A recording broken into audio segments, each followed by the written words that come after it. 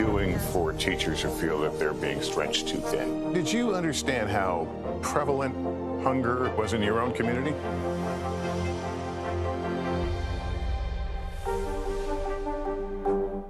Good morning, I'm Joe Fryer. And I'm Savannah Sellers. Another giant leap for mankind. They want folks to shelter in place until this storm pushes through. This new travel requirement, is it possible we're going to see tighter restrictions? Morning News Now, streaming weekdays at 7. What are you doing for teachers who feel that they're being stretched too thin? Did you understand how prevalent hunger was in your own community? Hey everybody, it's Hoda Kotb from the Today Show. I am so excited to tell you about my new podcast, Making Space with Hoda Kotb. I sit down with some incredible people and we'll hear some uplifting stories. Listen to Making Space now on Apple Podcasts. In the City of Angels, two kindly old ladies wanted to help homeless men get off the streets forever. And so they did. Listen to The Thing About Helen and Olga, the new podcast from Dateline and Keith Morrison. It's an issue dividing communities and influencing elections across the country. An in-depth look at how one small town confronted race and education and how it tore the community apart. Shame! This is Southlake. All episodes available now. Good morning, I'm Joe Fryer. And I'm Savannah Sellers. Another giant leap for mankind. They want folks to shelter in place until this storm pushes through. This new travel requirement, is it possible we're going to see tighter restrictions? Morning News Now, streaming weekdays at 7. To cover the news, you have to be in it. We'll take you to the front lines of the story, bringing your news feed to life. Streaming live every night. It's your news playlist. Top Story with Tom Llamas, weeknights at 7 on NBC News Now. Hey everybody, it's Hoda Kotb from the Today Show. I am so excited to tell you about my new podcast, Making Space with Hoda Kotb. I sit down with some incredible people and we'll hear some uplifting stories. Listen to Making Space now on Apple Podcasts. Good morning, friends. Man, these temperatures are not putting me in the holiday spirit. We're talking about 80 degrees for Houston this afternoon, 75 for Dallas. Most of these spots, even for Kansas City, St. Louis area, about 10 to 15 degrees above average. That continues with many records broken tomorrow. You can see Des Moines, we're going to see highs in the lower 70s. Guys. Unbelievable. All right, thank you, Janessa. Disgraced lawyer Alec Murdaugh speaks out in court during a $7 million bond hearing.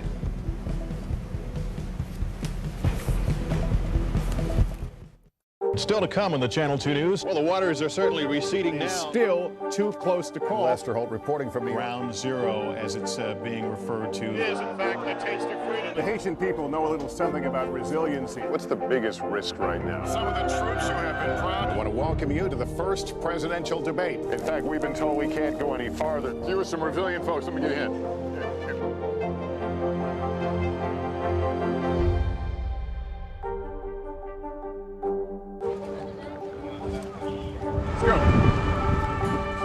This is a critical choke point for this fire.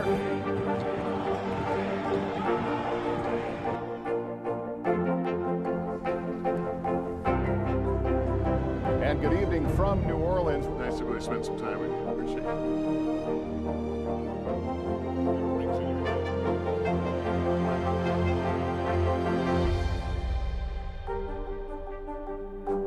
Still to come on the Channel 2 News. Well, the waters are certainly receding now. Still too close to call. Lester Holt reporting from the Ground Zero, as it's being referred to. It is, in fact, a taste of freedom. The Haitian people know a little something about resiliency. What's the biggest risk right now? Some of the troops who have been proud. I want to welcome you to the first presidential debate. In fact, we've been told we can't go any farther. You with some resilient folks, let me get a hint.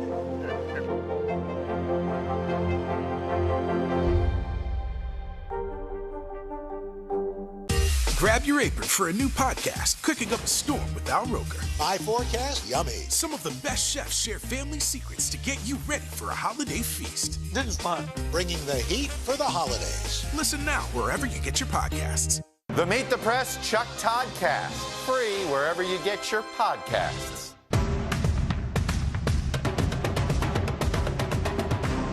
The Meet the Press Chuck Todd Cast, free wherever you get your podcasts. Bond has been set at $7 million for Alec Murdaugh. The disgraced South Carolina lawyer faces nearly 50 counts. He's accused of schemes to steal more than $6 million from clients and trying to fake his own death. His legal trouble began after his wife and son were found shot to death. No one has been charged with their killings. Murdaugh said that he wants to deal with his charges head on and repair as much damage as possible. A Texas car dealer was indicted on charges stemming from what federal prosecutors say is a $750,000 murder for hire plot.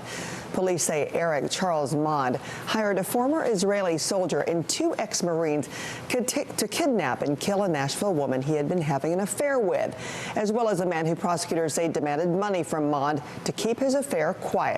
If convicted, the 4 men could face life in prison. And before we go, we wanted to leave you with these stories of kindness amid the destruction. NBC's Lester Holt has more on how a tragedy has brought out the best of humanity, especially for those who have lost everything in those devastating storms. Philip, for all the devastation and heartbreak in this region, there is also inspiration, the remarkable efforts of people helping those desperately in need. Early morning sun reveals the scars that will not soon disappear from the path the tornadoes cut through homes, businesses, and lives. But first light also reveals something about who we are. Time and time again, when we witness moments of great trauma, we see moments of teamwork. In Arkansas, neighbors collecting clothing at local schools. This will be going on as long as we need it to. Or strangers from across the street or across state lines coming to help. Whether to share a prayer, understand that you love us and you understand that we get a chance to work through you, or help pick up the pieces. We need a truck and probably about 4 dudes to help move a refrigerator. Retired Green Beret Jeremy Locke is with Aerial Recovery, a group of former military who rush in to volunteer after natural disasters. I've been to a lot of places and this place is devastated. There's a lot of need out here, so anything can help. Offering aid to Royce Buck, who's just beginning to process it all. Have people come in and say, we're going to help you get to the next day. There's no words for it. In Campbellsville, Kentucky, ER nurse Chris Wilson has been one of those volunteers. Now he is the one who needs help. Close community and good neighbors, good friends. Coming together to lend a hand to those most in need. Truly inspiring stories. Our thanks to Lester Holt for that. Thanks for kicking off your Tuesday with Early Today. I'm Francis Rivera. And I'm Philip Mena. Have a great day. See you tomorrow.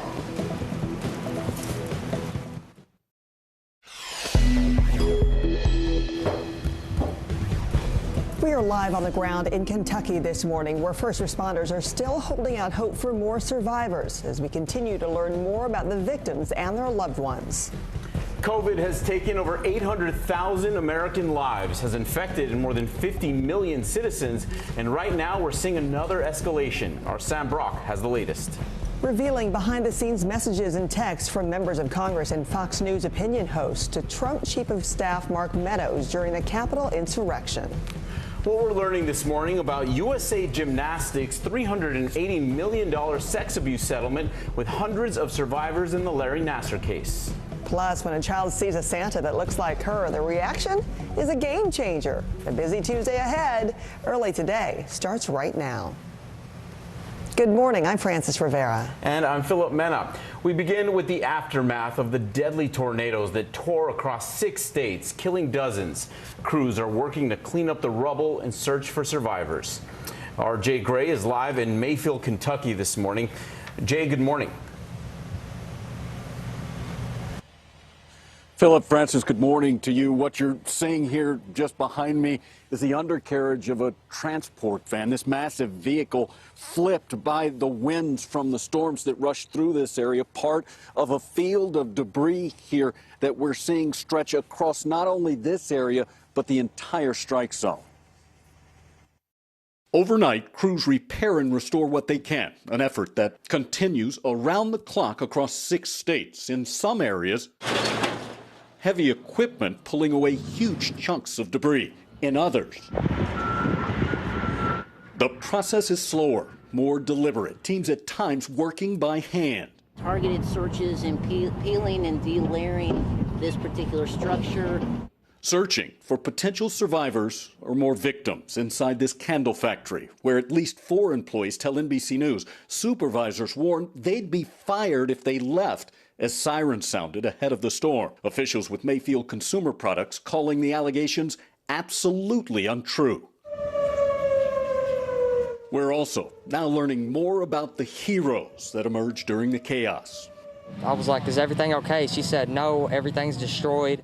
Gage Evans' mom, stepdad, and 6 siblings trapped as their home fell in on top of them. The 13-year-old rushing in to help. He was on a mission to save his family. And he did, carrying his 3-year-old and 6-month-old brothers through the rain and debris, leading the family to a nearby storm shelter. I said, I'm going to get them. Nothing's going to stop me. A determination Gage's family and so many survivors will need during a long and difficult recovery. Yeah, but that recovery work can't really begin until the search for possible survivors and more victims through areas brutalized like this one is over. Guys? Unbelievable images there, and like you said, a long road ahead. Our thoughts are with them. Jay, thank you. OSHA is investigating an Amazon warehouse that collapsed in Edwardsville, Illinois, when a tornado smashed into the building and it killed at least 6 people. NBC's Morgan Chesky is there with the details. For the Cope family, the pain, too much to bear. Father Lynn unable to put his son Clay's loss into words. The 29-year-old inside the Amazon warehouse Friday when the storm moved in. Over the phone, the Navy vet told his mom he was helping coworkers to shelter just minutes before the twister struck. Knowing that Clay told others to get to safety. It doesn't surprise me. Not at all. That's who he was. It just was who he was. Cope, one of 6 workers killed, ranging in age from 26 to 62. The EF3 tornado nearly cut the football field-sized warehouse in half. 40-foot concrete walls collapsed, causing the roof to cave in. Amazon telling NBC News all 46 workers inside were instructed to move to a protected, sheltered area as soon as sirens went off. But not everyone made it there. And our leaders on the site really immediately began to shelter people in place and getting people to move into the sheltered areas. Amazon adds it welcomes a newly announced investigation from OSHA, which investigates all workplace deaths. The agency says they've had staff on site since Saturday, inspecting safety code compliance. And Amazon founder Jeff Bezos facing criticism over the weekend for posting about his Blue Origin space flight as crews dug through this rubble to search for bodies.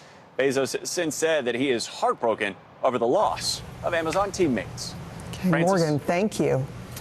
With Christmas celebrations coming next week, COVID cases are trending in the wrong direction. More than 50 million infections have now been confirmed nationwide since the pandemic began. But there is encouraging news about the effectiveness of booster shots. Here's NBC's Sam Brock. The United States crossed 800,000 deaths from COVID-19. That benchmark, though, coming with some encouraging news about saving future lives. Scientists in Israel backing up what Pfizer had already presented last week with their own research, demonstrating that boosters can make a massive difference when it comes to protecting you against Omicron. They found that 2 shots, typically full vaccination, does still leave you vulnerable over time, but that 3rd shot does provide, in their words, significant protection. That comes right now as we are seeing a surge in cases nationally of COVID-19. 40 states seeing double-digit increases just in the last couple of weeks. New York is one of them. For all businesses that do not require proof of vaccination, they are required to mandate masks. That is going on as well as hospitalizations are increasing. Nationally, they're up about 16% according to the 7-day average from the CDC. But an important point about that, which is that vaccines are really working right now. If you look at total hospitalizations right now versus where we were a year ago, they have been roughly cut in half. In Miami, Sam Brock, NBC News. The committee investigating the January 6th insurrection has voted unanimously to recommend holding former Trump Chief of Staff Mark Meadows in contempt of Congress. Meadows has refused to testify, citing executive privilege that was asserted by former President Trump. Before reversing course, Meadows did hand over thousands of documents. The House panel says they want to ask him questions about the information. Members read aloud some text messages Meadows received during the insurrection, including from Fox News hosts and lawmakers. Yesterday was a terrible day.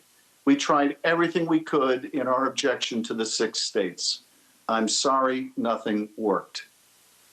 The day after a failed attempt to stop the peaceful transfer of power through violence, an elected lawmaker tells the White House Chief of Staff, I'm sorry nothing worked. That is chilling. Quote, Mark, the president needs to tell people in the Capitol to go home. This is hurting all of us. He is destroying his legacy, Laura Ingraham wrote. Please get him on TV.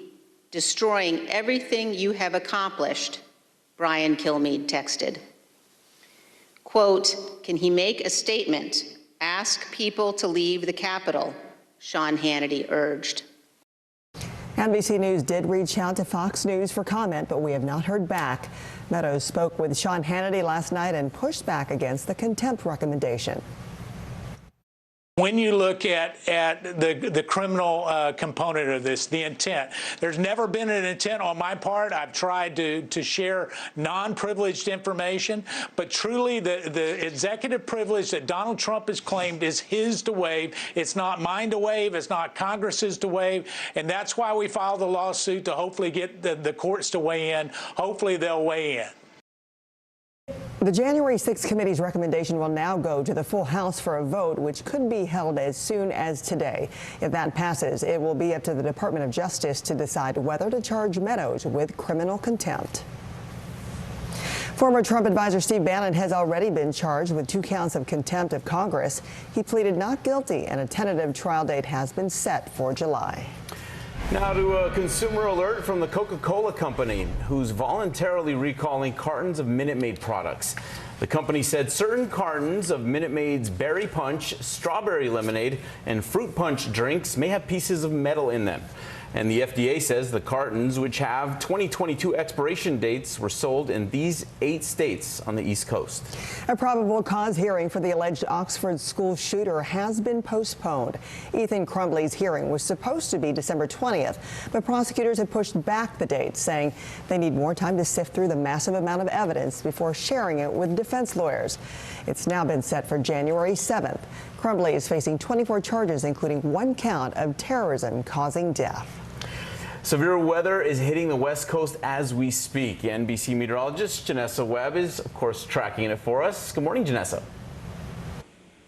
Hi, good morning. Yes, it's been snowing for a good 24 hours right now for Northern California. Another day of that before this storm system starts to shift north and east, but also for California, the flooding rain from Fresno, Bakersfield to LA, even San Diego, dealing with a little bit of moisture. Flash flood watches, they have been put in place for early this morning. We're talking about 1 to 3 inches in that area, not used to that kind of moisture, and also the burn scar areas easily prone to flooding. So the snow total amounts an additional 12 to 18 inches with some whiteout conditions throughout the day. Las Vegas to Flagstaff, you'll get at least 1 to 3 inches. That's a look at the big weather story of the day. Here's a look at your day ahead. You can see temperatures there currently in the lower 80s across Texas into the southern plains, well above average, slightly cooler for Atlanta to the Raleigh-Durham area. Highs today in the lower 60s. We have a lot of record highs about to be broken this afternoon and tomorrow. We'll talk about that forecast coming up. Well, all right, Janessa, we'll check in with you in a bit. Thank you. Entrepreneur Kim Kardashian has another milestone under her belt. The reality show star announced that after 3 tries and 2 years of studying, she finally passed the California Baby Bar exam, sometimes known as the first-year law student's examination. In a lengthy post on Instagram, the 41-year-old explained how proud she was of herself and thanked those who helped her along the way. She also encouraged fans to keep striving towards their goals, saying, "Don't ever give up. Even when you're holding on by a thread, you can do it." Up next, new details on Derek Chauvin changing his non-guilty plea regarding George Floyd's civil rights. Plus, the incredible impact that a Santa who reflects on the kids on his lap is having on the community. Good morning, I'm Joe Fryer. And I'm Savannah Sellers. Another giant leap for mankind. They want folks to shelter in place until this storm pushes through. This new travel requirement, is it possible we're going to see tighter restrictions? Morning News Now, streaming weekdays at 7. The Meet the Press Chuck Todd Cast, free wherever you get your podcasts. Still to come on the Channel 2 News. Well, the waters are certainly receding now. Still too close to call. Lester Holt reporting from Ground Zero, as it's being referred to. It is, in fact, the taste of freedom. The Haitian people know a little something about resiliency. What's the biggest risk right now? Some of the troops who have been proud. I want to welcome you to the first presidential debate. In fact, we've been told we can't go any farther. You with some resilient folks, let me get in.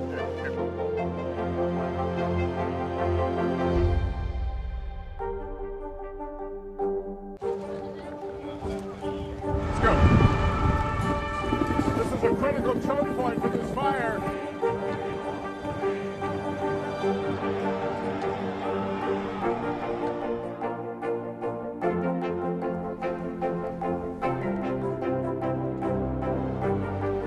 Unnecessary, unjustifiable, illegal. And good evening from New Orleans. Late military operation witnessing the massive crowds. I admire you both. Nice to really spend some time with you. Appreciate it.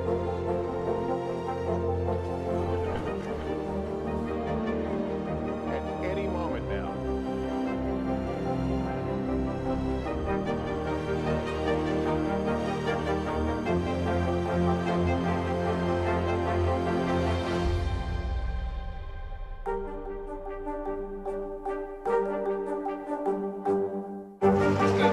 What is going to happen now? Going back and forth because Oh, yeah, this is it.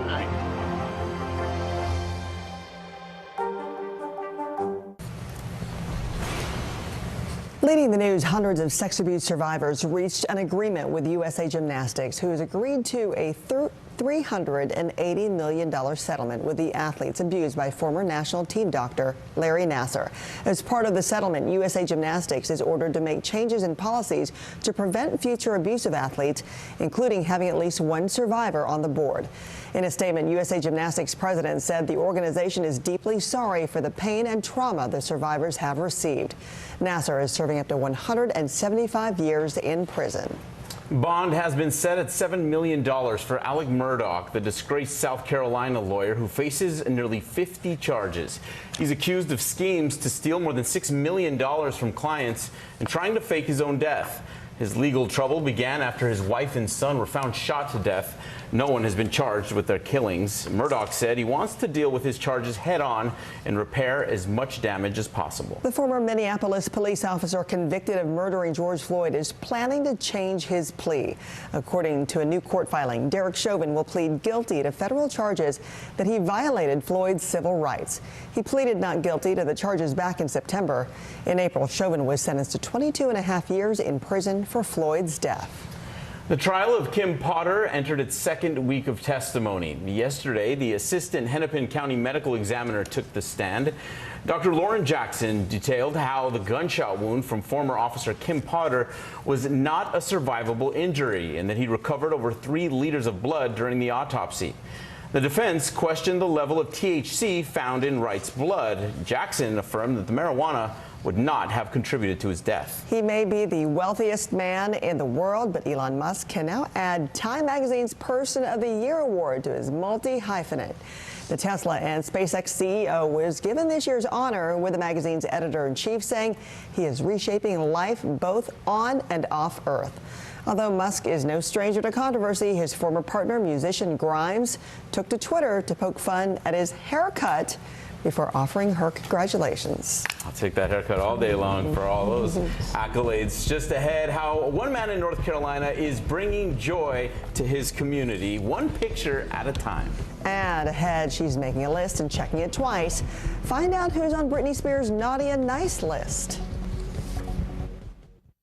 Let's go. This is a critical choke point for this fire.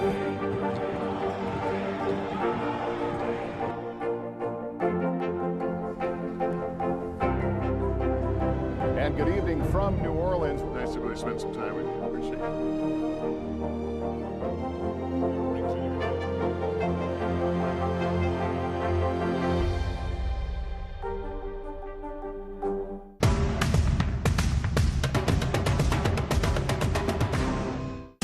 Grab your apron for a new podcast, Cooking Up a Storm with Al Roker. My forecast, yummy. Some of the best chefs share family secrets to get you ready for a holiday feast. This is fun. Bringing the heat for the holidays. Listen now wherever you get your podcasts.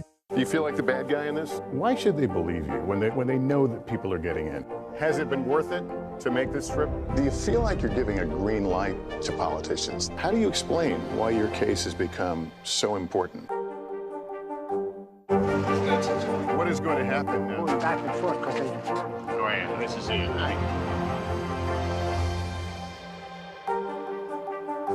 To cover the news, you have to be in it. We'll take you to the front lines of the story, bringing your news feed to life. Streaming live every night. It's your news playlist. Top Story with Tom Llamas, weeknights at 7 on NBC News Now. Sometimes the news can be difficult and overwhelming for kids to understand. Will coronavirus come back next year? So to help make sense of it all, we've created a newscast just for them. Man, you know a lot. We hope your family will watch Nightly News Kids Edition. Still to come on the Channel 2 News. Well, the waters are certainly receding now. Still too close to call. Lester Holt reporting from the Ground Zero, as it's being referred to. It is, in fact, the taste of freedom. The Haitian people know a little something about resiliency. What's the biggest risk right now? Some of the troops who have been proud. I want to welcome you to the first presidential debate. In fact, we've been told we can't go any farther. Here are some resilient folks. Let me get in.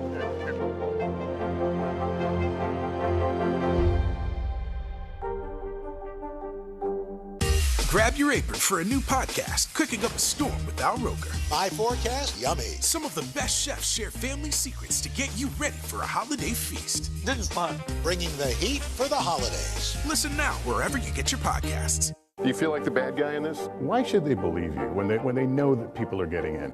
Has it been worth it to make this trip? Do you feel like you're giving a green light to politicians? How do you explain why your case has become so important?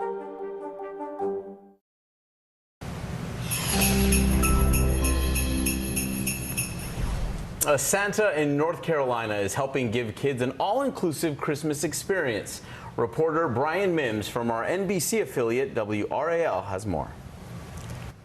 Can you say hey? Wave hey! There he is, dressed all in fur from his head to his foot. Bianca. Bianca. With the beard of his chin almost as white as the snow. A right jolly old elf with a tiny tot named Bianca on his knee. Can you tell Santa what you want for Christmas? Bianca Merritt is 20 months old. This is her first photo shoot with a Santa. Just to have my grandbaby, my only grandbaby, this is my only grandbaby, have her first picture with a Santa that looks like her is awesome. This Santa also has another job at the U.S. Postal Service, and some people call him Brian Wright of Knightdale. One day, his Mrs. Claus had a surprise. This was your idea? It was. Gina Wright got to thinking, every family needs a Santa that looks like them. I ordered the suit, and the suit came in, and my husband came home from work, and I had the suit hanging up, and then he came in, and I said, could you do me a favor? I want you to see something. His eyes, how they must have twinkled. I said, could you just try it on? Giving a nod, up to the job he rose. Picture perfect. Now these Santa's helpers have kids coming to their home for photos, and what joy it brings. It touches in places that I even struggle for words to try to tell you, because to be able for an African-American kid to see an African-American Santa, it makes me feel good. If I could have seen this when I was younger, I think it would have been really special. We want kids to see a Santa that looks like them, and kids to see a Santa that doesn't look like them, because there's room for everybody. The job suits him well. Could you ho-ho-ho for him?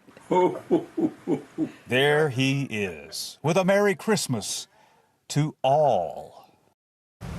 All right, thanks to Brian Mims for that report. I mean, not only is he a good Santa, but just a good guy, a good husband. He comes home from a long day of work. His wife tells him that, and he's like, you want me to do what? He's all in. He's all in, delivering cheer across the board. Kids don't get to see Santa now because of COVID, and then they get an extra special one in him. All right, up next, Janessa Scott, your look at the forecast for the week ahead. And last call for alcohol in Norway. Details on the latest restriction to fight the Omicron variant.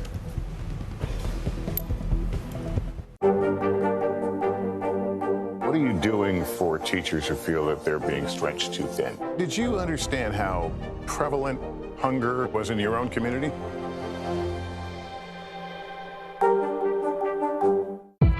It's an issue dividing communities and influencing elections across the country. An in-depth look at how one small town confronted race and education and how it tore the community apart. Shame! This is Southlake. All episodes available now. The holiday season is a time to spread cheer. Now the holidays can begin. And appreciate the ones you love. From our family to yours. We're super grateful to these 21 all-star chefs. Cheers, everybody. Happy holidays from today. Hey everybody, it's Hoda Kotb from The Today Show. I am so excited to tell you about my new podcast, Making Space with Hoda Kotb. I sit down with some incredible people and we'll hear some uplifting stories. Listen to Making Space now on Apple Podcasts. Still to come on the Channel 2 News. Well, the waters are certainly receding now. Still too close to call. Lester Holt reporting from the Ground Zero, as it's being referred to. It is, in fact, the taste of freedom. The Haitian people know a little something about resiliency. What's the biggest risk right now? Some of the troops who have been proud. I want to welcome you to the first presidential debate. In fact, we've been told we can't go any farther. You are some resilient folks. Let me get a hint.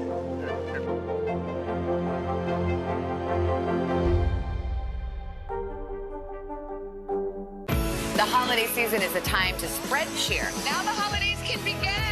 And appreciate the ones you love. From our family to yours. We're super grateful to these 21 all-star chefs. Cheers, everybody. Happy holidays from today.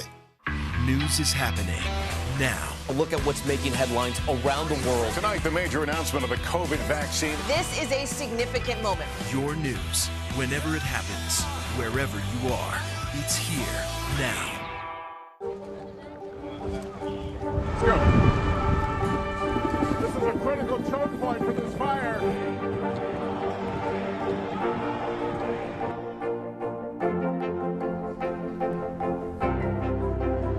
And good evening from New Orleans. Nice to really spend some time with you. Appreciate it.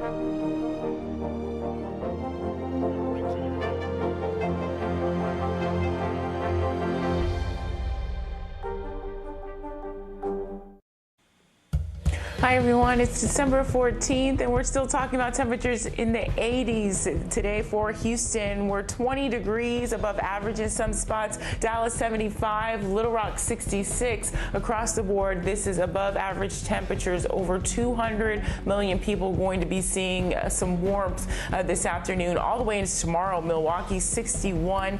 We're going to see a dozen record highs even for the Midwest down to the deep south as well. Temperatures slightly cooler for Cincinnati as we go into your Friday, guys. Okay, Janessa, thanks. Our top stories are straight ahead, including highlights from a Monday night thriller. We're back in just 60 seconds.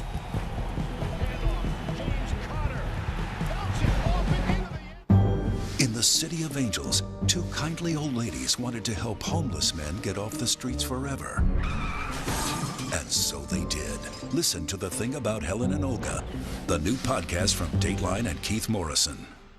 We began our cross-America journey tonight, St. Louis, Austin, here in Nashville. From Washington, D.C., the site of our nation's capital, you rarely see. It's your last one. Was talking smack part of this? What are you doing for teachers who feel that they're being stretched too thin? Did you understand how prevalent hunger was in your own community?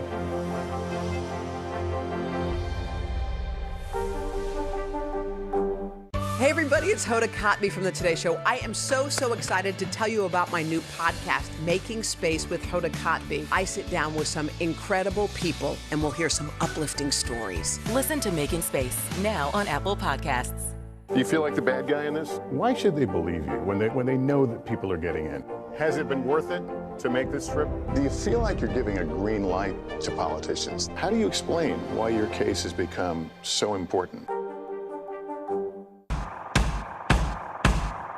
News is happening now. Look at what's making headlines around the world. Right now on Morning News Now. Tonight, the major announcement of the COVID vaccine. And this is a significant moment. Your news, whenever it happens, wherever you are. It's here now.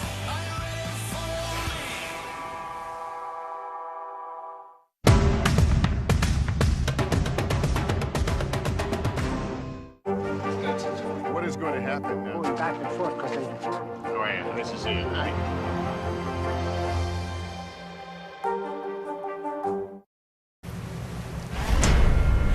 In today's top stories, with just 2 days left before the country defaults on its loans, Senate Democrats are pledging to pass a bill today that will raise the debt limit ahead of the December 15th deadline.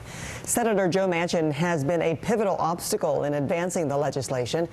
Yesterday, Manchin spoke with President Biden. The White House called the conversation constructive. Senate Majority Leader Chuck Schumer is pushing to pass President Biden's Build Back Better plan before Christmas. The U.S. Air Force has discharged 27 airmen who refused to get the COVID-19 vaccine. They're the first service members to be discharged over the requirement, which went into effect on November 2nd. According to an Air Force spokesperson, the vaccines were one factor, and misconduct may have been involved as well. Statistics from the Department of the Air Force show that 97% of active duty Air Force and Space Force members have been vaccinated as of December 7th. The country of Norway is ramping up efforts to slow the spread of Omicron. In a new approach to decreasing gatherings there, the Prime Minister announced the country is placing a ban on serving alcohol in bars and restaurants. The moratorium comes as the country is facing record high COVID-19 infections and hospitalizations. Gyms and swimming pools have also been ordered to close, and increased restrictions are set in place for schools, all in an effort to curb the country's Omicron outbreak. It was a powerhouse showdown in the NFC West in the desert between the Rams and the Cardinals, and Los Angeles would find the end zone first. Odell Beckham Jr. catching a touchdown for a third straight game. Arizona bounced back. They would tie it at the half, but the Rams would push the door wide open in the third. Matthew Stafford chucking it down the field. That was one of his 3 touchdown passes on the night. LA's defense kept the Cardinals at bay, and short of the comeback, the Rams take home the victory 30-23. Santa is not the only one making a list and checking it twice. Pop sensation Britney Spears took to Instagram in a since-deleted post to share her thoughts on who's been naughty or nice. While stars like Donatella Versace and J.Lo made Spears' nice list, she couldn't say the same for Diane Sawyer. Spears addressed that 2003 interview with a journalist, calling out inappropriate questioning about the singer's dating life and spending habits when she was, quote, just a baby back when she was 22 years old. And she had some really harsher words for that kiss my blank to Diane Sawyer, and maybe that's why she deleted it. She's got all the freedom in the world now, and yeah, she's she using does. it. Also on the naughty list, the Grinch Who Stole Christmas, one of the usual suspects. He was arrested in Verona, New Jersey on Sunday. Here's some video here posted to Facebook. The Grinch attempting to steal holiday cheer from Santa and his elves, according to the police department. He was quickly apprehended, led away by the officer. It is not yet known if any charges are filed, but he doesn't look happy. So we got our presents under the tree still. This is early today.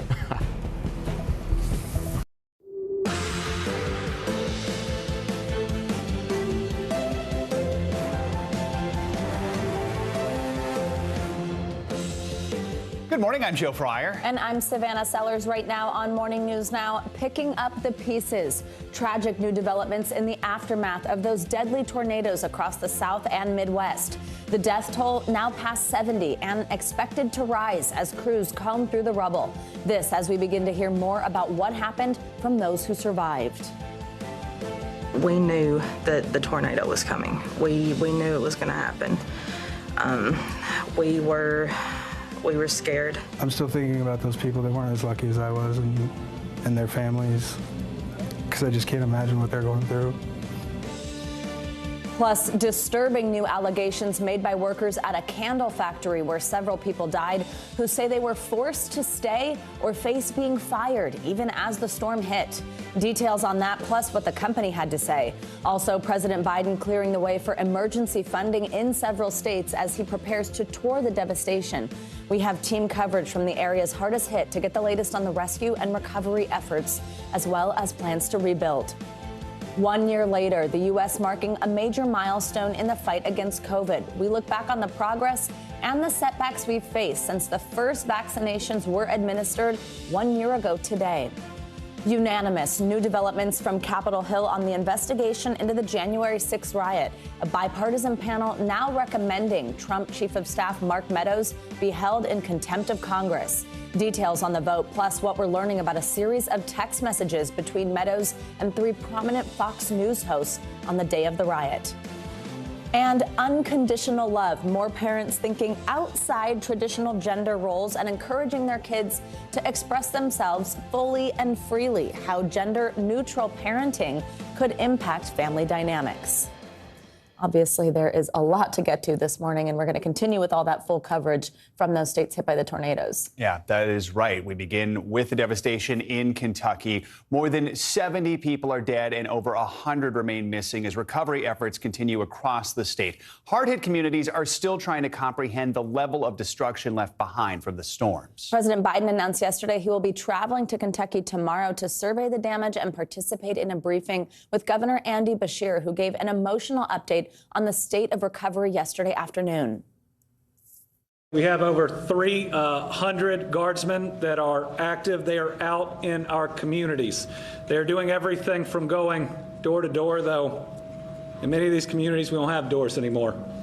They're going rubble to rubble, searching, hopefully for survivors, but otherwise to at least have certainty for families that we can advise them of their loss. We have full team coverage with the latest on the ground across the region. NBC News correspondent Megan Fitzgerald has the latest on the Amazon warehouse that collapsed in Illinois.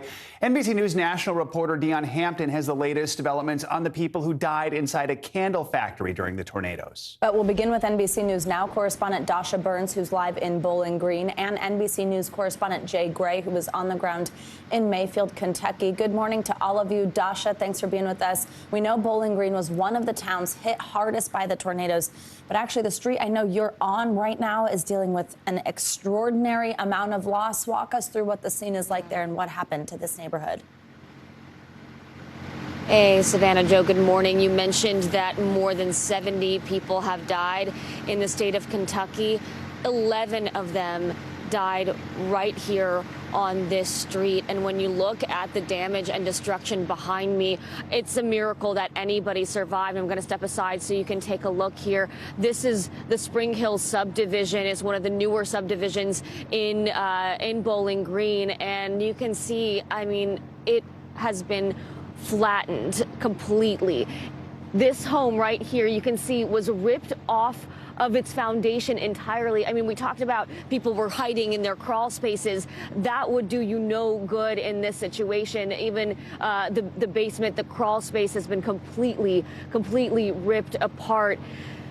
The list of folks who died range in ages from infants to a 77-year-old. Savannah, Joe, 2 infants died in this neighborhood. A 4-year-old died, a 16-year-old. It looks like, from what we can glean from the information from the coroner's office, about 2 families, 5 members of one family and 4 members of another family, we believe, were killed right here in this neighborhood. You can see it's still without power. A lot of homes, thousands of homes in this area, 28,000 homes in Kentucky are still without power. The only reason we have some light this morning is because there are floodlights that have been set up. They're running on generators right now, and you can just see this destruction. I'll tell you guys, we drove by here last night, and the first time I saw this, looking at this destruction and imagining those moments that families experienced, it is jaw-dropping, it is heartbreaking, and it's impossible to describe what it's like to actually look at this in person, guys. Hard to imagine so much loss just in that one area there. Jay, we want to bring you in. Ever since the very beginning when word of these tornadoes surfaced, we've been talking about Mayfield, where you are. How are the recovery efforts going there this morning? Yeah, Joe, very slow, and the heartache that Dasha describes there in Bowling Green is being felt here as well, and the devastation, it's seemingly everywhere too. Look, this is the undercarriage of a transport van. This massive vehicle turned over by the winds that also uprooted trees in this neighborhood. Just a line of old oaks knocked down and onto homes. As we get closer to daybreak here, we're seeing a little more activity, more crews moving in, and that'll continue throughout the day here. The attitude of survivors here is one of disappointment, frustration, pain, obviously, with what's been lost, but also they're resolve is strong. They say that they will come back here, but I think they're realizing, guys, that effort's going to take some time because the recovery can't really begin in earnest until teams go through all of the battered areas like this one. This is still a very active rescue mission. These teams hoping that they can find someone pinned beneath the rubble here. And Dasha, how have the people of Bowling Green responded to all of the devastation there? I mean, we can obviously see it right behind you. People, I assume, need help. What are local leaders saying about the best ways that people across the country can help out that community right now? Yeah, people are shaken. That's the word I keep hearing. People are shaken and still trying to process all of this. The way that most folks I've met are processing is by helping each other out, helping their neighbors. But they do need more help from all around the country, all around the state. There are so many ways that you can help out. There are many donation options online. You can donate food, you can donate supplies. One thing, though, that I've been hearing that people need, especially right now, temperatures continue to drop to freezing or below overnight. And like I said, a lot of people still don't have power. So blankets, heaters, anything that can help people stay warm. And authorities continue to ask for blood donations. That is extremely needed right now. Find your nearest blood donation location, and that will be a huge help, guys. And Jay, we know President Biden's scheduled to visit Mayfield tomorrow as part of his visit to the state. Very quickly, what type of federal help is on the ground there right now? Yeah, Joe, the National Guard, obviously, but we've also seen FEMA here. We have seen some other federal teams out and helping out with the rescue and recovery effort here. It's help that's going to be needed for a long time. Dasha Burns and Jay Gray, thank you so much. Appreciate it. Now we know at least 8 of the deaths from these tornadoes were workers at a Kentucky candle factory. 5 workers told NBC News that several colleagues had asked to leave before the tornado hit, but they say they were told they would be fired if they did. Now here's a reminder of what the storms did to this factory. On the left on your screen here is what it used to look like. On the right is what is left of the building. NBC News national reporter Dion Hampton broke this story and joins us now. Dion, good morning. So I know you spoke with some of those workers who were there Friday night. What did they tell you about what happened before the tornadoes hit and this desire of some of them to leave?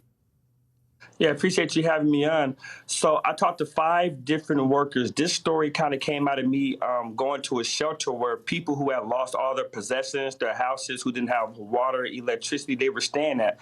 I went up there and I started talking to people, and I stumbled upon a guy named Mark Saxton who told me that he was working at the candle factory at the time the tornado was coming. A lot of the workers there were saying anywhere between 15 to 40 workers knew the tornado were coming and were worried and wanted to be able to leave so that they can go home and take shelter there with their loved ones or anywhere else that they thought was safe. But they were told, according to them, by managers there that had they left work as the storm approached, that they would have lost their jobs and that they would not have been welcomed back. And what's the company saying about this? Well, the company is denying the employees' allegations. In fairness, they're saying that, so they have very strange work shifts and work hours there. It seems almost like you can come as you please.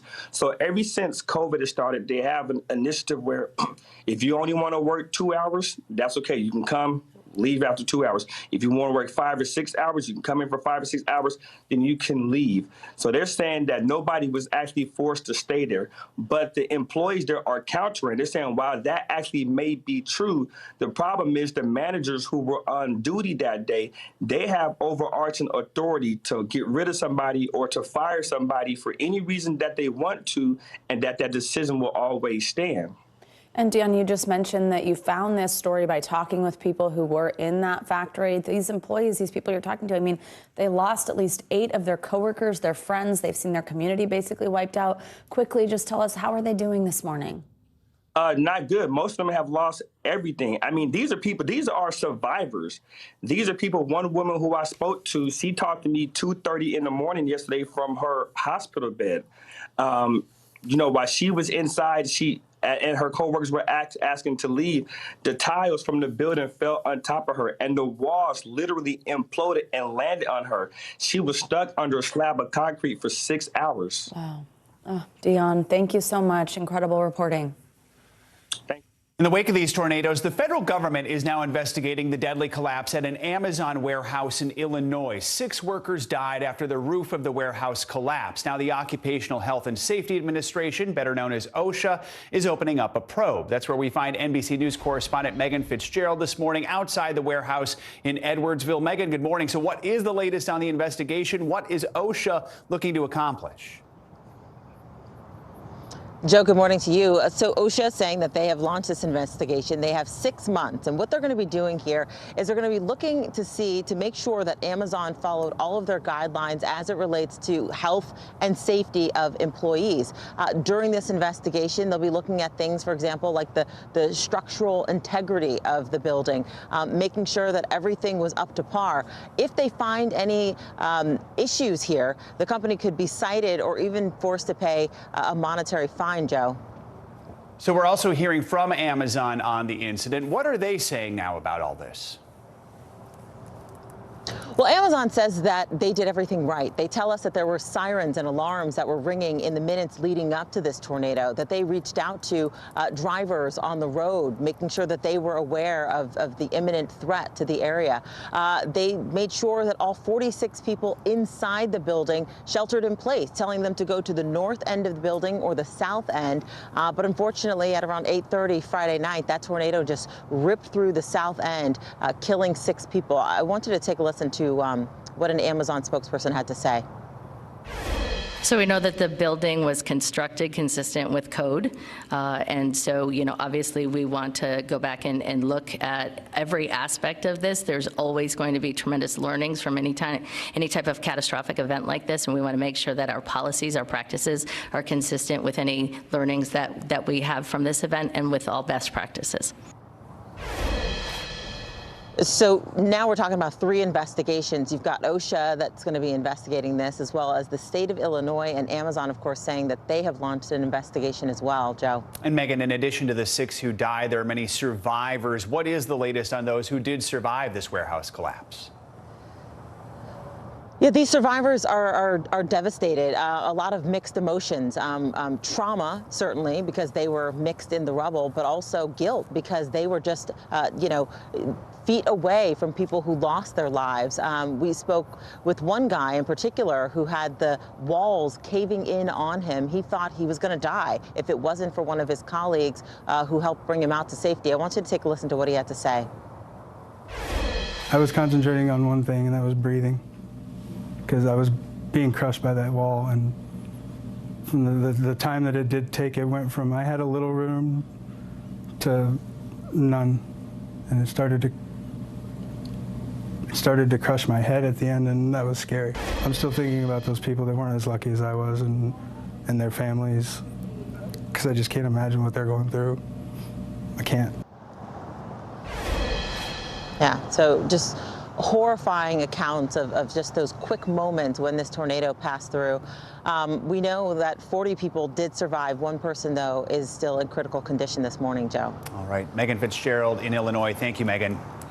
One of the communities hit hardest by these tornadoes is Hopkins County in Kentucky. Authorities have confirmed at least 13 deaths there. Yeah, recovery efforts will continue today as survivors grapple with the devastation and how to move forward. Joining us now is Ronnie Noel. He's a magistrate in Hopkins County, Kentucky. Magistrate Noel, good morning. Thank you so much for joining us and for your time today. First of all, just how are you? How's your community doing today? What have the last few days really been like for you? It's been a wild roller coaster ride. We have a lot of things going on. The outpouring of help and support has been tremendous. Matter of fact, we're asking people that are sending donation supplies to pause. Don't stop sending. We are running out of space to store this stuff and to distribute it. So in the next few days, we'll have a distribution center set up in Madisonville, which is the county seat for Dawson Springs.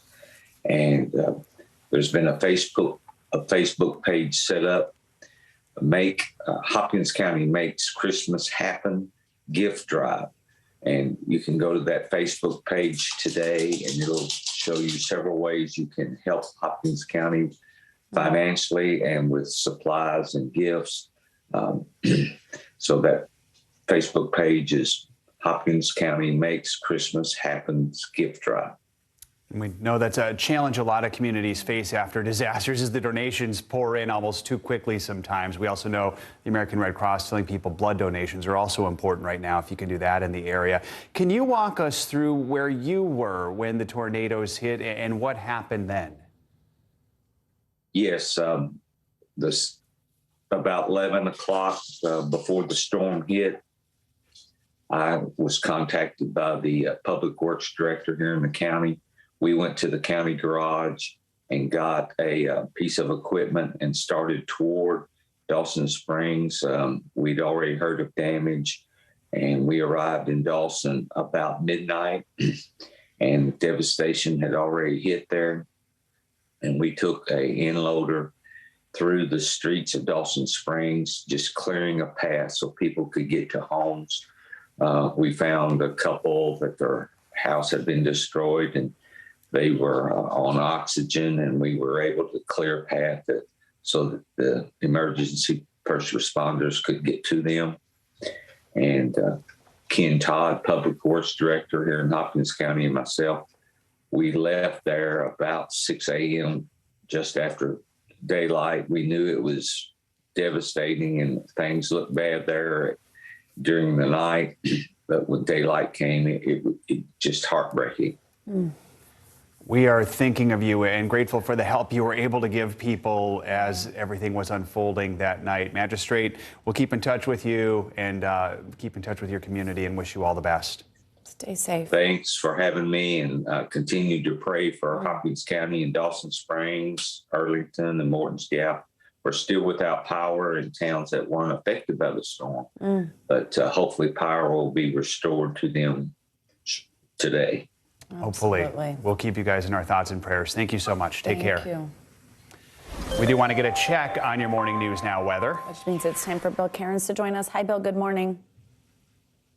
Hey, good morning, guys. And, we're still adding up the numbers. We're finding out how many tornadoes we had and how strong they were. But, I mean, the overall, the number that just jumped out the most is the number of fatalities. And today we will likely make this the #1 deadliest tornado in Kentucky's history. We have had confirmation that we had 6 EF3s. We haven't had the confirmation yet of how intense the one was that went through Mayfield, that Dawson Springs that the gentleman just mentioned. 75% of that town is gone. We think that could have been at least an EF4. So here's the number: 74 people, fatalities from this tornado. And look at when the other ones happened in Kentucky. Like the record breaker was the late 1800s or the early 1900s. Imagine the technology then. Like the people just probably didn't have much lead time at all. But even in the modern day era, it's just incredible to have this many fatalities. It's just because this storm was on the ground for so long and it was so powerful.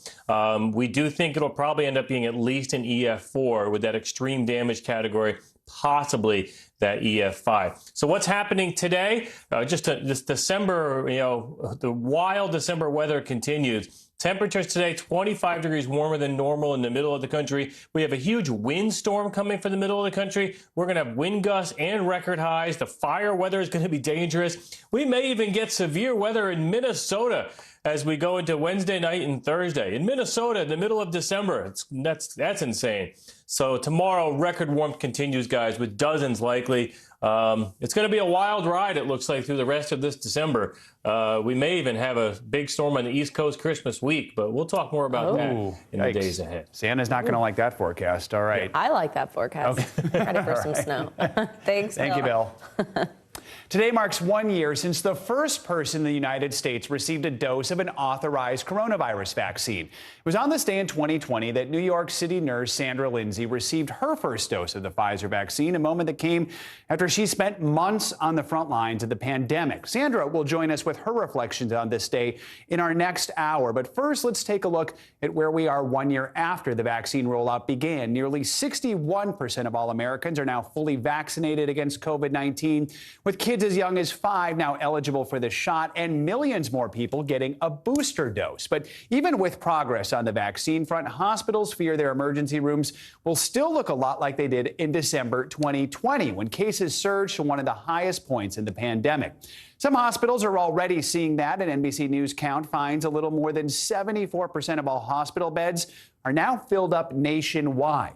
With two variants, Delta and Omicron, the number of cases are ticking up, and the holidays could make it even worse. Let's bring in Dr. Bob Lahita. He's a professor at the Hackensack Meridian School of Medicine and the director of the Institute for Autoimmune and Rheumatic Diseases at St. Joseph Health. Dr. Bob, good to have you with us. When you think about that one-year marker I just mentioned, what do you make of where we are right now in the pandemic? Did you expect hospitals would be this concerned about another surge a year into the vaccine rollout? Yes, Joe, I think we did think that Thanksgiving and certainly the Christmas holidays coming would result in a surge. We never imagined another variant like the Omicron variant, but we are seeing exactly what was predicted. And we would like to see that vaccination rate about 80% instead of 61%. So, yeah, we're somewhat concerned, and we're very worried about hospital capacity, frankly. Yeah, especially with so much left this winter. Now, we want to talk about another major development this morning. Pfizer released the results of its COVID antiviral pill. The study shows it can reduce the risk of hospitalization or death by 89% if it's taken within the first 3 days of symptoms. So how much of a game changer would a pill like this be, especially as we're potentially heading into another surge? And that would be a major game changer, and it would save a lot of lives, because if you can take this pill, you can reduce the death by, as you said, 70 to 80% if given within 3 days of the beginnings of symptoms. And that's really, really amazing. Now, the drug has to be given with another agent called ritonavir, and it's a 5-day course. And it should, the data were so impressive, the FDA should approve it somewhere about March or April, I would imagine. And Dr. Bob, let's talk about the Omicron variant. The UK now reporting its first death tied to this new strain. So far, we know the majority of Omicron cases have been mild. So quickly on this one, but what should people know when they do hear about this death? Well, this death was a big surprise to me. Actually, there are so many cases in Britain that the booster shot is overwhelmed. People are lining up in droves to get it. 44% of the cases in London are due to the Omicron variant. And I dare say we're going to see that here in the U.S. and I predicted by March 1st, it'll be the major variant. Right now, it's still Delta, and Delta is still very deadly. So get out there and get your booster shots as soon as you can. Good advice. Dr. Bob Lahita helping us break down all these major pandemic headlines. Thank you so much. Coming up, recommending contempt. New developments in the investigation into the January 6th riot. The vote today involving former Trump Chief of Staff Mark Meadows. Plus, what we've learned from newly released text messages allegedly sent that day between Meadows and one of President Trump's own sons. Also, no charges after a drone strike in Afghanistan that killed 10 civilians, 7 of them children. Details on that next on Morning News Now.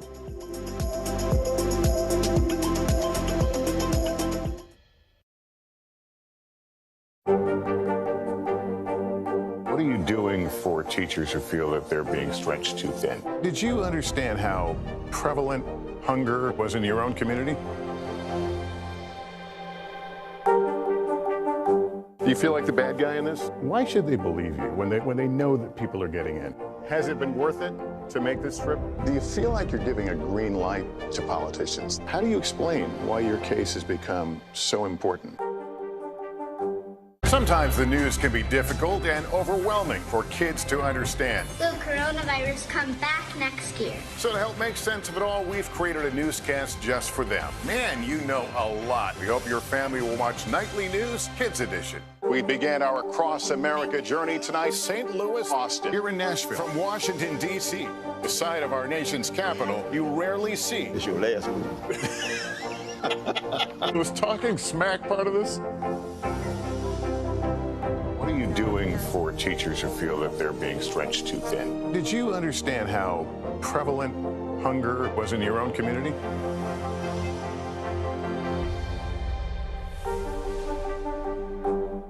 Good morning, I'm Joe Fryer. And I'm Savannah Sellers. Another giant leap for mankind. They want folks to shelter in place until this storm pushes through. This new travel requirement, is it possible we're going to see tighter restrictions? Morning News Now, streaming weekdays at 7.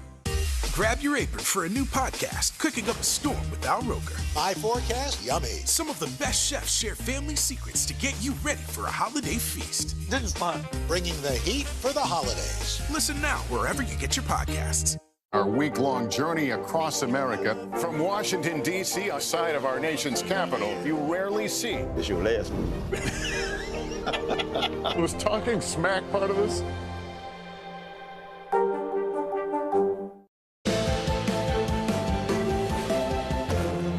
Welcome back. The January 6th committee investigating the attack on the Capitol has voted to refer the former chief of staff to President Trump, Mark Meadows, for contempt of Congress. In a unanimous vote, members sent the referral to the full House, which is expected to vote on it today. Speaking yesterday, committee chair Benny Thompson said Meadows left them no choice. NBC News Capitol. Whatever legacy he thought he left in the House, this is his legacy now. His former colleagues singing him out for criminal prosecution because he wouldn't answer questions about what he knows about a brutal attack on our democracy. That's his legacy. But he hasn't left us any choice. Mr. Meadows put himself in this situation, and he must now accept the consequences. NBC News Capitol Hill correspondent Ali Vitale joins us now for more on this. Ali, good morning. So Meadows was cooperating with the committee, so catch us up on why he refused to testify and why ultimately the panel's now voting to hold him in contempt. Yeah, Savannah, we know that Meadows had initially said he wasn't going to comply with the subpoena. Then he came back to the table, ultimately giving over thousands of documents, which we ended up hearing about last night as the committee ultimately held him in contempt, voting to refer that to the House floor, where we expect them to see that vote later today. Really, this is a case where Meadows is both citing executive privilege and then also going after the people investigating him effectively for investigating him too much. So he's trying to toe that line here, and his line has always been that when it comes to executive privilege, this should end up in the courts, and certainly that's where it is ending up. Now, Ali, one of the other big headlines was we heard these dozens of text messages between Meadows, other high-profile individuals, lots of people from Fox News, read out during yesterday's meeting. What did they say, and what exactly do they show? What do they imply? What does it mean? All of these texts, Savannah, show both why it was so important for the committee to hear from Meadows, who was at the center of January 6th as the White House chief of staff. But what it also shows is that the White House was very aware, both from members of the press, other people in Congress, lawmakers, that everything that was going on in the Capitol on January 6th was dangerous. Listen to what Liz Cheney said last night at that hearing. Mr. Meadows received numerous text messages which he has produced without any privilege claim, imploring that Mr. Trump take the specific action we all knew his duty required. These text messages leave no doubt the White House knew exactly what was happening here at the Capitol. Members of Congress, the press, and others wrote to Mark Meadows as the attack was underway.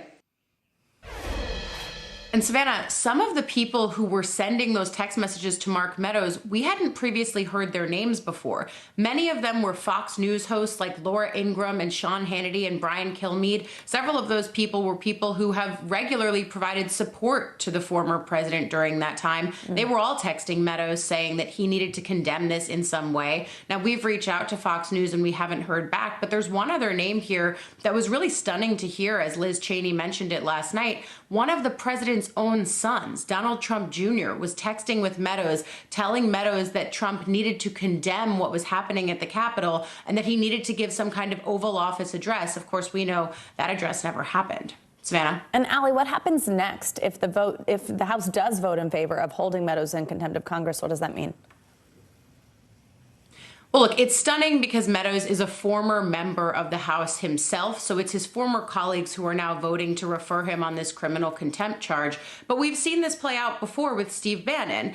This will now go over to the Department of Justice, and the DOJ will have to decide whether or not they are going to prosecute. The other thing that you and I talk about a lot here is the timeline. Steve Bannon's hearing in this is set for July. That is months away. Fast by court standards, but slow by political standards, and we know the committee needs this this to go as fast as possible because they want this information, especially from Meadows, but also because they're up against the clock of the midterms. The thing is, what's different about Bannon and Meadows is that Meadows was actually working in the White House, so his executive privilege claim might be different. Hallie Vitale, as always, thank you so much. The Defense Department says no U.S. troops will be punished for a mistaken drone strike in Afghanistan over the summer. It happened in August, 3 days after a suicide bombing at Kabul airport killed 13 U.S. service members and dozens of Afghan citizens. The U.S. launched the drone strike on what was believed to be an ISIS affiliate, but a Pentagon review later found the strike team had been following the wrong target. 10 Afghan civilians, including 7 children, died in the attack. NBC News Pentagon correspondent Courtney Kube joins us now. Courtney, good morning to you. The Pentagon already made the rare admission that this strike was a mistake. Tell us about the internal investigation into what went wrong. What did the investigation find, and who ultimately made the decision to not reprimand any U.S. military personnel? So there was an investigation that was conducted by the Air Force Inspector General, Lieutenant General Saeed. That came out several weeks ago, and ultimately it found that there were no law of war violations here with this strike. Essentially, it found that there were a number of procedural problems, namely that the U.S. military started following the wrong car earlier in the day, and then there was a series of confirmation bias efforts, essentially by the U.S. military. They kept thinking that what they were watching this car do was only further confirmation that this was a potential ISIS strike, a potential ISIS suicide bomber. So as the day went on, they became more and more convinced that this was the correct car. Ultimately, they took the strike. And of course, initially, the military said that it was a righteous strike. We heard that from the chairman of the Joint Chiefs. Several days later, they came out acknowledging that, in fact, they hit an aid worker, killing him and 9 others, all innocent civilians, including the 7 children that you mentioned. But what happened in the ensuing after the investigation was General Saeed said, look, I'm not recommending any punishment here. That wasn't really for him to determine, but he said it's up to the commanders, based off of everything I found in my investigation, to determine whether there should be any reprimands or punishments among the U.S. military involved. The 2 commanding generals, General Frank McKenzie from CENTCOM and General Rich Clark from SOCOM, ultimately found no punishments were necessary, and Secretary Austin, the Secretary of Defense, he concurred. So, Courtney, the Pentagon has promised to make payments to the families of the victims and help them relocate to the U.S. What can you tell us about that?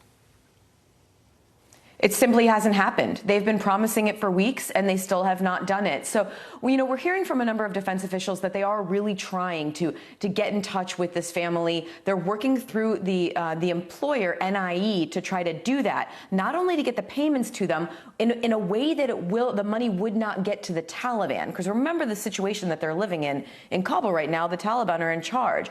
They're also working to get them out. But again, for weeks, we've been hearing that the military, the Pentagon, were working to do this, and yet it still has not happened. The concern, of course, being that this family may be in very serious danger. They are a high-profile family because of what's happened to them.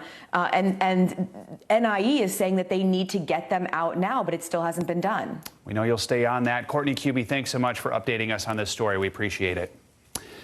Let's take a look at what else is making news around the world this morning. Raf Sanchez joins us today from Tel Aviv. Hey, Raf, good morning. Savannah, Joe, good morning. The president of South Africa is being treated for COVID after testing positive. Cyril Ramaphosa is self-isolating in Cape Town, but his symptoms are mild so far, his office says. He has transferred governing authority to his vice president, and there's no word on whether he has Omicron, which is the dominant strain in South Africa. In Indonesia, a powerful 7.4 magnitude earthquake has sent thousands of people fleeing. The quake struck eastern Indonesia early this morning, but only minor damage is reported and 1 person injured. The country, though, does have a history of deadly tsunamis triggered by earthquakes. And finally, in Germany, the walk from your bed to your desk may now count as a commute to work. That's because of a German court ruling after a man slipped and injured his back while working from home. The court found he was eligible for his employer's insurance coverage because he was technically heading to work. So, guys, we may need to adjust our morning traffic bulletins if this is going to be the new commute. Exactly. Really? We have a major slowdown en route to the bathroom on the way from the office. minutes. Yeah, I guess in take you 3 COVID minutes. that actually probably was happening, you know, like the bathroom, exactly. the traffic jam. Stubbing your toe. Yeah, there's a lot there. All right, Ralph, thanks so much. And coming up, Derek Chauvin, the man convicted of murdering George Floyd, is now planning to change his not guilty plea in his civil rights trial. Details from court documents and what it could mean for Chauvin's case. You're watching Morning News Now.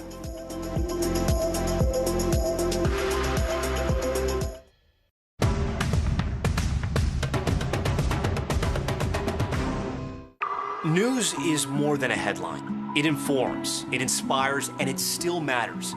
To cover it, you have to be in it. And that's what we're gonna do. Every night, we take you to the front lines of the story, where it's actually happening, with NBC News journalists on the ground from all over the world. We cover what you need to know and bring your newsfeed to life. In primetime and streaming live, it's your news playlist every night. Top Story with Tom Llamas, weeknights at 7 on NBC News Now.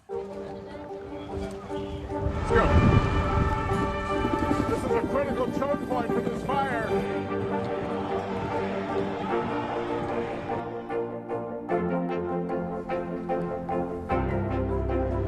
And good evening from New Orleans. Nice to really spend some time with you. Appreciate it.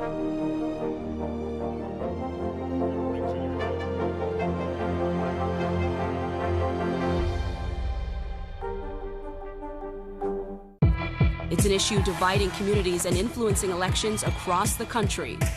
An in-depth look at how one small town confronted race and education and how it tore the community apart. Shame! This is Southlake. All episodes available now. What is going to happen now? Going back and forth because Oh, yeah, this is it.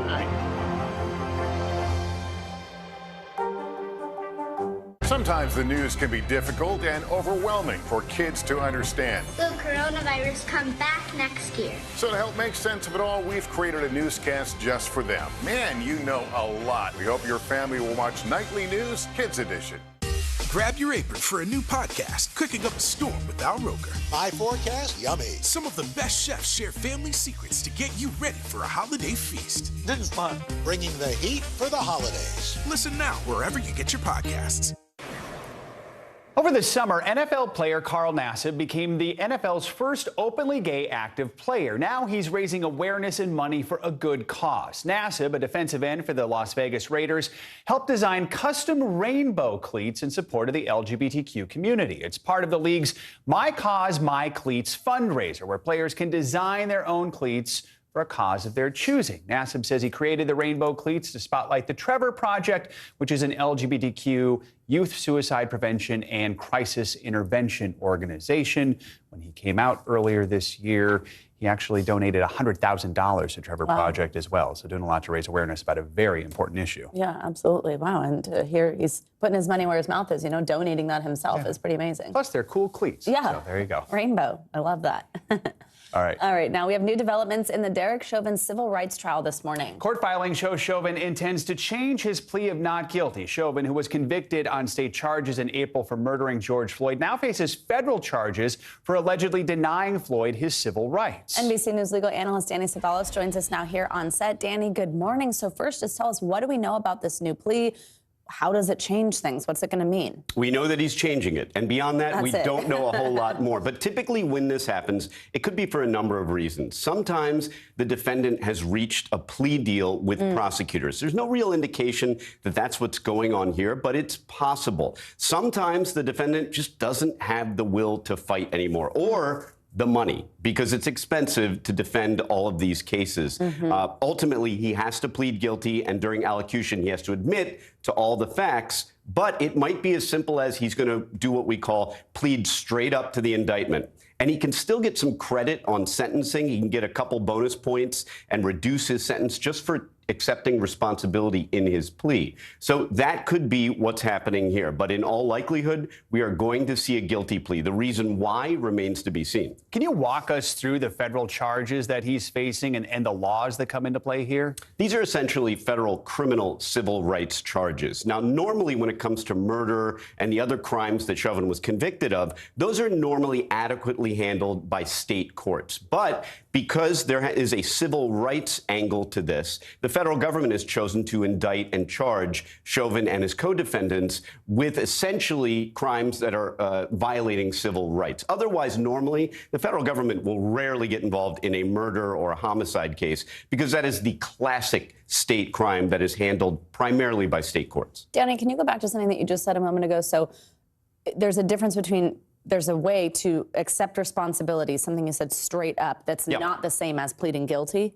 No, it is pleading guilty, but sometimes if the government isn't offering a deal, you can plead straight up to the indictment. In other words, no one's knocking off any charges. You are pleading to the indictment as it is. You're not getting a deal. No one's dismissing any of the charges against you. But sometimes that can be a strategy because you get a 2-level reduction just for accepting responsibility. In other words, not forcing the government to go to trial and the court to expend its resources. So sometimes in a bad situation, or as the situation calls for it, sometimes a client should plead guilty just straight up. And straight up means just to the indictment as it was originally indicted. And that may be the best outcome for the client, that little reduction that you get just for accepting responsibility. All right. Wow. Danny Cevallos, what would we do without you? Thank you so much. There's a lot we still are waiting We'd be confused. Yeah, exactly. Thanks, Danny. Coming up, a settlement for the victims accused by former U.S. gymnastics doctor Larry Nassar. Details on the deal reached after a 5-year legal battle. Plus, we'll explain why walking the dog might not just be good for man's best friend. That's in your weekly check-in next on Morning News Now.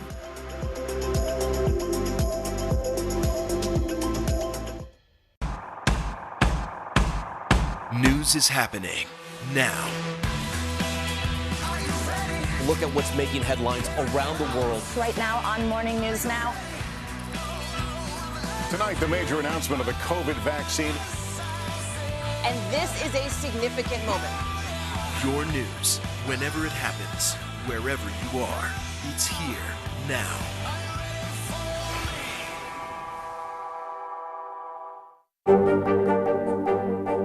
What are you doing for teachers who feel that they're being stretched too thin? Did you understand how prevalent hunger was in your own community?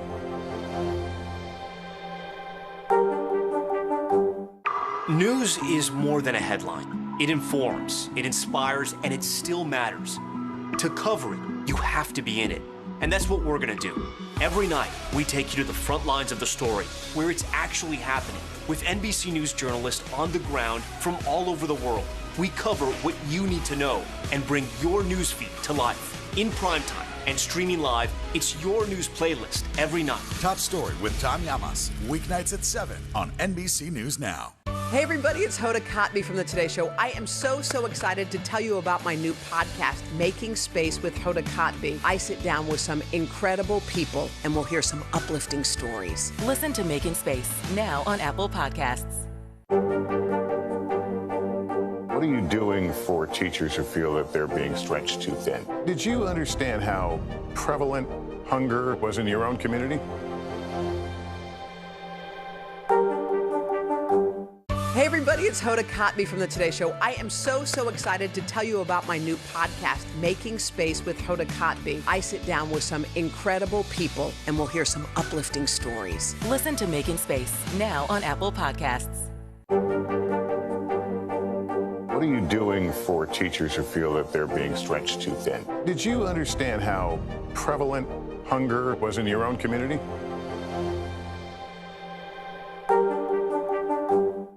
News is more than a headline. It informs, it inspires, and it still matters. To cover it, you have to be in it. And that's what we're gonna do. Every night, we take you to the front lines of the story, where it's actually happening, with NBC News journalists on the ground from all over the world. We cover what you need to know and bring your newsfeed to life. In primetime and streaming live, it's your news playlist every night. Top Story with Tom Llamas, weeknights at 7 on NBC News Now. It's an issue dividing communities and influencing elections across the country. An in-depth look at how one small town confronted race and education and how it tore the community apart. Shame! This is Southlake. All episodes available now. We'll get to the weekly check-in in a moment. First, we have an update this morning on one of the biggest sex abuse scandals in American history. USA Gymnastics and the U.S. Olympics and Paralympic Committee have reached a $380 million settlement with the victims of Larry Nassar, the former team doctor for the national gymnastics team. Nassar is serving 175 years in prison after pleading guilty to sexually abusing 10 minors. The funds will go to more than 500 gymnasts, including Olympic gold medalists Simone Biles, Aly Raisman, and Michaela Maroney. The agreement also includes reforms intended to prevent similar abuse from happening again, such as having at least one survivor on the organization's board. In a statement, board chair Catherine Carson said today is about the survivors. They have used their voices to elicit meaningful change and restructuring within USA Gymnastics, and their impact extends far beyond the sport. Now it's time for your weekly check-in, where we take a look at some of the biggest mental health headlines and how they may be impacting your daily life. Let's bring in Dr. George James, a licensed marriage and family therapist at Counsel for Relationships, probably someone you recognize here from the show. Dr. George James, good morning. Thanks for being with us. So let's start with post-traumatic stress disorder, PTSD. Now, we've been following the tornadoes in the South and the devastation left behind. How can survivors recover from an event like this, and are they at risk for PTSD, especially when you think about what they saw, what they went through, how they might have been scared? How do you think they begin processing some of that trauma? Yeah, good morning. And yes, you know, with the tornadoes and incidents like this, it's like it does cause a lot of trauma. And one of the things is that, you know, trauma is actually bigger than we actually realize. It's not just war. It's not just even when we talk about 9/11. It's situations like this, tornado, losing your home, sexual assault, other things like this. So some of the things that people can do is make sure that they have someone that they can talk to. And that for some people, they can have intrusive dreams or really difficult moments where their trauma could lead to what we start to talk about PTSD. Not everybody who has experienced trauma has PTSD, but if you have PTSD, you have experienced trauma. So some of this is to be able to acknowledge it, to be able to get the resources and help that you need, and to really go and talk to someone and know that it's going to be a journey. It's not going to be overnight. And especially if you've lost a home or a loved one, it's going to take some time to deal with the grief and the loss to be able to get to a better place. Dr. James, let's talk about TikTok, where another concerning trend is taking over the app. It's called body checking, where users check the size of the bodies and compare them to others. This isn't the first time we've covered body image trends on social media. Why do trends like this continue to pop up on apps like TikTok, and what can people do to protect themselves from the damage this may cause? Yeah, you know, body image struggles or disordered eating is actually much bigger than we realize. We don't talk about it a lot, and sometimes we don't even recognize that someone could be struggling until they're at a really bad or extreme place. And social media has its great qualities, but as we see, sometimes it can influence or even trigger some of these negative things. And just a few weeks ago, you know, here on the show, we talked about Jonah Hill and how he talked about his body image experiences. And when people think they're saying something good or even bad, it still affects a person. And so when people have to see these things, they could be triggered, they could be impacted, and it could lead to furthering their challenge with disordered eating. So it's really important that you pay attention to those around you, how they're taking care of their bodies or how they might be interacting with food, and hopefully give them the help and support that they need so that it doesn't get to a worse place. Finally, let's do sort of a good one, a fun one for dog owners. A new study suggests taking a walk with your dog is better for your mental health than just taking a stroll by yourself. Why does a simple walk with your dog have this effect, and how can people without dogs find a similar boost from their walks?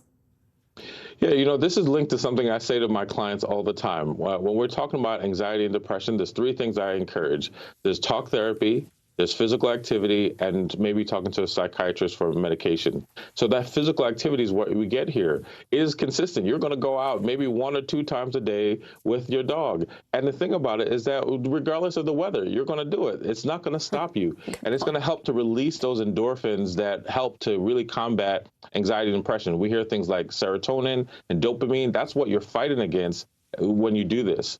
The other part about this that was really interesting in the study is that sometimes people actually lower their stress because they know that they're doing it for their dog. So there's something about generosity and doing something for other people and having that mindset that can reduce your stress and make you feel better.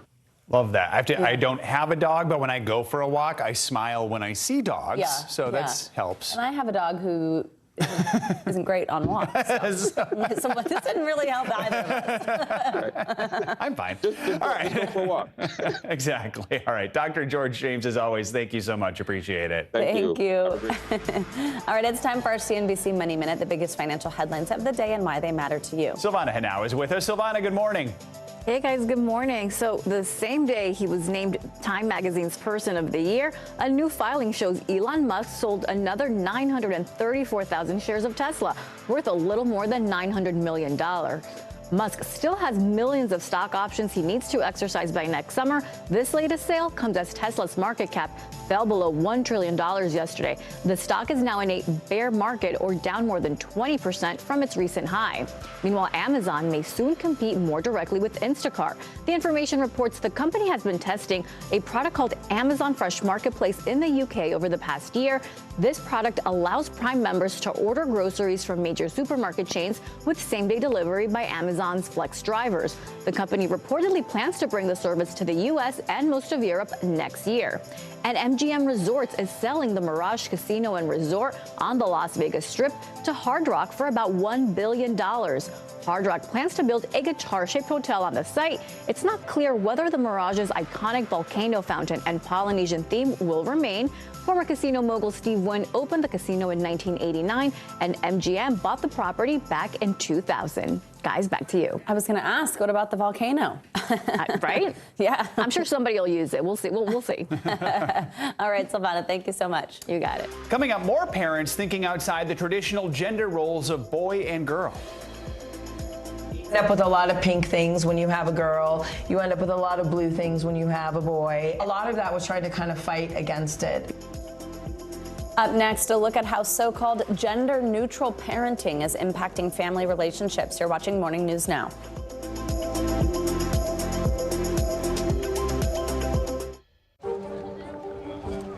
Let's go.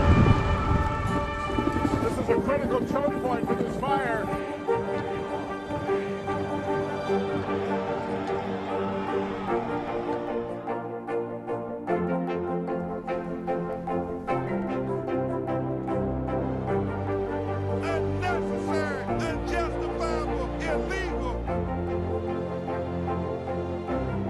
And good evening from New Orleans. Late military operation witnessing the massive crowds. I admire you both. Nice to really spend some time with you. Appreciate it.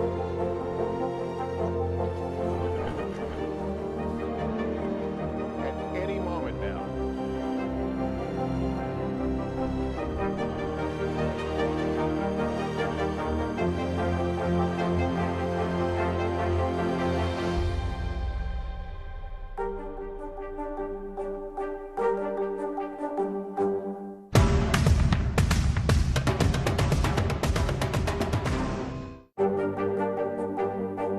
What are you doing for teachers who feel that they're being stretched too thin? Did you understand how prevalent hunger was in your own community? Our week-long journey across America from Washington, D.C., outside of our nation's capital, you rarely see. Is your last Was talking smack part of this? To cover the news, you have to be in it. We'll take you to the front lines of the story, bringing your news feed to life. Streaming live every night. It's your news playlist. Top Story with Tom Llamas, weeknights at 7 on NBC News Now.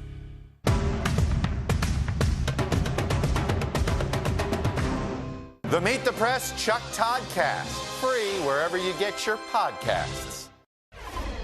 We're back with the story of a family in Colorado who is encouraging their kids to express their gender identity more freely at an early age. It's called gender neutral or gender creative parenting. Here's NBC News Now anchor Hallie Jackson with more.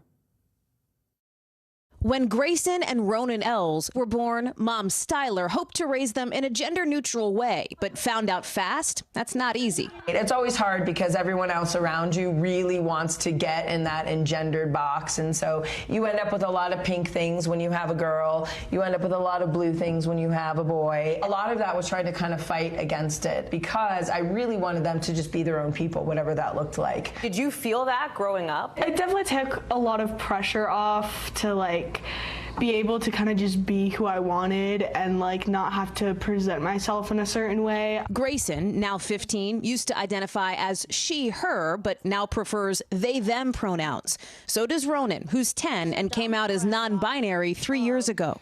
It was good because all of my teachers like helped me out and stuff, and like anytime one of my classmates would be like, because my teacher would go because they, and it was just pretty nice to know that I had some people after me, including my parents. Their school, supportive, but their more conservative community outside Denver still adjusting. We definitely feel the judgment. At the doctor's office the other day, I had a gentleman follow me into the women's restroom because I suspect that he thought that I was transgendered and was not a fan of me being in the restroom at the same time as his wife. What was your favorite part of school today? Experts say raising your children gender neutral means giving your kids the opportunity to express and interact with the world outside of the traditional gender binary, boy or girl, and choose whatever feels right. Gender identity and gender development is a journey. And I think that it's really important for folks to keep that in mind, that as individuals develop, their gender journey may change, and that's okay. And it's really important for us to sort of be supportive of folks being able to explore their identities and find their authentic sense of self as they continue to develop. On social media, there are dozens of Facebook pages and Instagram accounts to help parents figure it out. One group went from having a few hundred members just 3 years ago to more than 1,300 now. And on TikTok, hashtag Gender Creative Parenting has more than 16 million views. More states are offering the option to indicate whether someone is non-binary, intersex, or transgender on government documents like driver's licenses and passports. But even now, it's still not always easy. It's a constant emotional labor to get people to identify and respect who you are as a human being, and that takes a lot of effort. Do you ever think about what it would have been like for you and for yourselves if you had been raised in an environment where it was okay to be gender nonconforming? It would have been a lot easier. I knew I was a boy when I was 6 years old. I knew I was different. Like, I've learned a lot along the way, and I'm happy where I am. And for families like the L's, building a support system can be huge. I will hold respect for you and exist alongside you. You can hold respect for me and exist alongside me. With their neighbors, their educators, and of course, with each other. If like somebody's mean to me in school, I always like talk about it with my sister, and then my sister says I'll beat a kid up. And very protected. It's just nice to know that somebody has your back. I cry. You're so cute. I love you. Jax, I can tell this is emotional for you. Yeah, sorry. It's okay. Tell me why you're feeling this emotion. I don't know. I didn't grow up with the support ever. I never had this, and to see it in an actual family and to know that it is out there. And like, I love these kids. Like, they're not biologically, they're not mine and everything, but like being a step parent, like I love them like they were mine. And to see that there are parents out there that will support their kids 100%. It's good to know.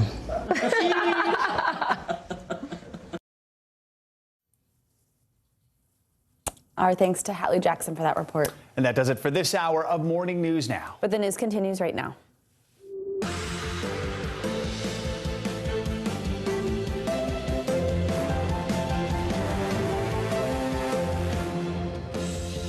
Good morning, I'm Joe Fryer. And I'm Savannah Sellers. Right now on Morning News Now, stories of survival. With search and rescue efforts going on around the clock, survivors of the deadly storms in Kentucky are opening up about the moments they thought could have been their last. Every time I close my eyes, I wake up and I think I'm buried again. Terrifying experiences as new accusations come out, raising questions about whether workers at a factory were forced to stay at work as a tornado bared down on their town. We'll have the company's response. Also, new information just out this morning on the Omicron spread, the new research on how effective the vaccines are against the variant, as we get new insight into how it's impacting the country, from the areas seeing the most cases to the methods experts say will help stop the spread. This as we mark 1 year since an ICU nurse from New York became the first American to receive the COVID vaccine. It was called the beginning of the end, but as we hit a troubling milestone, going one-on-one with that nurse to ask her where she thinks we stand. Christmas crunch. With 11 days to go, the deadline to get your packages shipped in time is almost here. And after last holiday season was full of customer complaints, the nation's biggest shippers are ramping up to make sure your gifts are home for the holidays. The important dates you need to know so Santa can make his deadline. And housing boom. With demand for homes outpacing supply and remote work on the rise, many Americans up and moved this year. But with prices sky high in a red-hot market, how can you nab a deal, and can we expect a cool down in 2022? We'll ask an expert to find out. Good to have you with us. We do want to begin this hour with the ongoing recovery efforts from the tornadoes that have devastated the state of Kentucky. Rescue teams are working around the clock to locate and identify over 100 people that are still missing. This as residents begin to pick up the pieces left behind by those devastating storms. NBC News Now anchor Tom Yamas has the latest from Kentucky. Savannah and Joe, good morning. We were with search teams as they were combing mountains of rubble, looking for any signs of life. And I wanted to show you this home behind us because it shows what likely so many went through the night of the tornado. The foundation ripped to shreds, and then the car completely totaled, no way to escape. This morning, we're hearing from survivors who are describing what it was like to be buried alive. From Bowling Green to Mayfield, Kentucky, officials and residents struggling to comprehend a path of destruction stretching more than 200 miles. When you see all of this, I mean, what do you think?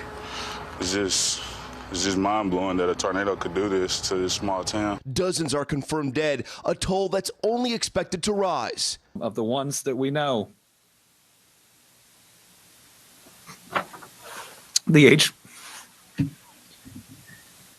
range is 5 months to 86 years. Good Samaritans rushing in to help. Is there any way we can help you out, Gary? As folks begin to pick up the pieces. I've been to a lot of places, and this place is devastated. There's a lot of need out here, so anything can help.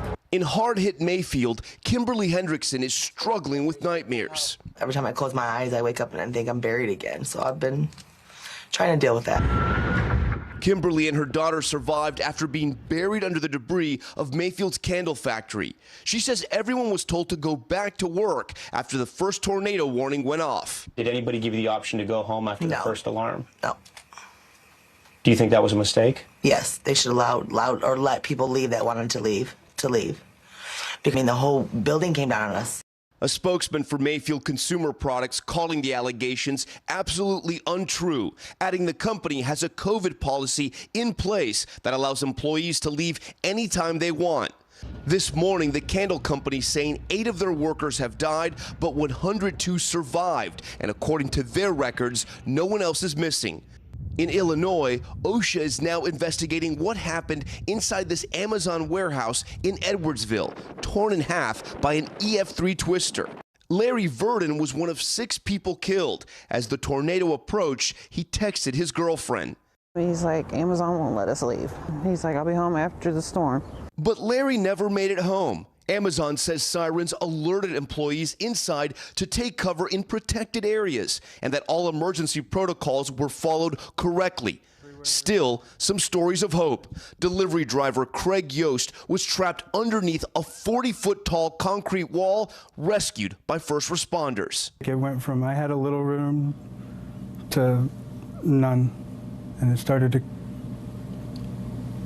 to crush my head at the end, and being able to even just talk to, but let alone hug and kiss the people that I love was amazing.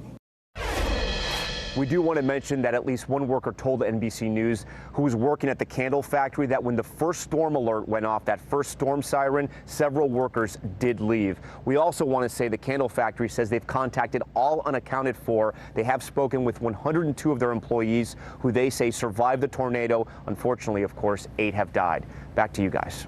All right, Tom Yamas, thank you so much. 11 people who died in the tornadoes came from the small town of Bremen, Kentucky. As NBC News senior national correspondent Kate Snow tells us, the grieving process there is only now just getting underway. Joe and Savannah, Bremen, Kentucky is a town of just less than 300 people. It's the kind of place where everyone knows everyone, and now everybody knows someone who is suffering. They are reeling from loss, but this morning they're all trying to get together, come together to pick up the pieces. A cross and a Christmas tree now marking the spot where the Oglesby home left its foundation and suddenly went airborne. Most of it was wrapped around the tree, and then the rest of it pretty much is scattered behind it and in the field. And they were in the house? Yes. They were in the house when it happened, yeah. Andrew Oglesby, his wife Charity, and their 5-month-old son Chase, the devoted new parents marking milestones. Chase had just met Santa and rolled over for the first time on Friday. But then the tornado ripped through their home. Andrew frantically called his sister Stephanie and her fiancé Zach, who live nearby. He said, "Zach, it's Andrew." He said, "My house is gone, I can't find my baby." And he said, "Charity's strapped." He said, "I can't find my baby?" Yeah. When baby Chase was found, they raced him to the fire department, but it was too late. Can you even describe how it feels now? Broken. I don't really know. 5 months old, your nephew? What will you miss the most? I don't even know how to put it into words, really, but just him in general, and it will never be the same. They were so proud of him. Chase's parents still hospitalized with serious injuries. The family grateful the couple survived and that so many are helping them. They're just showing up with their gloves and their shovels and saying, "Where do we go? What do we do?" That's true all over Bremen, where nothing looks like it should. You know, I think it means a lot as to how many people have just turned out, you know, ready to hit the ground running, ready to help. People have been doing so much already. Judge Curtis McGee has lived here nearly 60 years. It is painful, but it's also very inspiring to see the way that people have responded. That Christmas tree at the Oglesby property was the family's tree. Someone found it in the rubble. I think it was in a couple pieces and they put it together. They made it whole again. We're all kind of just getting through it together the best we can. The family has started a fund for Charity and Andrew Oglesby to try to help them with their hospital expenses and everything else, all the rebuilding. Meantime, the state is also offering families money for funeral expenses and, of course, temporary housing. Back to you, Joe, Savannah. All right, Kate, thank you so much. Now, as communities across the state of Kentucky continue rescue and recovery efforts and now look to rebuild, one town is using its faith to come together. The town of Mayfield was hit especially hard by the storms, but the community still got together for their Sunday service even after their church was destroyed by the tornadoes. Joining us now is one of the leaders of First Christian Church in Mayfield, Pastor Dr. Milton West. Thank you so much for joining us. First of all, tell us about the church service on Sunday. How important was that for your community to still get together and worship, even without a building, after everything that happened? Good morning. We always try to meet every Sunday unless we're hindered, where it's extremely dangerous. But we believe that given what our community had just gone through, having an opportunity to gather and be together and pray and receive communion, talk, hug, and pray was just very important. We also think it sent a strong symbol that people could gather together in unity and begin the process of healing, grieving, laughing, a good bit of crying, obviously, because most of the people that were on that parking lot from our church and other churches no longer have a building to worship in, but they do have each other. And the people are the church, not the building. And I'm sure there are probably people either there in your church community or that they know who've also lost their homes. How is your church community doing? And also, how are the recovery efforts going there in Mayfield at this point? You know, I think people are coming together with the various agencies and individuals and institutions to help direct and coordinate the relief and make sure that the people who need it the most get it first. It's not always a perfect process, but I think the community is doing very well. This may sound like something small, but it wasn't to most people. The electricity and water began to come back on, and a number of the streets were fairly cleared yesterday. So that's a start of returning to normal. some folks in my congregation, as well as others, but it's in my congregation, lost their homes, and we're in the process of helping them begin the recovery process personally. And we're spending a good bit of time reaching out and making sure we know where everyone is, not only in our congregation, but in our extended family, relatives of people in the congregations. We're getting phone calls from all over the country asking, could we go check on a relative or a friend who lives there because they haven't been able to reach them. And we've tried to do that as best we could. Quickly, people from all over the country, all over the world are watching this right now. They want to know how they can help you. What's the best way they can do that? If they want to help our church, and we certainly need it, they can give to First Christian Church through an online app called Givelify.com. Just look for First Christian Church, and you'll see a picture of the building as it was, and you'll see my picture there, such as it is, and they can certainly contribute that way. Another thing they can do is reach out to the city of Mayfield and see what agencies need financial support as well. And I'm sure prayers are also accepted in abundance at this time. Pastor Dr. Milton West. Listen, we have to have those prayers. Yeah. Thank you so much. We can all do. Thank you so much. All right, now new COVID numbers are painting a troubling picture of the pandemic. More than 50 million Americans have now been infected with the virus, and 800,000 have been killed by COVID. With Christmas right around the corner, new mandates are being put in place from coast to coast in an effort to slow the spread. This, as a new tool in the fight, could be on the horizon. NBC News correspondent Sam Brock is following the latest on the pandemic for us this morning. Hi, Sam. Good morning. Savannah, good morning. This is also the one-year anniversary of the first dose of the vaccine being administered to someone in the United States, and reinfections right now are rampant.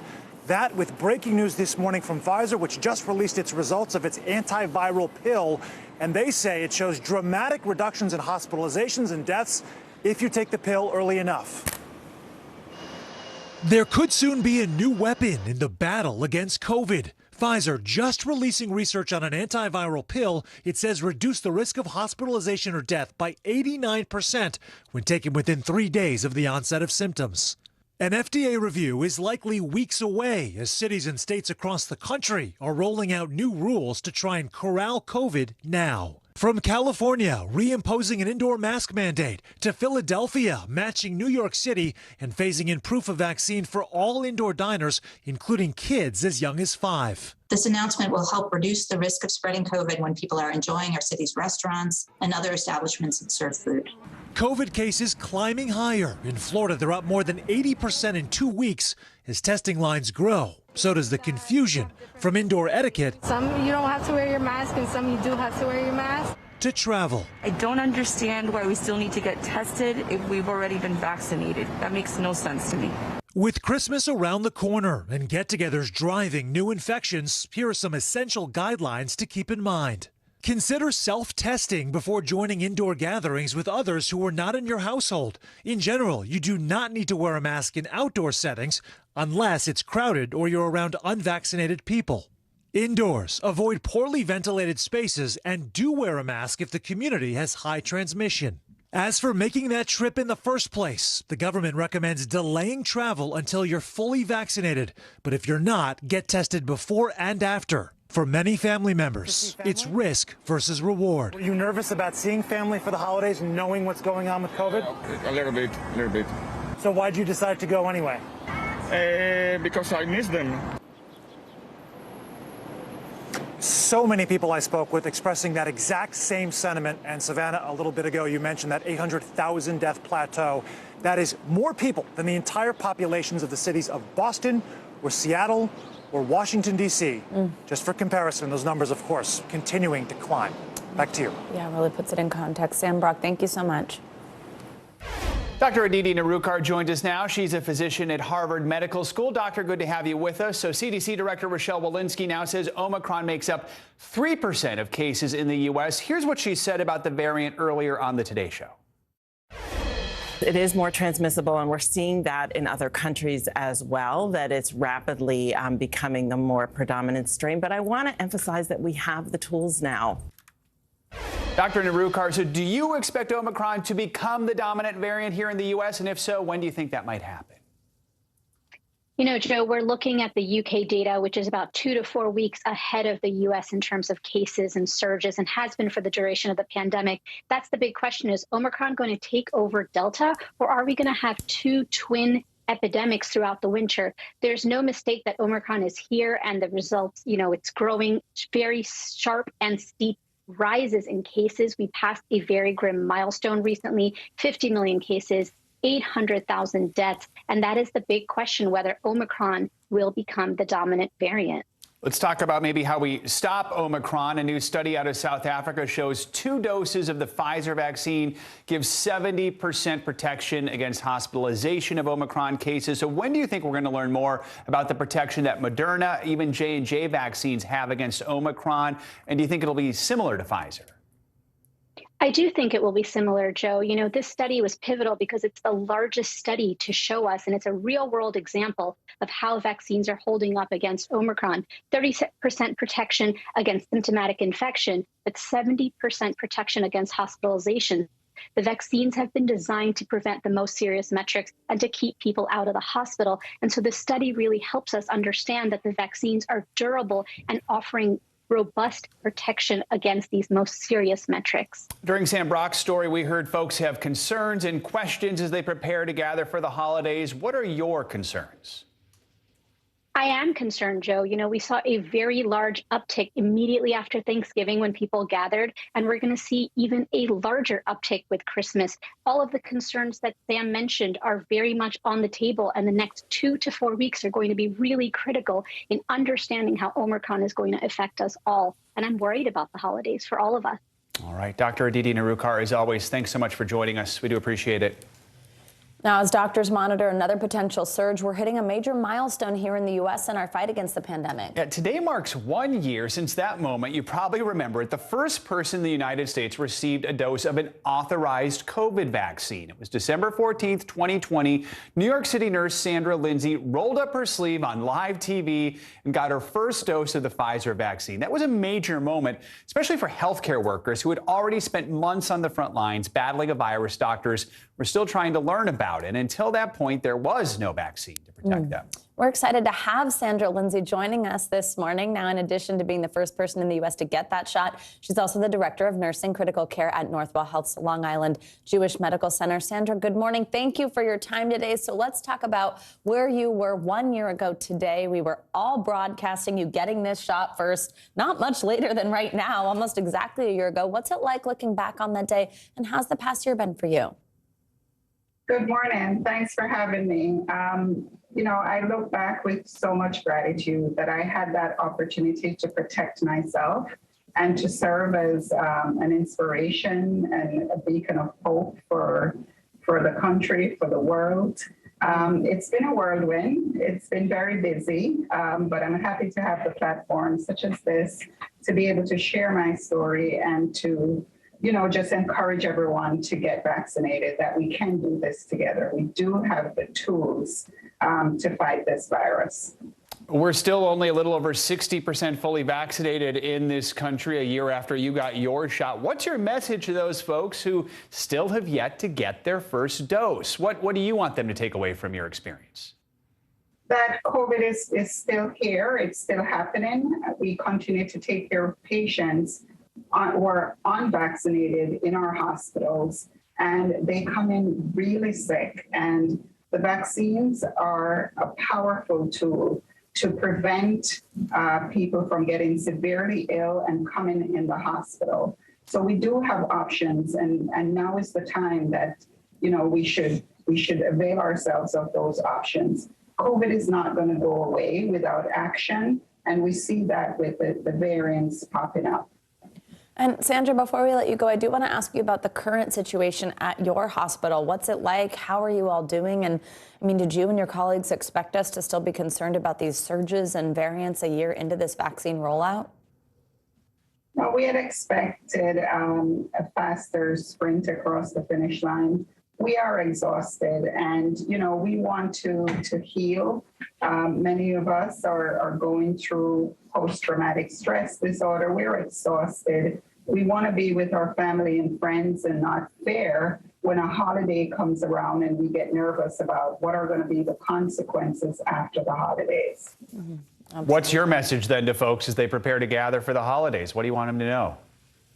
So I want people to know that, I know that it's been a long 2 years and you want to be with your friends and family, and I do too. So now is a good time to protect yourselves and your loved ones. And also to be aware of your situations, right? To wear masks, social distance when you can, hand hygiene. But the most important thing is to protect yourselves and encourage your loved ones to protect themselves as well by getting vaccinated. And I also want to remind people, if you've gotten 2 shots, the booster is very, very important. Important message, Sandra Lindsay. That image of you 1 year ago, it's a history-making image, one we'll always remember. We thank you for everything that you have done. Thank you for having me. Thank you. And to Washington now, where the Congressional Committee investigating the January 6th Capitol insurrection released texts by 3 Fox News hosts urging former Trump Chief of Staff Mark Meadows to push then-President Trump to call off the rioting. Now, Fox News did not immediately respond to a request for comment. It comes as members voted to refer Meadows to the House for contempt of Congress. Committee Vice Chair Liz Cheney read out those messages in yesterday's session. According to the records, multiple Fox News hosts knew the president needed to act immediately. They texted Mr. Meadows, and he has turned over those texts. Quote, Mark, the president needs to tell people in the Capitol to go home. This is hurting all of us. He is destroying his legacy, Laura Ingraham wrote. Please get him on TV. Destroying everything you have accomplished, Brian Kilmeade texted. Quote, can he make a statement? Ask people to leave the Capitol, Sean Hannity urged. NBC News senior congressional correspondent Garrett Haake joins us now for more on this. Garrett, good morning. So just put into context here, how significant are these text messages? And ultimately, did they play a major part here in the committee's decision to recommend Meadows face contempt charges? It seems that they have. The text messages are part of some 9,000 pages worth of documents that Meadows handed over to the committee during the brief time in which he was planning to cooperate with them. And the committee looks at these text messages and other communications that they've gotten from Meadows as the tip of the iceberg, someone who was right in the middle between the campaign, the Trump White House, and in contact with so many of the then president's allies across the country. Liz Cheney talked about Meadows and what he knows and what he's not saying this way last night. These non-privileged texts are further evidence of President Trump's supreme dereliction of duty during those 187 minutes. Mark Meadows' testimony is necessary to inform our legislative judgments. Yet he has refused to give any testimony at all, even regarding non-privileged topics. He is in contempt of Congress. So you see here a little bit of the committee using the negative space, if you will, to say, here's what Meadows has told us in the form of these text messages, and here's everything else around that that we would like to be able to ask him about in testimony if he'll just come in and sit down with the committee. Garrett, tell us more about these texts. Who else did the panel reveal texted Meadows during the riots? What did they say? Was it all this same type of messaging about the former president? No, in fact, it was kind of all over the place. You played some of those text messages from the various Fox News hosts. We also know that the then president's son, Donald Trump Jr., was also texting Meadows with a similar message, urging him to get out there, get the president out there to say something to stop the attack. But both before the attack and afterwards, Meadows was getting text members from as yet unidentified Republican lawmakers, either saying, talking about their plans to try to overturn election results, or in the aftermath of the attack, apologizing for not being able to do so. Again, this small amount that we know from what we've seen suggests Meadows could be in possession of a lot more information of relevance to this investigation. So what could happen to Mark Meadows if the House votes to hold him in contempt? Well, then it'll be up to the Department of Justice to decide whether they want to charge him with criminal contempt as they have with Steve Bannon. That case took about 3 weeks before the DOJ ultimately decided to act, and a lot of the legal experts I talked to think that was a more clear-cut case then would be this one. DOJ will have a very difficult decision on their hands about whether or not to charge Meadows, but the committee hopes that even going through this process can continue to pressure other witnesses who might be thinking about holding out to come forward. All right, Garrett Haake, lots to cover there. Thank you so much. You bet. Time for a check on your morning news now. Weather. Which means Bill Cairns is back. Hey, Bill. Hey, I love finally giving some good news, and it's all about the snow and the rain in the west. It has arrived. I mean, we had about a foot of snow yesterday at Mammoth Mountain, and they're expecting at the ski resort the possibility of up to 3 to 4 feet. And that's for all of the mountains in California. So, yeah, the mountains are calling. That's what they call it there. And slow motion snowflakes. It's really hard to beat those. So, yeah, the moisture hose is on. We've been calling these the atmospheric river, if you want. San Francisco had 3 inches of rain yesterday, and they're off to a top 10 water season. The water season in California starts October 1st. And so it's been, we've had a couple decent storms, and this is finally one that we're actually getting into Los Angeles. Obviously, we don't want to have the slippery morning commute and the traffic issues, but we just need the rain. I mean, it's plain and simple. So flood threat will exist today in Southern California, about 13 million people included. The highest amounts will be in the mountains outside of LA, up to 5 inches possible. Of course, we worry about any recent fires and the debris and mudslides in those burn scars. So the mountains are going to get it. A lot of heavy snow in areas from Nevada all the way through the mountains of Utah. The Wasatch Range is going to get it, and even our friends right around Telluride. And as far as the snowfall forecast is going to go, that area of pink there from Mammoth to Tahoe, that's a possibility of an additional 18 inches on top of what they've already received. So eventually this storm will move into the plains. This storm is going to have a lot of wind with it. 49 million people are under wind advisories or warnings. Today, the winds will be pretty gusty. It's not going to be a good day to be flying in the southwest with those gusty winds. And then tomorrow in the plains, we could have damaging winds. It's like those type of winds where you see, pictures of the semis tipped over on the highways. Winds could easily gust to 60, maybe even as high as 70 miles per hour in isolated spots. So, wild weather continues along with these very, very warm temperatures. You have had so much wild weather to tell us about all year, Bill. It doesn't seem to, we had a nice quiet period in the beginning of fall, and that was it. Yeah, right. That was it. All right, Bill, thank you. See you soon. Coming up, a cruise ship mystery. A woman disappears after falling overboard. Now the FBI is stepping in. The only clues, broken glass and a bent metal divider on the deck. The latest on the investigation next.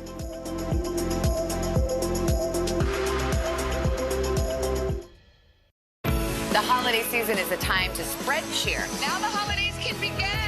And appreciate the ones you love. From our family to yours. We're super grateful to these 21 all-star chefs. Cheers, everybody. Happy holidays from today. Do you feel like the bad guy in this? Why should they believe you when they know that people are getting in? Has it been worth it to make this trip? Do you feel like you're giving a green light to politicians? How do you explain why your case has become so important? We began our Across America journey tonight, St. Louis, Austin, here in Nashville, from Washington, D.C., the site of our nation's capital, you rarely see. It's your last one. Was talking smack part of this? What are you doing for teachers who feel that they're being stretched too thin? Did you understand how prevalent hunger was in your own community?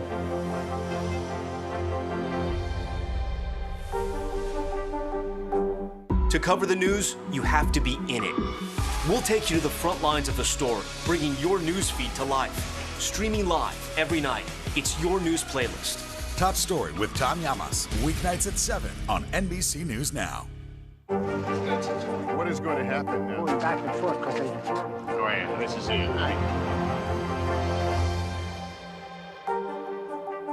Sometimes the news can be difficult and overwhelming for kids to understand. Will coronavirus come back next year? So to help make sense of it all, we've created a newscast just for them. Man, you know a lot. We hope your family will watch Nightly News Kids Edition.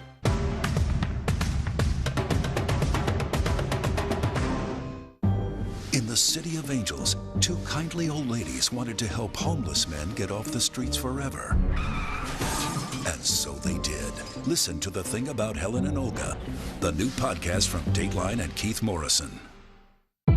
It's an issue dividing communities and influencing elections across the country. An in-depth look at how one small town confronted race and education and how it tore the community apart. Shame! This is Southlake. All episodes available now. News is more than a headline. It informs, it inspires, and it still matters. To cover it, you have to be in it. And that's what we're going to do. Every night, we take you to the front lines of the story, where it's actually happening, with NBC News journalists on the ground from all over the world. We cover what you need to know and bring your newsfeed to life. In primetime and streaming live, it's your news playlist every night. Top Story with Tom Llamas, weeknights at 7 on NBC News Now. The Meet the Press Chuck Todd Cast, free wherever you get your podcasts. What is going to happen now? Going back and forth because Oh, yeah, this is it.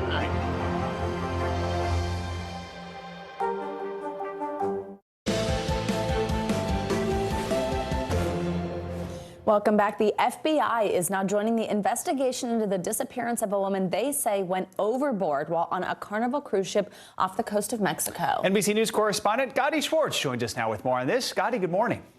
Hey, good morning, Joe. Good morning, Savannah. For passengers of the Miracle cruise ship, at first it was the shock of a person overboard alarm sounding at 3 in the morning, then disbelief after a search that stretched across 2 days was called off. And many are still rattled and wondering exactly what happened to a woman in her 20s that caused her to plunge into the ocean in the middle of the night. This morning, the Miracle cruise ship sits in port, a floating scene now under investigation.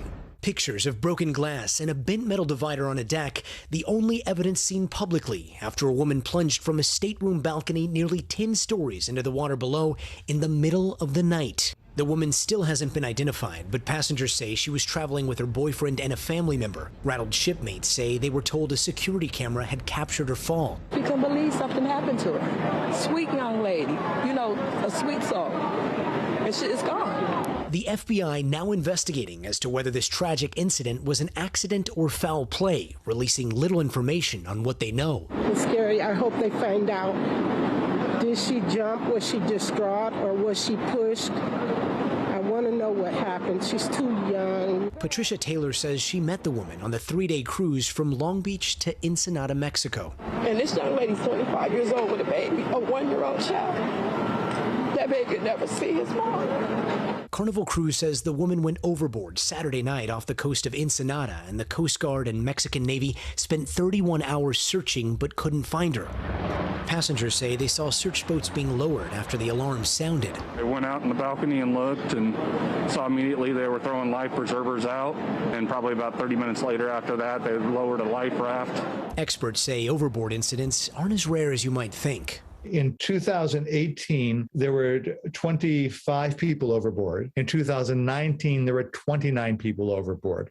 A 2010 law requires cruise ships to mount advanced overboard systems like this one seen here that uses infrared cameras to detect when something falls off the ship, but there's been little to no regulatory enforcement.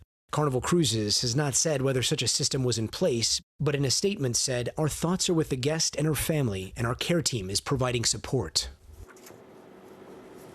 Now, we have heard a lot of speculation coming from passengers, a lot of it coming from the fact that an arrest was made and someone was taken off the ship in cuffs. But at this point, it is unclear if any foul play was involved. We asked authorities about that particular, about somebody being let off in cuffs, and they said it was on an unrelated warrant and they couldn't comment directly on the investigation. Guys, back to you. Gadi Schwartz, lots to keep watching for there. Thank you so much and welcome back. We're so happy to see you. Thanks so much. Happy to be back. All right, time to take a look at what's making news around the world this morning. Raf Sanchez joins us again from Tel Aviv. Hey, Raf. Hey, Savannah. Hey, Joe. More than 40 people have been killed in a gasoline truck explosion in Haiti. The Prime Minister's office says the blast happened late last night and dozens more are injured. It's the latest in a series of crises to rock Haiti following the assassination of the country's president this summer.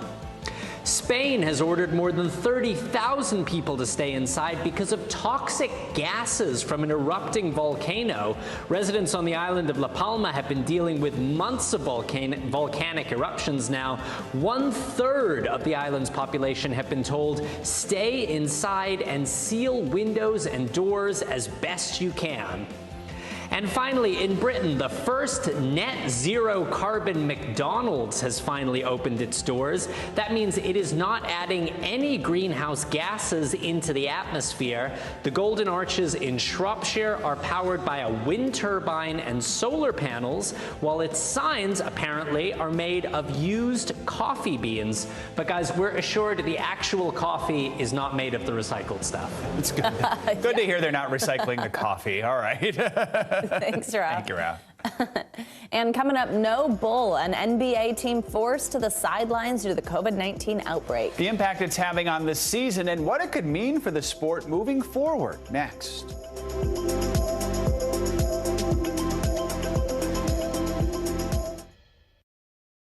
News is happening now. A look at what's making headlines around the world. Tonight, the major announcement of the COVID vaccine. This is a significant moment. Your news, whenever it happens, wherever you are, it's here now. Do you feel like the bad guy in this? Why should they believe you when they know that people are getting in? Has it been worth it to make this trip? Do you feel like you're giving a green light to politicians? How do you explain why your case has become so important? Still to come on the Channel 2 News. Well, the waters are certainly receding now. Still too close to call. Lester Holt reporting from the Ground Zero, as it's being referred to. It is, in fact, the taste of freedom. The Haitian people know a little something about resiliency. What's the biggest risk right now? Some of the troops who have been proud. I want to welcome you to the first presidential debate. In fact, we've been told we can't go any farther. You with some resilient folks. Let me get in.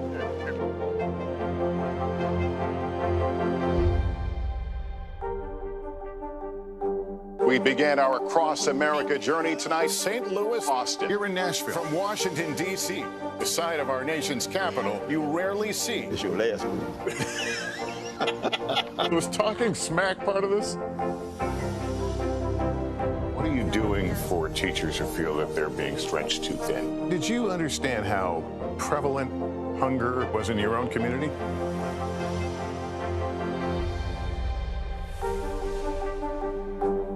These days, it feels like the news never stops. So let's get into it. What's happening right now, what it all means for you for an hour every day. It can be hard to keep up, so let's get started together. Hallie Jackson Now, weekdays at 5 on NBC News Now. In the City of Angels, two kindly old ladies wanted to help homeless men get off the streets forever. And so they did. Listen to The Thing About Helen and Olga, the new podcast from Dateline and Keith Morrison. All right, so this all began with a bobby pin a year and a half ago, and now Demi Skipper has managed the ultimate trade-up, a house. Demi slowly traded up through 28 items of greater and greater value, including tractors, what's called a Chipotle celebrity card, and eventually a trailer. She documented the whole journey on TikTok, and it's got her like 5 million followers, and her Trade Me project finally got her a solar-powered house in Tennessee. Take a look. Can I look? Oh my God. Last month, a house flipper who had been following her journey was interested in the trade and followed through. Skipper says she will move into the home next month with her husband to renovate before she plans to go through the whole journey again. And something really cool, I am going with her to that house later this week to bring you more of her story, which I'm not even going to reveal all of it because we'll have it for you next week, but there's some really cool stuff in there. Let's go. Does she want to she doesn't want to trade up to a rocket ship now or something? I know, right? Can you believe that though? A bobby pin to a house, and she had all these rules that she wouldn't accept it. And there was no money. She couldn't do it with people she knew, and she did it. Wow. I know. I'm interested to see more of that. So looking forward to that. Thanks, Savannah. Thanks. Now, today marks the one-year anniversary of when COVID-19 vaccine shipments began. 1 year on, FedEx is still delivering ice-cold supplies to medical providers around the country. But now the company is facing a new operating environment and a different set of challenges. NBC News business and technology correspondent Jolene Kent joins us now from the FedEx Express LAX Air Hub. That was fun to say. Joe, so how has FedEx's vaccine shipping strategy transformed over the last year? What are some of the headwinds it's facing right now? Good morning, Joe. That's right. 300 million doses of vaccine vaccines have been delivered by FedEx over the last year, and their strategy has evolved. But one thing that remains constant is this new Bluetooth technology that's attached to every single box of vaccines. They're shipped out here, they're coming in via airplane, and then distributed across the Los Angeles area. I had an exclusive interview with one of their senior executives about what the biggest challenges are, and they're a bit unexpected. So listen to this. It's really been outstanding coordination and results. If you wanted to say what could go better, I would really say the normal things we look for in any given day really have been the factors that have led to some of the challenges. Volatility around the volumes, weather obviously being a main factor, and really just being able to match the demand has been outstanding.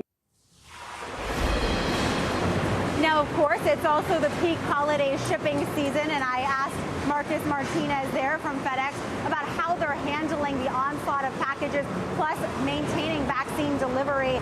And he says that they're able to do it all because the pipeline here is already built. The infrastructure is certainly in place, but we do know that vaccines, like any other holiday shipping, can be delayed because of rain here in Los Angeles today. We've seen some delays on that front, but FedEx are trying to move full speed ahead and handle that volatility as more people get vaccinated in different regions across the country, Joe. Yeah, I mean, Joe, are there concerns you're hearing from doctors and medical professionals when it comes to getting vaccines to them?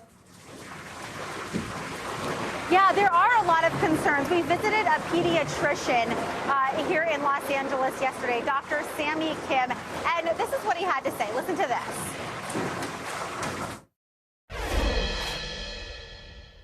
Do you ever worry that the vaccines are going to be tainted or mishandled? All the time, you know, but I think with FedEx and our delivery people, like, I mean, we haven't run into that issue, you know, and FedEx has been really on top of it whenever we're calling. But yeah, I mean, that is a worry. These vaccines are very precious, you know, we want to be good stewards of them, and we want to make sure that we get as many into arms as possible. Now, FedEx tells us the average number of hours that the vaccine is in their custody, so to speak, is less than 20 hours. And so you'll remember that big debate about freezer storage that happened at the beginning of the pandemic. That really isn't an issue now because the vaccines are moved so quickly through the system to offices like Robertson's Pediatrics. So it's certainly been a pretty amazing thing to watch. But right now, the issue is certainly volatility and weather. Those are some of the biggest challenges going into the end of the year, Joe. Jolene Kent reporting from a bustling air hub in L.A. Joe, thank you. Now, the Chicago Bulls have been forced to postpone their next 2 games after 10 players on the roster were placed on what's called the COVID protocol list. According to the Bulls, every player is fully vaccinated, and many of the players under protocol are experiencing little to no COVID symptoms. This is the first time the NBA has postponed a game since vaccines became widely available in the U.S. Let's bring in Sports Illustrated senior writer Chris Mannix for more on this. Chris, good morning. So first, just a clarifying question here. So there's this term now, COVID protocol list. Does that, you end up on it if you have COVID, you end up on it if you're not vaccinated? Just kind of explain that. So what do we know is happening with these 10 players? Yeah, in years past, the COVID protocol list you could wind up on it if you are infected with COVID-19 or if you have been a close contact of someone with COVID-19. That's obviously evolved over the last 6 months or so as the 97% of the league has been vaccinated. So what it means right now is if you land on that COVID-19 list, in the health and safety protocols, that means almost exclusively that you have been infected. Okay, I see. Thank you so much. And now let's talk about what this means for the protocols. I mean, much like a lot of the country, we're seeing a lot of breakthrough cases, even with fully vaccinated people. Do you see this forcing the NBA to change protocols to try to stop the spread of COVID, maybe making a booster shot part of those protocols, anything like that? Yeah, the NBA is already trending in that direction. This is a significant week on that subject. By the end of the week, the NBA has effectively mandated that all team personnel, staffers, coaches receive that booster shot, or else they will no longer be what the NBA calls Tier 1, which is effectively the ability to interact with players, sit on the bench, do normal NBA-type things. The NBA also has an agreement with his referees union that they will all be fully vaccinated and receive booster shots this week as well. They have less control over the players. There is no agreement between the NBA and the players union to mandate vaccines. The players have largely pushed back on vaccine mandates. But one thing I've been told is that by and large, players are fine with receiving the booster shots. You mentioned, the Bulls, most of their team have received booster shots. Teams like the Houston Rockets have all received booster shots. So getting these booster shots is not expected to be a problem for NBA players and personnel. So, Chris, you mentioned those NBA type things that they're able to do now, be talking to other players on the benches, all that type of stuff. And the NBA and the Players Association had both voted for far fewer restrictions than last season. And that was because of vaccine availability. How difficult, though, would it be to implement previous restrictions to go back to kind of some of the way that was very strict, given the players voted in favor of more relaxed protocols, but given the fact that we are seeing breakthrough cases? Yeah, not difficult at all, because this is where the NBA has almost complete autonomy. Now, they have obliged to players and said, look, if you are vaccinated, you are going to be allowed some freedoms that you didn't have last year. But if we continue to see these breakthrough cases and continue to have games affected, I've been told the NBA is willing to consider going back to some of the draconian measures they had last year, where players' movements were restricted, masks were mandated basically everywhere. So that's something I think the NBA will continue to explore if we start seeing more breakthrough cases. All right, Chris Mannix, thank you so much. Coming up, countdown to the Christmas crunch. Time is running out to get those last-minute orders in ahead of the holiday. The steps the big shippers are taking to make sure all those gifts make it under the tree. That's up next.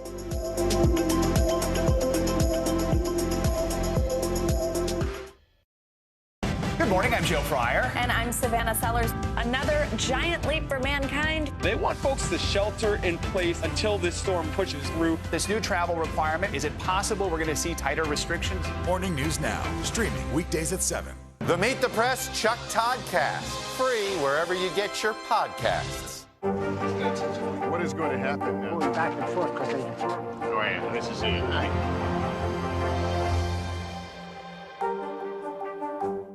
The holiday season is a time to spread cheer. Now the holidays can begin. And appreciate the ones you love. From our family to yours. We're super grateful to these 21 all-star chefs. Cheers, everybody. Happy holidays from today.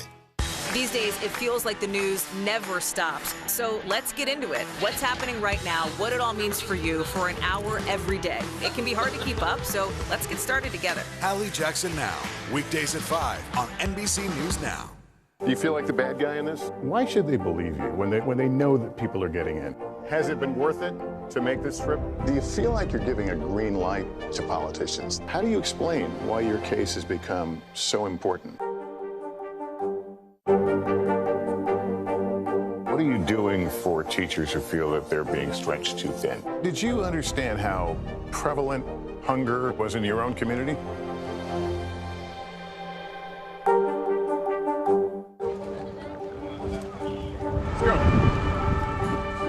This is a critical choke point for this fire.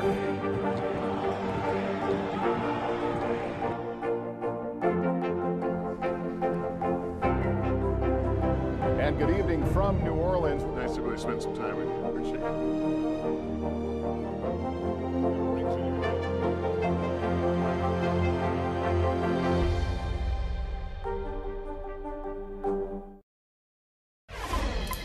Believe it or not, believe it, Christmas is only 11 days away, and if you haven't started your holiday shopping yet, just give up now. You're running out of time. Yeah, that's us. The deadline to make sure you get packages shipped in time for Christmas is fast approaching, which is why we have NBC News investigative and consumer correspondent Vicki Wynn here to break down those deadlines, tell us what we need to do, and I think you would not be happy with where we're at. Yeah. Come on, shopping and shipping. Guys, the deadlines for shopping was a long time ago. Oh, but okay, we're going to help you get through it. 11 days, you are right. Good morning. If you're watching right now and you haven't shipped your presents, you're going to want to pay attention because tomorrow is the deadline for most ground shipments in the United States. That's the cheapest you're going to pay.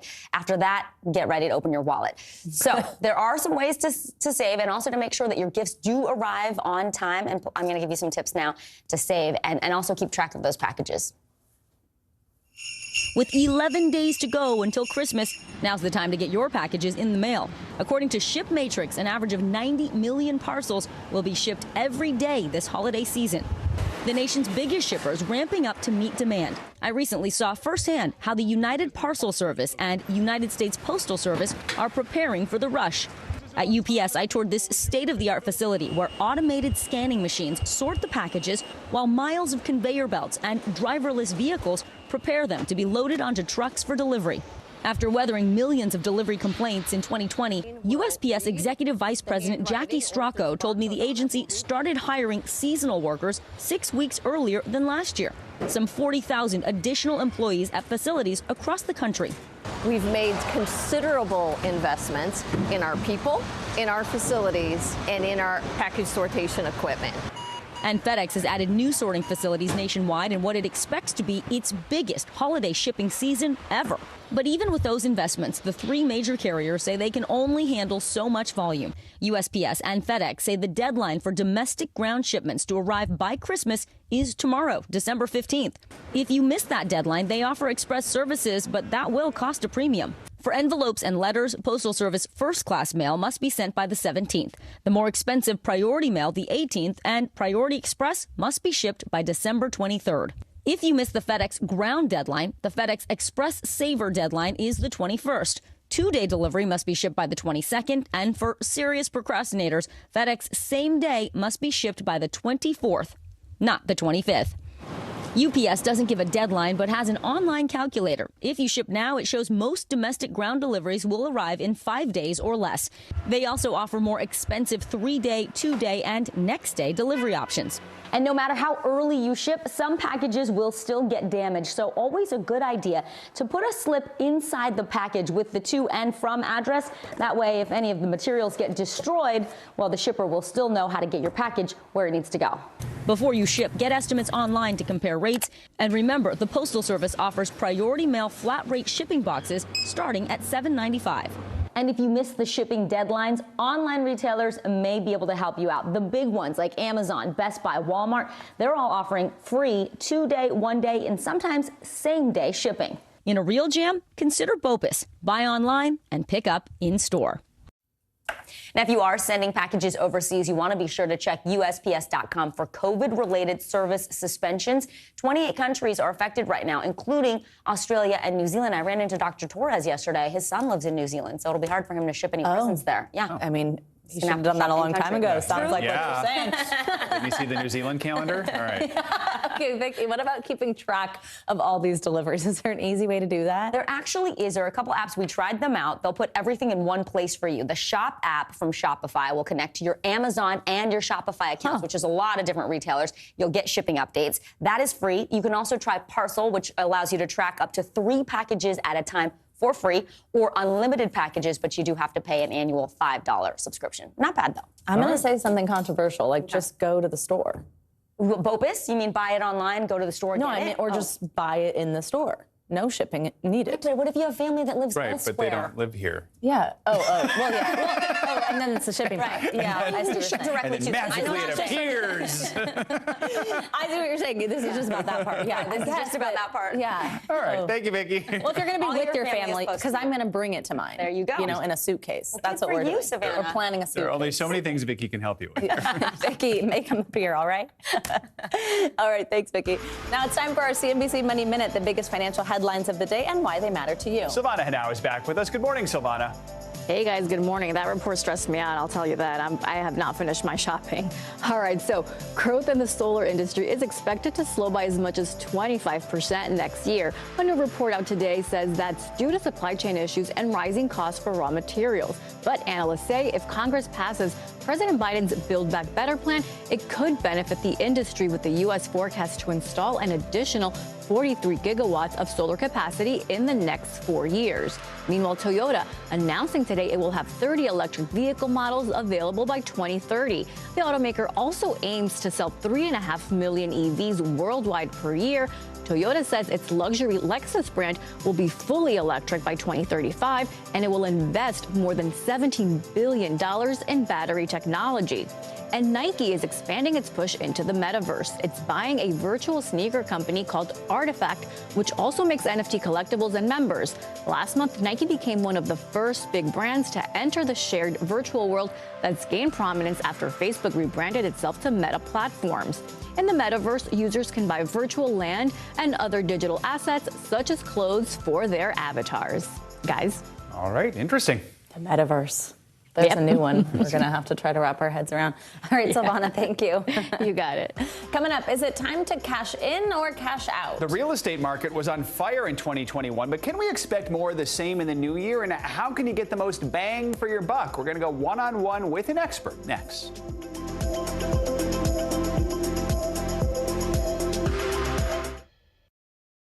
News is more than a headline. It informs, it inspires, and it still matters.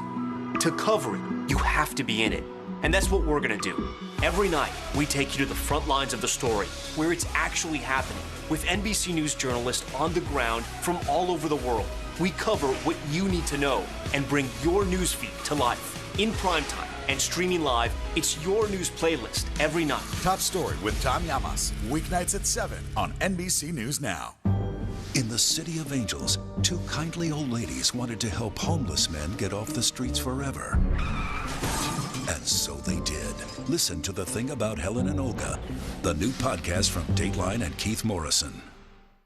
Good morning, I'm Joe Fryer. And I'm Savannah Sellers. Another giant leap for mankind. They want folks to shelter in place until this storm pushes through. This new travel requirement, is it possible we're going to see tighter restrictions? Morning News Now, streaming weekdays at 7.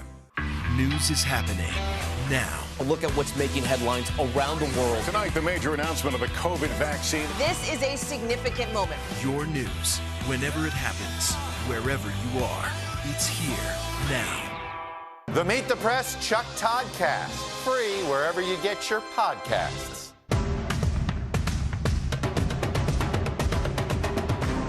The Meet the Press Chuck Toddcast, free wherever you get your podcasts. The U.S. housing market was red hot in 2021. Home values reached record levels as Americans sought out new cities and more space across the country. So what should we expect going into the new year? Zillow economist Corey Hopkins has been studying the trends, and he joins us now. Good morning. So over the last year, many people experienced themselves that demand for homes far exceeded supply, and it drove up prices in so many markets. Is there any sign that's going to cool off in 2022? Yeah, certainly. You know, the trends that drove the market in 2021, very limited supply, very high demand, very fast moving market, aren't going anywhere in 2022. 2022 will look a lot like 2021, but maybe just with the edge taken off just a little bit. So currently home values are growing about 20% per year. By this time next year, we expect home values to be growing maybe 10, 12%. Now, don't confuse slower with slow. That's still exceptionally fast. Sellers will still very much be in the driver's seat, but there may be just a little bit more balance in the market, a little bit more selection, homes staying on the market just a bit longer, giving buyers a bit more of a fighting chance. So, Corey, we know with remote work, many Americans this year again chose to leave big cities to live in smaller markets, more affordable, especially in the Sun Belt. Do you think that trend's going to continue? Yeah, I think the work from home and working from anywhere situation will crystallize a little bit more in 2022, giving people a little bit more certainty. And what we saw in 2021 was really that folks were looking for both relative affordability and for real four-season, nice, sunshiny living. And the place to do that really is the Sun Belt. We expect that to continue in 2022, although to move maybe to some of the more mid-size or smaller markets. So maybe instead of Phoenix, think Tucson. Instead of Orlando, maybe Sarasota or Fort Myers. These are areas that are still close enough to big areas, but also have amenities of their own that could be pretty attractive to buyers. And now for our viewers who might be considering a new home in this upcoming year, do you have any advice for getting a deal? Yeah, I mean, certainly, you know, it will be tough out there. I won't sugarcoat that. Buyers really need to be prepared to move quickly, have all of your ducks in a row for sure, understand what your needs are versus what your wants are. And really to cope with a fast moving market, you need to use the tools that exist now to help you keep up. Look at 3D home tours on your own time. Take check out floor plans, look at photos online, look at video walkthroughs. All of these tools exist to help you narrow down your list from homes that are, hey, that's cool, to I need that place.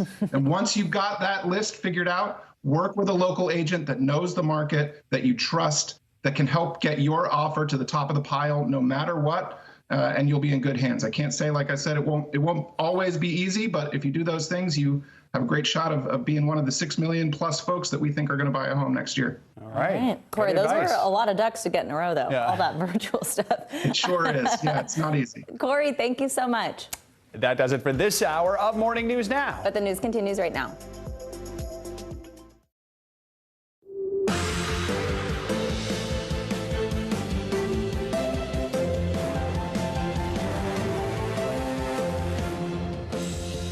Good morning, I'm Joe Fryer. And I'm Savannah Sellers. Right now on Morning News Now, picking up the pieces. Tragic new developments in the aftermath of those deadly tornadoes across the South and Midwest. The death toll now past 70 and expected to rise as crews comb through the rubble. This as we begin to hear more about what happened from those who survived. We knew that the tornado was coming. We knew it was going to happen. We were scared. I'm still thinking about those people that weren't as lucky as I was and their families, because I just can't imagine what they're going through. Plus, disturbing new allegations made by workers at a candle factory where several people died who say they were forced to stay or face being fired even as the storm hit. Details on that, plus what the company had to say. Also, President Biden clearing the way for emergency funding in several states as he prepares to tour the devastation. We have team coverage from the areas hardest hit to get the latest on the rescue and recovery efforts, as well as plans to rebuild. 1 year later, the U.S. marking a major milestone in the fight against COVID. We look back on the progress and the setbacks we've faced since the first vaccinations were administered 1 year ago today. Unanimous new developments from Capitol Hill on the investigation into the January 6th riot. A bipartisan panel now recommending Trump Chief of Staff Mark Meadows be held in contempt of Congress. Details on the vote, plus what we're learning about a series of text messages between Meadows and 3 prominent Fox News hosts on the day of the riot.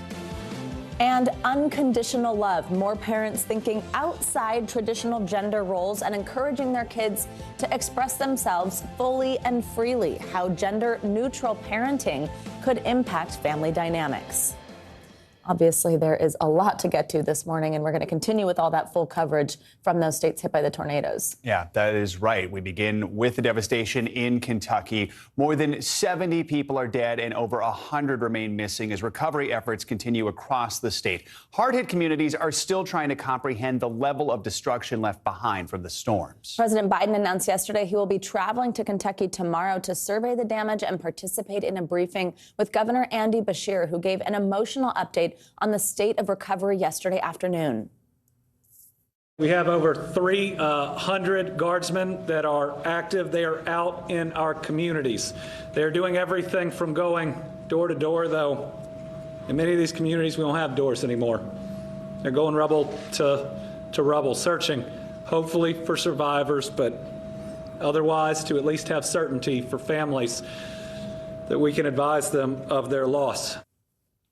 We have full team coverage with the latest on the ground across the region. NBC News correspondent Megan Fitzgerald has the latest on the Amazon warehouse that collapsed in Illinois. NBC News national reporter Dion Hampton has the latest developments on the people who died inside a candle factory during the tornadoes. But we'll begin with NBC News Now correspondent Dasha Burns, who's live in Bowling Green, and NBC News correspondent Jay Gray, who was on the ground in Mayfield, Kentucky. Good morning to all of you. Dasha, thanks for being with us. We know Bowling Green was one of the towns hit hardest by the tornadoes, but actually the street I know you're on right now is dealing with an extraordinary amount of loss. Walk us through what the scene is like there and what happened to this neighborhood. Hey, Savannah, Joe, good morning. You mentioned that more than 70 people have died in the state of Kentucky.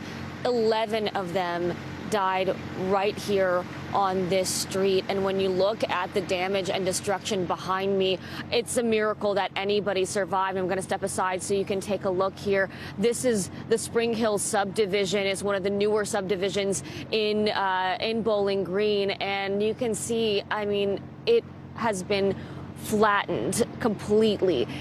This home right here, you can see, was ripped off of its foundation entirely. I mean, we talked about people were hiding in their crawl spaces. That would do you no good in this situation. Even the basement, the crawl space has been completely ripped apart.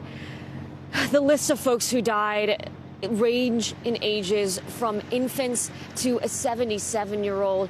Savannah, Joe, 2 infants died in this neighborhood. A 4-year-old died, a 16-year-old.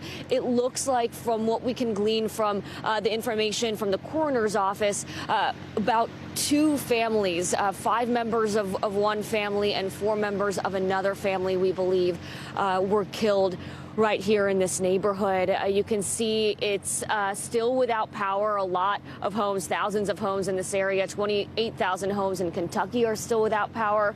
The only reason we have some light this morning is because there are floodlights that have been set up. They're running on generators right now, and you can just see this destruction. I'll tell you guys, we drove by here last night, and the first time I saw this, looking at this destruction and imagining those moments that families experienced, it is jaw-dropping, it is heartbreaking, and it's impossible to describe what it's like to actually look at this in person, guys. Hard to imagine so much loss just in that one area there. Jay, we want to bring you in. Ever since the very beginning when word of these tornadoes surfaced, we've been talking about Mayfield, where you are. How are the recovery efforts going there this morning? Yeah, Joe, very slow, and the heartache that Dasha describes there in Bowling Green is being felt here as well, and the devastation, it's seemingly everywhere too. Look, this is the undercarriage of a transport van. This massive vehicle turned over by the winds that also uprooted trees in this neighborhood. Just a line of old oaks knocked down and onto homes. As we get closer to daybreak here, we're seeing a little more activity, more crews moving in, and that'll continue throughout the day here. The attitude of survivors here is one of disappointment, frustration, pain, obviously, with what's been lost, but also their resolve is strong. They say that they will come back here, but I think they're realizing, guys, that effort's going to take some time, because the recovery can't really begin in earnest until teams go through all of the battered areas like this one. This is still a very active rescue mission. These teams hoping that they can find someone pinned beneath the rubble here. And Dasha, how have the people of Bowling Green responded to all of the devastation there? I mean, we can obviously see it right behind you. People, I assume, need help. What are local leaders saying about the best ways that people across the country can help out that community right now? Yeah, people are shaken. That's the word I keep hearing. People are shaken and still trying to process all of this. The way that most folks I've met are processing is by helping each other out, helping their neighbors. But they do need more help from all around the country, all around the state. There are so many ways that you can help out. There are many donation options online. You can donate food, you can donate supplies. One thing, though, that I've been hearing that people need, especially right now, temperatures continue to drop to freezing or below overnight. And like I said, a lot of people still don't have power. So blankets, heaters, anything that can help people stay warm. And authorities continue to ask for blood donations. That is extremely needed right now. Find your nearest blood donation location, and that will be a huge help, guys. And Jay, we know President Biden's scheduled to visit Mayfield tomorrow as part of his visit to the state. Very quickly, what type of federal help is on the ground there right now? Yeah, Joe, the National Guard, obviously, but we've also seen FEMA here. We have seen some other federal teams out and helping out with the rescue and recovery effort here. It's help that's going to be needed for a long time. Dasha Burns and Jay Gray, thank you so much. Appreciate it. Now we know at least 8 of the deaths from these tornadoes were workers at a Kentucky candle factory. 5 workers told NBC News that several colleagues had asked to leave before the tornado hit, but they say they were told they would be fired if they did. Now here's a reminder of what the storms did to this factory. On the left on your screen here is what it used to look like. On the right is what is left of the building. NBC News national reporter Dion Hampton broke this story and joins us now. Dion, good morning. So I know you spoke with some of those workers who were there Friday night. What did they tell you about what happened before the tornadoes hit and this desire of some of them to leave? Yeah, appreciate you having me on. So I talked to 5 different workers. This story kind of came out of me going to a shelter where people who had lost all their possessions, their houses, who didn't have water, electricity, they were staying at. I went up there and I started talking to people, and I stumbled upon a guy named Mark Saxton who told me that he was working at the candle factory at the time the tornado was coming. A lot of the workers there were saying anywhere between 15 to 40 workers knew the tornado were coming and were worried and wanted to be able to leave so that they can go home and take shelter there with their loved ones or anywhere else that they thought was safe.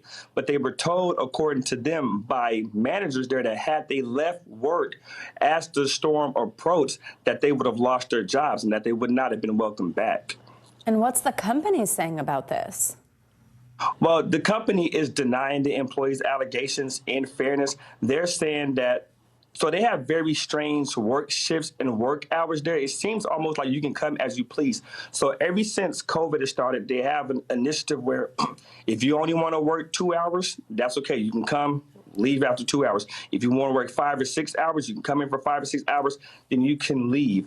So they're saying that nobody was actually forced to stay there, but the employees there are countering. They're saying, while that actually may be true, the problem is the managers who were on duty that day, they have overarching authority to get rid of somebody or to fire somebody for any reason that they want to, and that decision will always stand.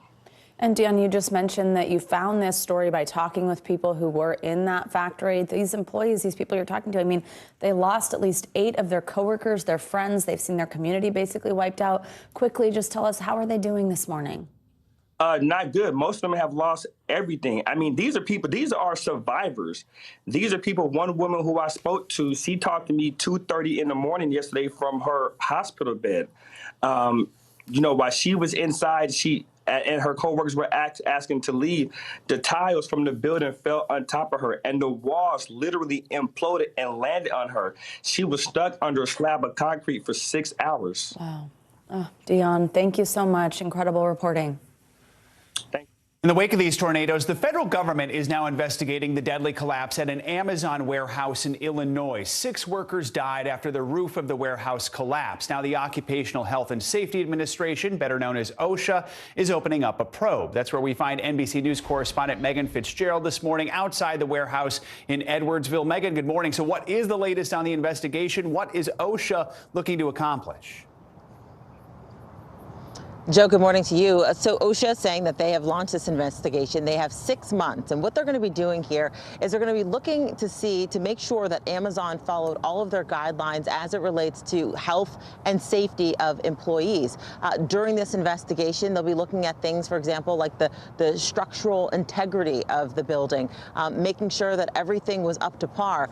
If they find any issues here, the company could be cited or even forced to pay a monetary fine. Joe. So we're also hearing from Amazon on the incident. What are they saying now about all this? Well, Amazon says that they did everything right. They tell us that there were sirens and alarms that were ringing in the minutes leading up to this tornado, that they reached out to drivers on the road, making sure that they were aware of the imminent threat to the area. They made sure that all 46 people inside the building sheltered in place, telling them to go to the north end of the building or the south end. But unfortunately, at around 8:30 Friday night, that tornado just ripped through the south end, killing 6 people. I wanted to take a listen to what an Amazon spokesperson had to say. So we know that the building was constructed consistent with code. And so, obviously we want to go back and look at every aspect of this. There's always going to be tremendous learnings from any type of catastrophic event like this. And we want to make sure that our policies, our practices are consistent with any learnings that we have from this event and with all best practices. So now we're talking about 3 investigations. You've got OSHA that's going to be investigating this, as well as the state of Illinois and Amazon, of course, saying that they have launched an investigation as well. Joe. And Megan, in addition to the 6 who died, there are many survivors. What is the latest on those who did survive this warehouse collapse? Yeah, these survivors are devastated. A lot of mixed emotions. Trauma, certainly, because they were mixed in the rubble, but also guilt because they were just, feet away from people who lost their lives. We spoke with one guy in particular who had the walls caving in on him. He thought he was going to die if it wasn't for one of his colleagues who helped bring him out to safety. I want you to take a listen to what he had to say. I was concentrating on one thing, and that was breathing, because I was being crushed by that wall. And from the time that it did take, it went from I had a little room to none, and it started to crush my head at the end, and that was scary. I'm still thinking about those people that weren't as lucky as I was, and their families, because I just can't imagine what they're going through. I can't. Yeah, so just horrifying accounts of just those quick moments when this tornado passed through. We know that 40 people did survive. One person, though, is still in critical condition this morning, Joe. All right, Megan Fitzgerald in Illinois. Thank you, Megan. One of the communities hit hardest by these tornadoes is Hopkins County in Kentucky. Authorities have confirmed at least 13 deaths there. Yeah, recovery efforts will continue today as survivors grapple with the devastation and how to move forward. Joining us now is Ronnie Noel. He's a magistrate in Hopkins County, Kentucky. Magistrate Noel, good morning. Thank you so much for joining us and for your time today. First of all, just how are you? How's your community doing today? What have the last few days really been like for you? It's been a wild roller coaster ride. We have a lot of things going on. The outpouring of help and support has been tremendous. Matter of fact, we're asking people that are sending donation supplies to pause. Don't stop sending. We are running out of space to store this stuff and distribute it. So in the next few days, we'll have a distribution center set up in Madisonville, which is the county seat for Dawson Springs. And there's been a Facebook page set up. Hopkins County Makes Christmas Happen gift drive. And you can go to that Facebook page today, and it'll show you several ways you can help Hopkins County financially and with supplies and gifts. So that Facebook page is Hopkins County Makes Christmas Happens gift drive. And we know that's a challenge a lot of communities face after disasters as the donations pour in almost too quickly sometimes. We also know the American Red Cross telling people blood donations are also important right now if you can do that in the area. Can you walk us through where you were when the tornadoes hit and what happened then? Yes, about 11 o'clock before the storm hit, I was contacted by the public works director here in the county. We went to the county garage and got a piece of equipment and started toward Dawson Springs. We'd already heard of damage, and we arrived in Dawson about midnight, and devastation had already hit there. And we took a inloader through the streets of Dawson Springs, just clearing a path so people could get to homes. We found a couple that their house had been destroyed and they were on oxygen, and we were able to clear a path so that the emergency first responders could get to them. And Ken Todd, Public Works Director here in Hopkins County, and myself, we left there about 6 a.m. just after daylight. We knew it was devastating and things looked bad there during the night, but when daylight came, it just heartbreaking. We are thinking of you and grateful for the help you were able to give people as everything was unfolding that night. Magistrate, we'll keep in touch with you and keep in touch with your community and wish you all the best. Stay safe. Thanks for having me, and continue to pray for Hopkins County and Dawson Springs, Arlington, and Morton's Gap.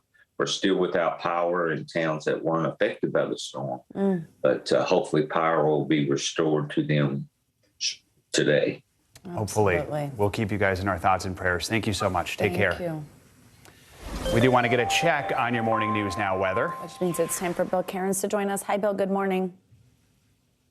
Hey, good morning, guys. And, we're still adding up the numbers. We're finding out how many tornadoes we had and how strong they were. But, I mean, the overall, the number that just jumped out the most is the number of fatalities. And today we will likely make this the #1 deadliest tornado in Kentucky's history. We have had confirmation that we had 6 EF3s. We haven't had the confirmation yet of how intense the one was that went through Mayfield, that Dawson Springs that the gentleman just mentioned. 75% of that town is gone. We think that could have been at least an EF4. So here's the number: 74 people, fatalities from this tornado. And look at when the other ones happened in Kentucky. Like the record breaker was the late 1800s or the early 1900s. Imagine the technology then. Like the people just probably didn't have much lead time at all. But even, in the modern day era, it's just incredible to have this many fatalities. It's just because this storm was on the ground for so long and it was so powerful.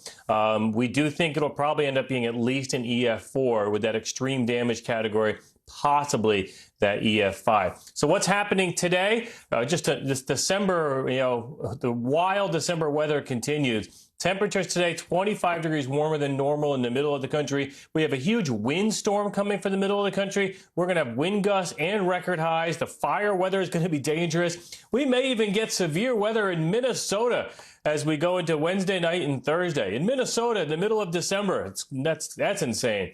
So tomorrow, record warmth continues, guys, with dozens likely. It's going to be a wild ride, it looks like, through the rest of this December. We may even have a big storm on the East Coast Christmas week, but we'll talk more about that in the days ahead. Santa's not going to like that forecast. All right. I like that forecast. Okay. Ready for some snow. Thanks, Thank you, Bill. Today marks 1 year since the first person in the United States received a dose of an authorized coronavirus vaccine. It was on this day in 2020 that New York City nurse Sandra Lindsay received her first dose of the Pfizer vaccine, a moment that came after she spent months on the front lines of the pandemic. Sandra will join us with her reflections on this day in our next hour. But first, let's take a look at where we are 1 year after the vaccine rollout began. Nearly 61% of all Americans are now fully vaccinated against COVID-19, with kids as young as 5 now eligible for the shot, and millions more people getting a booster dose. But even with progress on the vaccine front, hospitals fear their emergency rooms will still look a lot like they did in December 2020, when cases surged to one of the highest points in the pandemic. Some hospitals are already seeing that. An NBC News count finds a little more than 74% of all hospital beds are now filled up nationwide. With 2 variants, Delta and Omicron, the number of cases are ticking up, and the holidays could make it even worse. Let's bring in Dr. Bob Lahita. He's a professor at the Hackensack Meridian School of Medicine and the director of the Institute for Autoimmune and Rheumatic Diseases at St. Joseph Health. Dr. Bob, good to have you with us. When you think about that 1 year marker I just mentioned, what do you make of where we are right now in the pandemic? Did you expect hospitals would be this concerned about another surge a year into the vaccine rollout? Yes, Joe, I think we did think that Thanksgiving and certainly the Christmas holidays coming would result in a surge. We never imagined another variant like the Omicron variant, but we are seeing exactly what was predicted. And we would like to see that vaccination rate about 80% instead of 61%. So, yeah, we're somewhat concerned, and we're very worried about hospital capacity, frankly. Yeah, especially with so much left this winter. Now, we want to talk about another major development this morning. Pfizer released the results of its COVID antiviral pill. The study shows it can reduce the risk of hospitalization or death by 89% if it's taken within the first 3 days of symptoms. So how much of a game changer would a pill like this be, especially as we're potentially heading into another surge? And that would be a major game changer, and it would save a lot of lives, because if you can take this pill, you can reduce the death by, as you said, 70 to 80% if given within 3 days of the beginnings of symptoms. And that's really, really amazing. Now, the drug has to be given with another agent called ritonavir, and it's a 5-day course. And it should, the data were so impressive, the FDA should approve it somewhere about March or April, I would imagine. And Dr. Bob, let's talk about the Omicron variant. The UK now reporting its first death tied to this new strain. So far, we know the majority of Omicron cases have been mild. So quickly on this one, but what should people know when they do hear about this death? Well, this death was a big surprise to me. Actually, there are so many cases in Britain that the booster shot is overwhelmed. People are lining up in droves to get it. 44% of the cases in London are due to the Omicron variant. And I dare say we're going to see that here in the U.S. and I predicted by March 1st, it'll be the major variant. Right now, it's still Delta, and Delta is still very deadly. So get out there and get your booster shots as soon as you can. Good advice. Dr. Bob Lahita helping us break down all these major pandemic headlines. Thank you so much.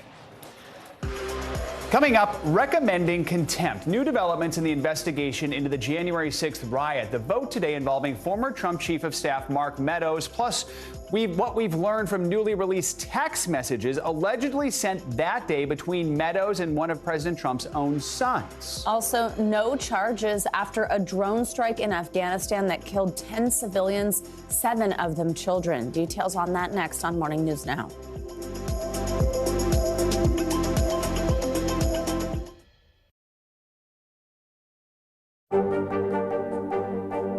What are you doing for teachers who feel that they're being stretched too thin? Did you understand how prevalent hunger was in your own community?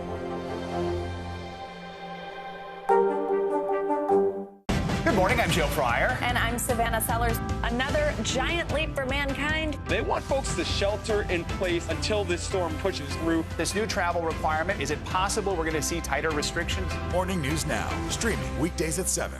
The holiday season is a time to spread cheer. Now the holidays can begin. And appreciate the ones you love. From our family to yours. We're super grateful to these 21 all-star chefs. Cheers, everybody. Happy holidays from today.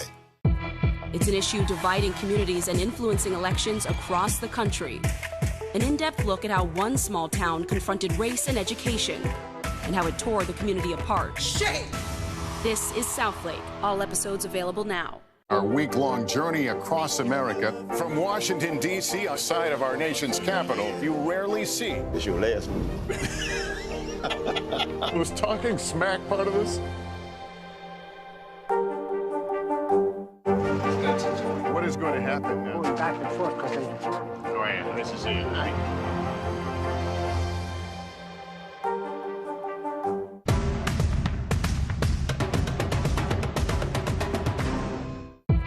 It's an issue dividing communities and influencing elections across the country.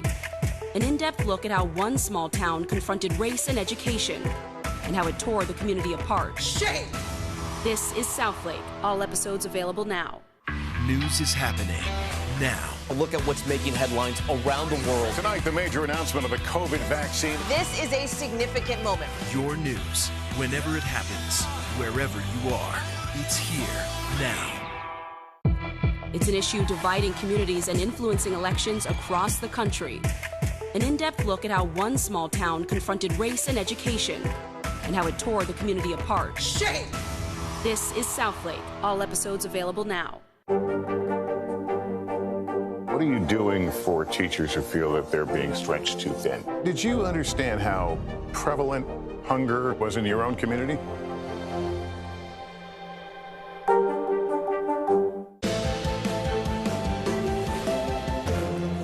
Welcome back. The January 6th committee investigating the attack on the Capitol has voted to refer the former chief of staff to President Trump, Mark Meadows, for contempt of Congress. In a unanimous vote, members sent the referral to the full House, which is expected to vote on it today. Speaking yesterday, committee chair Benny Thompson said Meadows left them no choice. NBC News Capitol. Whatever legacy he thought he left in the House, this is his legacy now. His former colleagues singing him out for criminal prosecution because he wouldn't answer questions about what he knows about a brutal attack on our democracy. That's his legacy. But he hasn't left us any choice.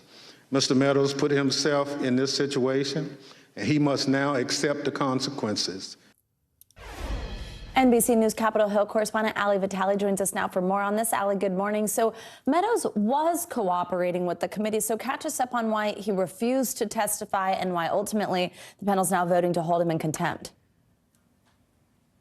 Yeah, Savannah, we know that Meadows had initially said he wasn't going to comply with the subpoena. Then he came back to the table, ultimately giving over thousands of documents, which we ended up hearing about last night as the committee ultimately held him in contempt, voting to refer that to the House floor, where we expect them to see that vote later today.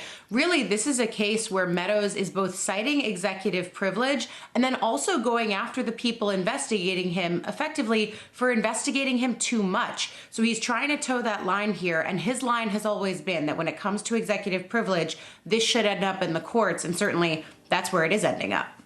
Now, Allie, one of the other big headlines was we heard these dozens of text messages between Meadows, other high-profile individuals, lots of people from Fox News, read out during yesterday's meeting. What did they say, and what exactly do they show? What do they imply? What does it mean?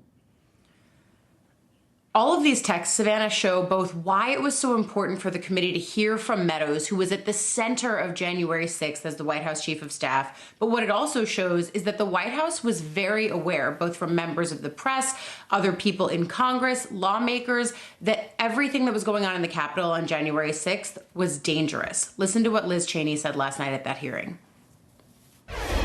Mr. Meadows received numerous text messages which he has produced without any privilege claim, imploring that Mr. Trump take the specific action we all knew his duty required. These text messages leave no doubt the White House knew exactly what was happening here at the Capitol.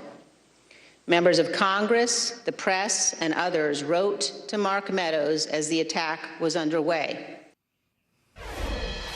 And Savannah, some of the people who were sending those text messages to Mark Meadows, we hadn't previously heard their names before. Many of them were Fox News hosts like Laura Ingraham and Sean Hannity and Brian Kilmeade. Several of those people were people who have regularly provided support to the former president during that time. They were all texting Meadows saying that he needed to condemn this in some way. Now, we've reached out to Fox News and we haven't heard back, but there's one other name here that was really stunning to hear, as Liz Cheney mentioned it last night. One of the president's own sons, Donald Trump Jr., was texting with Meadows, telling Meadows that Trump needed to condemn what was happening at the Capitol and that he needed to give some kind of Oval Office address. Of course, we know that address never happened. Savannah? And Allie, what happens next if the House does vote in favor of holding Meadows in contempt of Congress? What does that mean?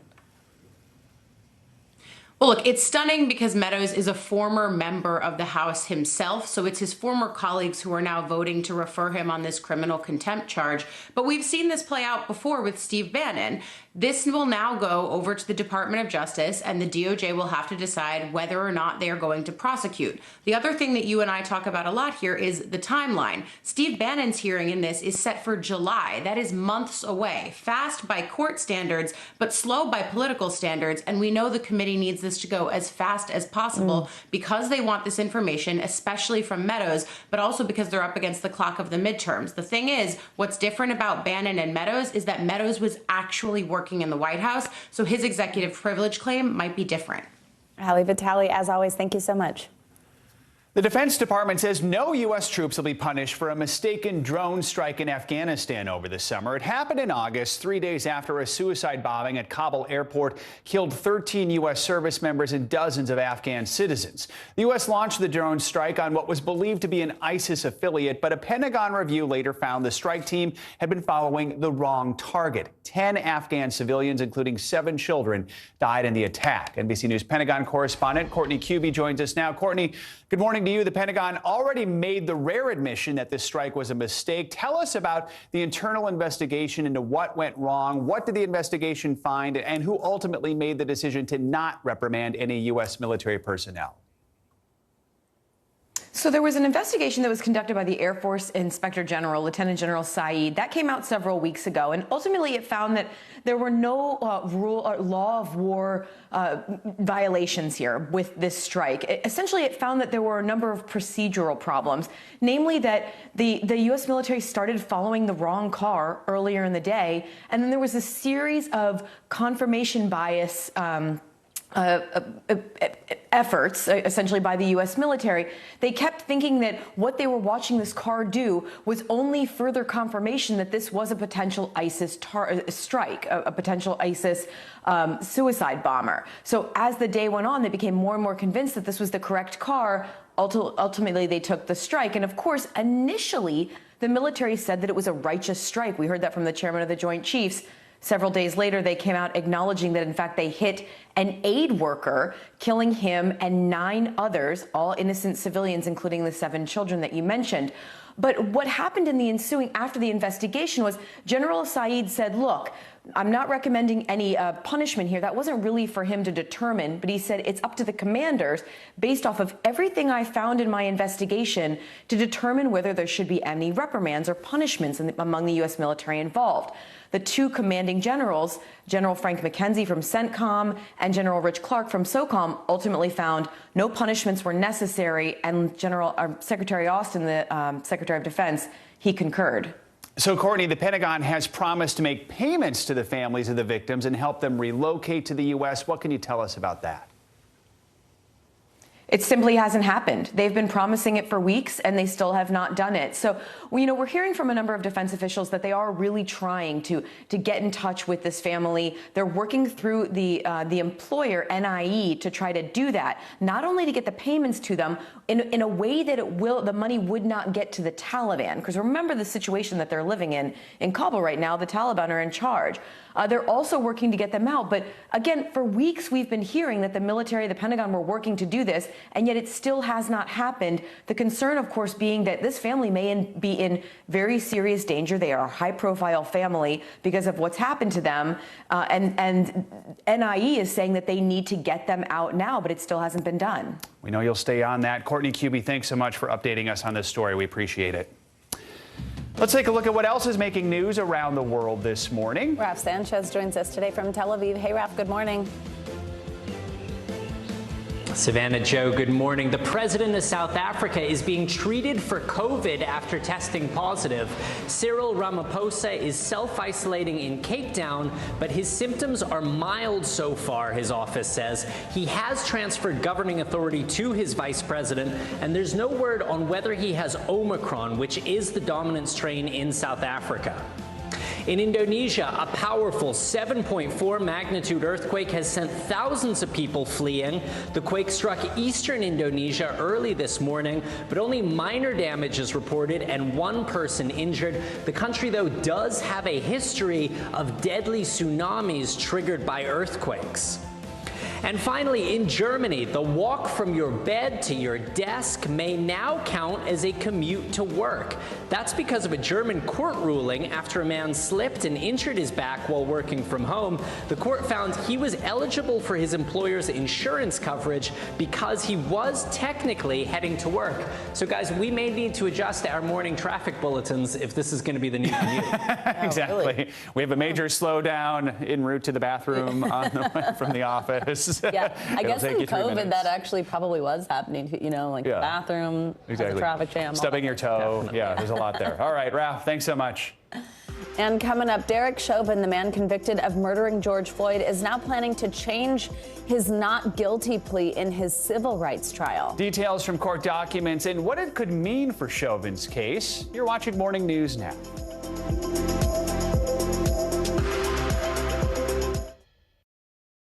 The holiday season is a time to spread cheer. Now the holidays can begin.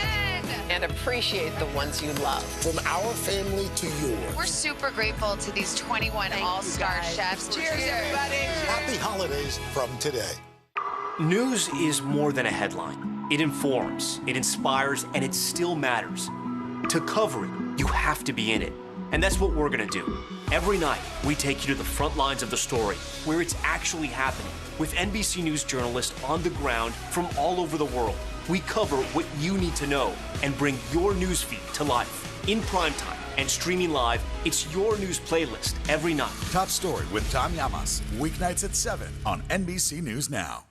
Grab your apron for a new podcast, Cooking Up a Storm with Al Roker. My forecast, yummy. Some of the best chefs share family secrets to get you ready for a holiday feast. This is fun. Bringing the heat for the holidays. Listen now wherever you get your podcasts. It's an issue dividing communities and influencing elections across the country. An in-depth look at how one small town confronted race and education and how it tore the community apart. Shame! This is Southlake. All episodes available now. What are you doing for teachers who feel that they're being stretched too thin? Did you understand how prevalent hunger was in your own community?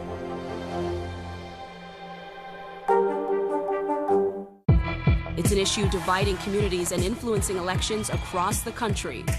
An in-depth look at how one small town confronted race and education and how it tore the community apart. Shame! This is Southlake. All episodes available now. The Meet the Press Chuck Todd Cast, free wherever you get your podcasts.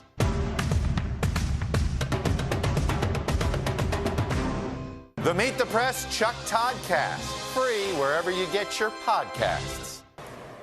Over the summer, NFL player Carl Nassib became the NFL's first openly gay active player. Now he's raising awareness and money for a good cause. Nassib, a defensive end for the Las Vegas Raiders, helped design custom rainbow cleats in support of the LGBTQ community. It's part of the league's My Cause, My Cleats fundraiser, where players can design their own cleats for a cause of their choosing. Nassib says he created the rainbow cleats to spotlight the Trevor Project, which is an LGBTQ youth suicide prevention and crisis intervention organization.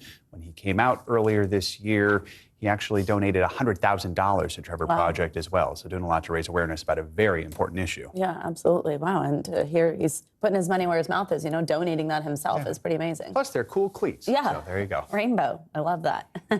All right. All right. Now we have new developments in the Derek Chauvin civil rights trial this morning. Court filing shows Chauvin intends to change his plea of not guilty. Chauvin, who was convicted on state charges in April for murdering George Floyd, now faces federal charges for allegedly denying Floyd his civil rights. NBC News legal analyst Danny Cevallos joins us now here on set. Danny, good morning. So first, just tell us, what do we know about this new plea? How does it change things? What's it going to mean? We know that he's changing it. And beyond that, we don't know a whole lot more. But typically when this happens, it could be for a number of reasons. Sometimes the defendant has reached a plea deal with prosecutors. There's no real indication that that's what's going on here, but it's possible. Sometimes the defendant just doesn't have the will to fight anymore, or the money, because it's expensive to defend all of these cases. Ultimately, he has to plead guilty, and during allocution, he has to admit to all the facts, but it might be as simple as he's going to do what we call plead straight up to the indictment. And he can still get some credit on sentencing. He can get a couple bonus points and reduce his sentence just for accepting responsibility in his plea. So that could be what's happening here. But in all likelihood, we are going to see a guilty plea. The reason why remains to be seen. Can you walk us through the federal charges that he's facing and the laws that come into play here? These are essentially federal criminal civil rights charges. Now, normally when it comes to murder and the other crimes that Chauvin was convicted of, those are normally adequately handled by state courts. But because there is a civil rights angle to this, the federal government has chosen to indict and charge Chauvin and his co-defendants with essentially crimes that are violating civil rights. Otherwise, normally, the federal government will rarely get involved in a murder or a homicide case because that is the classic state crime that is handled primarily by state courts. Danny, can you go back to something that you just said a moment ago? So there's a difference between there's a way to accept responsibility, something you said straight up, that's not the same as pleading guilty? No, it is pleading guilty, but sometimes if the government isn't offering a deal, you can plead straight up to the indictment. In other words, no one's knocking off any charges. You are pleading to the indictment as it is. You're not getting a deal. No one's dismissing any of the charges against you. But sometimes that can be a strategy because you get a two-level reduction just for accepting responsibility. In other words, not forcing the government to go to trial and the court to expend its resources. So sometimes in a bad situation, or as the situation calls for it, sometimes a client should plead guilty just straight up. And straight up means just to the indictment as it was originally indicted. And that may be the best outcome for the client, that little reduction that you get just for accepting responsibility. All right. Wow. Danny Cevallos, what would we do without you? Thank you so much. There's a lot we still are waiting We'd be confused. Yeah, exactly. Thanks, Danny. Thanks, Danny. Coming up, a settlement for the victims accused by former U.S. gymnastics doctor Larry Nassar. Details on the deal reached after a 5-year legal battle. Plus, we'll explain why walking the dog might not just be good for man's best friend. That's in your weekly check-in next on Morning News Now.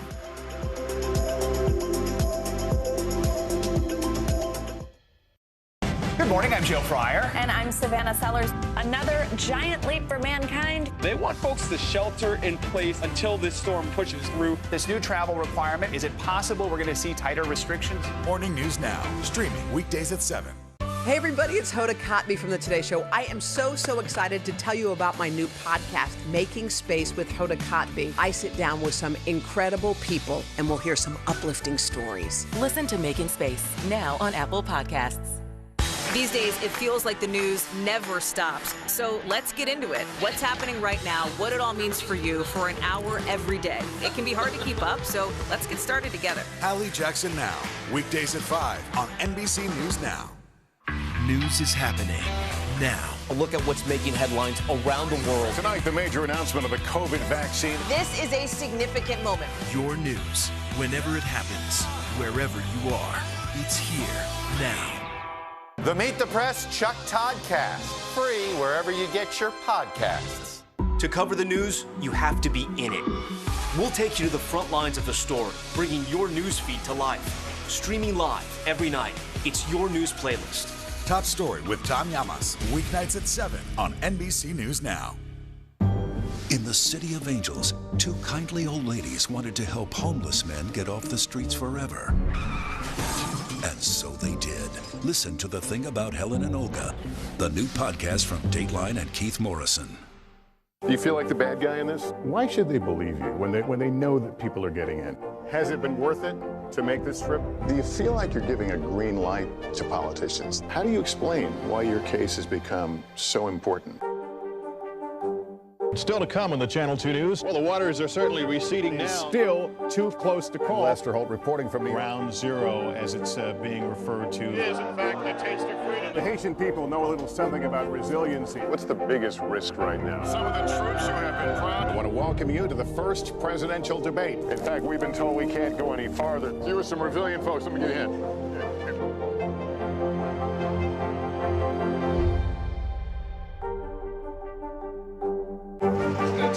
What is going to happen now? Going back and forth because Oh, yeah, this is it, right?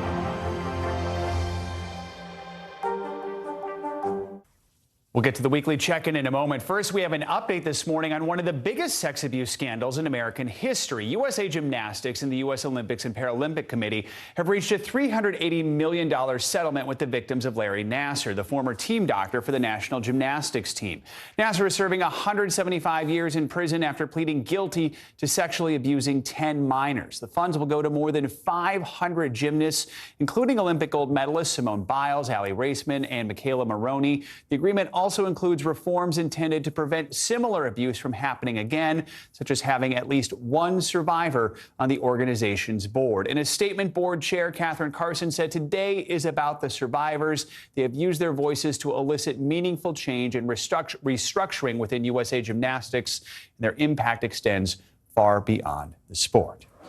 Now it's time for your weekly check-in, where we take a look at some of the biggest mental health headlines and how they may be impacting your daily life. Let's bring in Dr. George James, a licensed marriage and family therapist at Counsel for Relationships, probably someone you recognize here from the show. Dr. George James, good morning. Thanks for being with us. So let's start with post-traumatic stress disorder, PTSD. Now, we've been following the tornadoes in the South and the devastation left behind.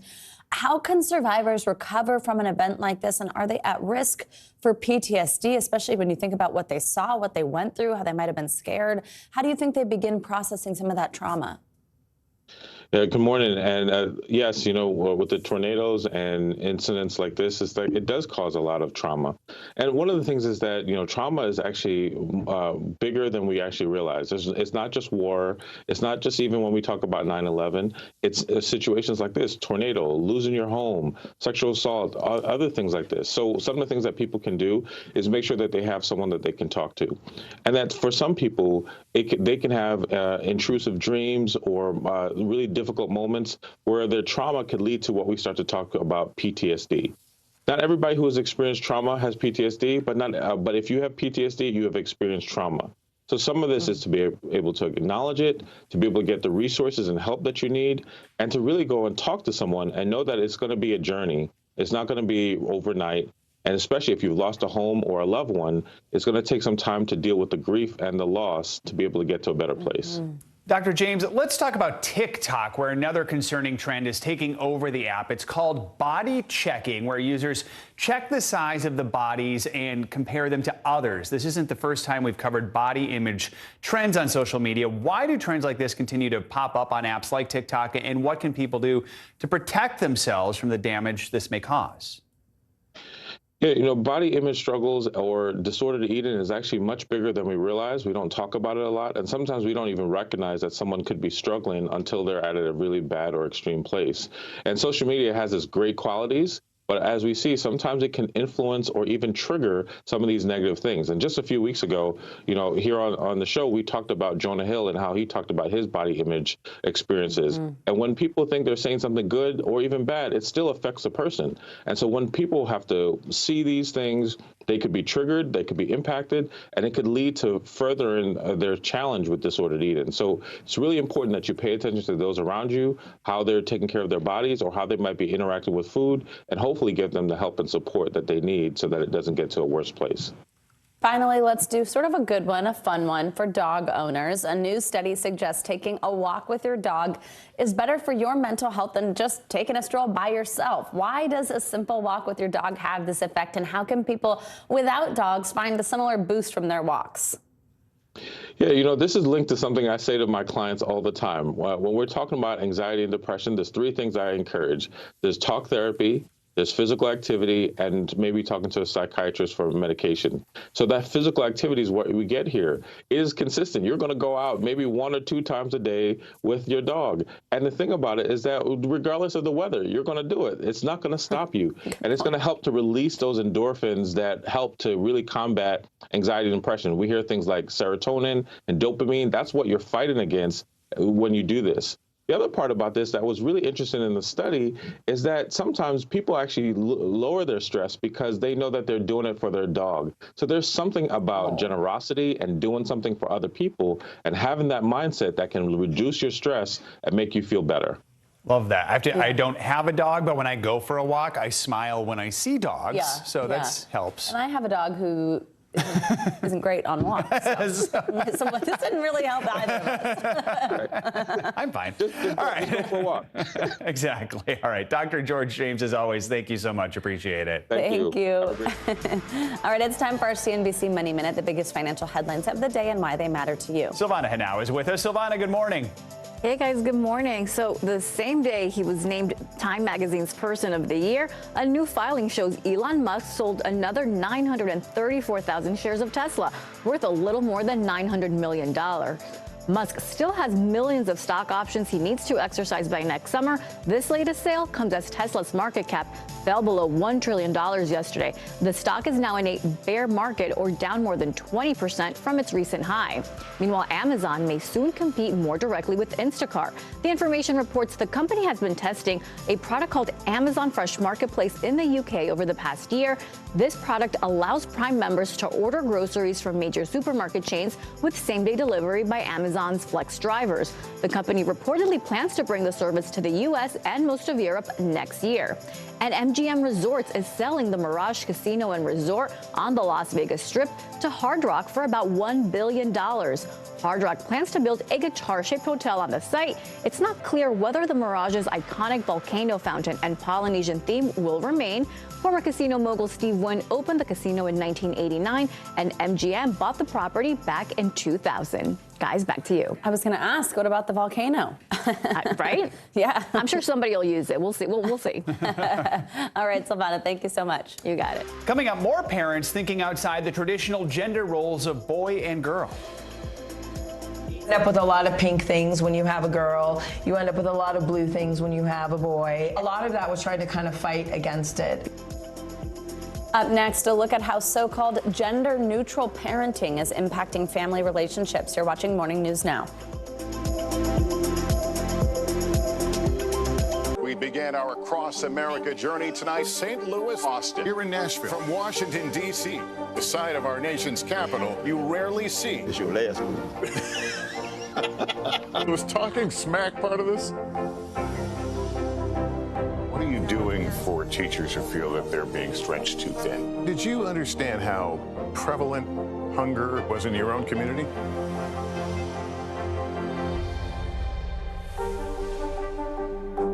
Sometimes the news can be difficult and overwhelming for kids to understand. Will coronavirus come back next year? So to help make sense of it all, we've created a newscast just for them. Man, you know a lot. We hope your family will watch Nightly News Kids Edition.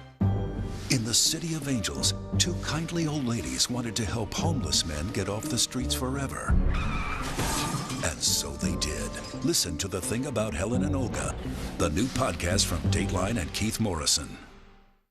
News is happening now. A look at what's making headlines around the world. Tonight, the major announcement of the COVID vaccine. This is a significant moment. Your news, whenever it happens, wherever you are, it's here now. We began our cross-America journey tonight, St. Louis, Austin, here in Nashville. From Washington, D.C., the site of our nation's capital, you rarely see. It's your last one. Was talking smack part of this? What are you doing for teachers who feel that they're being stretched too thin? Did you understand how prevalent hunger was in your own community?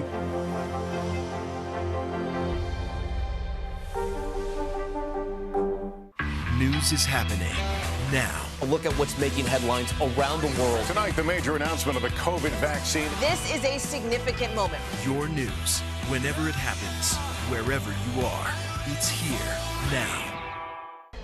We're back with the story of a family in Colorado who is encouraging their kids to express their gender identity more freely at an early age. It's called gender neutral or gender creative parenting. Here's NBC News Now anchor Hallie Jackson with more.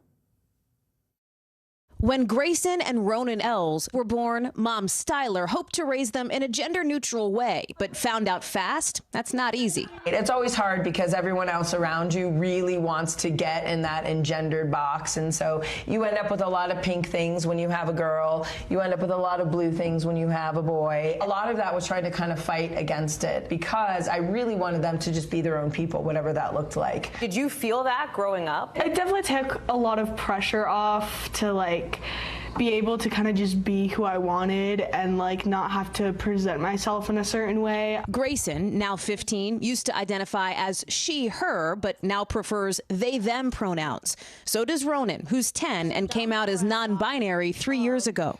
It was good because all of my teachers helped me out and stuff, and anytime one of my classmates would be like, because my teacher would go because they, and it was just pretty nice to know that I had some people after me, including my parents. Their school, supportive, but their more conservative community outside Denver, still adjusting. We definitely feel the judgment. At the doctor's office the other day, I had a gentleman follow me into the women's restroom because I suspect that he thought that I was transgendered and was not a fan of me being in the restroom at the same time as his wife.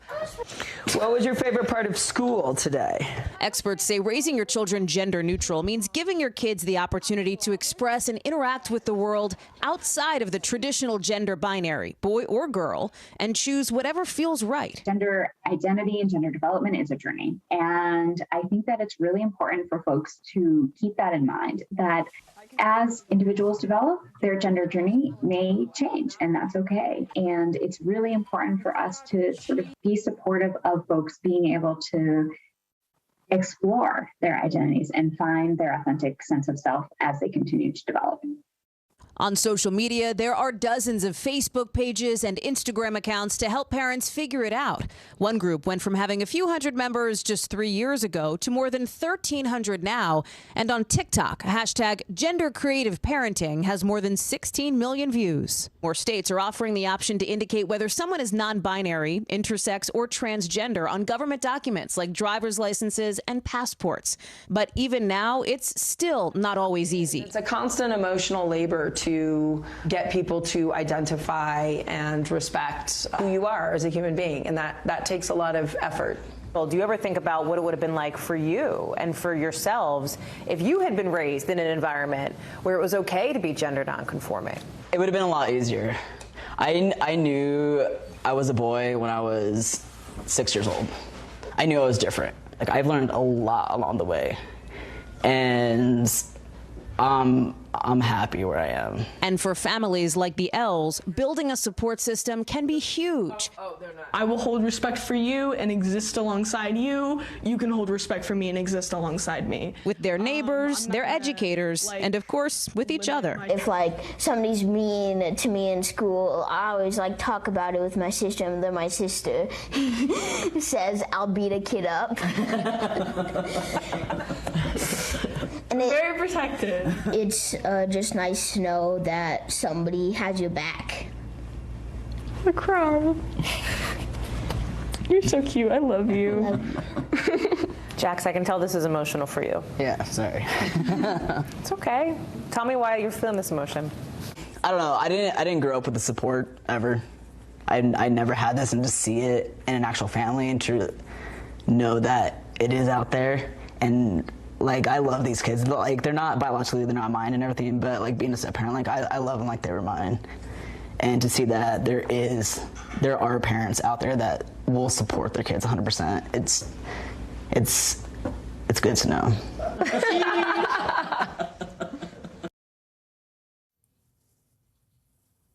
Our thanks to Hallie Jackson for that report. And that does it for this hour of Morning News Now. But the news continues right now.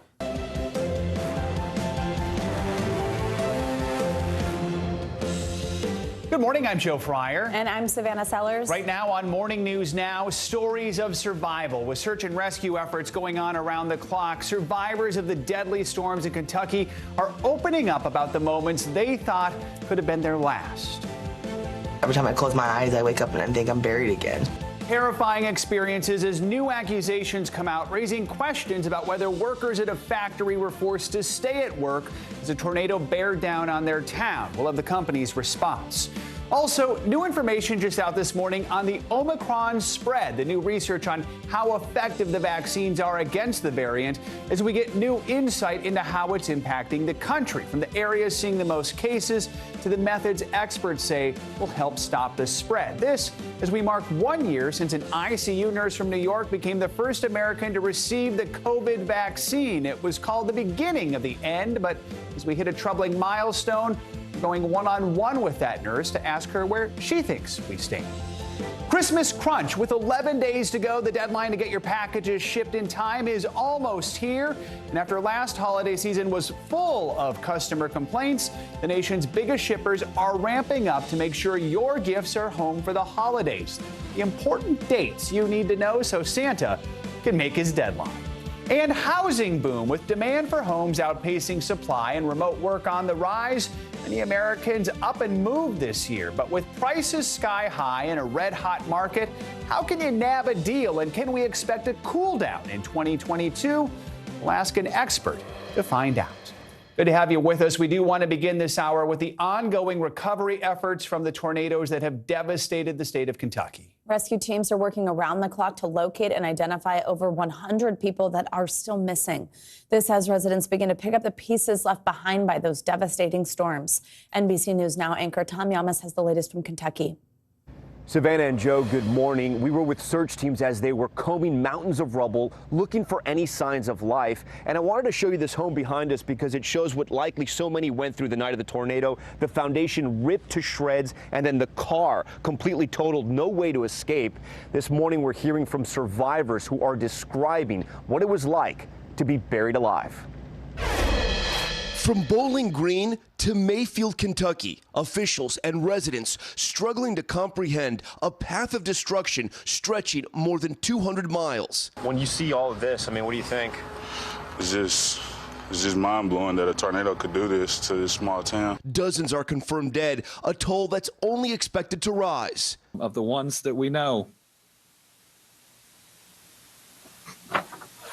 the age range is 5 months to 86 years. Good Samaritans rushing in to help. Is there any way we can help you out, Gary?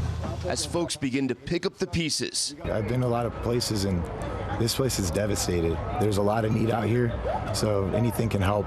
In hard-hit Mayfield, Kimberly Hendrickson is struggling with nightmares. Every time I close my eyes, I wake up and I think I'm buried again. So I've been trying to deal with that.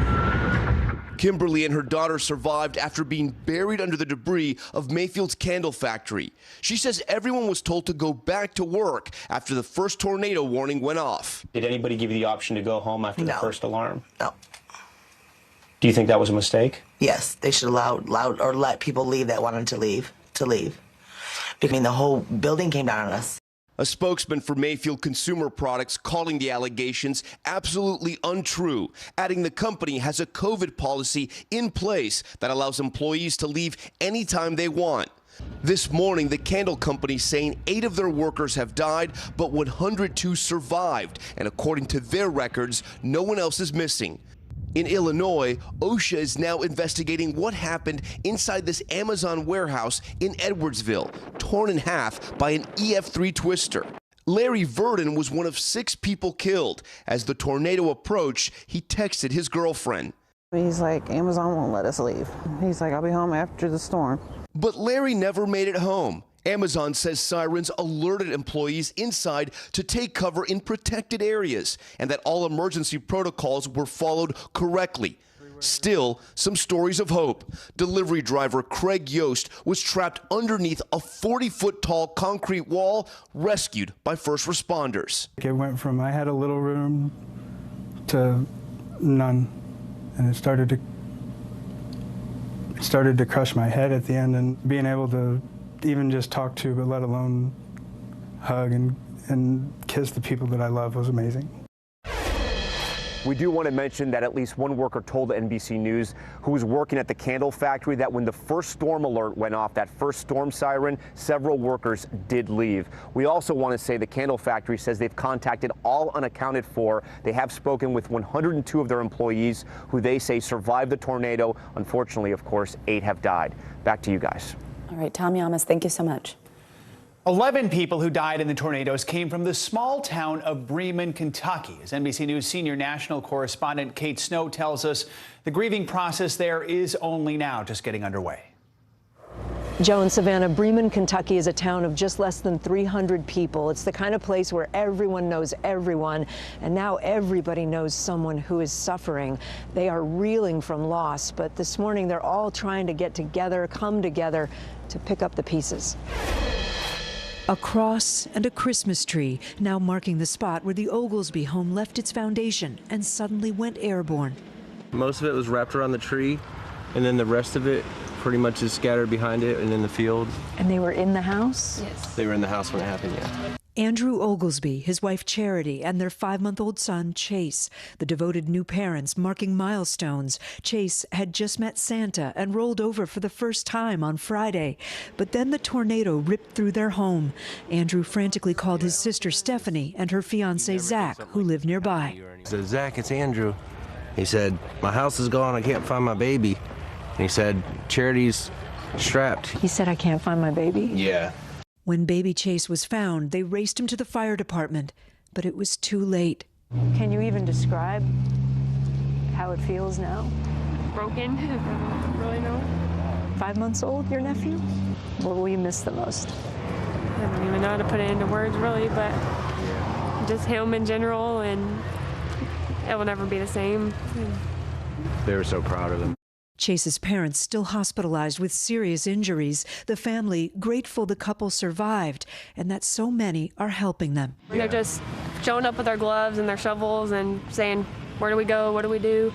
That's true all over Bremen, where nothing looks like it should.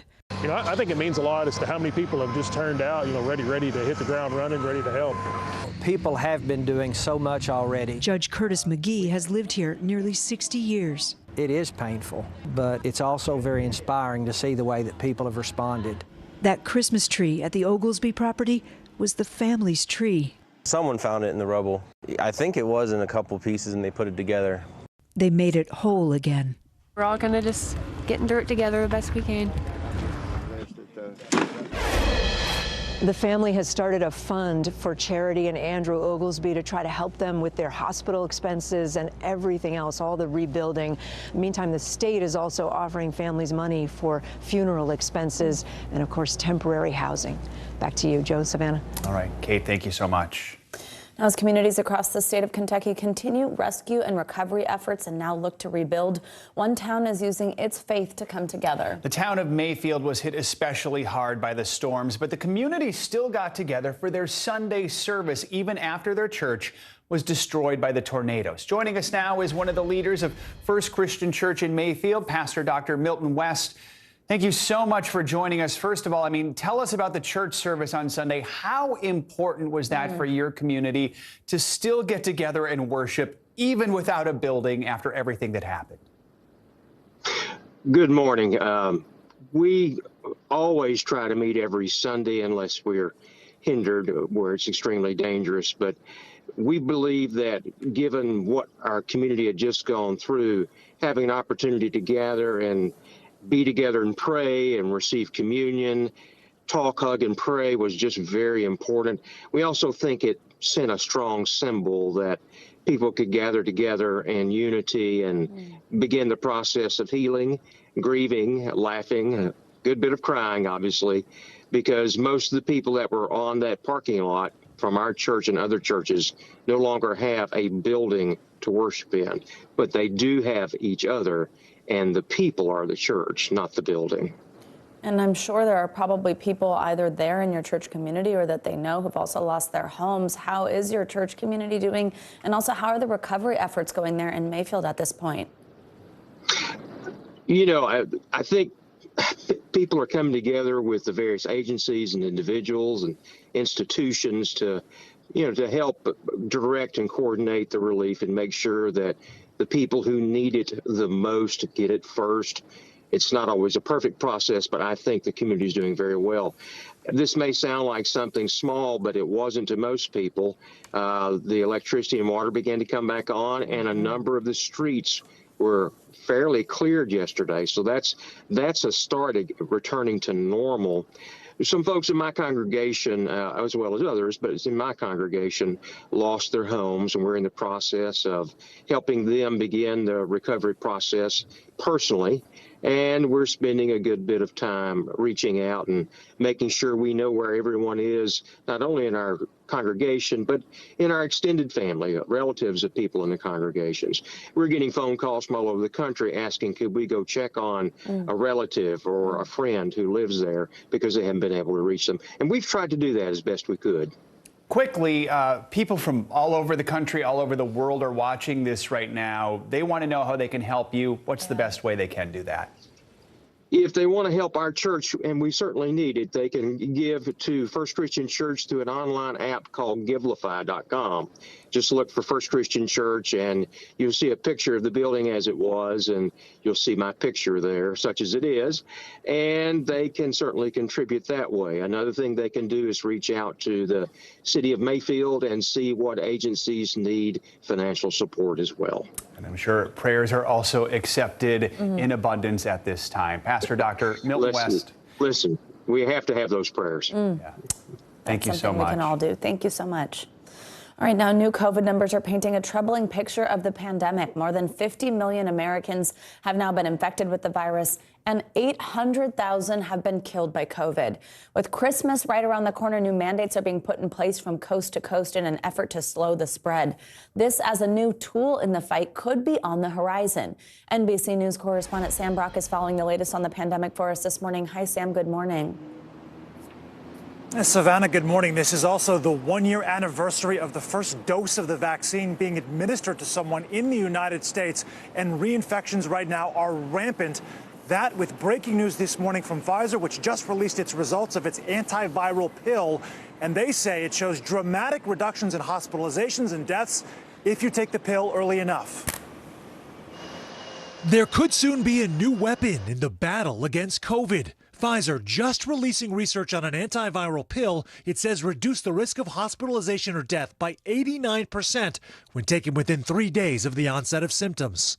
An FDA review is likely weeks away as cities and states across the country are rolling out new rules to try and corral COVID now. From California, reimposing an indoor mask mandate, to Philadelphia, matching New York City and phasing in proof of vaccine for all indoor diners, including kids as young as 5. This announcement will help reduce the risk of spreading COVID when people are enjoying our city's restaurants and other establishments that serve food. COVID cases climbing higher. In Florida, they're up more than 80% in 2 weeks as testing lines grow. So does the confusion from indoor etiquette. Some you don't have to wear your mask and some you do have to wear your mask. To travel. I don't understand why we still need to get tested if we've already been vaccinated. That makes no sense to me. With Christmas around the corner and get-togethers driving new infections, here are some essential guidelines to keep in mind. Consider self-testing before joining indoor gatherings with others who are not in your household. In general, you do not need to wear a mask in outdoor settings unless it's crowded or you're around unvaccinated people. Indoors, avoid poorly ventilated spaces and do wear a mask if the community has high transmission. As for making that trip in the first place, the government recommends delaying travel until you're fully vaccinated. But if you're not, get tested before and after. For many family members, it's risk versus reward. Were you nervous about seeing family for the holidays, knowing what's going on with COVID? A little bit. So why'd you decide to go anyway? Because I miss them. So many people I spoke with expressing that exact same sentiment. And Savannah, a little bit ago, you mentioned that 800,000 death plateau. That is more people than the entire populations of the cities of Boston or Seattle or Washington, D.C. Just for comparison, those numbers, of course, continuing to climb. Back to you. Yeah, it really puts it in context. Sam Brock, thank you so much. Dr. Aditi Nerurkar joins us now. She's a physician at Harvard Medical School. Doctor, good to have you with us. So CDC Director Rochelle Walensky now says Omicron makes up 3% of cases in the U.S. Here's what she said about the variant earlier on the Today Show. It is more transmissible, and we're seeing that in other countries as well, that it's rapidly becoming the more predominant strain. But I want to emphasize that we have the tools now. Dr. Nerurkar, so do you expect Omicron to become the dominant variant here in the U.S.? And if so, when do you think that might happen?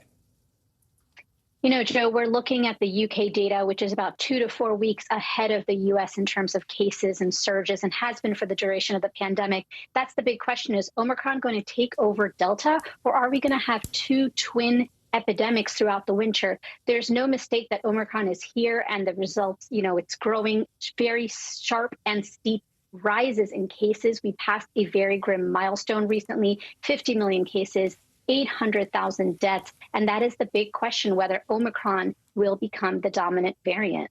Let's talk about maybe how we stop Omicron. A new study out of South Africa shows 2 doses of the Pfizer vaccine give 70% protection against hospitalization of Omicron cases. So when do you think we're going to learn more about the protection that Moderna, even J&J vaccines have against Omicron? And do you think it'll be similar to Pfizer?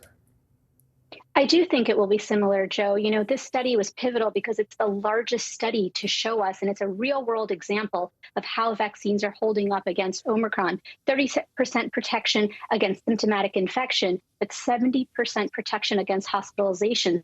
The vaccines have been designed to prevent the most serious metrics and to keep people out of the hospital. And so this study really helps us understand that the vaccines are durable and offering robust protection against these most serious metrics. During Sam Brock's story, we heard folks have concerns and questions as they prepare to gather for the holidays. What are your concerns? I am concerned, Joe. You know, we saw a very large uptick immediately after Thanksgiving when people gathered, and we're going to see even a larger uptick with Christmas. All of the concerns that Sam mentioned are very much on the table, and the next 2 to 4 weeks are going to be really critical in understanding how Omicron is going to affect us all. And I'm worried about the holidays for all of us. All right. Dr. Aditi Nerurkar, as always, thanks so much for joining us. We do appreciate it. Now, as doctors monitor another potential surge, we're hitting a major milestone here in the U.S. in our fight against the pandemic. Yeah, today marks 1 year since that moment. You probably remember it. The first person in the United States received a dose of an authorized COVID vaccine. It was December 14th, 2020. New York City nurse Sandra Lindsay rolled up her sleeve on live TV and got her first dose of the Pfizer vaccine. That was a major moment, especially for healthcare workers who had already spent months on the front lines battling a virus doctors were still trying to learn about. out. And until that point, there was no vaccine to protect them. We're excited to have Sandra Lindsay joining us this morning. Now, in addition to being the first person in the U.S. to get that shot, she's also the director of nursing critical care at Northwell Health's Long Island Jewish Medical Center. Sandra, good morning. Thank you for your time today. So let's talk about where you were 1 year ago today. We were all broadcasting you getting this shot first, not much later than right now, almost exactly a year ago. What's it like looking back on that day, and how's the past year been for you? Good morning. Thanks for having me. You know, I look back with so much gratitude that I had that opportunity to protect myself and to serve as an inspiration and a beacon of hope for the country, for the world. It's been a whirlwind. It's been very busy, but I'm happy to have the platform such as this to be able to share my story and to, you know, just encourage everyone to get vaccinated, that we can do this together. We do have the tools to fight this virus. We're still only a little over 60% fully vaccinated in this country a year after you got your shot. What's your message to those folks who still have yet to get their first dose? What do you want them to take away from your experience? That COVID is still here. It's still happening. We continue to take care of patients who are unvaccinated in our hospitals, and they come in really sick. And the vaccines are a powerful tool to prevent people from getting severely ill and coming in the hospital. So we do have options, and now is the time that, you know, we should avail ourselves of those options. COVID is not going to go away without action, and we see that with the variants popping up. And Sandra, before we let you go, I do want to ask you about the current situation at your hospital. What's it like? How are you all doing? And I mean, did you and your colleagues expect us to still be concerned about these surges and variants a year into this vaccine rollout? Well, we had expected a faster sprint across the finish line. We are exhausted, and, you know, we want to heal. Many of us are going through post-traumatic stress disorder. We're exhausted. We want to be with our family and friends and not fear when a holiday comes around and we get nervous about what are going to be the consequences after the holidays. Mm-hmm. What's your message then to folks as they prepare to gather for the holidays? What do you want them to know? So I want people to know that, you know, I know that it's been a long 2 years and you want to be with your friends and family, and I do too. So now is a good time to protect yourselves and your loved ones. And also to be aware of your situations, right? To wear masks, social distance when you can, hand hygiene. But the most important thing is to protect yourselves and encourage your loved ones to protect themselves as well by getting vaccinated. And I also want to remind people, if you've gotten 2 shots, the booster is very, very important. Important message, Sandra Lindsay. That image of you 1 year ago, it's a history-making image, one we'll always remember. We thank you for everything that you have done. Thank you for having me. Thank you. And to Washington now, where the Congressional Committee investigating the January 6th Capitol insurrection released texts by 3 Fox News hosts urging former Trump Chief of Staff Mark Meadows to push then-President Trump to call off the rioting. Now, Fox News did not immediately respond to a request for comment. It comes as members voted to refer Meadows to the House for contempt of Congress. Committee Vice Chair Liz Cheney read out those messages in yesterday's session. According to the records, multiple Fox News hosts knew the president needed to act immediately. They texted Mr. Meadows, and he has turned over those texts. Quote, Mark, the president needs to tell people in the Capitol to go home. This is hurting all of us. He is destroying his legacy, Laura Ingraham wrote. Please get him on TV. Destroying everything you have accomplished, Brian Kilmeade texted. Quote, can he make a statement? Ask people to leave the Capitol, Sean Hannity urged. NBC News senior congressional correspondent Garrett Haake joins us now for more on this. Garrett, good morning. So just put into context here, how significant are these text messages? And ultimately, did they play a major part here in the committee's decision to recommend Meadows face contempt charges? It seems that they have. The text messages are part of some 9,000 pages worth of documents that Meadows handed over to the committee during the brief time in which he was planning to cooperate with them. And the committee looks at these text messages and other communications that they've gotten from Meadows as the tip of the iceberg, someone who was right in the middle between the campaign, the Trump White House, and in contact with so many of the then president's allies across the country. Liz Cheney talked about Meadows and what he knows and what he's not saying this way last night. These non-privileged texts are further evidence of President Trump's supreme dereliction of duty during those 187 minutes. Mark Meadows' testimony is necessary to inform our legislative judgments. Yet he has refused to give any testimony at all, even regarding non-privileged topics. He is in contempt of Congress. So you see here a little bit of the committee using the negative space, if you will, to say, here's what Meadows has told us in the form of these text messages, and here's everything else around that we would like to be able to ask him about in testimony if he'll just come in and sit down with the committee. Garrett, tell us more about these texts. Who else did the panel reveal texted Meadows during the riots? What did they say? Was it all this same type of messaging about the former president? No, in fact, it was kind of all over the place. You played some of those text messages from the various Fox News hosts. We also know that the then president's son, Donald Trump Jr., was also texting Meadows with a similar message, urging him to get out there, get the president out there to say something to stop the attack. But both before the attack and afterwards, Meadows was getting text members from as yet unidentified Republican lawmakers, either saying, talking about their plans to try to overturn election results, or in the aftermath of the attack, apologizing for not being able to do so. Again, this small amount that we know from what we've seen suggests Meadows could be in possession of a lot more information of relevance to this investigation. So what could happen to Mark Meadows if the House votes to hold him in contempt? Well, then it'll be up to the Department of Justice to decide whether they want to charge him with criminal contempt as they have with Steve Bannon. That case took about 3 weeks before the DOJ ultimately decided to act, and a lot of the legal experts I talked to think that was a more clear-cut case than would be this one. DOJ will have a very difficult decision on their hands about whether or not to charge Meadows, but the committee hopes that even going through this process can continue to pressure other witnesses who might be thinking about holding out to come forward. All right, Garrett Haake, lots to cover there. Thank you so much. You bet. Time for a check on your morning news now. Weather. Which means Bill Cairns is back. Hey, Bill. Hey, I love finally giving some good news, and it's all about the snow and the rain in the west. It has arrived. I mean, we had about a foot of snow yesterday at Mammoth Mountain, and they're expecting at the ski resort the possibility of up to 3 to 4 feet. And that's for all of the mountains in California. So, yeah, the mountains are calling. That's what they call it there. And slow motion snowflakes. It's really hard to beat those. So, yeah, the moisture hose is on. We've been calling these the atmospheric river, if you want. San Francisco had 3 inches of rain yesterday, and they're off to a top 10 water season. The water season in California starts October 1st.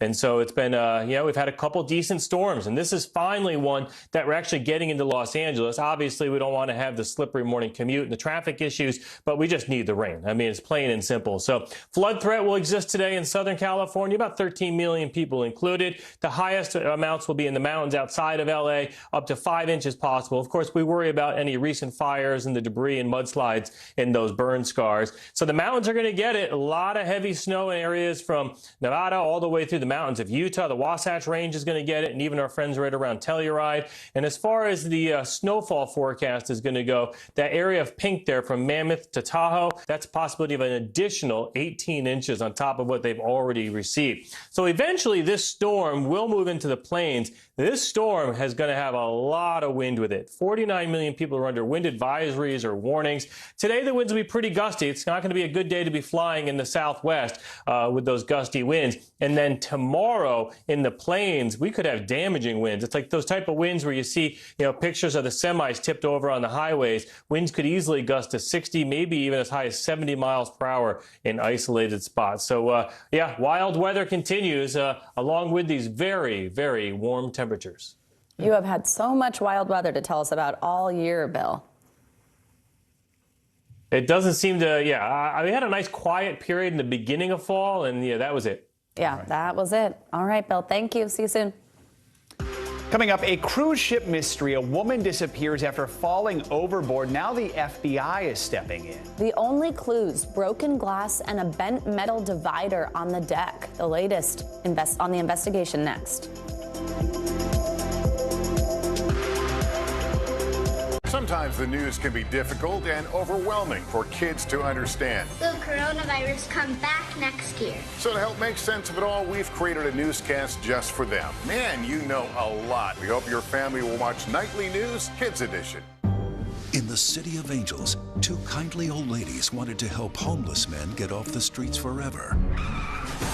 And so they did. Listen to The Thing About Helen and Olga, the new podcast from Dateline and Keith Morrison. What is going to happen now? Going back and forth because they... Oh, yeah, this is it, right?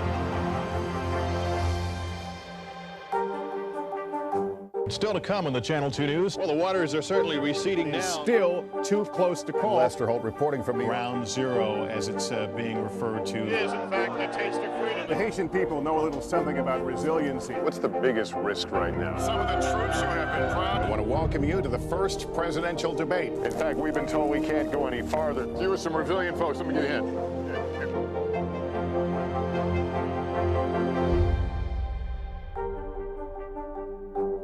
Hey everybody, it's Hoda Kotb from the Today Show. I am so excited to tell you about my new podcast, Making Space with Hoda Kotb. I sit down with some incredible people and we'll hear some uplifting stories. Listen to Making Space now on Apple Podcasts.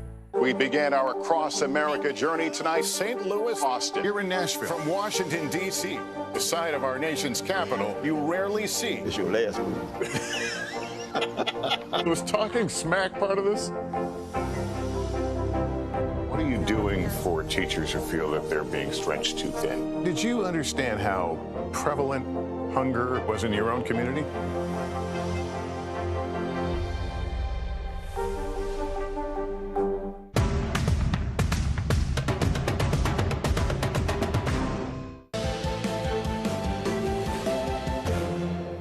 Welcome back. The FBI is now joining the investigation into the disappearance of a woman they say went overboard while on a Carnival cruise ship off the coast of Mexico. NBC News correspondent Gadi Schwartz joins us now with more on this. Gadi, good morning. Hey, good morning, Joe. Good morning, Savannah. For passengers of the Miracle cruise ship, at first it was the shock of a person overboard alarm sounding at 3 in the morning, then disbelief after a search that stretched across 2 days was called off. Many are still rattled and wondering exactly what happened to a woman in her 20s that caused her to plunge into the ocean in the middle of the night. This morning, the Miracle cruise ship sits in port, a floating scene now under investigation. Pictures of broken glass and a bent metal divider on a deck, the only evidence seen publicly after a woman plunged from a stateroom balcony nearly 10 stories into the water below in the middle of the night. The woman still hasn't been identified, but passengers say she was traveling with her boyfriend and a family member. Rattled shipmates say they were told a security camera had captured her fall. You can believe something happened to her. Sweet young lady, you know, a sweet soul, and she is gone. The FBI now investigating as to whether this tragic incident was an accident or foul play, releasing little information on what they know. It's scary. I hope they find out. Did she jump? Was she distraught or was she pushed? I want to know what happened. She's too young. Patricia Taylor says she met the woman on the 3-day cruise from Long Beach to Ensenada, Mexico.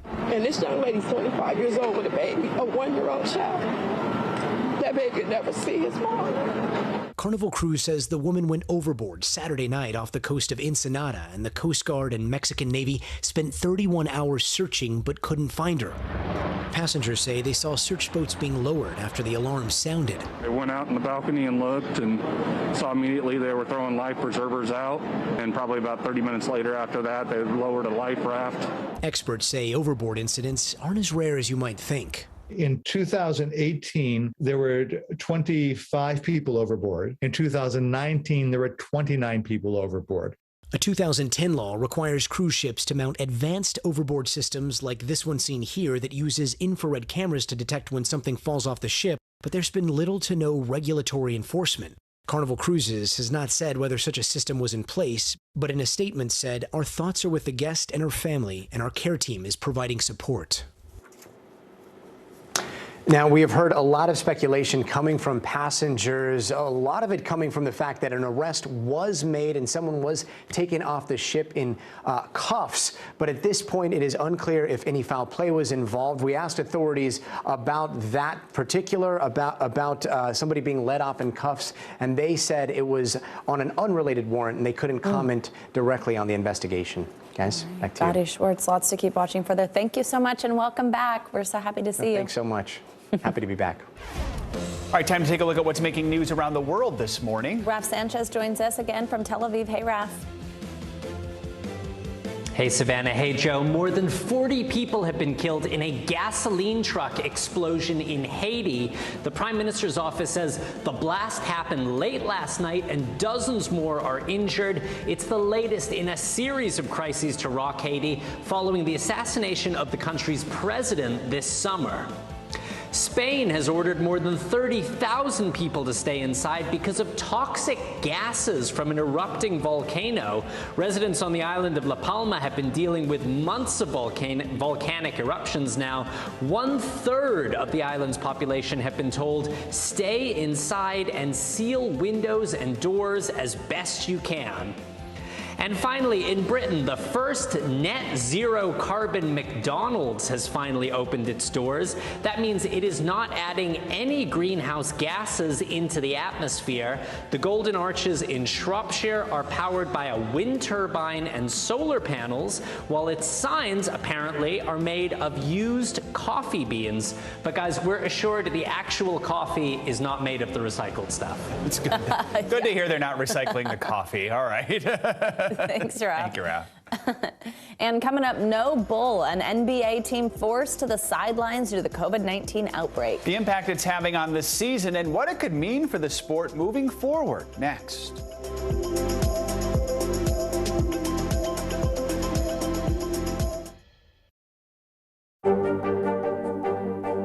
What are you doing for teachers who feel that they're being stretched too thin? Did you understand how prevalent hunger was in your own community?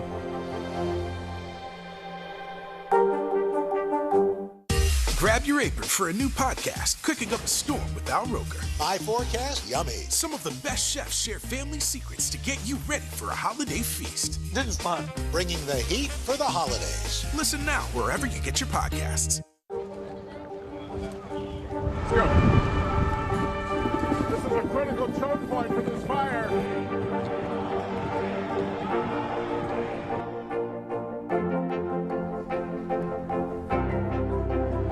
And good evening from New Orleans. Nice to really spend some time with you. Appreciate it.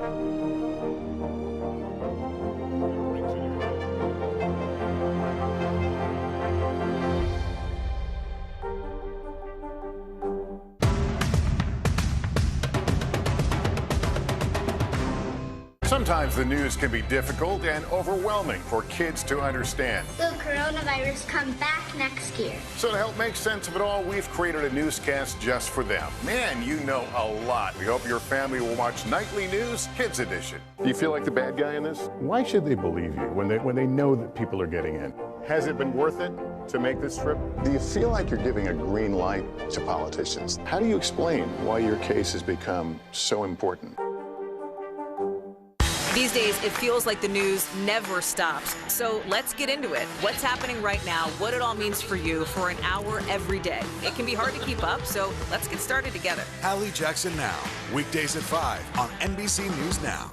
What is going to happen now? Going back and forth because Oh, yeah, this is it, right?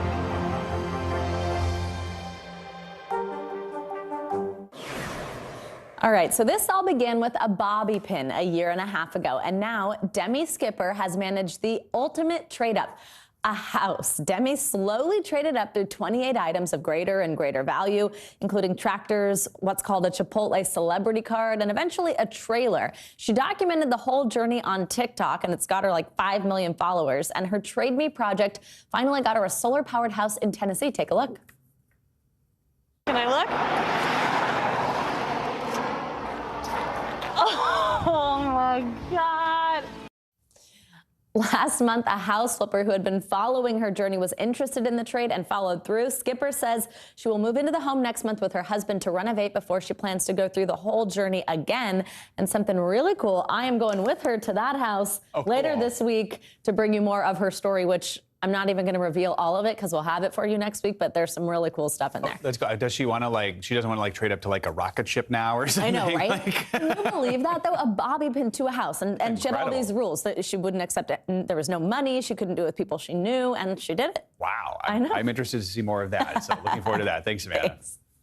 Now, today marks the one-year anniversary of when COVID-19 vaccine shipments began. 1 year on, FedEx is still delivering ice-cold supplies to medical providers around the country. But now the company is facing a new operating environment and a different set of challenges. NBC News business and technology correspondent Jolene Kent joins us now from the FedEx Express LAX Air Hub. That was fun to say. Joe, so how has FedEx's vaccine shipping strategy transformed over the last year? What are some of the headwinds it's facing right now? Good morning, Joe. That's right. 300 million doses of vaccines have been delivered by FedEx over the last year, and their strategy has evolved. But one thing that remains constant is this new Bluetooth technology that's attached to every single box of vaccines. They're shipped out here, they're coming in via airplane, and then distributed across the Los Angeles area. I had an exclusive interview with one of their senior executives about what the biggest challenges are, and they're a bit unexpected. So listen to this. It's really been outstanding coordination and results. If you wanted to say what could go better, I would really say the normal things we look for in any given day really have been the factors that have led to some of the challenges. Volatility around the volumes, weather obviously being a main factor, and really just being able to match the demand has been outstanding. Now, of course, it's also the peak holiday shipping season, and I asked Marcus Martinez there from FedEx about how they're handling the onslaught of packages, plus maintaining vaccine delivery. And he says that they're able to do it all because the pipeline here is already built. The infrastructure is certainly in place, but we do know that vaccines, like any other holiday shipping, can be delayed because of rain here in Los Angeles today. We've seen some delays on that front, but FedEx are trying to move full speed ahead and handle that volatility as more people get vaccinated in different regions across the country, Joe. Yeah, I mean, Joe, are there concerns you're hearing from doctors and medical professionals when it comes to getting vaccines to them? Yeah, there are a lot of concerns. We visited a pediatrician here in Los Angeles yesterday, Dr. Sammy Kim, and this is what he had to say. Listen to this.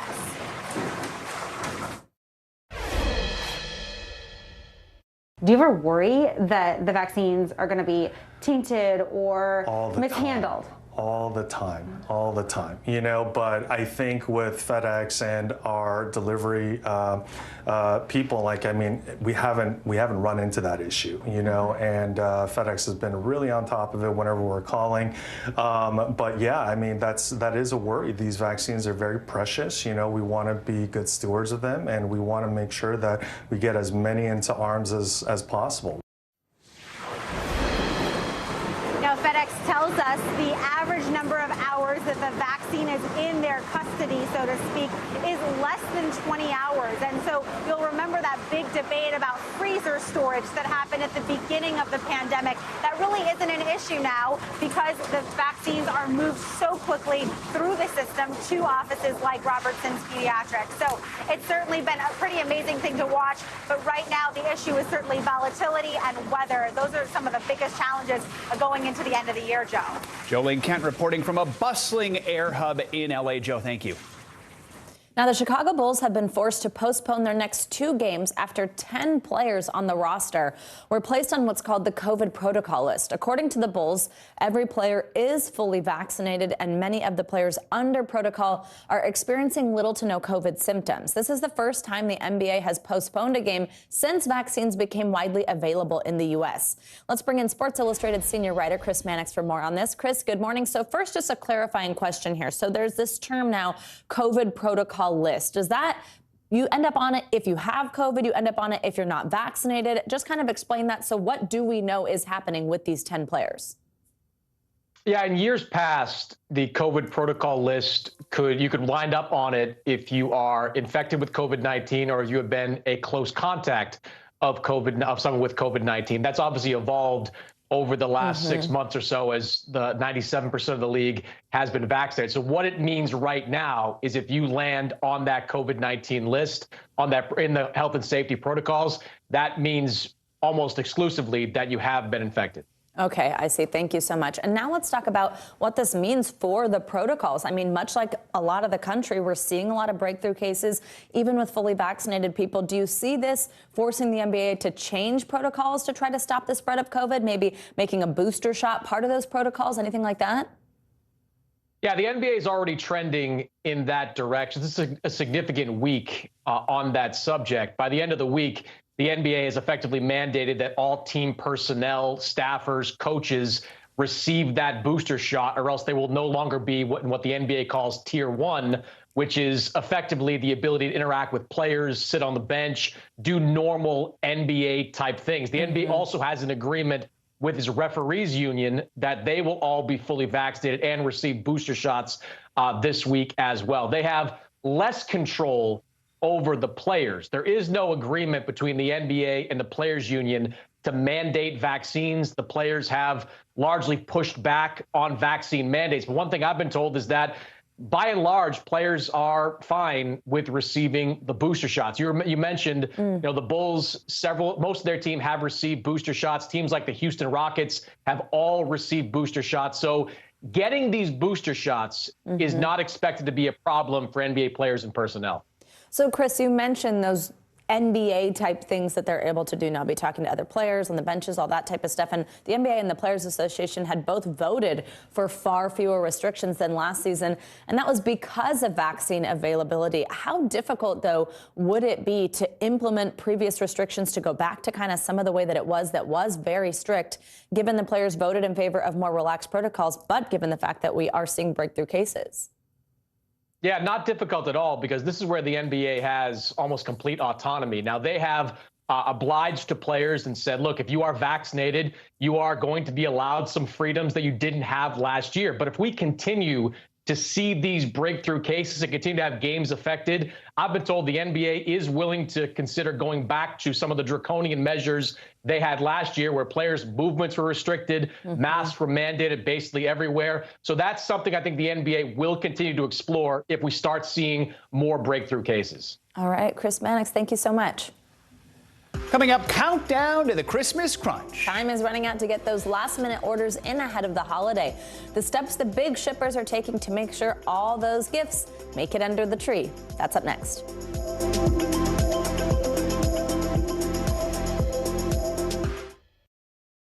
Do you feel like the bad guy in this? Why should they believe you when they know that people are getting in? Has it been worth it to make this trip? Do you feel like you're giving a green light to politicians? How do you explain why your case has become so important? Hey everybody, it's Hoda Kotb from the Today Show. I am so excited to tell you about my new podcast, Making Space with Hoda Kotb. I sit down with some incredible people and we'll hear some uplifting stories. Listen to Making Space now on Apple Podcasts. What is going to happen now? Going back and forth because Go ahead. Nice to see you.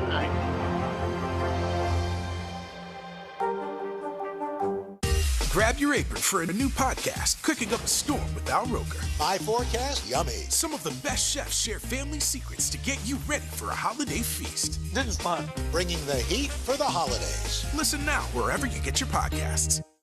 News is more than a headline. It informs, it inspires, and it still matters. To cover it, you have to be in it. And that's what we're gonna do. Every night, we take you to the front lines of the story, where it's actually happening, with NBC News journalists on the ground from all over the world.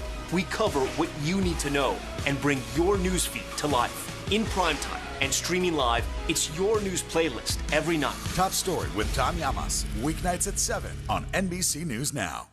News is happening now. A look at what's making headlines around the world. Tonight, the major announcement of the COVID vaccine. This is a significant moment. Your news, whenever it happens, wherever you are, it's here now. Do you feel like the bad guy in this? Why should they believe you when they know that people are getting in?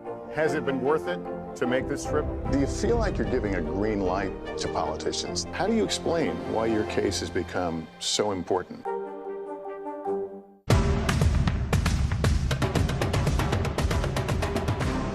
Do you feel like the bad guy in this? Why should they believe you when they know that people are getting in? Has it been worth it to make this trip? Do you feel like you're giving a green light to politicians? How do you explain why your case has become so important?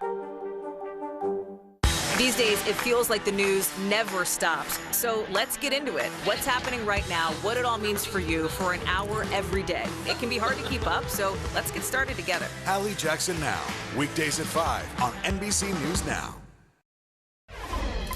Believe it or not, believe it, Christmas is only 11 days away, and if you haven't started your holiday shopping yet, just give up now. You're running out of time. Yeah, that's us. The deadline to make sure you get packages shipped in time for Christmas is fast approaching, which is why we have NBC News investigative and consumer correspondent Vicki Wynn here to break down those deadlines, tell us what we need to do, and I think you would not be happy with where we're at. Yeah. Come on, shopping and shipping. Guys, the deadlines for shopping was a long time ago. But okay, we're going to help you get through it. 11 days, you are right. Good morning. If you're watching right now and you haven't shipped your presents, you're going to want to pay attention because tomorrow is the deadline for most ground shipments in the United States. That's the cheapest you're going to pay. After that, get ready to open your wallet. So there are some ways to save and also to make sure that your gifts do arrive on time. And I'm going to give you some tips now to save and also keep track of those packages. With 11 days to go until Christmas, now's the time to get your packages in the mail. According to ShipMatrix, an average of 90 million parcels will be shipped every day this holiday season. The nation's biggest shippers ramping up to meet demand. I recently saw firsthand how the United Parcel Service and United States Postal Service are preparing for the rush. At UPS, I toured this state-of-the-art facility where automated scanning machines sort the packages while miles of conveyor belts and driverless vehicles prepare them to be loaded onto trucks for delivery. After weathering millions of delivery complaints in 2020, USPS Executive Vice President Jackie Stracco told me the agency started hiring seasonal workers 6 weeks earlier than last year. Some 40,000 additional employees at facilities across the country. We've made considerable investments in our people, in our facilities, and in our package sortation equipment. And FedEx has added new sorting facilities nationwide in what it expects to be its biggest holiday shipping season ever. But even with those investments, the three major carriers say they can only handle so much volume. USPS and FedEx say the deadline for domestic ground shipments to arrive by Christmas is tomorrow, December 15th. If you miss that deadline, they offer express services, but that will cost a premium. For envelopes and letters, Postal Service first-class mail must be sent by the 17th. The more expensive Priority Mail, the 18th, and Priority Express must be shipped by December 23rd. If you miss the FedEx ground deadline, the FedEx Express Saver deadline is the 21st. Two-day delivery must be shipped by the 22nd, and for serious procrastinators, FedEx same day must be shipped by the 24th, not the 25th. UPS doesn't give a deadline, but has an online calculator. If you ship now, it shows most domestic ground deliveries will arrive in 5 days or less. They also offer more expensive 3-day, 2-day, and next-day delivery options. And no matter how early you ship, some packages will still get damaged. So always a good idea to put a slip inside the package with the to and from address. That way, if any of the materials get destroyed, well, the shipper will still know how to get your package where it needs to go. Before you ship, get estimates online to compare rates. And remember, the Postal Service offers Priority Mail flat rate shipping boxes starting at $7.95. And if you miss the shipping deadlines, online retailers may be able to help you out. The big ones like Amazon, Best Buy, Walmart, they're all offering free 2-day, 1-day, and sometimes same-day shipping. In a real jam, consider BOPUS. Buy online and pick up in store. Now, if you are sending packages overseas, you want to be sure to check USPS.com for COVID-related service suspensions. 28 countries are affected right now, including Australia and New Zealand. I ran into Dr. Torres yesterday. His son lives in New Zealand, so it'll be hard for him to ship any presents there. Yeah. I mean, he should have done that a long time ago. Sounds like what Yeah. you're saying. Did you see the New Zealand calendar? All right. Okay, Vicki, what about keeping track of all these deliveries? Is there an easy way to do that? There actually is. There are a couple apps. We tried them out. They'll put everything in one place for you. The Shop app from Shopify will connect to your Amazon and your Shopify accounts, which is a lot of different retailers. You'll get shipping updates. That is free. You can also try Parcel, which allows you to track up to 3 packages at a time for free, or unlimited packages, but you do have to pay an annual $5 subscription. Not bad, though. I'm going to say something controversial, like just go to the store. BOPIS? You mean buy it online, go to the store and No, get I mean, it? or just buy it in the store. No shipping needed. But what if you have family that lives Right, elsewhere? but they don't live here. Yeah. Well, yeah. Well, and then it's the shipping. Right. Yeah. I see what you're Ship saying. directly And then to magically it appears. I see what you're saying. This is just about that part. Yeah, This is just about that part. Yeah. All right. Thank you, Vicki. Well, if you're going to be All with your your family is family, supposed because to. I'm going to bring it to mine. There you go. You know, in a suitcase. Well, That's good what for we're you, doing. Savannah. We're planning a There are suitcase. only so many things Vicki can help you with. Vicki, make them appear, all right? All right, thanks, Vicki.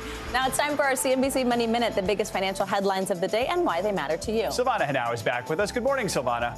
Hey guys, good morning. That report stressed me out, I'll tell you that. I have not finished my shopping. All right, so growth in the solar industry is expected to slow by as much as 25% next year. A new report out today says that's due to supply chain issues and rising costs for raw materials. But analysts say if Congress passes President Biden's Build Back Better plan, it could benefit the industry, with the U.S. forecast to install an additional 43 gigawatts of solar capacity in the next 4 years. Meanwhile, Toyota announcing today it will have 30 electric vehicle models available by 2030. The automaker also aims to sell 3.5 million EVs worldwide per year. Toyota says its luxury Lexus brand will be fully electric by 2035, and it will invest more than $17 billion in battery technology. And Nike is expanding its push into the metaverse. It's buying a virtual sneaker company called Artifact, which also makes NFT collectibles and members. Last month, Nike became one of the first big brands to enter the shared virtual world that's gained prominence after Facebook rebranded itself to Meta Platforms. In the metaverse, users can buy virtual land and other digital assets, such as clothes, for their avatars. Guys? All right, interesting. The metaverse. That's a new one we're going to have to try to wrap our heads around. All right, Silvana, thank you. You got it. Coming up, is it time to cash in or cash out? The real estate market was on fire in 2021, but can we expect more of the same in the new year? And how can you get the most bang for your buck? We're going to go one-on-one with an expert next.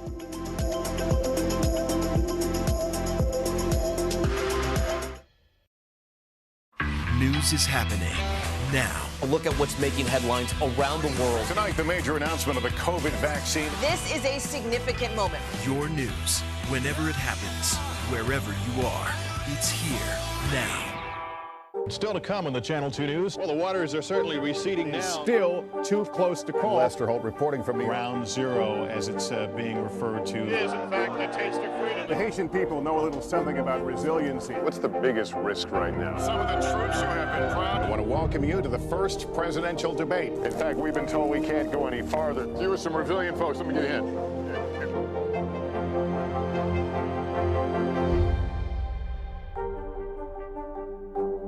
These days, it feels like the news never stops. So let's get into it. What's happening right now, what it all means for you for an hour every day. It can be hard to keep up, so let's get started together. Hallie Jackson Now, weekdays at 5 on NBC News Now.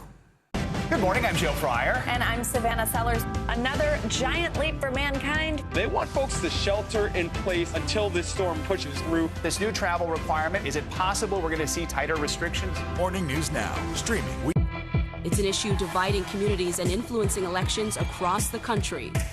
An in-depth look at how one small town confronted race and education and how it tore the community apart. Shame! This is Southlake. All episodes available now. News is more than a headline. It informs, it inspires, and it still matters. To cover it, you have to be in it. And that's what we're gonna do. Every night, we take you to the front lines of the story, where it's actually happening, with NBC News journalists on the ground from all over the world. We cover what you need to know and bring your newsfeed to life. In primetime and streaming live, it's your news playlist every night. Top Story with Tom Llamas, weeknights at 7 on NBC. What is going to happen now? Going back and forth because Go ahead. This is it, right?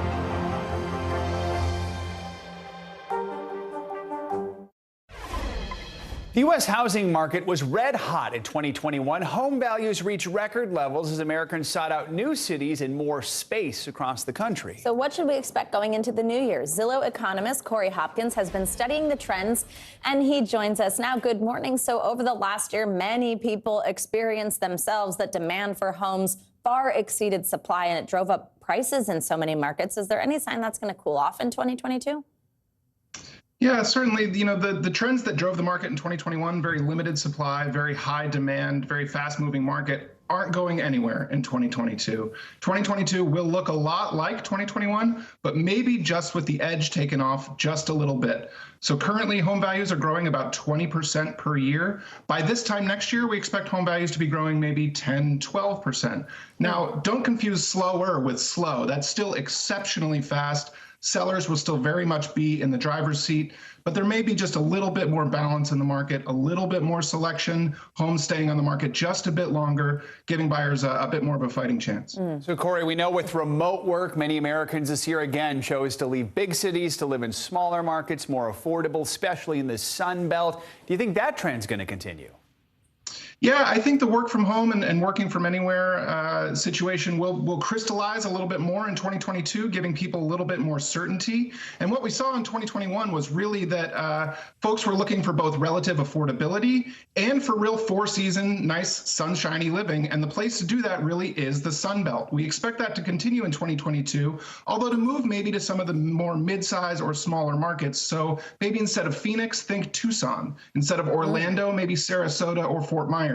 These are areas that are still close enough to big areas, but also have amenities of their own that could be pretty attractive to buyers. And now for our viewers who might be considering a new home in this upcoming year, do you have any advice for getting a deal? Yeah, I mean, certainly, you know, it will be tough out there. I won't sugarcoat that. Buyers really need to be prepared to move quickly, have all of your ducks in a row for sure, understand what your needs are versus what your wants are. And really to cope with a fast moving market, you need to use the tools that exist now to help you keep up. Look at 3D home tours on your own time. Take check out floor plans, look at photos online, look at video walkthroughs. All of these tools exist to help you narrow down your list from homes that are, hey, that's cool, to I need that place. And once you've got that list figured out, work with a local agent that knows the market, that you trust, that can help get your offer to the top of the pile no matter what. And you'll be in good hands. I can't say, like I said, it won't always be easy, but if you do those things, you have a great shot of being one of the 6 million plus folks that we think are going to buy a home next year. All right. Corey, those were a lot of ducks to get in a row, though. Yeah. All that virtual stuff. It sure is. Yeah, it's not easy. Corey, thank you so much. That does it for this hour of Morning News Now. But the news continues right now.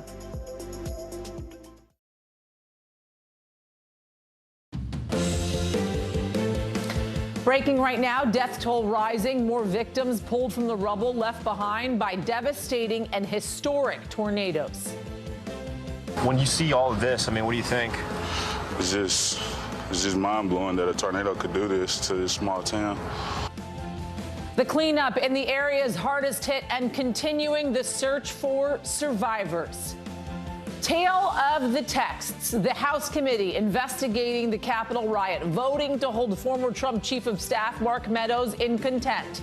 The newly revealed conversations putting him front and center in the search for answers. And game changer, Pfizer releasing results for its new antiviral medication said to drastically reduce hospitalizations and deaths if taken early enough. How soon it could be available to high-risk Americans. And good call. A 911 operator picks up the phone on the other end. A very unexpected emergency. She's like, 911, what's your emergency? I don't know. I think I'm in labor. The dispatcher who really delivered for a pregnant woman and her newborn baby.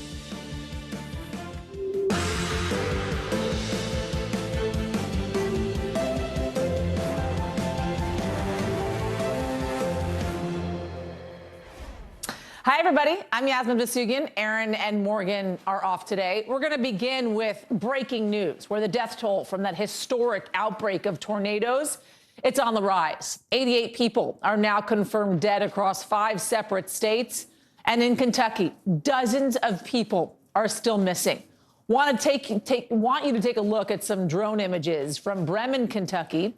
At least 12 lives were lost in that town. The population there only believed to be around 200. We have a team of correspondents spread out across the region covering the big story at this hour. Let's begin in Dawson Springs with NBC News correspondent Ellison Barber. Ellison, it's great to see you. Thanks so much for your reporting on this. You are in a town that was roughly 75% destroyed. Talk to us about what you're seeing on the ground there right now and how people are trying to pick up the pieces.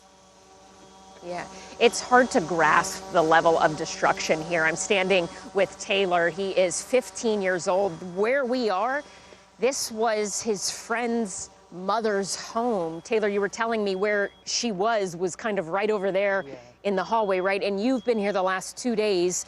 You live not far from here. Tell us what you were looking for and what you found. I was looking for a safe and her purse, and I haven't found her purse, but I found pictures of her and her son over that way, but that's basically all I found right now. So there are people like you who have come out who are trying to help people who survived. You said your friend's mom was injured when her home collapsed, and getting those pictures back, what did she say when you were able to take them to her? She was crying. She was thankful. She gave me a hug. And yeah, she just was very happy that I found them.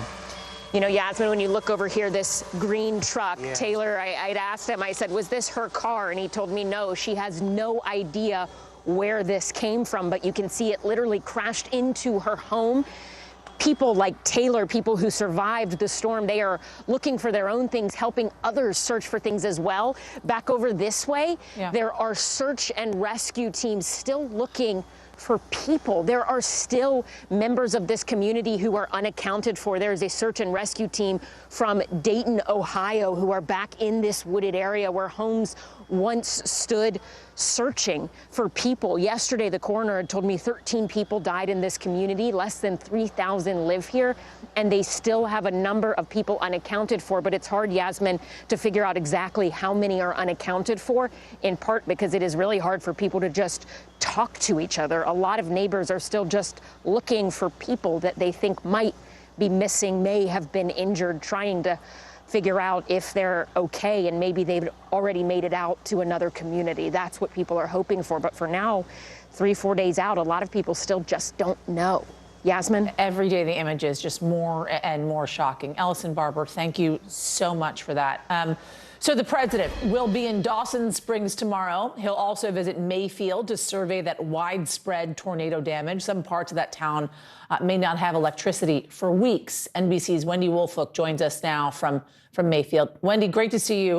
What's the situation like in Mayfield today? You and I were talking over the weekend when they were first surveying all the damage. There was some hope amongst leaders that they would find people still survived underneath that rubble. Is there still hope today? They are still looking for people throughout this region. Yasmin, as you mentioned, there are like 100, at least 100, still unaccounted for in towns far like north and east of this area. But here in downtown Mayfield, they've now gone into trying to salvage anything that was left in these homes and the businesses that are right over my shoulder. And you can see that they've already brought in heavy loading equipment to get rid of those mountains of debris. These, again, they were businesses, they were homes, they were banks. It was City Hall, the courthouse, in a town that was 200 years old. But just down the road, the search is over at the Candle Factory. All 110 people working Friday have been accounted for. But multiple workers have told NBC News that they were fired if they left their shifts early. That is despite the sirens that were detecting dangerous weather approaching. Listen to what one survivor said. I remember everything. Just the first alarm going off, and they called us to the back to do roll call, and then they didn't even finish it. They sent us back to work. Then the second alarm went off, and we went back to the evacuation area, and then I just heard the lady say they weren't going to give us no warning, it was just going to hit. Mainly, you could just hear everybody screaming. I mean, everybody was just in a panic, so it was just a bunch of screaming. And then, of course, the wind, you know, and then the lights flickered, but after that, it was just completely darkness because we were all buried. They were buried and trapped, Yasmin, for some neighborhood of 6 hours under all of that rubble, sometimes 15 feet of rubble with cement. And they also said they had chemicals that they could smell and that were surrounding them. So those people are still hospitalized because of their injuries and what they experienced. The company, however, denies these allegations vehemently. They claim that they had, because of COVID, they had protocols and policies in place that people could leave if they felt unsafe. Obviously, the people that have spoken to NBC News differ with that. And as you well know, 8 people lost their lives that night.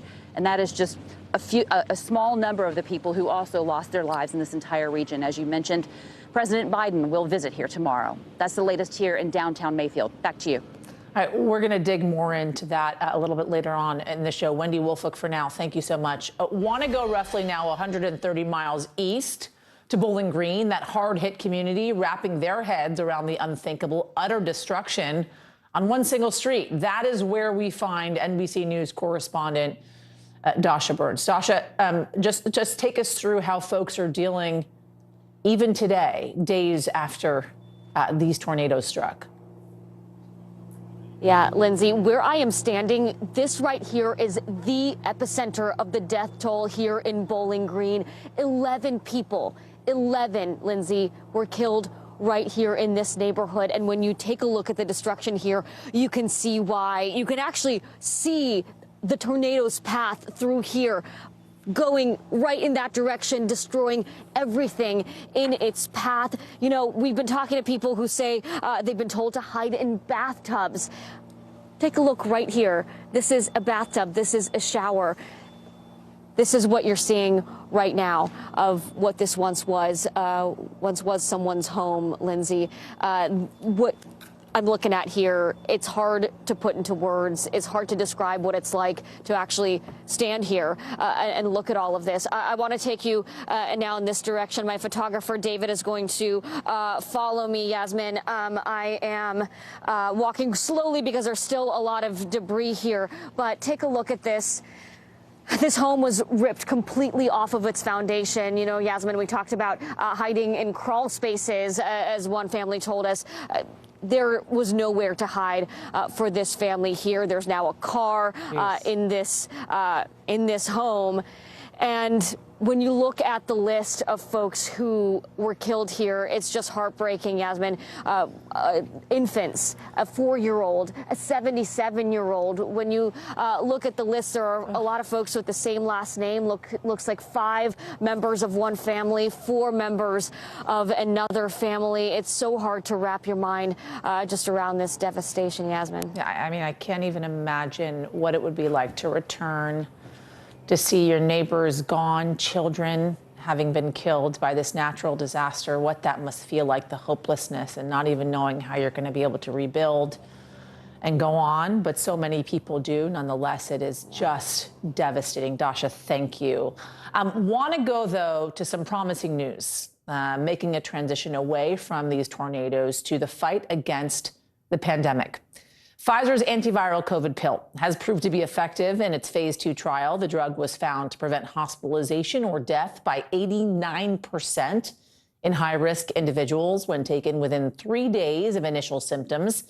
Federal health officials still, however, need to give emergency use authorization of the pill. Meanwhile, a new study from South Africa showing 2 doses of the Pfizer vaccine provide 70% protection against hospitalization from the variant Omicron. The 2-dose primary series, however, is only 33% effective against infections from the new variant overall. And speaking of Omicron, take a look at this map.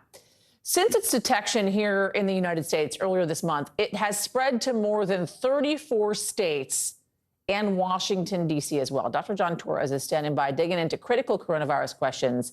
But I do want to begin with NBC News correspondent Sam Brock. He has more details on Pfizer's new antiviral pill. Sam, what do you got?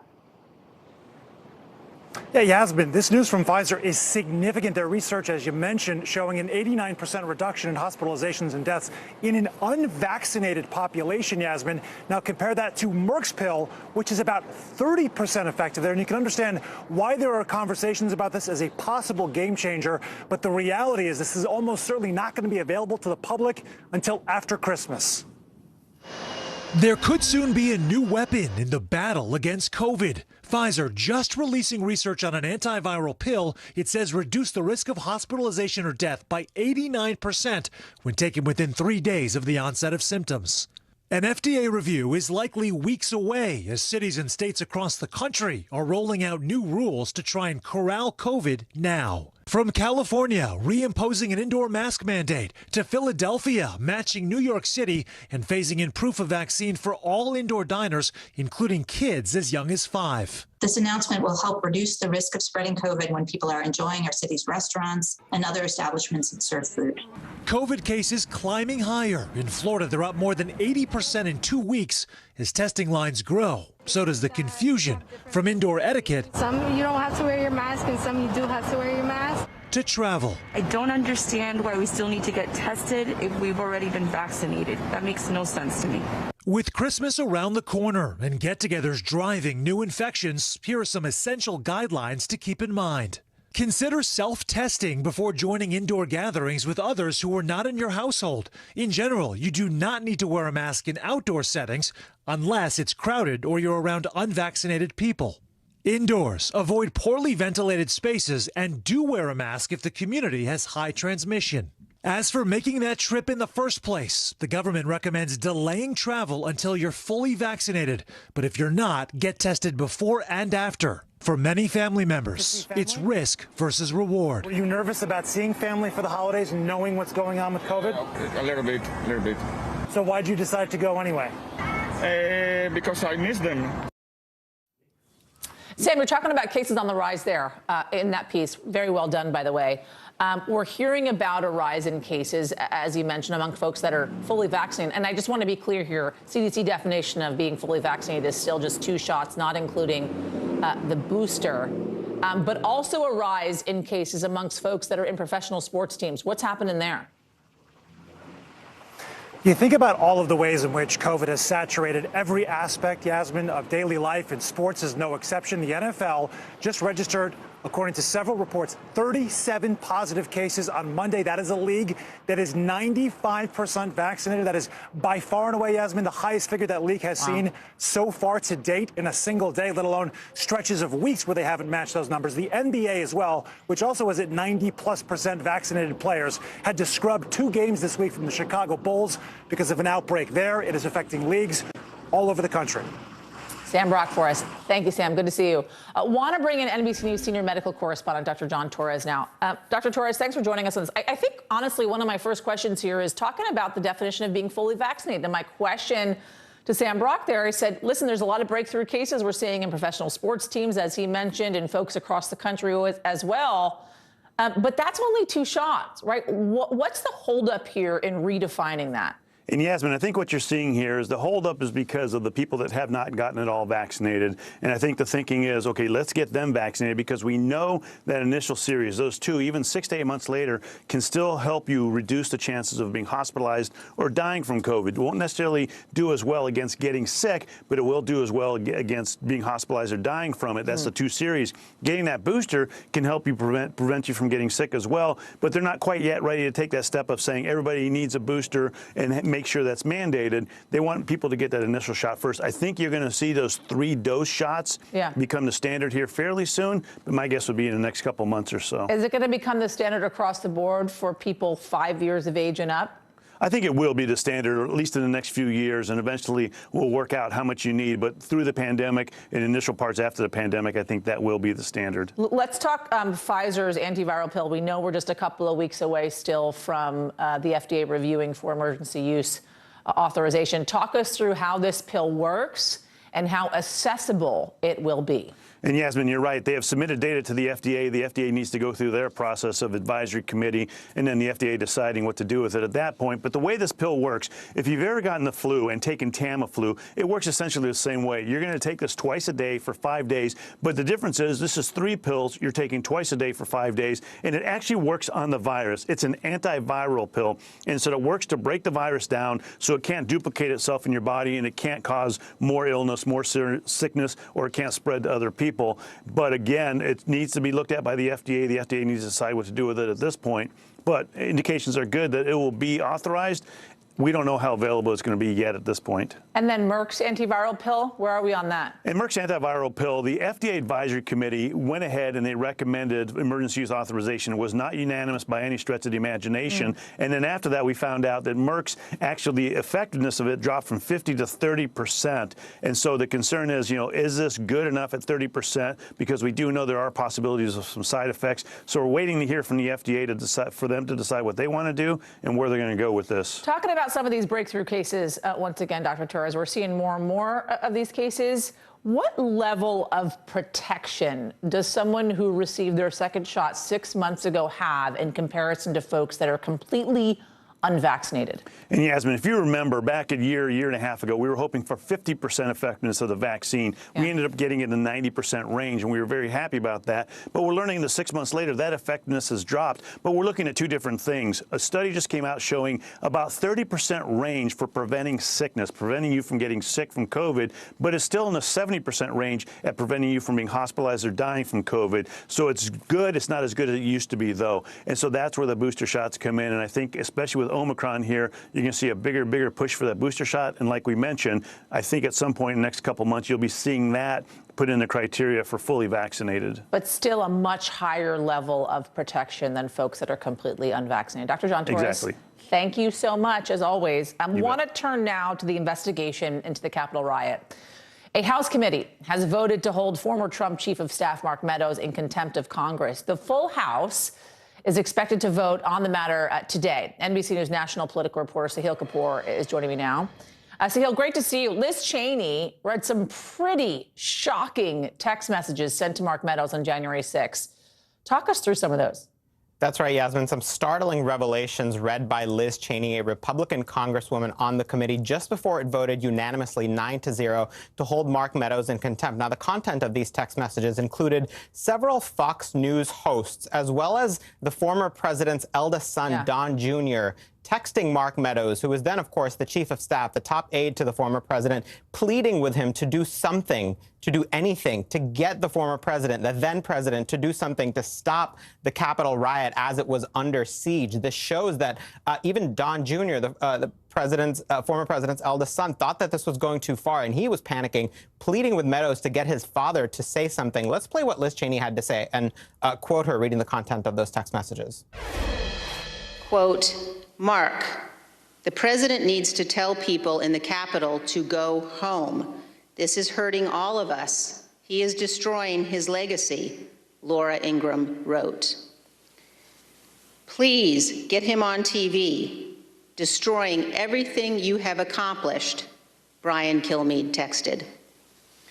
Quote, can he make a statement? Ask people to leave the Capitol, Sean Hannity urged. As the violence continued, one of the president's sons texted Mr. Meadows, quote, he's got to condemn this ASAP. The Capitol Police tweet is not enough. Donald Trump Jr. texted again and again, urging action by the president. Quote, we need an Oval Office address. He has to lead now. It has gone too far and gotten out of hand. Now, Cheney further said that these messages are central to the question that the committee is investigating as to whether then-President Trump corruptly, through action or inaction, sought to impede the electoral count on January 6th that ultimately declared then-President-elect Joe Biden the official winner of the 2020 election. What's startling to me, Sahil, is that so many of these individuals refused and continue to refuse to identify what actually happened on January 6th, when in fact they were texting the chief of staff of the former president, urging him to tell then President Trump to tell folks to back down, to back off, that things had gone too far. Let's talk about this contempt vote in the House happening today when it comes to Mark Meadows. What's going to happen here? Take us through it. That's right, Yasmin. The full House of Representatives, one day after that committee voted unanimously to send it to the floor, is going to vote today to approve that contempt resolution. There's a series of procedural votes they have to get through.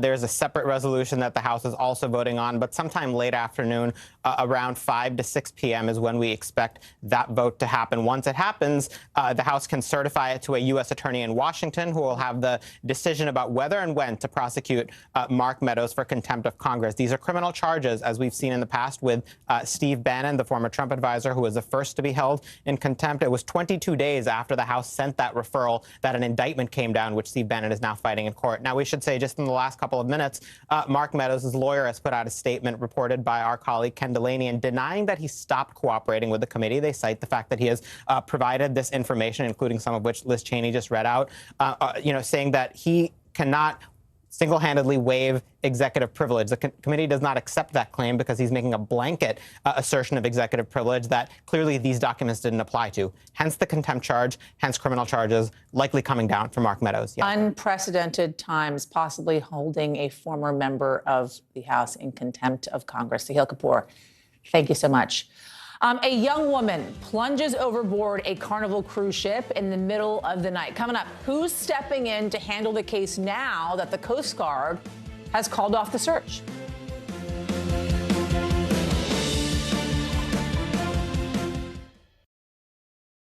Good morning, I'm Joe Fryer. And I'm Savannah Sellers. Another giant leap for mankind. They want folks to shelter in place until this storm pushes through. This new travel requirement, is it possible we're going to see tighter restrictions? Morning News Now, streaming weekdays at 7. Sometimes the news can be difficult and overwhelming for kids to understand. Will coronavirus come back next year? So to help make sense of it all, we've created a newscast just for them. Man, you know a lot. We hope your family will watch Nightly News Kids Edition.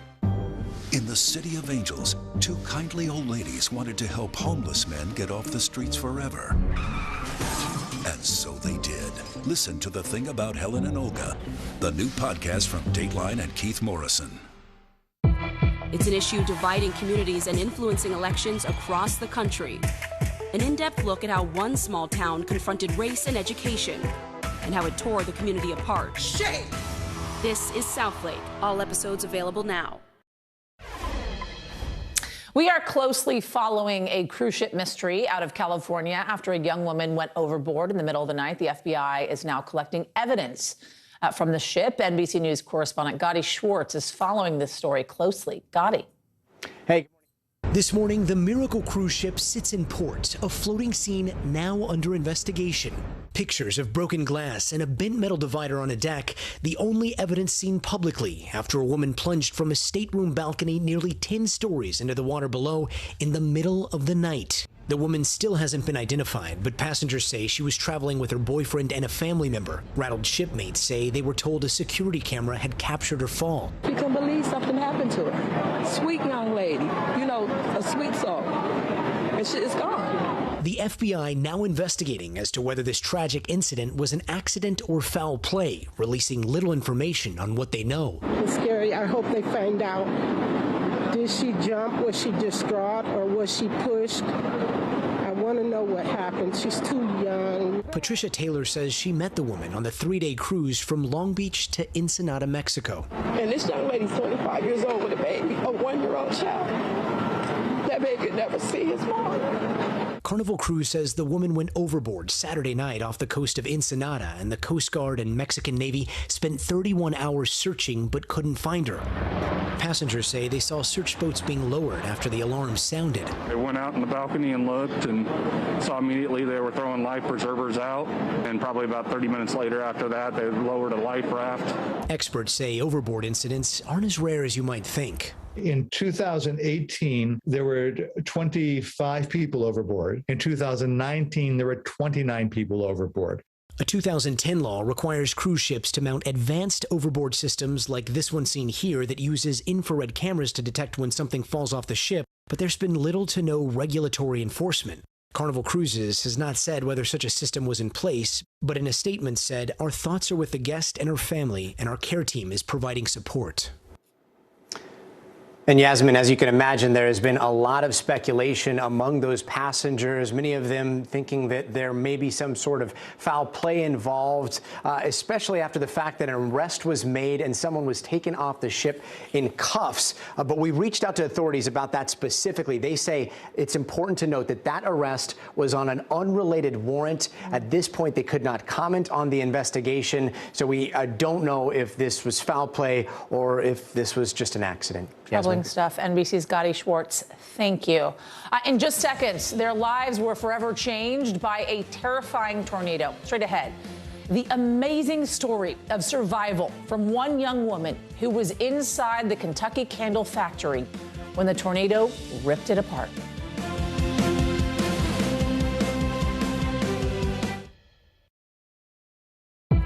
It's an issue dividing communities and influencing elections across the country. An in-depth look at how one small town confronted race and education and how it tore the community apart. Shame! This is Southlake. All episodes available now. What are you doing for teachers who feel that they're being stretched too thin? Did you understand how prevalent hunger was in your own community?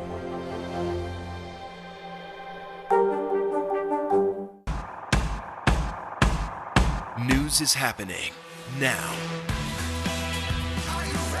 Look at what's making headlines around the world. Right now on Morning News Now. Tonight, the major announcement of the COVID vaccine. And this is a significant moment. Your news, whenever it happens, wherever you are, it's here now.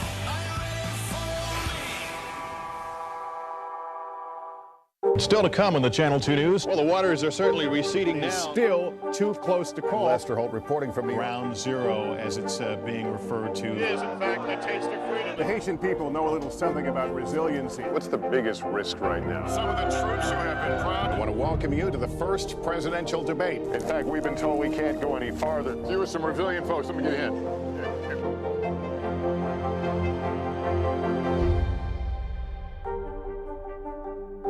Our week-long journey across America from Washington, D.C., outside of our nation's capital, you rarely see. It's your last one.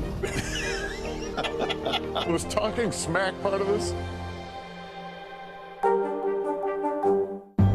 In the City of Angels, two kindly old ladies wanted to help homeless men get off the streets forever. And so they did. Listen to The Thing About Helen and Olga, the new podcast from Dateline and Keith Morrison. Making news right now, a winter storm warning is in effect for Northern California. It is the first major storm of the season, and it's already packing a punch, slamming the Sierra Mountains and forcing interstates to shut down. Forecasters say the snow is accumulating at rates between 3 and 5 inches per hour. Officials asking drivers to stay off the roads until at least Wednesday at the earliest. The former Minneapolis police officer convicted of murdering George Floyd is scheduled for a, quote, change of plea hearing tomorrow. Derek Chauvin is facing federal charges that he violated Floyd's civil rights. Chauvin initially pled not guilty, but a court notice indicates that's likely to change. Both Chauvin's attorney and the U.S. Attorney's Office declined to comment. And the first openly gay player in the NFL has designed a pair of cleats to help support the LGBTQ community. Carl Nassib has partnered with the league's My Cause, My Cleats fundraiser. The Raiders' defensive end says it's all to help prevent youth suicide. Proceeds will benefit the Trevor Project. Crews in Kentucky are ramping up recovery efforts in some of the towns hardest hit by those devastating tornadoes over the weekend. Homeowners are just beginning to survey the damage, at times feeling insurmountable. NBC News correspondent Kathy Park joins us now from hard-hit Mayfield, Kentucky. Kathy, you and I have been speaking over the last couple of days, and I know it's so incredibly hard, I'm sure, for homeowners to return and see their homes just completely destroyed, their belongings gone, and hearing about their neighbors who are no longer alive. What are recovery efforts like right now? Well, Yasmin, I can tell you that the work is really starting to pick up out here. I don't know if you can hear some of the background noise, but they have brought in the heavy machinery. They've been working tirelessly to clear the roadways, the sidewalks of debris so the infrastructure can start coming back up. You know, keep in mind the water tower was destroyed, power lines also knocked down as well. The natural gas line was shut off because they didn't want any leaks. But if you take a look, you might notice there are some power lines up. And these are new, we're told. So they're working very quickly. But, you know, there's still so much devastation. Everywhere you look, there are barely any structures standing, hundreds of homes and businesses destroyed, many uninhabitable at this point. We're wondering, you know, where are all the displaced staying right now? And the mayor said that many are staying with family members nearby. Hundreds are in shelters. Parks in the area have also opened up so that they can stay there. But this is just a temporary solution, as you know. There's still so much recovery ahead. Kathy, how are people dealing emotionally? You know what? I think they are still just processing everything. They're still in shock. Someone described to me the other day that this is like a bad movie. It's a nightmare, and they haven't woken up from it. They still are trying to wrap their minds around the fact that everything is gone, and they have to start from scratch. What you're looking at behind me was a church. It used to go back more than 100 years. This is a newer part of the church that you're looking at here, but this is where members would gather. They would hold events here. And in fact, we spoke with a woman who was out here just a few moments ago, a member who was trying to salvage anything she could. Take a listen. We've been down here several times, and it doesn't get any easier. It's really hard. This was a meeting place for most of the community. There was all kinds of events that were held here, trainings and dinners and receptions, and so lots of memories. Everyone is safe and healthy. No one was injured, so we're thankful for that. And Yasmin, so much history that is now gone in just a matter of seconds, really. And they were really looking forward to making new memories just this past weekend before this tornado came through. They were getting ready for Christmas celebrations. Jackie there, she was out here looking for handbells because she was set to perform. So there was a lot that they were looking forward to. But today they're counting their blessings because all of their members have been accounted for. Counting their blessings just a few weeks ahead of the holiday season. Kathy, I think a lot of Americans are watching this coverage and wondering how they can help and what that town needs most right now. What do you know about this? Yeah, 10,000 people live here, right? And they were in the direct path of this tornado, and they really, the majority of them will have to start from scratch. So they need just about everything. They need housing, importantly. Right now they are in hotels or they're staying with family members. The governor said that they need blood donations as well. And if you go on Kentucky.gov, they are collecting monetary donations. I think that is what is critical at this point because they need to build up those funds to begin the rebuilding process. But more than anything, this is a community that is leaning on faith, and they're asking for prayers. Yasmin. Kathy Park, we are sending them all their way as we watch the total and utter destruction. But of course, the blessings for those people that were able and managed to survive this awful tornado weather event. Kathy Park, thank you from Mayfield. Appreciate it. So we know at least 8 of the deaths from these tornadoes were workers at a Kentucky candle factory. 5 workers told NBC News several colleagues had asked to leave before the tornado even hit. But they say they were told if they did, they'd be fired. Joining us now is Andrea Miranda, one of the workers at that Kentucky candle factory. Andrea, it's good to see you. It is so good to see you, actually, considering all that has gone down. How you doing? I want to say that I'm doing good, but I still shocked. I still processing everything. I haven't been able to sleep. It's been horrible. It's been a nightmare these days for me. When you try to sleep, do you just think about what took place on Friday night, about that tornado, what it was like? It's not like I'm trying to think. It just come to my mind. I just close the eyes and I just imagine myself trapped under those 5 feet degrees and not able to breathe. It's something that has been bothering me so much. Did you ever think anything like this would happen? No, never. For real, never. I never thought anything like this would happen to me. And I live in a area that is really strong too, but something like this experience, it was chaotic. It was something that I can even still explain. There were lives lost in that candle factory. Were any of them your friends? Yes. One of them, her name was Janine. She was a very close friend. And yesterday, whenever I was watching the news, I heard that one of the people that found he was hurt, and it's been so hard to me to process that. What was Janine like? She was one of my coworkers, and since I got to that job, she always was there for me, showing me how to do the easy way. So she got very close to me about, working as a person. So it's been very touchy for me, her loss. Did you see her during the tornado when it was all going down? No, we wasn't in the same area. I just saw her whenever I came into work, and after that, the next thing that I knew that she was dead. Andrea, what do you make of what we're hearing now about people asking to leave and being told if they did, they would be fired? I didn't hear that personally, but whenever they move us to the safe area, that it wasn't, but I asked, can I go home? And they just respond to me, no, for right now, because the tornado warning alarm, is still on. And I said, so what is next? To say, if everything is good, we just keep working. And it wasn't everything good. Just the next thing that I heard is the building moving left and right, and boom, everything gone. Everything that I worked for these 2 years since I came here is gone. No, I'm not able to sleep.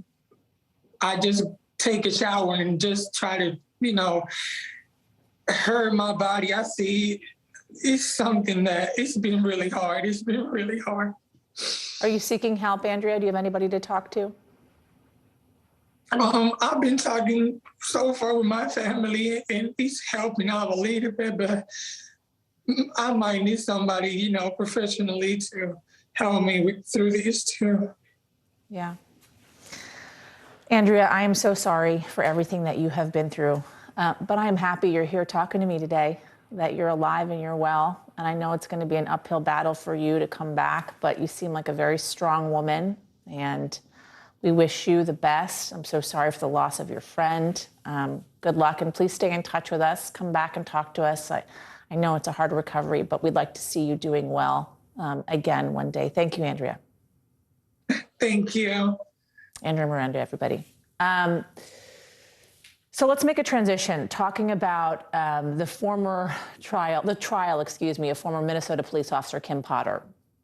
She is accused of fatally shooting Daunte Wright while trying to arrest him earlier this year. Today, the prosecution is calling use of force and police training experts to take the stand. NBC News correspondent Ron Allen is joining us from outside the courthouse in Minneapolis. Ron, good to see you in snowy Minneapolis. Bring us up to speed as to what's happening inside that courtroom today. Well, we're into you might think of it as the nitty-gritty part of this. They have experts from the police department talking about the police department's policies and training, essentially. These are officers, actually, not experts. And they are trying to build a case against former Officer Potter, saying essentially that she didn't follow her training and that she didn't uphold her obligations as a police officer. Her badge, she betrayed her badge, is a line that they used during the opening statements of the case. We started the case with a lot of emotion, a lot of passion, when we heard from Daunte Wright's mother, his girlfriend, We heard a lot from the forensic experts about the crime scene, about the autopsy photos, about that part of the case. And now we're into the policy, the training. What is a police officer supposed to do? Did the officer act properly during that traffic stop?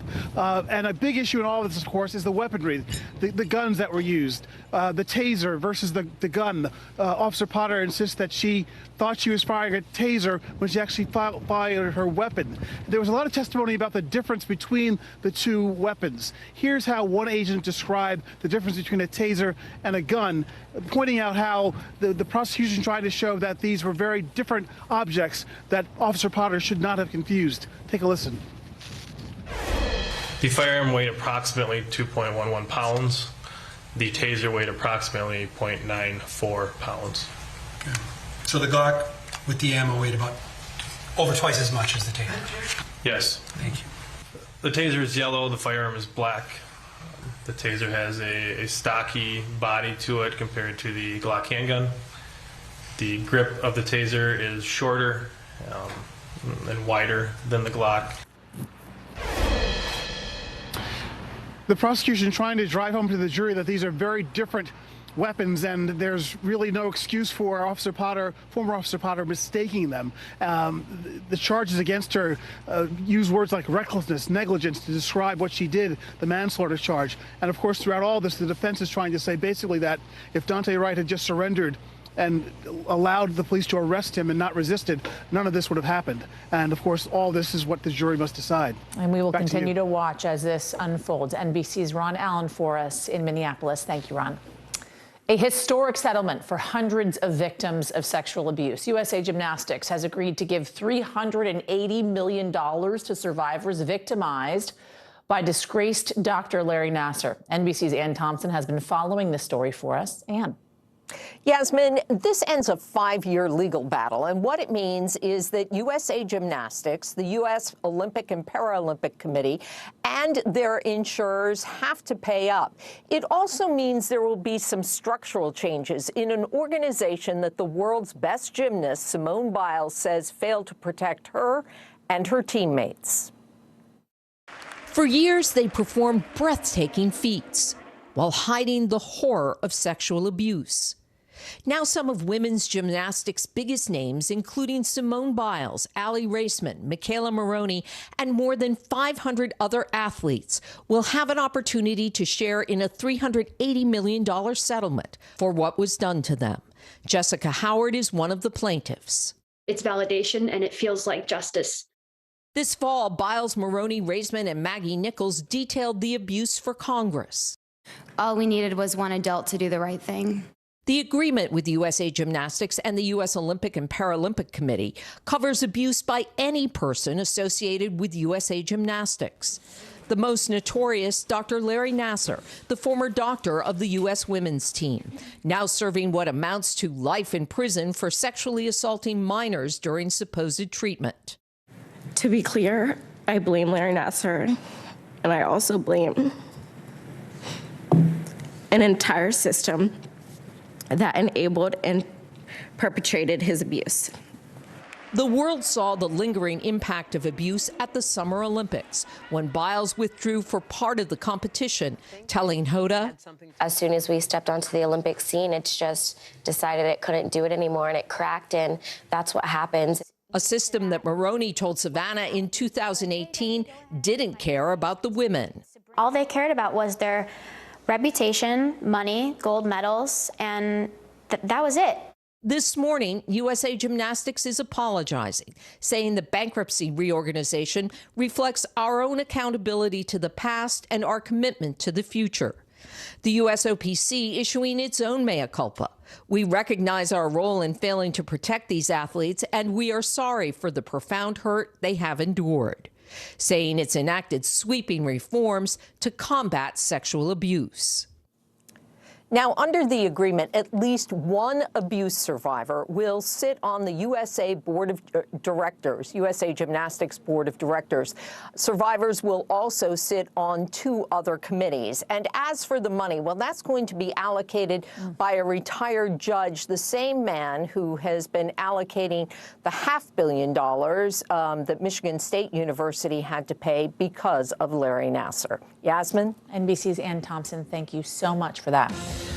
Major turbulence ahead for unvaccinated airline passengers. Up next, the country promising to punish airlines with major fines for each unvaccinated passenger that steps off the plane.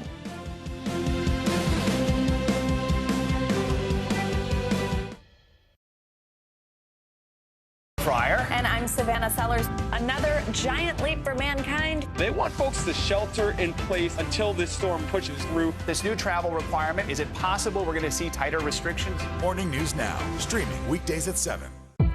It's an issue dividing communities and influencing elections across the country. An in-depth look at how one small town confronted race and education and how it tore the community apart. Shame! This is Southlake. All episodes available now. News is happening now. Look at what's making headlines around the world. Right now on Morning News Now. Tonight, the major announcement of the COVID vaccine. And this is a significant moment. Your news, whenever it happens, wherever you are, it's here now.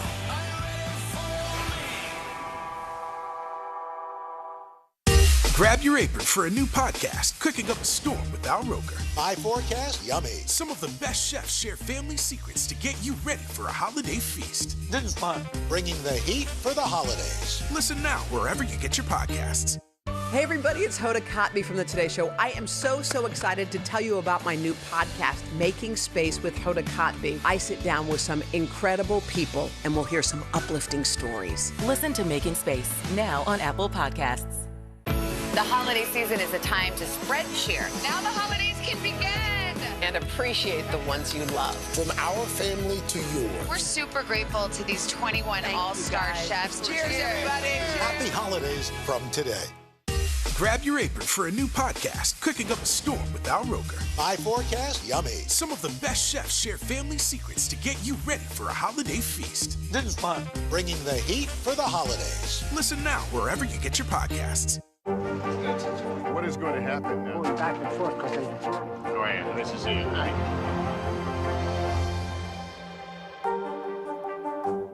News is happening now. A look at what's making headlines around the world. Tonight, the major announcement of the COVID vaccine. This is a significant moment. Your news, whenever it happens, wherever you are, it's here now.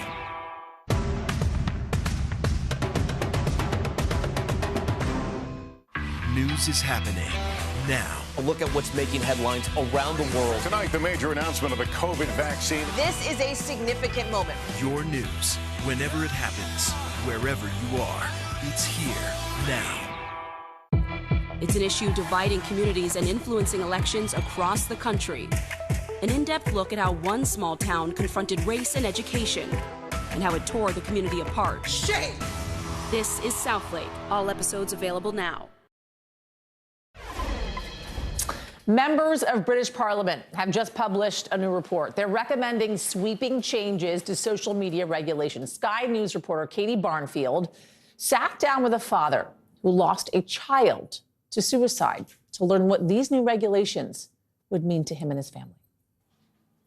This is Molly Russell in happier times. Before, at just 14 years old, she took her own life. Her family struggled to understand why. Then they found thousands of posts she'd been looking at on sites like Instagram, encouraging self-harm and suicide. I think that social media helped kill my daughter.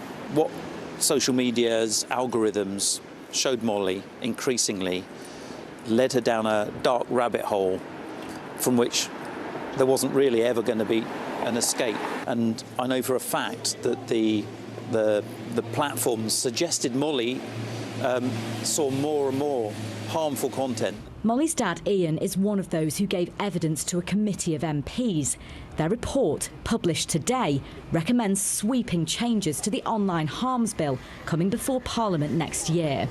Their recommendations include giving the regulator Ofcom more powers to investigate and fine social media companies that don't address harmful content, forcing providers to conduct risk assessments, including looking at the impact of their own algorithms, and creating new criminal offences like making cyberflashing and content promoting self-harm illegal.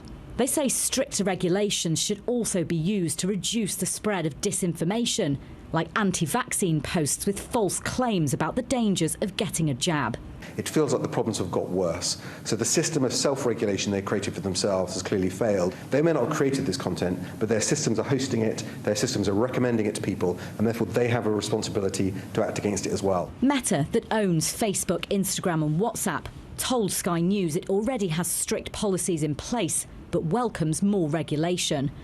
The government now has 2 months to respond to the report and says it will consider the recommendations carefully. Tech companies have to behave differently. They have to change their corporate culture.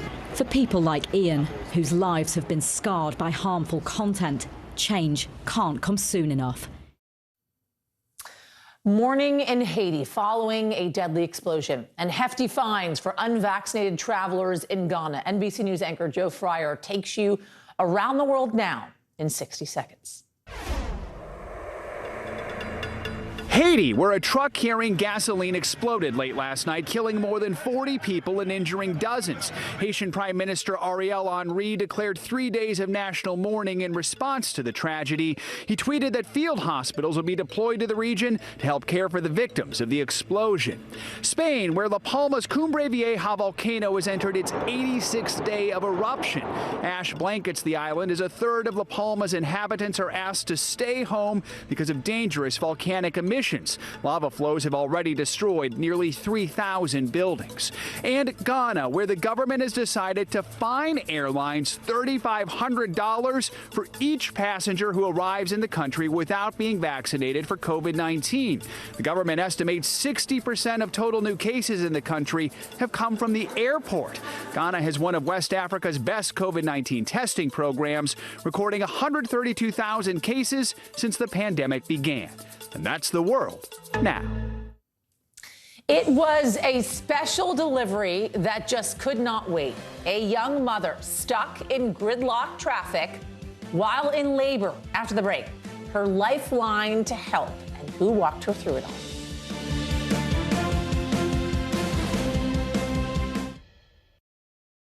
These days, it feels like the news never stops. So let's get into it. What's happening right now, what it all means for you for an hour every day. It can be hard to keep up, so let's get started together. Hallie Jackson Now, weekdays at 5 on NBC News Now.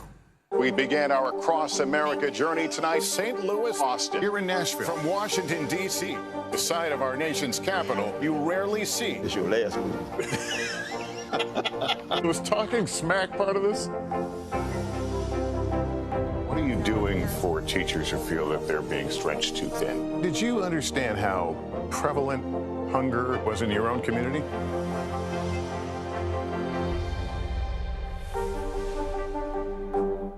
News is more than a headline. It informs, it inspires, and it still matters. To cover it, you have to be in it. And that's what we're gonna do.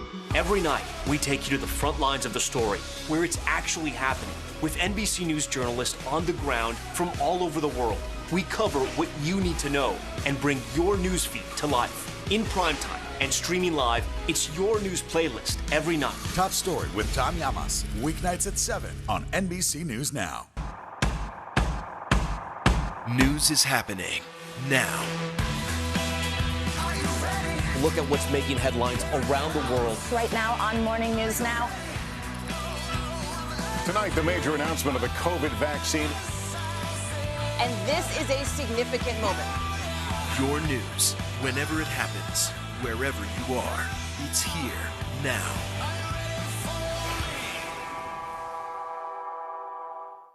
These days, it feels like the news never stops. So let's get into it. What's happening right now, what it all means for you for an hour every day. It can be hard to keep up, so let's get started together. Hallie Jackson Now, weekdays at 5 on NBC News Now. All right, an extraordinary story of two women whose lives were brought together by chance. One, a pregnant mother stuck in traffic. The other, a 911 operator who went above and beyond. Here's Today Show anchor, Chanel Jones. Hi, Yasmin. We all know what it's like to be stuck in traffic. Now imagine you are 9 months pregnant, having contractions, trying to get to the hospital, and then you're stuck in traffic. That's exactly what happened to Charlotte Fatoma. So she pulls over on the side of the highway and calls 911. And that's where the story picks up, and two strangers become forever linked. When that call came in, I thought she was in a car accident because she was panicking and she was scared. Elise Rivera, a 911 operator in Philadelphia, was getting ready to end her shift for the day. 911, where's your emergency? When she answered one last call from a woman in extreme distress. So then she's like, I feel like I'm dying. I feel like I'm dying. When I said that to her, she was just like, it's okay, Charlotte. Just keep breathing. Just breathe. 30 minutes prior, Charlotte Fatoma, 9 months pregnant, was going about her job as a nurse at an assisted living facility when she started having intense contractions. One of my clients, she said, do you need me to hit my life alert? And I said, no, you keep that. I'm going to be okay. Don't worry about me. Having given birth to 2 other children, Charlotte assumed she had plenty of time to drive herself to the hospital 40 minutes away. Once I hit the exit, traffic was so long. I'm like, oh my God, I'm never going to make it there. Charlotte's contractions started coming on faster, and traffic had come to a standstill. When I died 911, this lovely lady picked up. She was like, 911, what's your emergency? And I'm like, well, I don't know. I think I'm in labor. She's just screaming. So what I told Charlotte was that everything that she's feeling, her baby is feeling. And I didn't want her baby to go into distress. So that's why I kept telling her, just take deep breaths. Contractions were coming now 2 minutes apart. And it was to a point that I couldn't bear it anymore. And she was very calm. So that kept me calm. I just told her, listen, you're going to see your baby sooner than you think. Realizing the ambulance would not make it in time, Elise advised Charlotte to pull over. She told me to position myself in the car, move the seat back, push yourself all the way to the edge of the chair, put your legs up, prop yourself, and make a way for that baby. Once she felt the baby's head, I told her the next step is very important. I was like, you have to get the rest of the baby out. And she gave it that big push, and then I heard the baby cry. The ambulance pulled up at the very moment Charlotte gave birth to a healthy 7-pound, 1-ounce baby girl on Montgomery County's Interstate 476. Once I heard my baby cry, it was one of the happiest moments in my life. I felt very happy. I felt very emotional. So I had to lift my mic up. My eyes got watery. What Charlotte didn't know at the time was Elise was just 4 weeks into her new job as a 911 operator. I've never helped with a baby delivery over 911. That was my first one. That's like an early Christmas gift, you know, to experience something like that. Elise, the 911 operator, she is an angel in disguise. She was wonderful. She treated me so kind. Charlotte says thanks to that angel in disguise, baby Elizabeth is at home and thriving, and they both can't wait to meet the woman who was there for them on the other end of the phone. We started off as strangers, and now we're connected forever. It is going to be emotional, so make sure you have tissues. It is going to be emotional. And Yasmin, there were a lot of tears this morning, so I wanted to give you a little something special here. Meet Elizabeth Elise. You named her. Her middle name is now after Elise, and it was such a heartwarming and special reunion. So this is a nice holiday gift for all of us today. Back to you. Breaking news first, the desperate search. Rescue crews frantically combing through debris, searching for signs of life after a devastating tornado outbreak. What we know about the progress they're making right now. Stay or be fired. Employees at the Kentucky Candle Factory alleging their bosses told them they'd be terminated if they left work before the tornado hit. NBC News with the exclusive reporting and how the company is responding. Targeting pharmacies, a smash and grab robbery spree taking aim at the medications Americans rely on. The urgent warning about stolen products being resold and the potential dangers they pose. And fins, gills, and claws. We'll take you to the aquarium where Santa is quite literally diving into Christmas.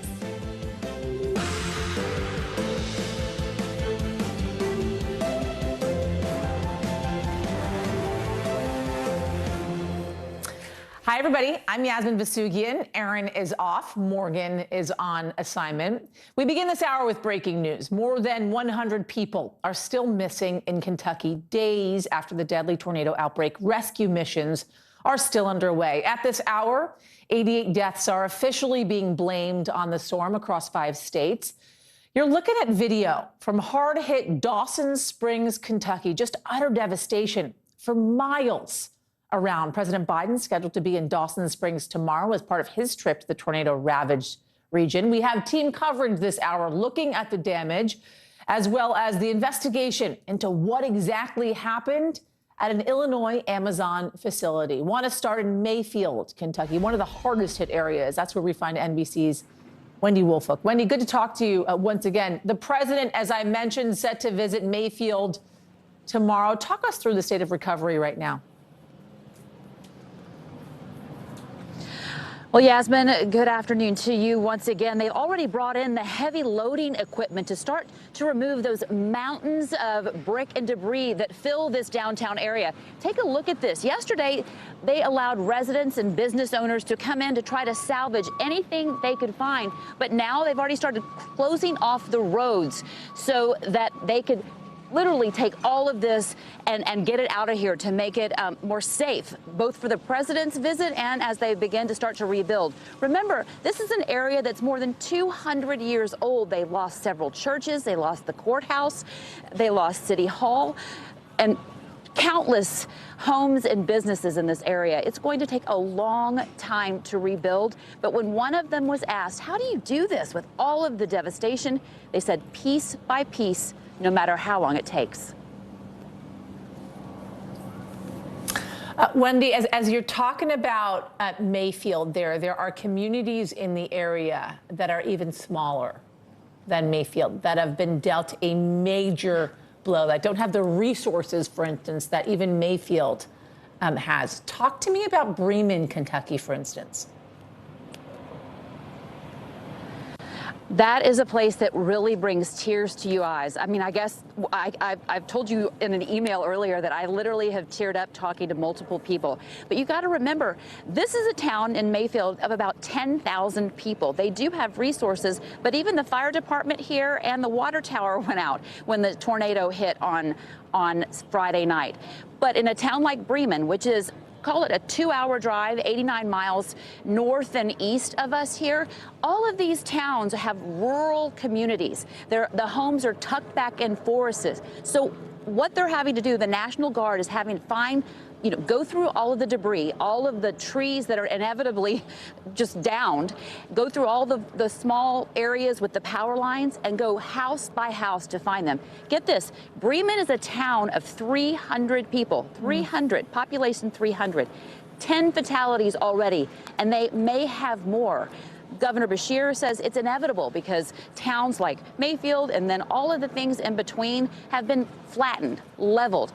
So unfortunately, more deaths, the death toll is going to rise. But thankfully, the people around here who have survived say they're thankful to have their lives. It's the property you can replace, not the people. We're also hearing now some devastating news out of Kentucky. The governor speaking now that 12 of the 74 victims declared in Kentucky We're in fact children, so it is incredibly hard, Wendy, as you mentioned, to not get emotional in learning of the devastation in that area. NBC's Wendy Wolflook. As parents, exactly. Exactly. Thank you so much, Wendy. Good to talk to you. So the devastation across Bowling Green, which is just a little bit of ways away from Mayfield, is also hard to comprehend. Really, the devastation across the entire state in some areas hard to comprehend. The loss on just one street alone, it's unimaginable. 11 people were killed on this block, just one block. And we are told children are amongst the victims there. And that's where we find NBC News correspondent Dasha Burns. Give us a sense of the story there on this block, Dasha, as you've been seeing. Yasmin, it's utter devastation and it's utter heartbreak. This is the epicenter of the death toll here in Bowling Green, and you can see why these homes were completely demolished. This is the Spring Hill subdivision. This is one of the newer subdivisions in this area. A lot of young families. These were starter homes. So these were people just beginning their lives. And Yasmin, I just had a conversation with a gentleman who walked down here from just down the road. He lives in this neighborhood. His home was completely destroyed. And he was friends with a gentleman who lives here with his family, who is in the hospital right now. And his friend lost 4 members of his family. He lost his wife. He lost 5 members of his family. Actually, it was his wife and 4 children. Oh my gosh. His wife and 4 children, 2 of them are infants. My gosh. He could barely string 2 words together. He was so devastated. He didn't want to talk to us on camera, as you can imagine. But just think about that. An entire family lost. The husband in the hospital right now, 2 infants and 2 teenagers. It's impossible to comprehend, and it's hard to even talk to you on air right now, Yasmin, to be honest with you. I literally just had this conversation, and the pain in this man's eyes is unlike anything I've seen. That's all that I can say to describe what the feeling is right here as people come back and take a look at where their friends lived, where their family members lived, where their neighbors lived. This neighborhood is gone, and it will never be the same here, Yasmin. I'll let you take a moment, Dasha. I can't imagine hearing that story, the loss of essentially your entire family because of a natural disaster. Your children, your young children gone, your partner gone. Yeah. It's unimaginable, it's emotional, it's awful. You don't wish that upon your worst enemy. It's just incredible to hear, and how people are able to pick up and move on from that. And even just these days beyond this storm, how someone's going to do that. And it's one of the reasons why when I talk to a lot of officials there, I talk about the psychological ramifications of all this, right? Because we can replace a home, a window, a door, a car. The financial impact is tough enough. And then you think about the psychological recovery involved and the emotional loss of a family. Dasha, thank you. Thank you for sharing Yasmin, that. Yeah. On the note with first responders, I mean, I actually was just talking to someone from the Bowling Green Police Department, the public information officer there, and he was telling me that his own teammates, how hard this is, because this is their neighborhood, and they are finding victims who they know. They patrol this neighborhood. So the 11 people that died here, these officers, they knew a lot of them. So for them to have to dig through this rubble and find those victims, that psychological toll, that's something that's going to last for a long time and reverberate throughout this community. Right. We get to fly in, we do these stories, we talk to these people, but we eventually leave.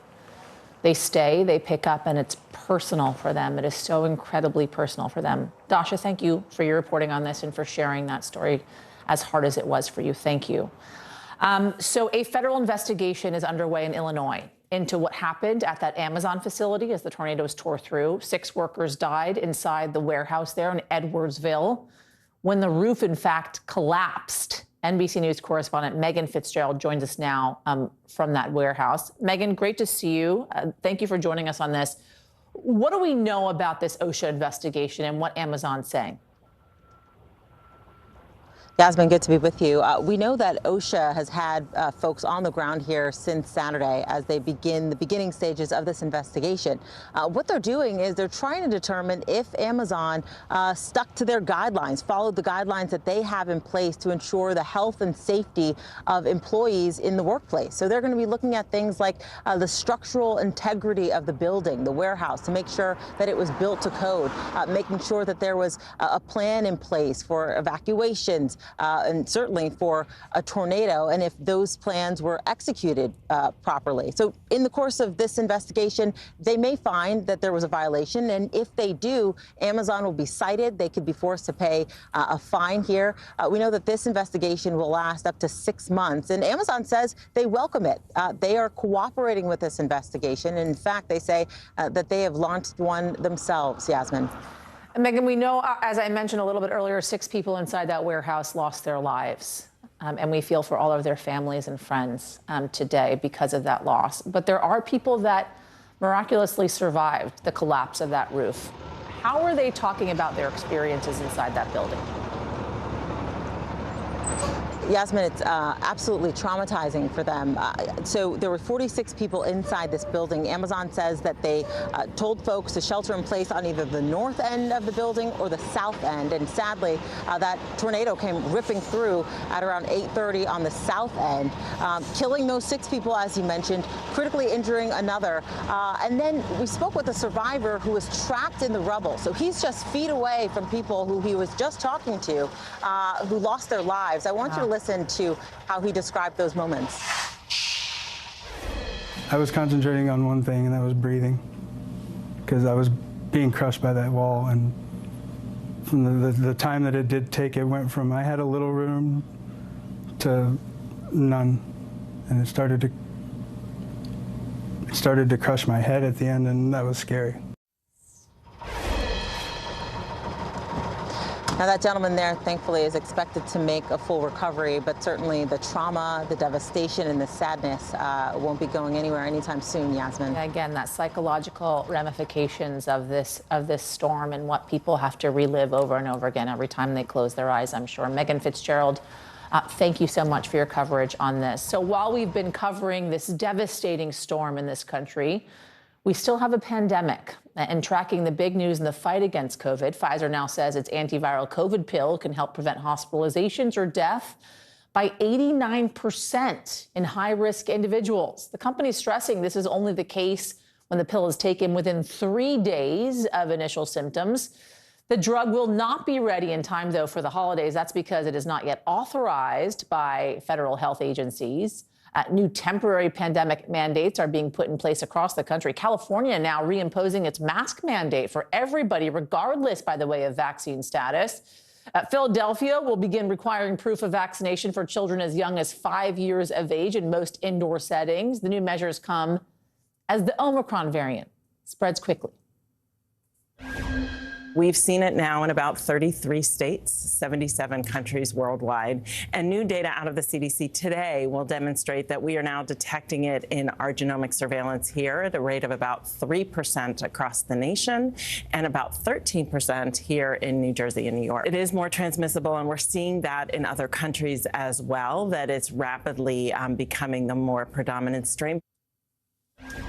Meanwhile, today marks 1 year since the first vaccine shipments were sent across the United States. New waves, new variants, and new fears that the pandemic may have more in store. NBC's Jolene Kent joins us from a FedEx vaccine distribution hub in L.A. Joe, it's great to see you. How exactly has vaccine distribution evolved this past year, especially through kind of these waves of COVID we've been seeing? Hey, Yasmin, great to see you, too. You know, the evolution of vaccine distribution started on day one a year ago with FedEx and all of the other shipping companies pitching in to essentially try to do their part. And we're here at a FedEx hub where they're shipping out vaccines. Much of the activity you can see right there on your screen happening this morning in the overnight hours. It's part of their efforts to they've now shipped out about 300 million vaccine doses nationwide. And the hub really comes overnight as the planes land here at LAX, and then everything is sorted and scanned, and it's sent out to pediatricians' offices. Obviously, we're having some weather here in Los Angeles as well. It has been raining, so it's yet another challenge that FedEx and UPS, of course, have to deal with as they try to get these doses out the door. I had an exclusive interview with Marcus Martinez of FedEx, and I put that very question to him. How is he handling it all? We meet regularly with the U.S. government. We meet regularly with the key manufacturers and the key distribution companies, and we get a forecast, whether it be for the coming week, the coming months, around holidays, and particularly around expected surge events, whether it be a booster announcement or a pediatric authorization. They start giving us information to say, here's the orders we expect to see. And then we make sure that our operational plans are designed to meet that need. And again, with what we've done to this date, that collaboration has been outstanding, and we continue to have outstanding results because of that. FedEx says that things continue to go very smoothly when it comes to vaccine delivery, that they've learned a lot over the past year. They continue to deploy those resources to getting vaccines to individual clinics and CVS and various drugstores. And the average amount of time that the vaccine is in their hand is actually less than 20 hours, Yasmin. Okay, but what about, Joe, the perfect storm, right, of obviously having to now get these boosters out? Weather across the country being at winter months, and we know Los Angeles cannot deal with rain. I've lived there before. I know what rain is like in that area. Yeah, seriously. And then Christmas, and then the holiday season, and getting all the packages where they need to go on time. Yeah, well, it certainly helps that the major shipping companies, FedEx included, are hiring thousands of people for the holiday season to deploy as we are just about 2 weeks away from Christmas. And so FedEx saying they're in the process of hiring about 90,000 people. But they said that they were built for this, essentially. In my interview with Marcus Martinez there at FedEx, he's saying that the pipes were essentially laid, and all they had to do was start moving vaccines through the system. But they are able to handle the holiday peak shipping season as we head to the final stretch here, along with vaccine shipments. So it's been really interesting. I've been speaking to workers and managers here on the ground, and the feeling is very much like we do this all the time. We'll just keep on doing it and keep on delivering for those who need their vaccine. They know what they're doing. What about the drivers, the folks that we've been depending on forever to get these vaccines to where they need to go? Does it give them a sense, and even more of a sense of purpose, how important these things are? Yes, but there is a prevailing sense of I want to do my part with the 3-4 folks I've spoke to here at FedEx, and that does include Dennis Sosa. I met him yesterday as he was making a delivery at Robertson Pediatrics. This is what he told me. It does become frustrating after a while because it's not leaving. So you're going to see a high volume in this. So like the more we do it, we're just starting to get more comfortable. Like this is going to stay here for a while. So we're just going to keep delivering these as long as it takes. Like I joke around with the guys, like you're doing a service for your country right now. So at the end of the day, once this is all over, you'll be like, I was part of the solution.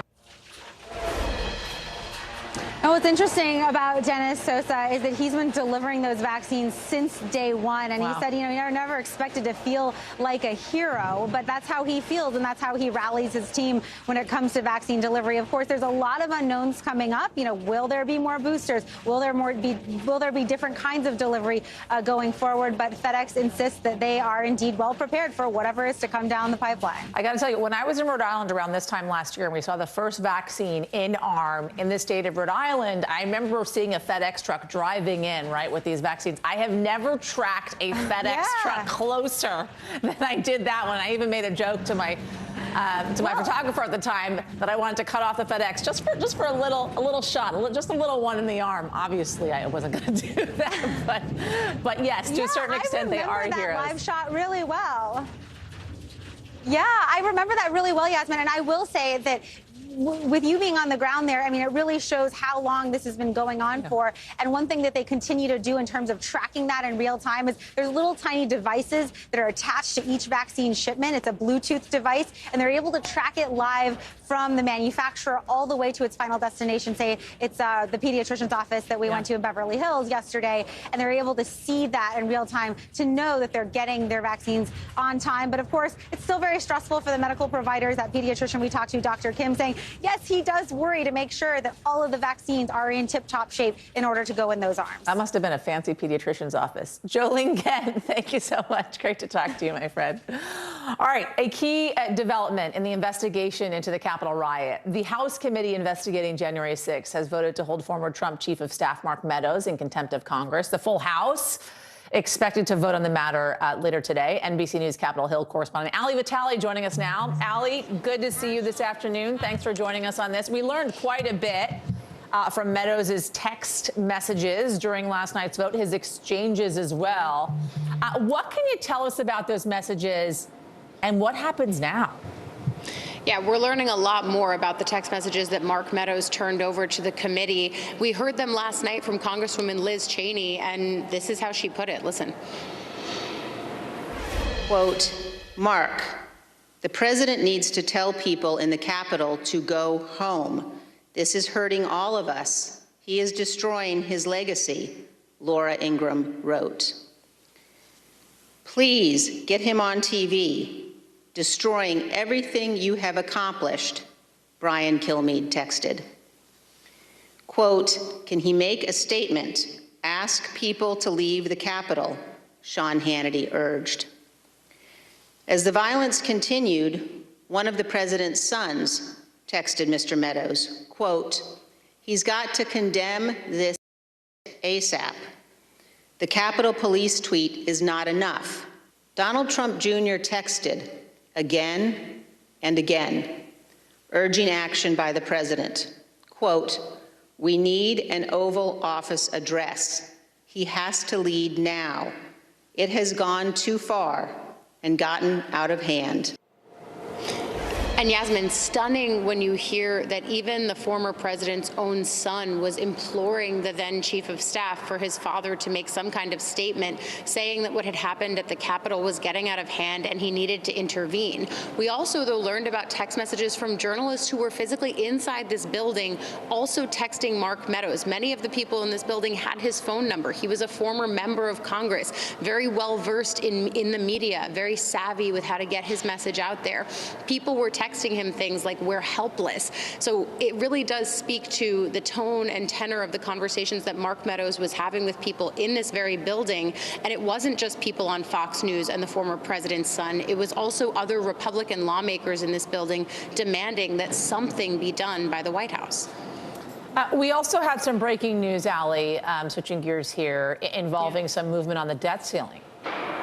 Yeah, on the debt ceiling, we know the Senate is going to move forward today. They're voting potentially right now. At the beginning of the segment, I was still watching the House floor, but potentially in the next few minutes, if they haven't started already, to get onto the vote that will allow them to raise the debt ceiling. We now know the dollar amount that they're going to be raising it by, $2.5 trillion. That basically gets Congress and the United States line of credit from now through the 2022 midterms into calendar year 2023. Then we'll get to do this battle all over again, but at least for now, both politically and financially, this should be a crisis that is staved off. You'll also remember, though, Yasmin, how we got here.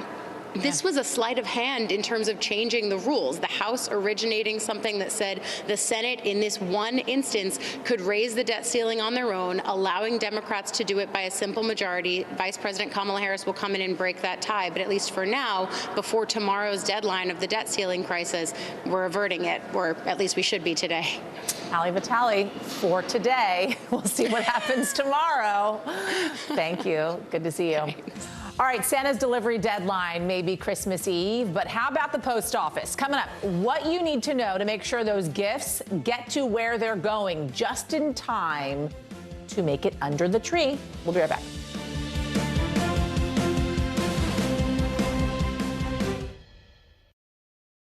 News is happening now. A look at what's making headlines around the world. Tonight, the major announcement of the COVID vaccine. This is a significant moment. Your news, whenever it happens, wherever you are, it's here now. These days, it feels like the news never stops. So let's get into it. What's happening right now, what it all means for you for an hour every day. It can be hard to keep up, so let's get started together. Hallie Jackson Now, weekdays at 5 on NBC News Now.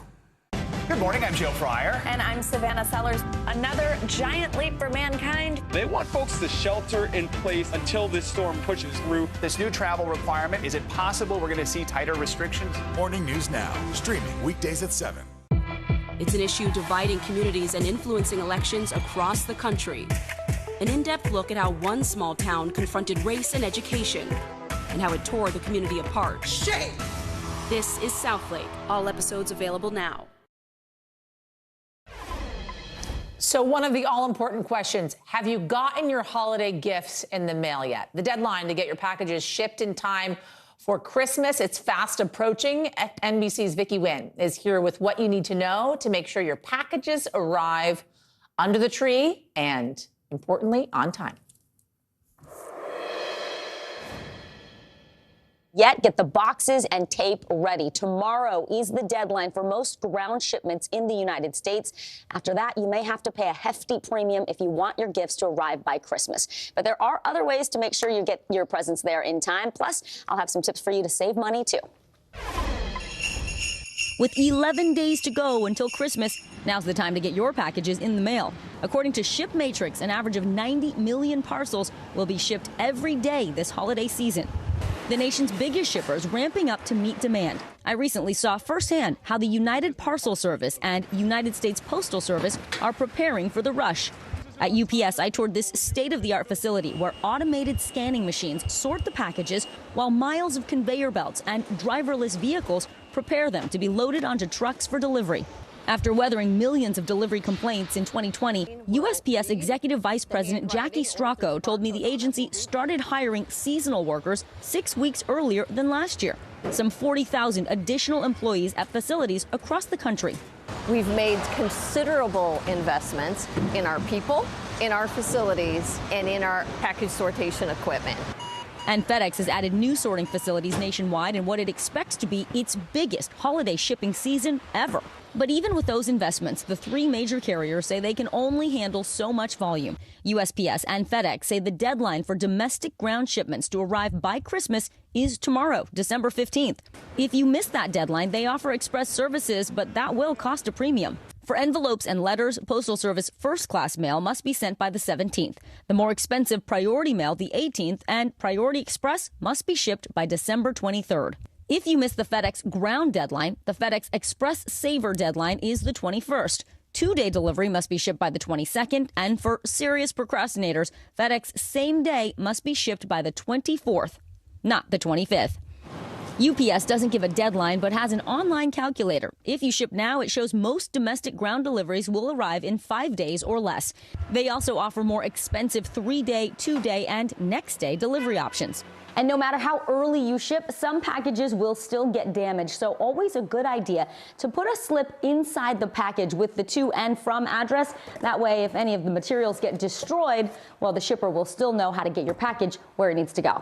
Before you ship, get estimates online to compare rates. And remember, the Postal Service offers Priority Mail flat rate shipping boxes starting at $7.95.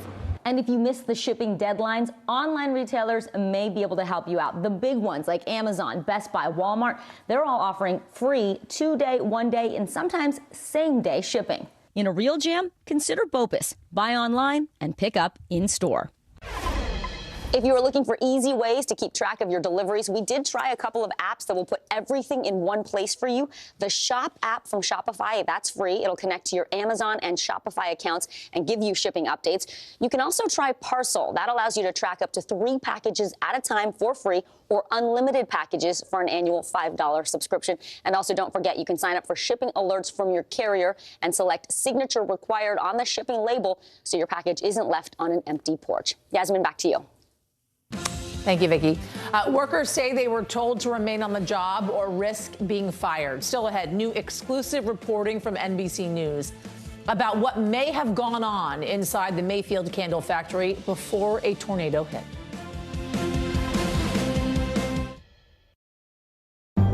In the City of Angels, 2 kindly old ladies wanted to help homeless men get off the streets forever. And so they did. Listen to The Thing About Helen and Olga, the new podcast from Dateline and Keith Morrison. To cover the news, you have to be in it. We'll take you to the front lines of the story, bringing your news feed to life. streaming live every night. It's your news playlist. Top Story with Tom Llamas, weeknights at 7 on NBC News Now. Good morning, I'm Joe Fryer. And I'm Savannah Sellers. Another giant leap for mankind. They want folks to shelter in place until this storm pushes through. This new travel requirement, is it possible we're going to see tighter restrictions? Morning News Now, streaming weekdays at 7. News is happening now. A look at what's making headlines around the world. Tonight, the major announcement of the COVID vaccine. This is a significant moment. Your news, whenever it happens, wherever you are, it's here now. Welcome back. We have been following the aftermath of the deadly tornadoes in Kentucky. At least 8 people died at a candle factory there. NBC News spoke to 5 employees of the factory who say they were told to stay through the tornado or risk being fired. NBC News reporter Dion Hampton broke this story for us, and he joins us now. Dion, great reporting on this. Thank you for joining us. What did these workers tell you about what happened that day? Sure. This was a national story that I broke yesterday afternoon after I talked to some people at a shelter where people who lost their houses and homes had been staying and getting food. But yeah, so some of the people there had told me that as the tornado was coming, they were worried that their lives were in danger and that they wanted to either go home and take shelter there or some other place that they thought it was safe, but they weren't going to be allowed to. Managers told them that if you do leave, that you probably won't have a job anymore. It was likely that you were jeopardizing your job. Now, I should mention, though, that the company is sort of denying some of this, but this is what the workers are saying. How did they cope through this? What did they do to stay safe once the manager told them this? Well, it's kind of like in 2 parts. So when the first tornado siren came, sometime between 5:30 and 6 o'clock, everybody stopped work. They went and took safety either in the bathrooms or in some what was called like tornado safe hallways and corridors. But then there was a 3-hour window where everybody went back to work. And then, of course, it was about 3 hours after that the tornado actually came. And how were they coping? Well, a lot of people who I spoke to, they're survivors of this tornado where some of these people have died. I mean, one woman I spoke to, she's in the hospital right now because the tiles from the building literally collapsed on her and a wall imploded, landed on her side.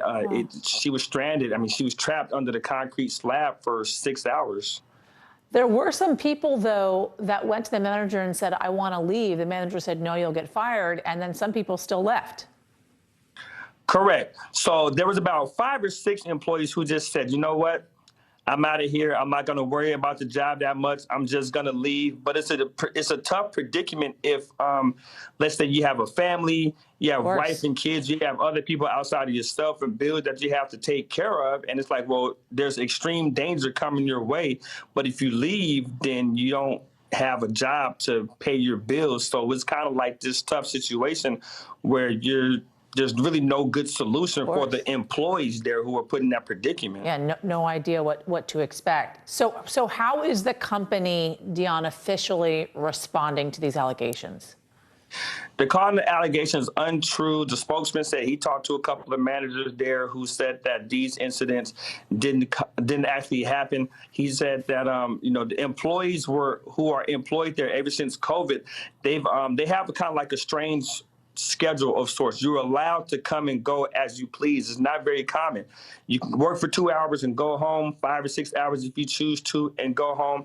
And the employees agree that that's true. But another side of this is what the employees are saying is, look, we can come and go as we want, but the supervisors who were there on duty that day, they had the overarching authority to fire us for no matter what the case may be, and their decision always stands. Really good reporting on this, Dion. Thank you for bringing it to us. We appreciate it. So severe weather can strike virtually any time of the year, but it's pretty uncommon to see a violent outbreak like the one that leveled parts of several states over the weekend. Even veteran meteorologists say they did a double take when seeing some of the forecast models, which looked more like spring than December. Here to help us understand why are NBC News senior meteorologist Catherine Prosiv and NBC News science reporter Denise Chow. Welcome to you both. Thanks for joining us on this. Catherine, Denise, you both wrote a new NBCnews.com article on Goldilocks conditions causing this rare December outbreak. So, Catherine, I want to start with you. What are these so-called Goldilocks conditions? So the Goldilocks conditions that we saw all come together to produce a historic tornado outbreak were, one, those warm temperatures you mentioned. You know, if you took your eyes off the calendar, the atmosphere responded and was thinking that it was April. The temperatures were 20 to 30 degrees above average. Memphis set a record high of 80 degrees.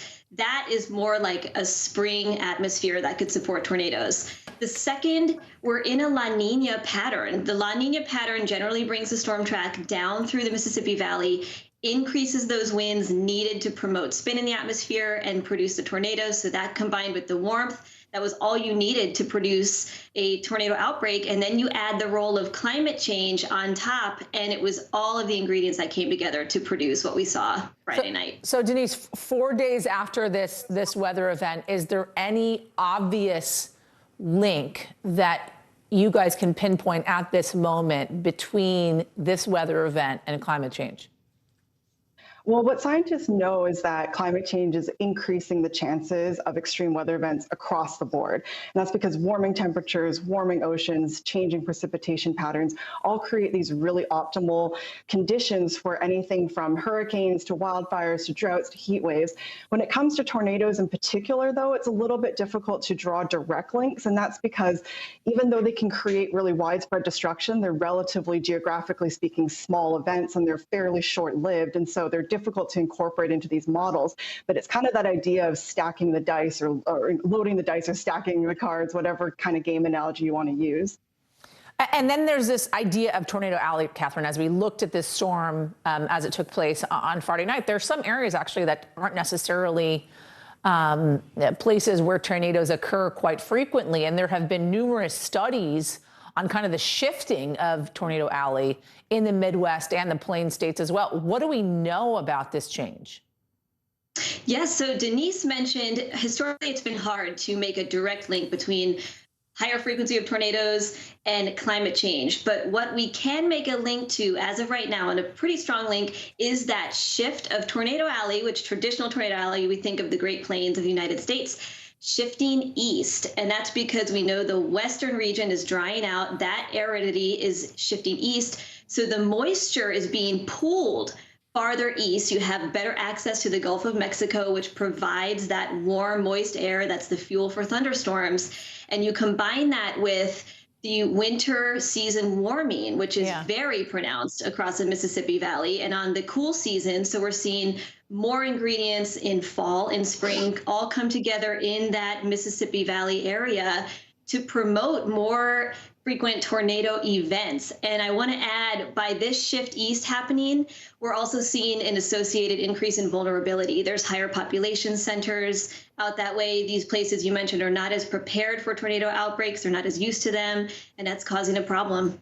NBC News senior meteorologist Catherine Prosiv and NBC News science reporter Denise Chow. Thank you both, guys. Appreciate it. So right now, rescue and recovery efforts are underway across Kentucky. A group of veterans are joining the mission to help. They are part of Team Rubicon, an international group dedicated to disaster response. With us now is Jonathan Davis, who is the public information officer for Team Rubicon. Jonathan, thanks for joining us, and thanks for all the help that you have been providing to the devastated area there and the assistance in the recovery efforts. How's it going? You know, we got teams on the ground today. We have over 40 gray shirts that are out and deployed to areas like this. We're in Dawson Springs, where we have gray shirts, our volunteers that are providing road clearance at the moment for homes that have been affected by this tornado. What does, or how does, I should say, how does what you're seeing in Kentucky, Jonathan, compare to what you've seen across the world in your recovery and rescue missions?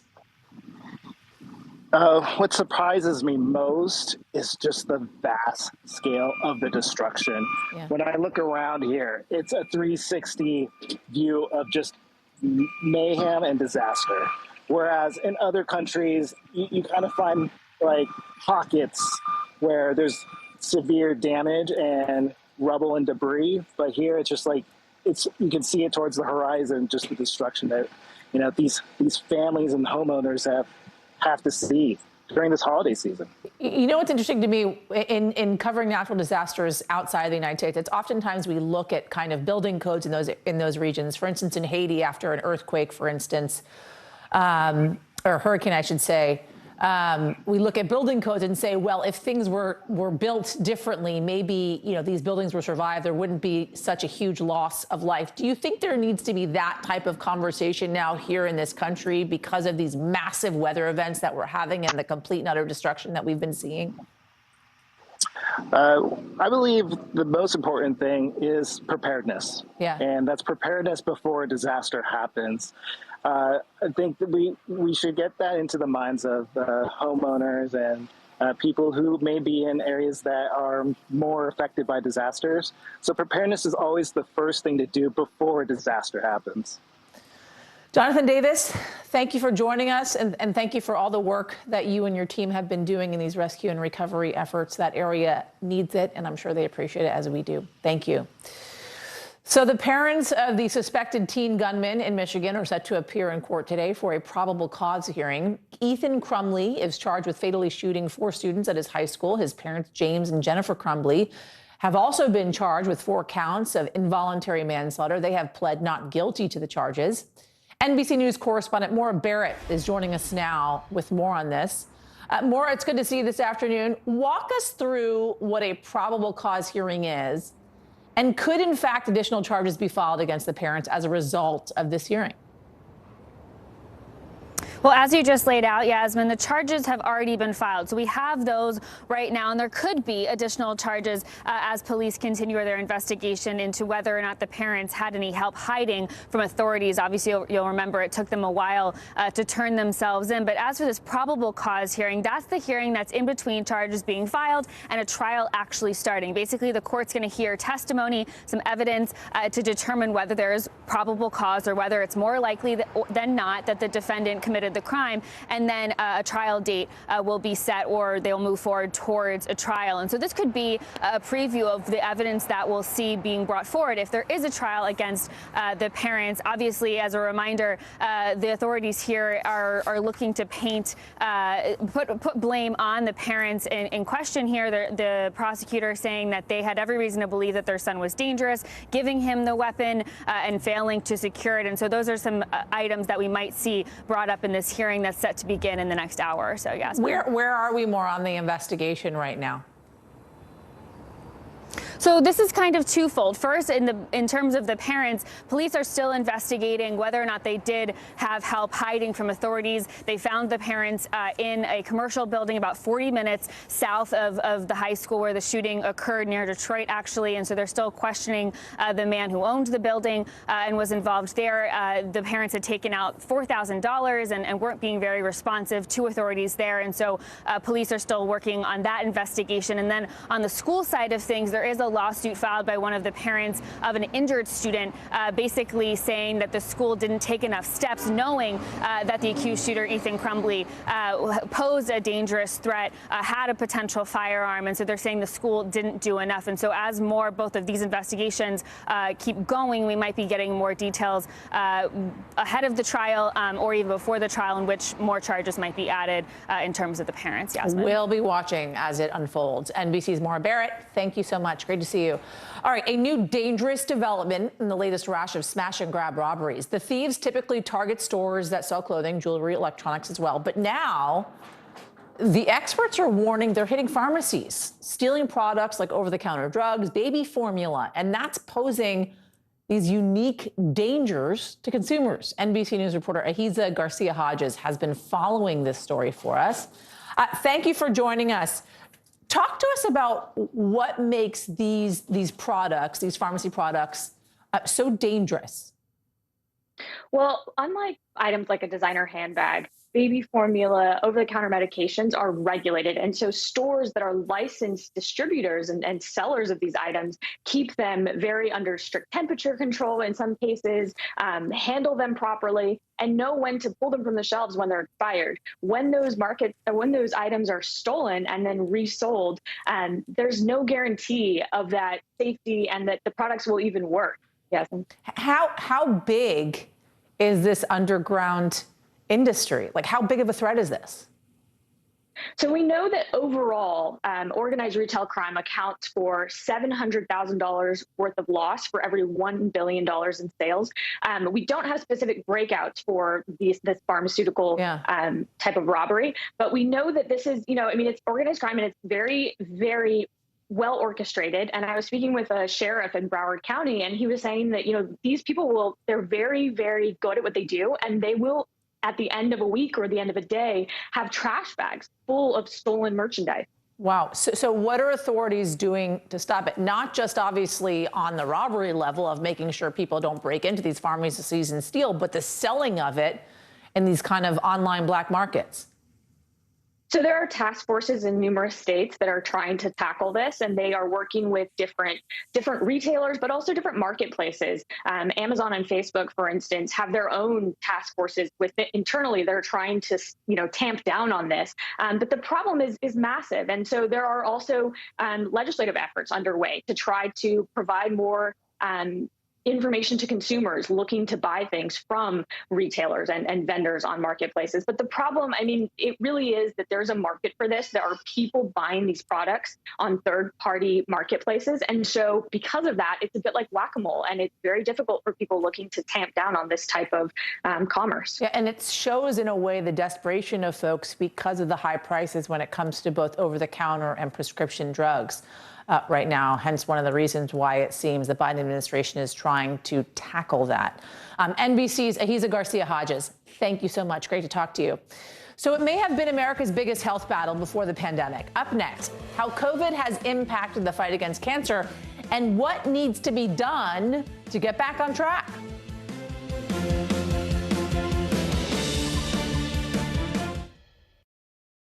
Good morning, I'm Joe Fryer. And I'm Savannah Sellers. Another giant leap for mankind. They want folks to shelter in place until this storm pushes through. This new travel requirement, is it possible we're going to see tighter restrictions? Morning News Now, streaming weekdays at 7. News is happening now. A look at what's making headlines around the world. Tonight, the major announcement of the COVID vaccine. This is a significant moment. Your news, whenever it happens, wherever you are, it's here now. Good morning, I'm Joe Fryer. And I'm Savannah Sellers. Another giant leap for mankind. They want folks to shelter in place until this storm pushes through. This new travel requirement, is it possible we're going to see tighter restrictions? Morning News Now, streaming weekdays at 7.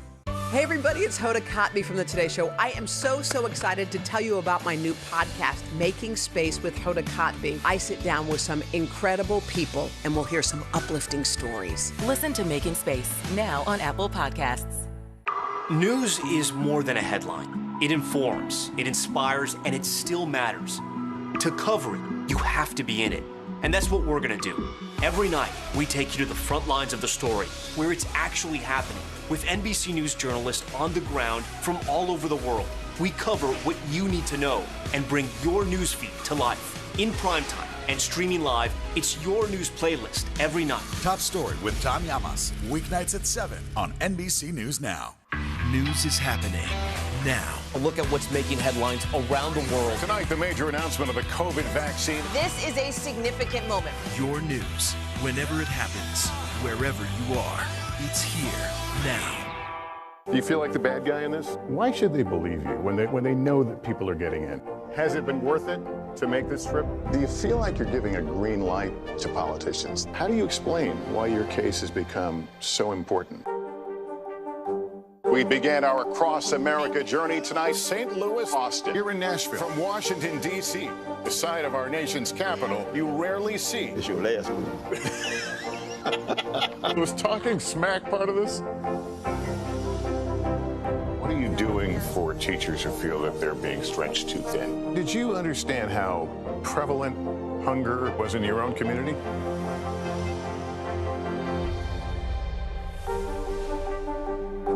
Do you feel like the bad guy in this? Why should they believe you when they know that people are getting in? Has it been worth it to make this trip? Do you feel like you're giving a green light to politicians? How do you explain why your case has become so important?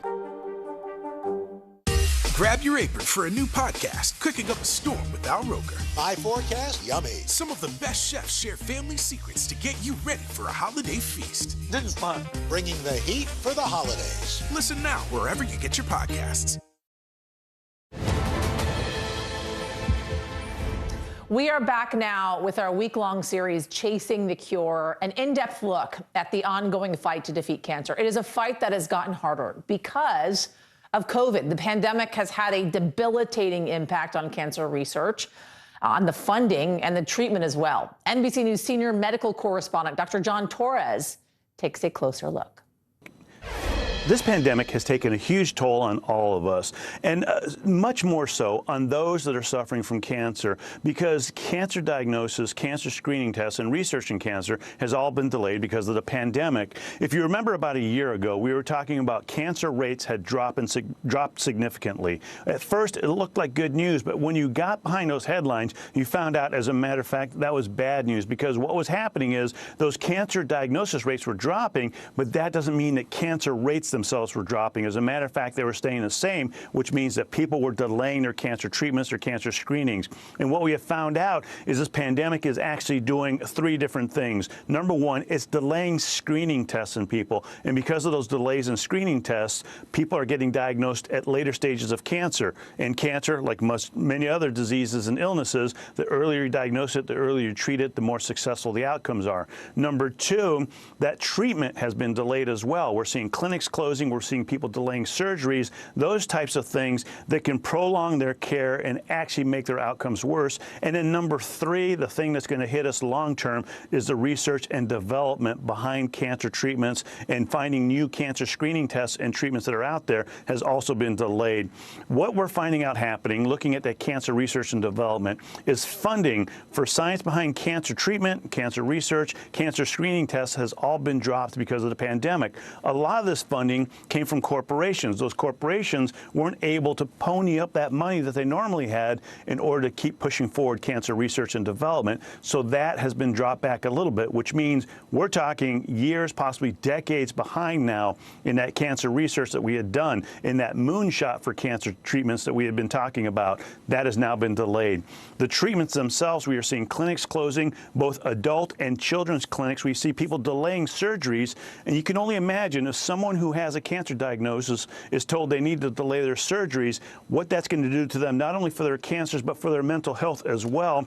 And then on top of that, the screening tests, which I always talk about, are extremely important, because getting those screening tests, again, can find those cancers when they're at their early stages, when they're much, much easier to treat. But because we are delaying those, that means that those things are going to be harder to treat, harder to diagnose as well, and take a larger toll on people. Now, thankfully, we're starting to come back a little bit. We're starting to see more people going in for their screening tests. We're starting to see more people going in for their treatment. That research and development, that money that is so critical for that research and development is still lagging, but hopefully that catches up a little bit here as well. And the main thing to remember is we've been in this pandemic. It has taken its toll on all of us, but more so on those that have cancer or are about to be diagnosed with cancer, that they could have gotten diagnosed earlier, gotten treated sooner, and recovered much, much better. So COVID also brought on the onset of a rare inflammatory condition in kids. It is known as multisystem inflammatory syndrome, or MIS-C, the Delta variant, causing COVID cases in children to skyrocket. Doctors expected MIS-C cases to spike too, but they never did. Joining me now is NBC News medical reporter Erica Edwards. Erica, it's good to see you. What can you tell us about this multisystem inflammatory syndrome, and why the number of cases were actually able to stay so low? Yeah, hey, good afternoon. So MIS-C, just as you said, is an inflammatory syndrome that generally hits kids about a month after their initial COVID-19 infection, and it can be really dangerous. Inflammation around the heart and other organs, the kidneys, the lungs, even the eyes and the brain. That said, it is relatively rare. Of the more than 7.1 million kids in this country who've had COVID-19, just under 6,000 cases of MIS-C have been reported. Now, that said, after each COVID wave that we've seen, generally cases of MIS-C have risen along with them. But after Delta, they just did not rise quite as high as doctors expected them to. Now, there are a couple of theories as to why. Doctors still really don't know the exact reason for that lower case count. It could be that the Delta variant just simply is less likely to trigger the MIS-C, or it could be that MIS-C is less likely after a COVID-19 reinfection. What doctors say is the most likely likely scenario, though, is protection through vaccination. Remember, kids as young as 12 years old were eligible to get the COVID-19 vaccine back in May. That's just before the Delta variant hit. So two questions I have for you, one of which is, do they know the connection as to why some kids were getting MIS-C and other kids were not? And what are they doing to protect against developing this syndrome when it comes to the new variant Omicron? You know, there's still a lot of mystery as to why sometimes viruses can lead to some of these inflammatory disorders. They still have a lot to learn. You can see in that graph there, it's a really good visual of that on the far right there in the black dotted line. That's the Delta spike, and the blue line is the lowered cases of MIS-C. Now, as far as protecting and keeping those cases so low, doctors say it's really all about vaccination. Of course, now we have kids as young as 5 years old eligible for the vaccine, and of course older teenagers, 16 and 17-year-olds, also eligible for that booster shot. NBC's Erica Edwards, thank you so much. All right, I'll sing for a moment. He sees you when you're sleeping, even through foggy goggles. After the break, we're going to take you to the aquarium, where St. Nick is the big attraction.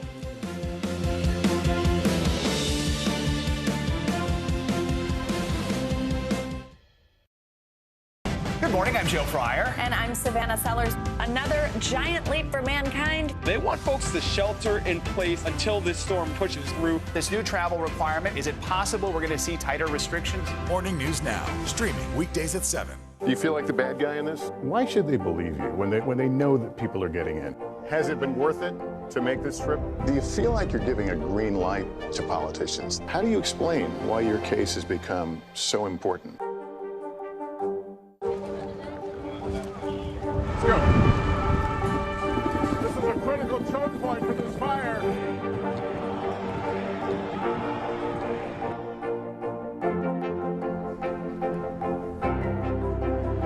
And good evening from New Orleans. Nice to really spend some time with you. Appreciate it.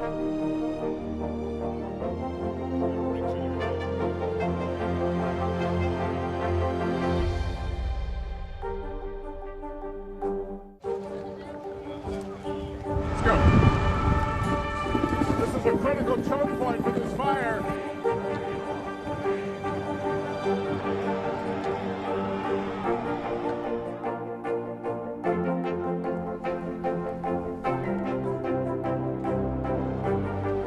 Unnecessary, unjustifiable, illegal. And good evening from New Orleans. Late military operation, witnessing the massive crowds at Larry Boat. Nice to really spend some time with you. Appreciate it.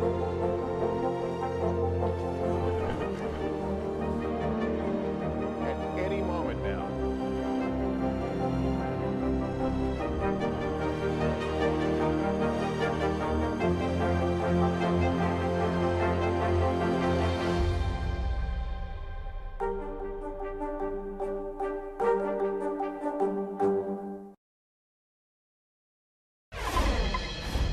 Finally this hour, a Minnesota aquarium just added something new to its collection. Actually, something that make that someone new, I should say. As reporter Rob Coles from our NBC affiliate in Duluth tells us, he's really putting the C in Christmas. At Duluth's Great Lakes Aquarium, children of all ages can get face-to-face with creatures aquatic and adorable. It's been great. This is our first time, and we already can't wait to come back. For the Weir family, they traveled all the way from Maple Grove, Minnesota. They came expecting to see fish, but say they were pleasantly surprised when mixed in with the sturgeon, Santa Claus himself, Scuba Santa. That was actually a surprise for us when we came. We just thought the boys would love an aquarium adventure, but seeing Santa has been really fun for us. For a few days in December, the man in red swaps the sack of toys on his back with an oxygen tank to bring joy to local children. Organizers say he's a hit with families. Kids really love seeing the divers in the water, so Santa was a natural winter addition. And with the fish. They seem to recognize that when Santa's in the water, he is bringing treats, and they have no problem getting up and close with with him. Scuba Santa was one of the many holiday events that were put on hold last year due to the pandemic. We didn't have Santa last year with COVID, so we were really glad to have him back in person this year. And for the Weirs, they're already planning their next visit. Probably going to make it an annual tradition. A new tradition for some, a welcome return for others. Who knew Santa could scuba? Thanks for being with us this hour, everybody. I'm Yasmin Vasugian. You can catch me every weekend on MSNBC starting at 3 p.m. Eastern. But stay with us. The news continues right now.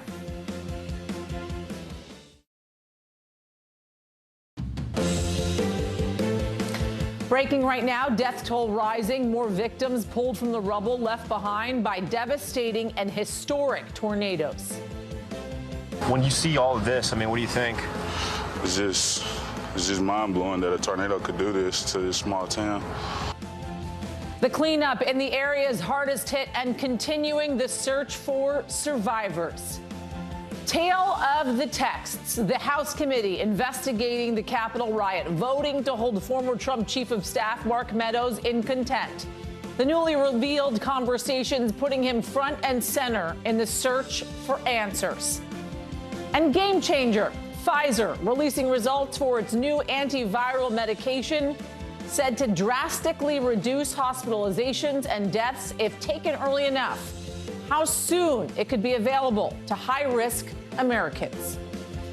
And good call. A 911 operator picks up the phone on the other end. A very unexpected emergency. She's like, 911, what's your emergency? I don't know. I think I'm in labor. The dispatcher who really delivered for a pregnant woman and her newborn baby.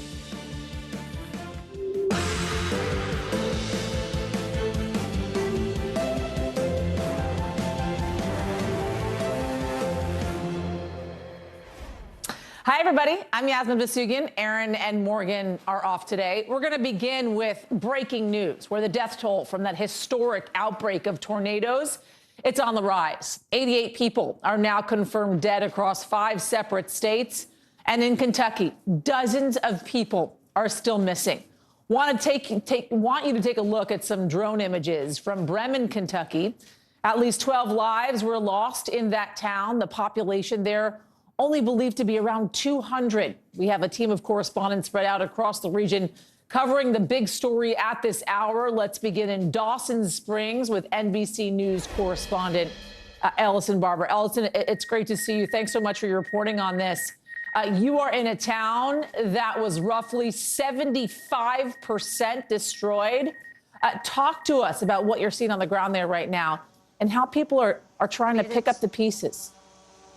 Yeah, it's hard to grasp the level of destruction here. I'm standing with Taylor. He is 15 years old. Where we are, this was his friend's mother's home. Taylor, you were telling me where she was kind of right over there in the hallway, right? And you've been here the last 2 days. You live not far from here. Tell us what you were looking for and what you found. I was looking for a safe and her purse, and I haven't found her purse, but I found pictures of her and her son over that way, but that's basically all I found right now. So there are people like you who have come out who are trying to help people who survived. You said your friend's mom was injured when her home collapsed, and getting those pictures back, what did she say when you were able to take them to her? She was crying. She was thankful. She gave me a hug. And yeah, she just was very happy that I found them. You know, Yasmin, when you look over here, this green truck, Taylor, I'd asked him, I said, was this her car? And he told me no, she has no idea where this came from, but you can see it literally crashed into her home.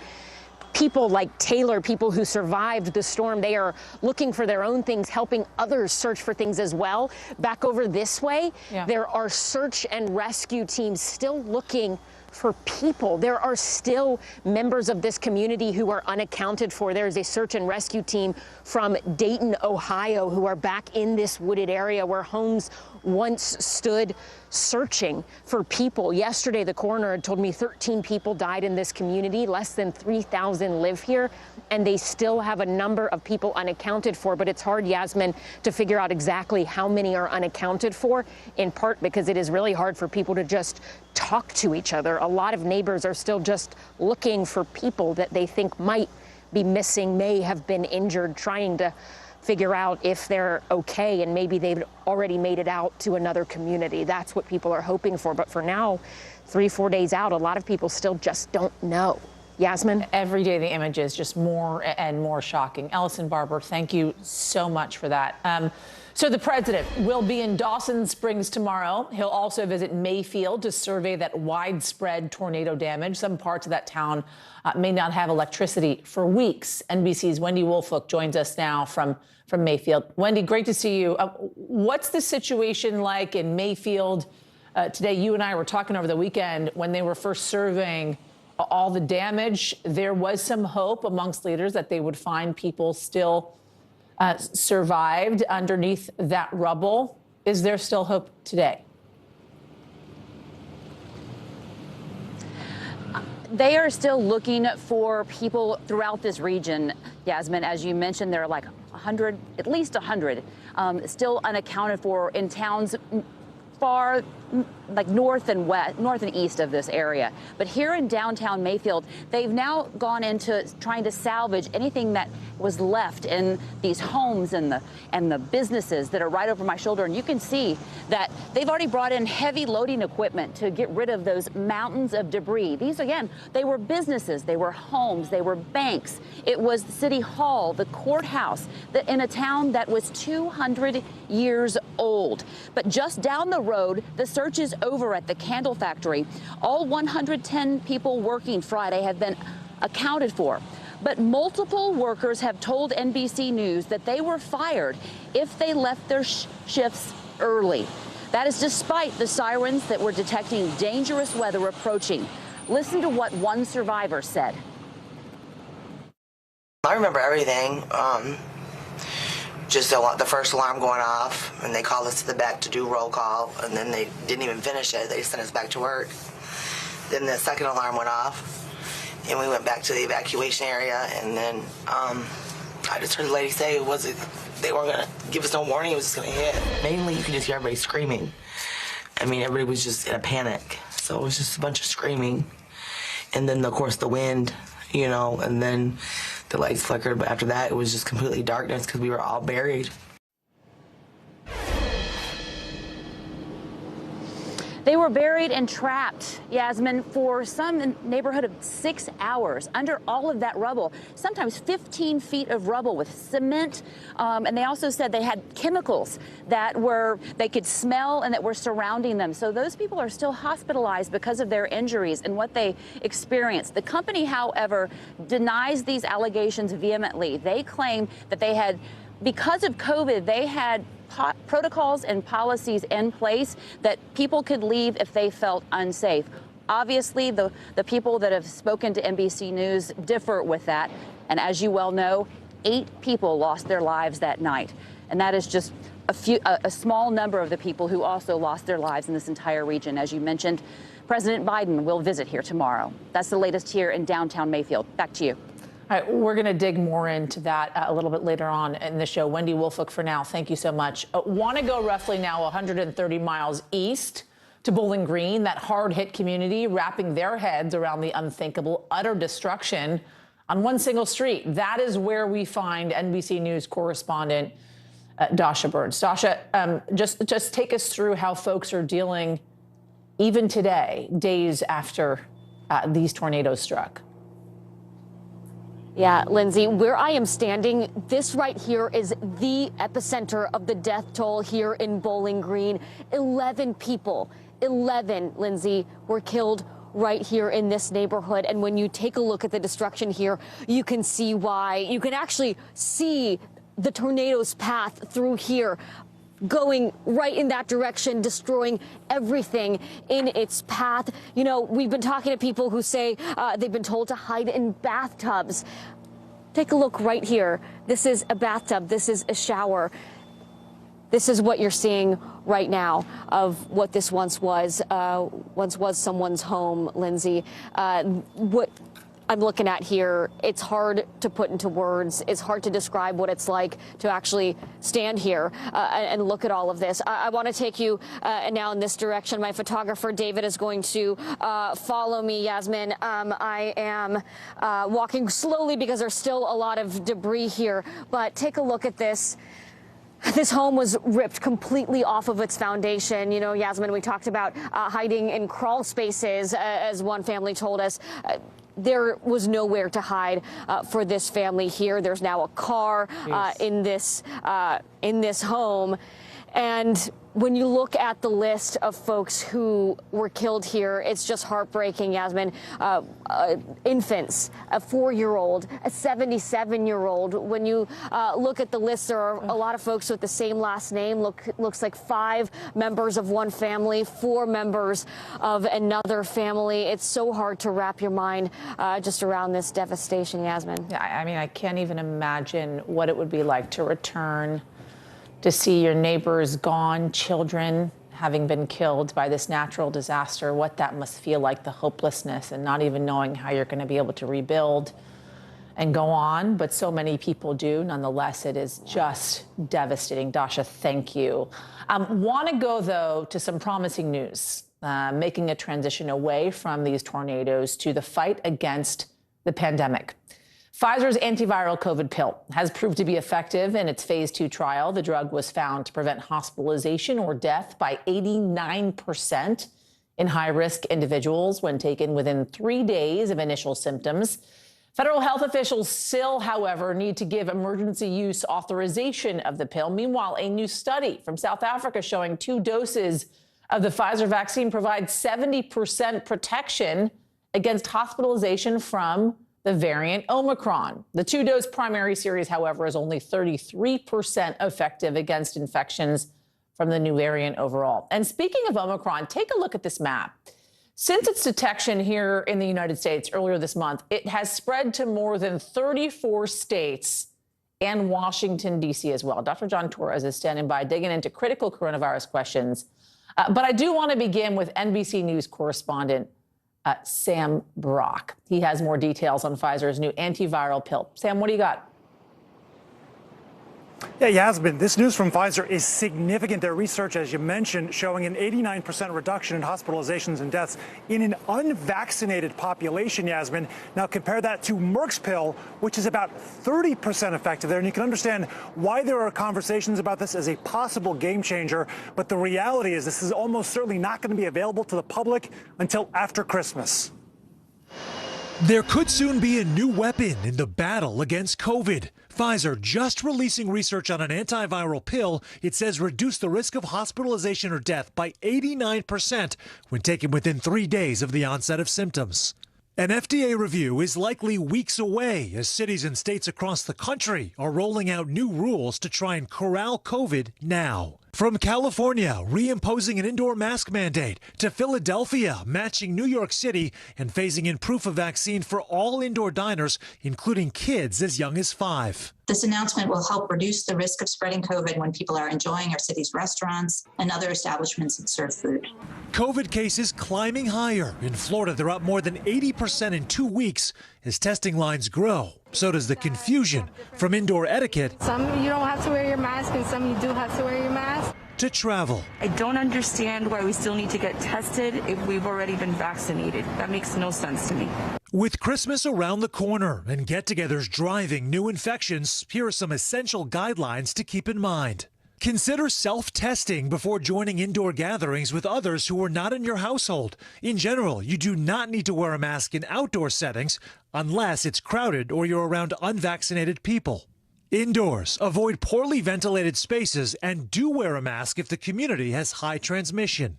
As for making that trip in the first place, the government recommends delaying travel until you're fully vaccinated. But if you're not, get tested before and after. For many family members, it's risk versus reward. Were you nervous about seeing family for the holidays and knowing what's going on with COVID? A little bit. So why'd you decide to go anyway? Because I miss them. Sam, you're talking about cases on the rise there in that piece. Very well done, by the way. We're hearing about a rise in cases, as you mentioned, among folks that are fully vaccinated. And I just want to be clear here. CDC definition of being fully vaccinated is still just 2 shots, not including the booster. But also a rise in cases amongst folks that are in professional sports teams. What's happening there?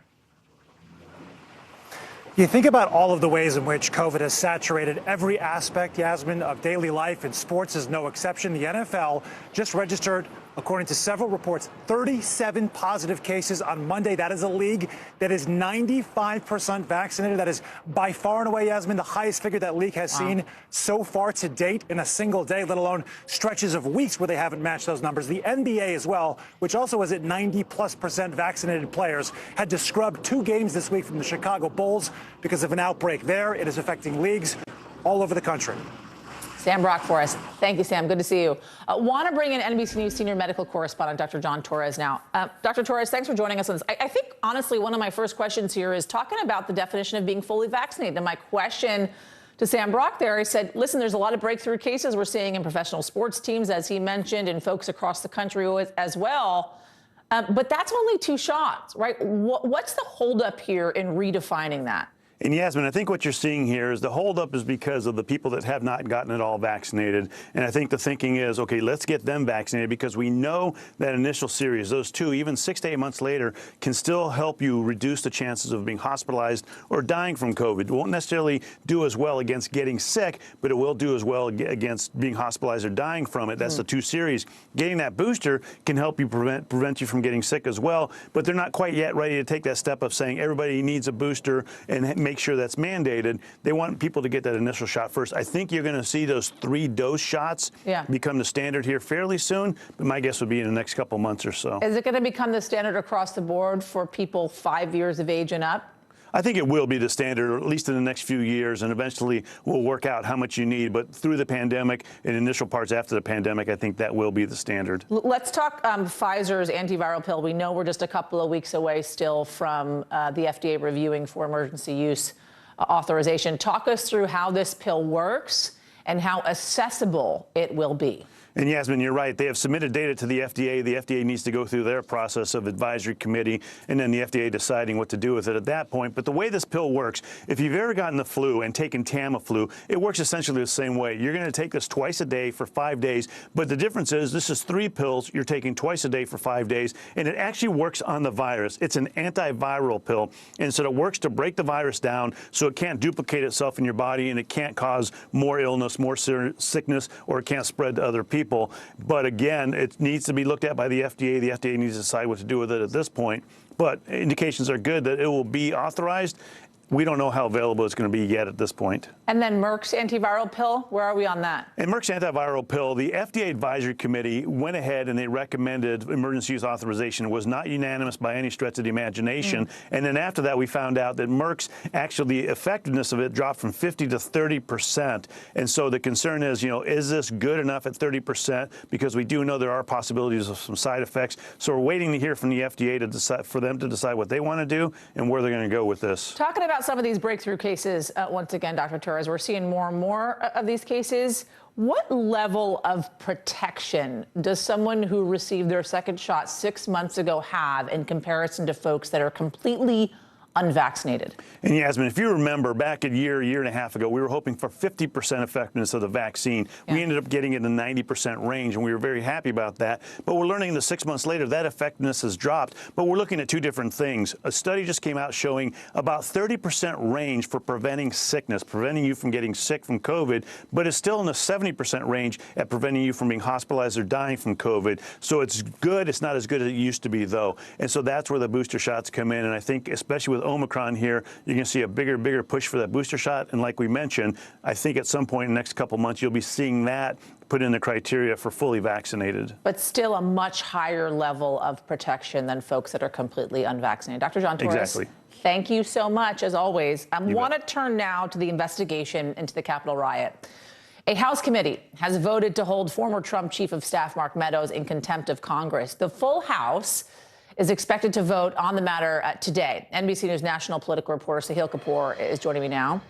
Sahil, great to see you. Liz Cheney read some pretty shocking text messages sent to Mark Meadows on January 6th. Talk us through some of those. That's right, Yasmin. Some startling revelations read by Liz Cheney, a Republican congresswoman on the committee, just before it voted unanimously 9-0 to hold Mark Meadows in contempt. Now, the content of these text messages included several Fox News hosts, as well as the former president's eldest son, Don Jr., texting Mark Meadows, who was then, of course, the chief of staff, the top aide to the former president, pleading with him to do something, to do anything, to get the former president, the then president, to do something to stop the Capitol riot as it was under siege. This shows that even Don Jr., the former president's eldest son, thought that this was going too far, and he was panicking, pleading with Meadows to get his father to say something. Let's play what Liz Cheney had to say and quote her reading the content of those text messages. Quote, Mark, the president needs to tell people in the Capitol to go home. This is hurting all of us. He is destroying his legacy, Laura Ingraham wrote. Please get him on TV. Destroying everything you have accomplished, Brian Kilmeade texted. Quote, can he make a statement? Ask people to leave the Capitol, Sean Hannity urged. As the violence continued, one of the president's sons texted Mr. Meadows, quote, he's got to condemn this ASAP. The Capitol Police tweet is not enough. Donald Trump Jr. texted again and again, urging action by the president.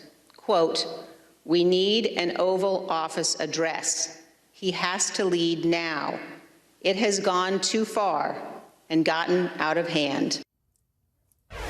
Now, Cheney further said that these messages are central to the question that the committee is investigating as to whether then-President Trump corruptly, through action or inaction, sought to impede the electoral count on January 6th that ultimately declared then-President-elect Joe Biden the official winner of the 2020 election. What's startling to me, Sahil, is that so many of these individuals refused and continue to refuse to identify what actually happened on January 6th, when in fact they were texting the chief of staff of the former president, urging him to tell then President Trump to tell folks to back down, to back off, that things had gone too far. Let's talk about this contempt vote in the House happening today when it comes to Mark Meadows. What's going to happen here? Take us through it. That's right, Yasmin. The full House of Representatives, one day after that committee voted unanimously to send it to the floor, is going to vote today to approve that contempt resolution. There's a series of procedural votes they have to get through. There's a separate resolution that the House is also voting on, but sometime late afternoon, around 5 to 6 p.m. is when we expect that vote to happen. Once it happens, the House can certify it to a U.S. attorney in Washington, who will have the decision about whether and when to prosecute Mark Meadows for contempt of Congress. These are criminal charges, as we've seen in the past with Steve Bannon, the former Trump advisor, who was the first to be held in contempt. It was 22 days after the House sent that referral that an indictment came down, which Steve Bannon is now fighting in court. Now, we should say, just in the last couple of minutes, Mark Meadows' lawyer has put out a statement reported by our colleague Ken Delaney, and denying that he stopped cooperating with the committee. They cite the fact that he has provided this information, including some of which Liz Cheney just read out, saying that he cannot single-handedly waive executive privilege. The committee does not accept that claim because he's making a blanket assertion of executive privilege that clearly these documents didn't apply to. Hence the contempt charge, hence criminal charges likely coming down for Mark Meadows. Yeah. Unprecedented times, possibly holding a former member of the House in contempt of Congress. Sahil Kapoor, thank you so much. A young woman plunges overboard a Carnival cruise ship in the middle of the night. Coming up, who's stepping in to handle the case now that the Coast Guard has called off the search?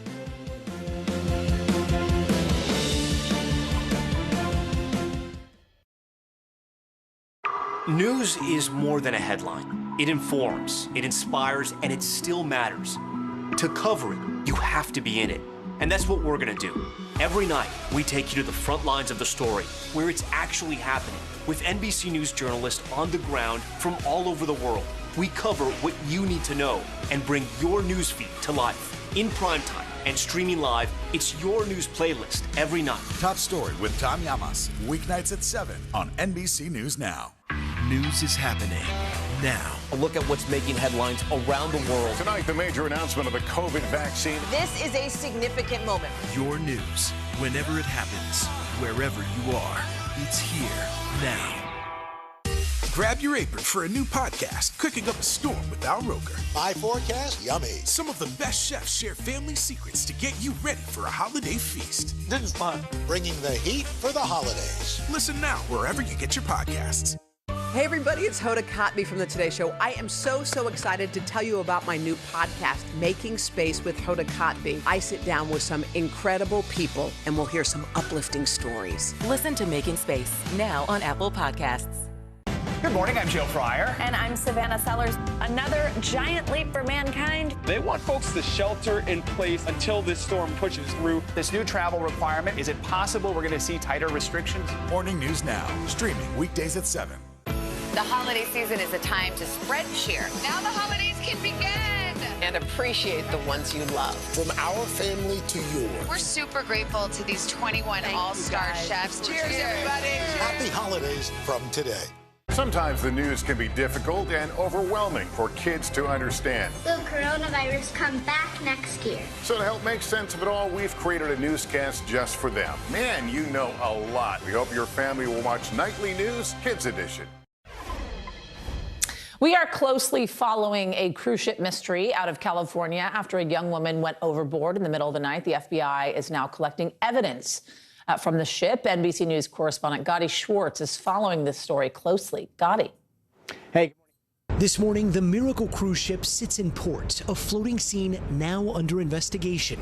Pictures of broken glass and a bent metal divider on a deck, the only evidence seen publicly after a woman plunged from a stateroom balcony nearly 10 stories into the water below in the middle of the night. The woman still hasn't been identified, but passengers say she was traveling with her boyfriend and a family member. Rattled shipmates say they were told a security camera had captured her fall. You can believe something happened to her. Sweet young lady, you know, a sweet soul. And she is gone. The FBI now investigating as to whether this tragic incident was an accident or foul play, releasing little information on what they know. It's scary. I hope they find out.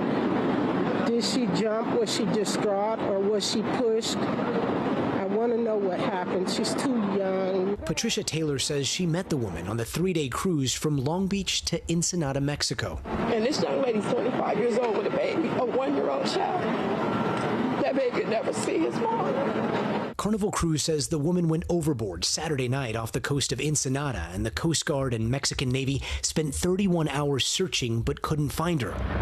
Passengers say they saw search boats being lowered after the alarm sounded. They went out on the balcony and looked and saw immediately they were throwing life preservers out, and probably about 30 minutes later after that they lowered a life raft. Experts say overboard incidents aren't as rare as you might think. In 2018, there were 25 people overboard. In 2019, there were 29 people overboard.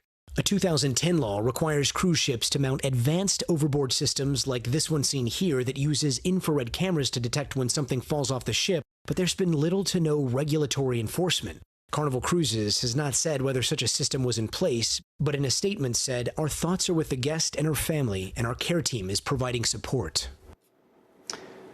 And Yasmin, as you can imagine, there has been a lot of speculation among those passengers, many of them thinking that there may be some sort of foul play involved, especially after the fact that an arrest was made and someone was taken off the ship in cuffs. But we reached out to authorities about that specifically. They say it's important to note that that arrest was on an unrelated warrant. At this point, they could not comment on the investigation. So we don't know if this was foul play or if this was just an accident. Troubling stuff. NBC's Gadi Schwartz, thank you.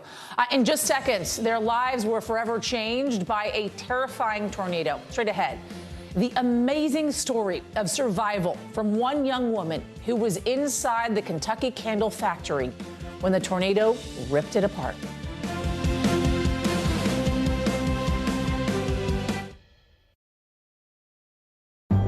In the City of Angels, 2 kindly old ladies wanted to help homeless men get off the streets forever.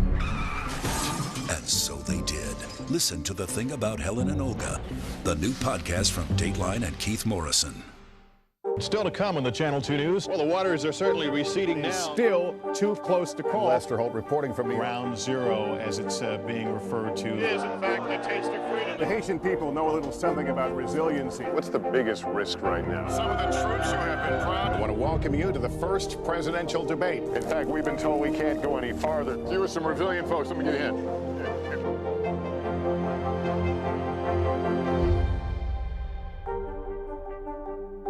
Do you feel like the bad guy in this? Why should they believe you when they know that people are getting in?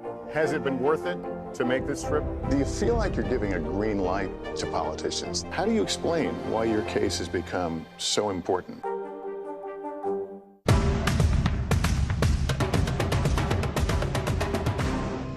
Hey everybody, it's Hoda Kotb from the Today Show. I am so excited to tell you about my new podcast, Making Space with Hoda Kotb. I sit down with some incredible people and we'll hear some uplifting stories. Listen to Making Space now on Apple Podcasts. News is happening now. A look at what's making headlines around the world. Tonight, the major announcement of the COVID vaccine. This is a significant moment. Your news, whenever it happens, wherever you are, it's here now. In the City of Angels, two kindly old ladies wanted to help homeless men get off the streets forever. And so they did. Listen to The Thing About Helen and Olga, the new podcast from Dateline and Keith Morrison.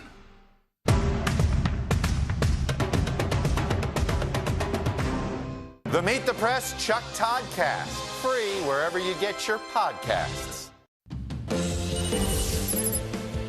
Making news right now, a winter storm warning is in effect for Northern California. It is the first major storm of the season, and it's already packing a punch, slamming the Sierra Mountains and forcing interstates to shut down. Forecasters say the snow is accumulating at rates between 3 and 5 inches per hour. Officials asking drivers to stay off the roads until at least Wednesday at the earliest. The former Minneapolis police officer convicted of murdering George Floyd is scheduled for a, quote, change of plea hearing tomorrow. Derek Chauvin is facing federal charges that he violated Floyd's civil rights. Chauvin initially pled not guilty, but a court notice indicates that's likely to change.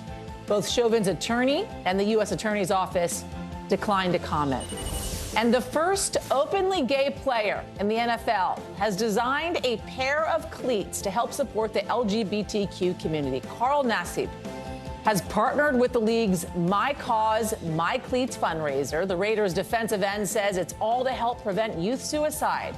Proceeds will benefit the Trevor Project.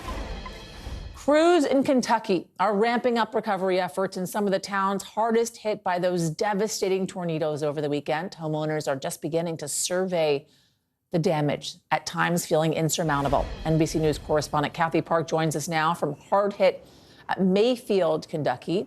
Kathy, you and I have been speaking over the last couple of days, and I know it's so incredibly hard, I'm sure, for homeowners to return and see their homes just completely destroyed, their belongings gone, and hearing about their neighbors who are no longer alive. What are recovery efforts like right now? Well, Yasmin, I can tell you that the work is really starting to pick up out here. I don't know if you can hear some of the background noise, but they have brought in the heavy machinery. They've been working tirelessly to clear the roadways, the sidewalks of debris so the infrastructure can start coming back up. You know, keep in mind the water tower was destroyed, power lines also knocked down as well. The natural gas line was shut off because they didn't want any leaks. But if you take a look, you might notice there are some power lines up. And these are new, we're told. So they're working very quickly. But, you know, there's still so much devastation. Everywhere you look, there are barely any structures standing, hundreds of homes and businesses destroyed, many uninhabitable at this point. We're wondering, you know, where are all the displaced staying right now? And the mayor said that many are staying with family members nearby. Hundreds are in shelters. Parks in the area have also opened up so that they can stay there. But this is just a temporary solution, as you know. There's still so much recovery ahead. Kathy, how are people dealing emotionally? You know what? I think they are still just processing everything. They're still in shock. Someone described to me the other day that this is like a bad movie. It's a nightmare, and they haven't woken up from it. They still are trying to wrap their minds around the fact that everything is gone, and they have to start from scratch. What you're looking at behind me was a church. It used to go back more than 100 years. This is a newer part of the church that you're looking at here, but this is where members would gather. They would hold events here. And in fact, we spoke with a woman who was out here just a few moments ago, a member who was trying to salvage anything she could. Take a listen. We've been down here several times, and it doesn't get any easier. It's really hard. This was a meeting place for most of the community. There was all kinds of events that were held here, trainings and dinners and receptions, and so lots of memories. Everyone is safe and healthy. No one was injured, so we're thankful for that. And Yasmin, so much history that is now gone in just a matter of seconds, really. And they were really looking forward to making new memories just this past weekend before this tornado came through. They were getting ready for Christmas celebrations. Jackie there, she was out here looking for handbells because she was set to perform. So there was a lot that they were looking forward to. But today they're counting their blessings because all of their members have been accounted for. Counting their blessings just a few weeks ahead of the holiday season. Kathy, I think a lot of Americans are watching this coverage and wondering how they can help and what that town needs most right now. What do you know about this? Yeah, 10,000 people live here, right? And they were in the direct path of this tornado, and the majority of them will have to start from scratch. So they need just about everything. They need housing, importantly. Right now they are in hotels, or they're staying with family members. The governor said that they need blood donations as well. And if you go on Kentucky.gov, they are collecting monetary donations. I think that is what is critical at this point, because they need to build up those funds to begin the rebuilding process. But more than anything, this is a community that is leaning on faith, and they're asking for prayers. Yasmin. Kathy Park, we are sending them all their way as we watch the total and utter destruction, but of course the blessings for those people that were able and managed to survive this awful tornado weather event. Kathy Park, thank you from Mayfield. Appreciate it. So we know at least 8 of the deaths from these tornadoes were workers at a Kentucky candle factory. 5 workers told NBC News several colleagues had asked to leave before the tornado even hit.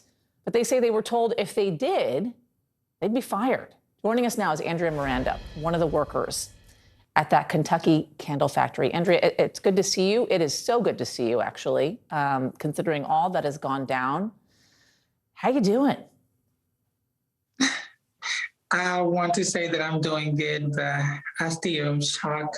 I still processing everything. I haven't been able to sleep. It's been horrible. It's been a nightmare these days for me. When you try to sleep, do you just think about what took place on Friday night, about that tornado, what it was like? It's not like I'm trying to think. It just comes to my mind. I just close the eyes and I just imagine myself trapped under those 5 feet degrees and not able to breathe. It's something that has been bothering me so much. Did you ever think anything like this would happen? No, never. For real, never. I never thought anything like this would happen to me. And I live in Eureka that is really strong too, but something like this, really, it was chaotic. It was something that I can even still explain. There were lives lost in that candle factory. Were any of them your friends? Yes. One of them, her name was Janine. She was a very close friend. And yesterday, whenever I was watching the news, I heard that one of the people that found he was hurt, and it's been so hard to me to process that. What was Janine like? She was one of my coworkers, and since I got to that job, she always was there for me, showing me how to do the easy way. So she got very close to me about, working as a person. So it's been very touchy for me, her loss. Did you see her during the tornado when it was all going down? No, we wasn't in the same area. I just saw her whenever I came into work, and after that, the next thing that I knew that she was dead. Andrea, what do you make of what we're hearing now about people asking to leave and being told if they did, they would be fired? I didn't hear that personally, but whenever they move us to the safe area, that he wasn't, but I asked, can I go home? And they just respond to me, no, for right now, because the tornado warning alarm, is still on. And I said, so what is next? To say everything is good, we just keep working. And it wasn't everything good. Just the next thing that I heard is the building moving left and right, and boom, everything gone. Everything that I worked for these 2 years since I came here is gone. Now I'm not able to sleep. I just take a shower and just try to, hurt my body. I see it's something that it's been really hard. It's been really hard. Are you seeking help, Andrea? Do you have anybody to talk to? I've been talking so far with my family, and it's helping out a little bit, but I might need somebody, professionally to help me through this too. Yeah. Andrea, I am so sorry for everything that you have been through, but I am happy you're here talking to me today, that you're alive and you're well. And I know it's going to be an uphill battle for you to come back, but you seem like a very strong woman, and we wish you the best. I'm so sorry for the loss of your friend. Good luck, and please stay in touch with us. Come back and talk to us. I know it's a hard recovery, but we'd like to see you doing well again one day. Thank you, Andrea. Thank you. Andrea Miranda, everybody. So let's make a transition, talking about the trial of former Minnesota police officer Kim Potter. She is accused of fatally shooting Daunte Wright while trying to arrest him earlier this year. Today, the prosecution is calling use of force and police training experts to take the stand. NBC News correspondent Ron Allen is joining us from outside the courthouse in Minneapolis. Ron, good to see you in snowy Minneapolis. Bring us up to speed as to what's happening inside that courtroom today. Well, we're into you might think of it as the nitty-gritty part of this. They have experts from the police department talking about the police department's policies and training, essentially. These are officers, actually, not experts. And they are trying to build a case against former Officer Potter, saying essentially that she didn't follow her training and that she didn't uphold her obligations as a police officer. Her badge, she betrayed her badge, is a line that they used during the opening statements of the case. We started the case with a lot of emotion, a lot of passion. When we heard from Daunte Wright's mother, his girlfriend, we heard a lot from the forensic experts about the crime scene, about the autopsy photos, about that part of the case. And now we're into the policy, the training. What is a police officer supposed to do? Did the officer act properly during that traffic stop? And a big issue in all of this, of course, is the weaponry, the guns that were used, the taser versus the gun. Officer Potter insists that she thought she was firing a taser when she actually fired her weapon. There was a lot of testimony about the difference between the two weapons. Here's how one agent described the difference between a taser and a gun, pointing out how the prosecution tried to show that these were very different objects that Officer Potter should not have confused. Take a listen. The firearm weighed approximately 2.11 pounds. The taser weighed approximately 0.94 pounds. Okay. So the Glock with the ammo weighed about over twice as much as the taser? Yes. Thank you. The taser is yellow, the firearm is black. The taser has a stocky body to it compared to the Glock handgun. The grip of the taser is shorter and wider than the Glock. The prosecution trying to drive home to the jury that these are very different weapons, and there's really no excuse for former Officer Potter, mistaking them. The charges against her use words like recklessness, negligence to describe what she did, the manslaughter charge. And of course, throughout all this, the defense is trying to say basically that if Daunte Wright had just surrendered and allowed the police to arrest him and not resisted, none of this would have happened. And of course, all this is what the jury must decide. And we will continue to watch as this unfolds. NBC's Ron Allen for us in Minneapolis. Thank you, Ron.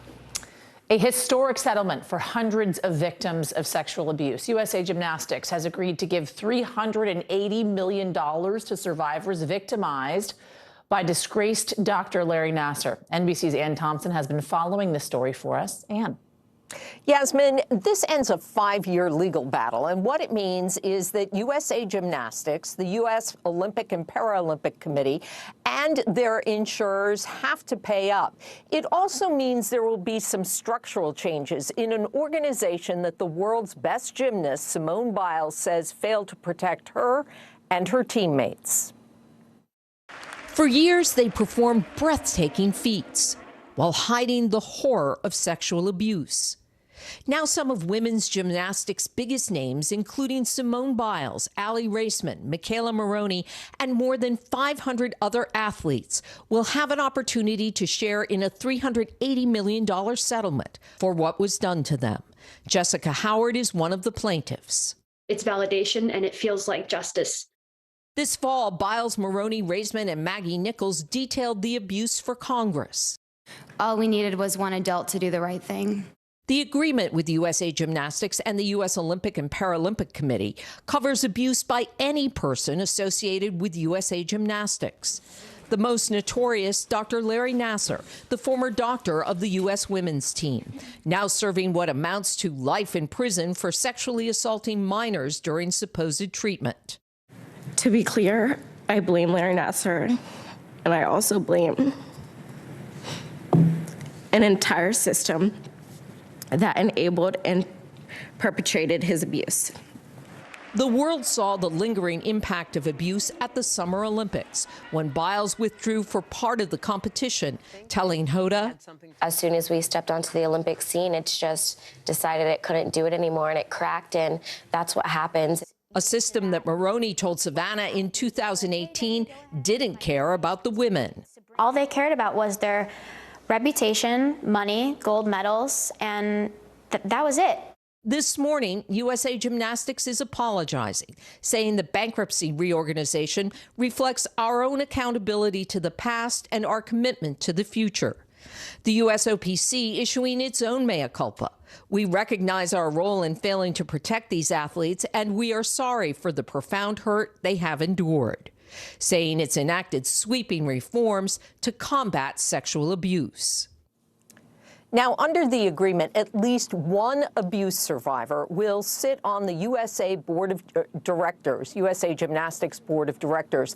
Survivors will also sit on 2 other committees. And as for the money, well, that's going to be allocated by a retired judge, the same man who has been allocating the $500 million that Michigan State University had to pay because of Larry Nassar. Yasmin? NBC's Ann Thompson, thank you so much for that. Major turbulence ahead for unvaccinated airline passengers. Up next, the country promising to punish airlines with major fines for each unvaccinated passenger that steps off the plane.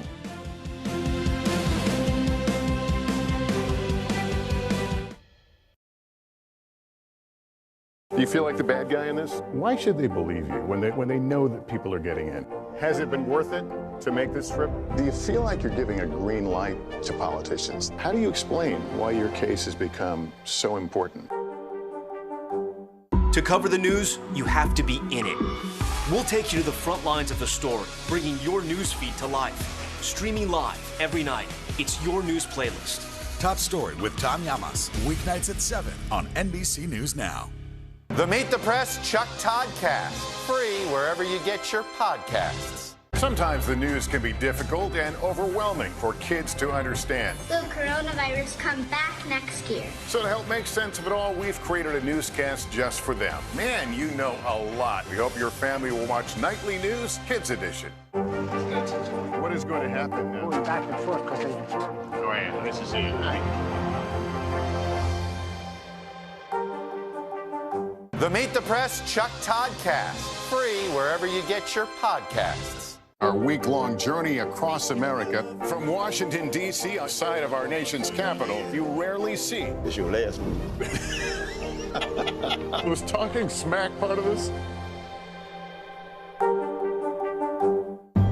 In the City of Angels, two kindly old ladies wanted to help homeless men get off the streets forever.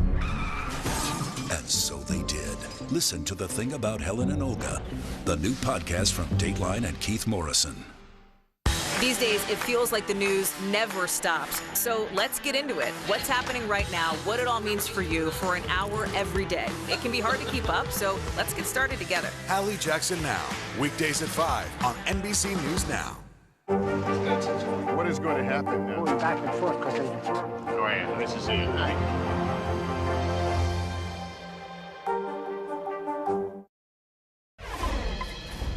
Members of British Parliament have just published a new report. They're recommending sweeping changes to social media regulations. Sky News reporter Katie Barnfield sat down with a father who lost a child to suicide to learn what these new regulations would mean to him and his family. This is Molly Russell in happier times. Before, at just 14 years old, she took her own life. Her family struggled to understand why. Then they found thousands of posts she'd been looking at on sites like Instagram, encouraging self-harm and suicide. I think that social media helped kill my daughter.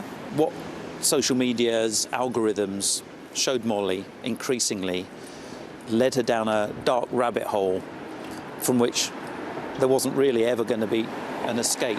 And I know for a fact that the platforms suggested Molly saw more and more harmful content. Molly's dad, Ian, is one of those who gave evidence to a committee of MPs.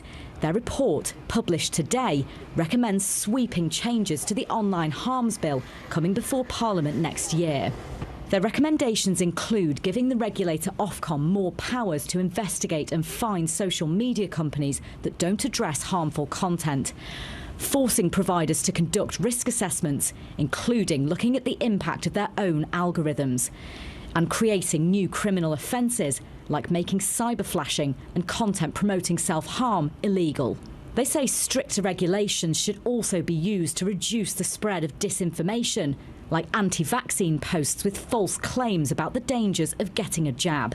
It feels like the problems have got worse. So the system of self-regulation they created for themselves has clearly failed. They may not have created this content, but their systems are hosting it, their systems are recommending it to people, and therefore they have a responsibility to act against it as well. Meta, that owns Facebook, Instagram and WhatsApp, told Sky News it already has strict policies in place, but welcomes more regulation.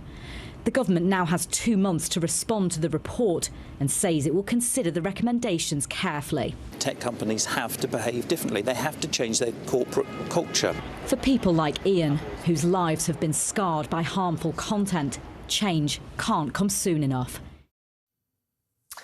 Mourning in Haiti following a deadly explosion and hefty fines for unvaccinated travelers in Ghana. NBC News anchor Joe Fryer takes you around the world now in 60 seconds.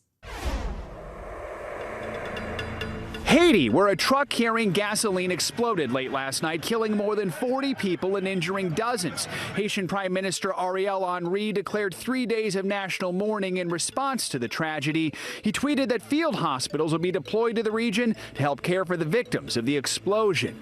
Spain, where La Palma's Cumbre Vieja volcano has entered its 86th day of eruption.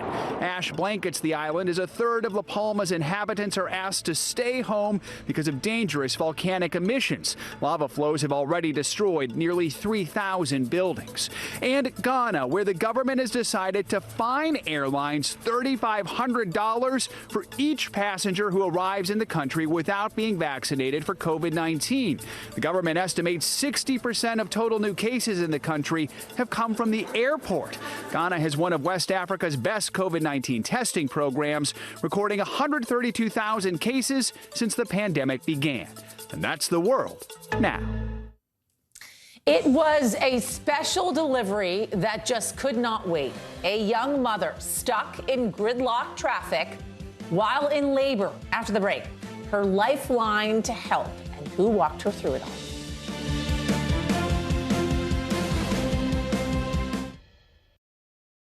Our week-long journey across America from Washington, D.C., outside of our nation's capital, you rarely see. It's your last move. Was talking smack part of this?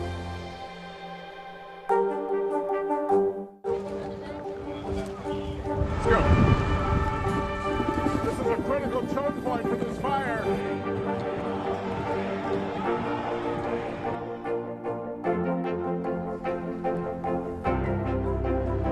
And good evening from New Orleans. Nice to really spend some time with you. Appreciate it.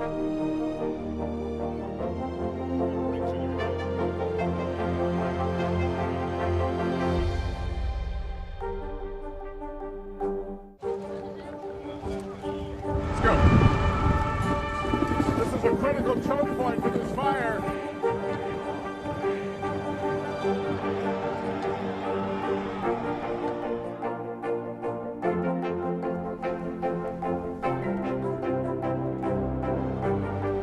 Unnecessary, unjustifiable, illegal.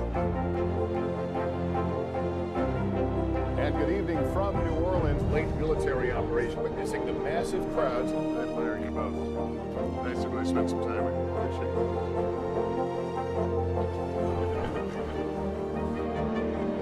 At any moment now.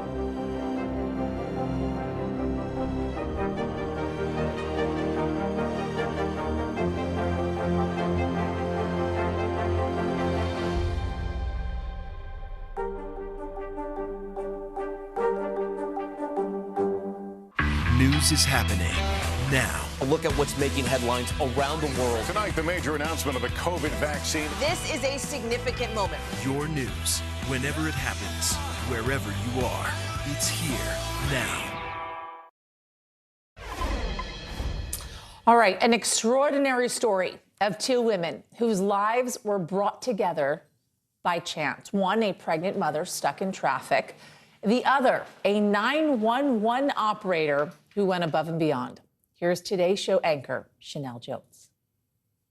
Hi, Yasmin. We all know what it's like to be stuck in traffic. Now imagine you are 9 months pregnant, having contractions, trying to get to the hospital, and then you're stuck in traffic. That's exactly what happened to Charlotte Fatoma. So she pulls over on the side of the highway and calls 911. And that's where the story picks up, and two strangers become forever linked.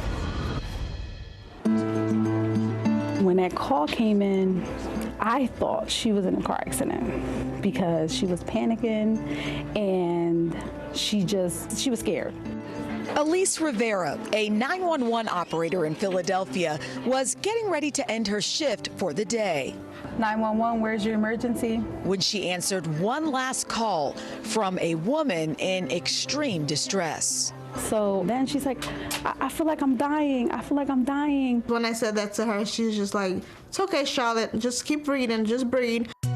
30 minutes prior, Charlotte Fatoma, 9 months pregnant, was going about her job as a nurse at an assisted living facility when she started having intense contractions. One of my clients, she said, do you need me to hit my life alert? And I said, no, you keep that. I'm going to be okay. Don't worry about me. Having given birth to two other children, Charlotte assumed she had plenty of time to drive herself to the hospital 40 minutes away. Once I hit the exit, traffic was so long. I'm like, oh my God, I'm never going to make it there. Charlotte's contractions started coming on faster, and traffic had come to a standstill. When I dialed 911, this lovely lady picked up. She was like, 911, what's your emergency?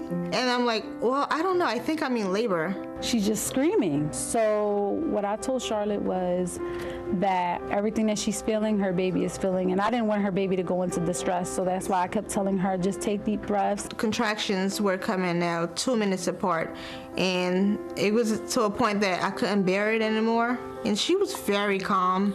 So that kept me calm. I just told her, listen, you're going to see your baby sooner than you think. Realizing the ambulance would not make it in time, Elise advised Charlotte to pull over. She told me to position myself in the car, move the seat back, push yourself all the way to the edge of the chair, put your legs up, prop yourself, and make a way for that baby. Once she felt the baby's head, I told her the next step was very important. I was like, you have to get the rest of the baby out. And she gave it that big push, and then I heard the baby cry. The ambulance pulled up at the very moment Charlotte gave birth to a healthy 7-pound, 1-ounce baby girl on Montgomery County's Interstate 476. Once I heard my baby cry, it was one of the happiest moments in my life. I felt very happy. I felt very emotional. So I had to lift my mic up. My eyes got watery. What Charlotte didn't know at the time was Elise was just 4 weeks into her new job as a 911 operator. I've never helped with a baby delivery over 911. That was my first one. That's like an early Christmas gift, you know, to experience something like that. Elise, the 911 operator, she is an angel in disguise. She was wonderful. She treated me so kind. Charlotte says thanks to that angel in disguise, baby Elizabeth is at home and thriving, and they both can't wait to meet the woman who was there for them on the other end of the phone. We started off as strangers, and now we're connected forever. It is going to be emotional, so make sure you have tissues. It is going to be emotional. And Yasmin, there were a lot of tears this morning, so I wanted to give you a little something special here. Meet Elizabeth Elise. You named her. Her middle name is now after Elise, and it was such a heartwarming and special reunion. So this is a nice holiday gift for all of us today. Back to you. Breaking news first, the desperate search. Rescue crews frantically combing through debris, searching for signs of life after a devastating tornado outbreak. What we know about the progress they're making right now.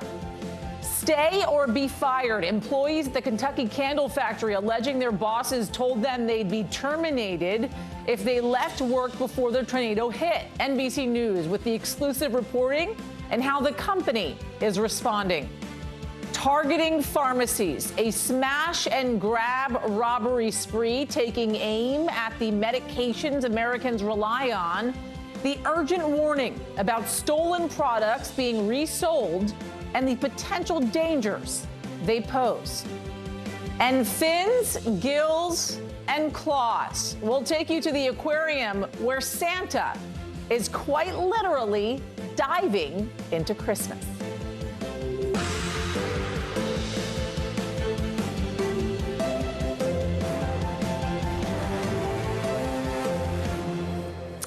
Hi, everybody. I'm Yasmin Vasugian. Aaron is off. Morgan is on assignment. We begin this hour with breaking news. More than 100 people are still missing in Kentucky days after the deadly tornado outbreak. Rescue missions are still underway. At this hour, 88 deaths are officially being blamed on the storm across 5 states.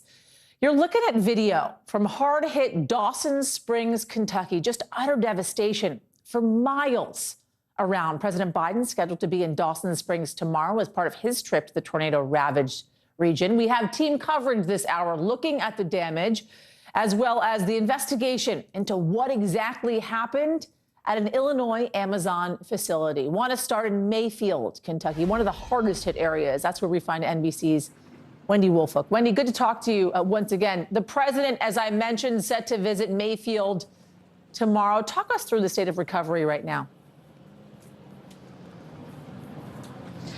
Well, Yasmin, good afternoon to you once again. They've already brought in the heavy loading equipment to start to remove those mountains of brick and debris that fill this downtown area. Take a look at this. Yesterday, they allowed residents and business owners to come in to try to salvage anything they could find. But now they've already started closing off the roads so that they could literally take all of this and get it out of here to make it more safe, both for the president's visit and as they begin to start to rebuild. Remember, this is an area that's more than 200 years old. They lost several churches, they lost the courthouse, they lost City Hall, and countless homes and businesses in this area. It's going to take a long time to rebuild. But when one of them was asked, how do you do this with all of the devastation?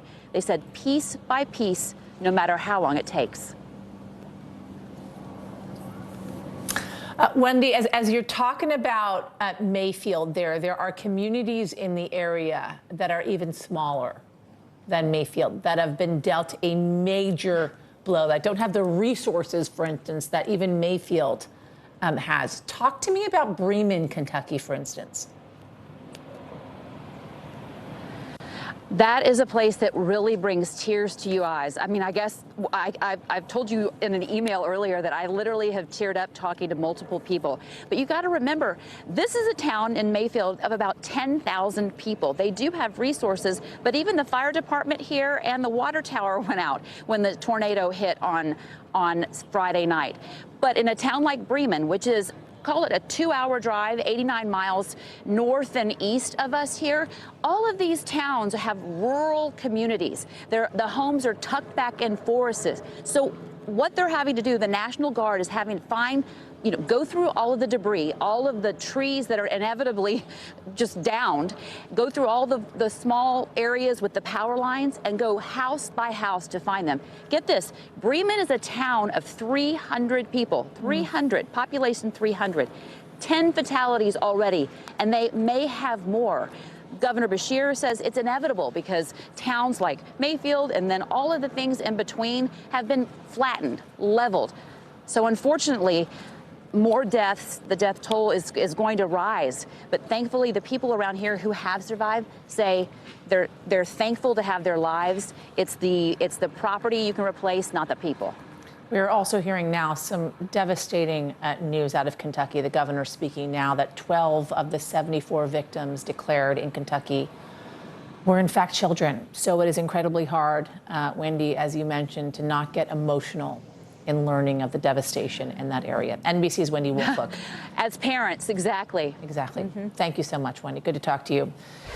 So the devastation across Bowling Green, which is just a little bit of ways away from Mayfield, is also hard to comprehend. Really, the devastation across the entire state in some areas hard to comprehend. The loss on just one street alone, it's unimaginable. 11 people were killed on this block, just one block. And we are told children are amongst the victims there. And that's where we find NBC News correspondent Dasha Burns. Give us a sense of the story there on this block, Dasha, as you've been seeing. Yasmin, it's utter devastation and it's utter heartbreak. This is the epicenter of the death toll here in Bowling Green, and you can see why these homes were completely demolished. This is the Spring Hill subdivision. This is one of the newer subdivisions in this area. A lot of young families. These were starter homes. So these were people just beginning their lives. And Yasmin, I just had a conversation with a gentleman who walked down here from just down the road. He lives in this neighborhood. His home was completely destroyed. And he was friends with a gentleman who lives here with his family, who is in the hospital right now. And his friend lost 4 members of his family. He lost his wife. He lost 5 members of his family. Actually, it was his wife and 4 children. Oh my gosh. His wife and 4 children, 2 of them are infants. My gosh. He could barely string 2 words together. He was so devastated. He didn't want to talk to us on camera, as you can imagine. But just think about that. An entire family lost. The husband in the hospital right now, 2 infants and 2 teenagers.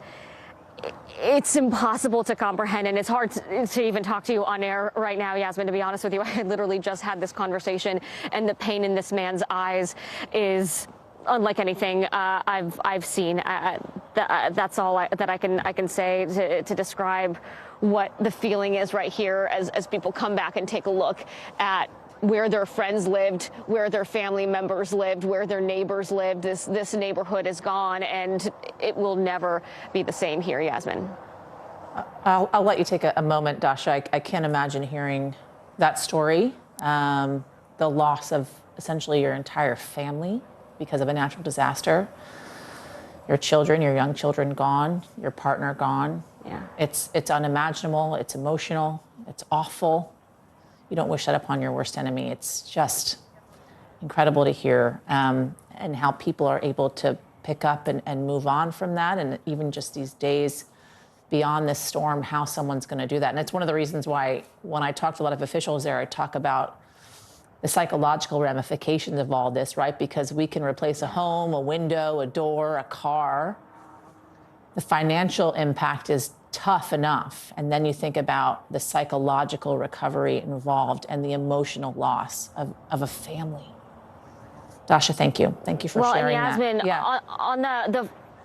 On the note with first responders, I mean, I actually was just talking to someone from the Bowling Green Police Department, the public information officer there, and he was telling me that his own teammates, how hard this is, because this is their neighborhood, and they are finding victims who they know. They patrol this neighborhood. So the 11 people that died here, these officers, they knew a lot of them. So for them to have to dig through this rubble and find those victims, that psychological toll, that's something that's going to last for a long time and reverberate throughout this community. Right. We get to fly in, we do these stories, we talk to these people, but we eventually leave.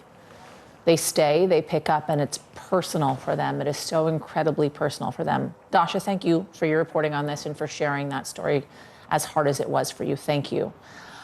So a federal investigation is underway in Illinois into what happened at that Amazon facility as the tornadoes tore through. 6 workers died inside the warehouse there in Edwardsville when the roof, in fact, collapsed. NBC News correspondent Megan Fitzgerald joins us now from that warehouse. Megan, great to see you.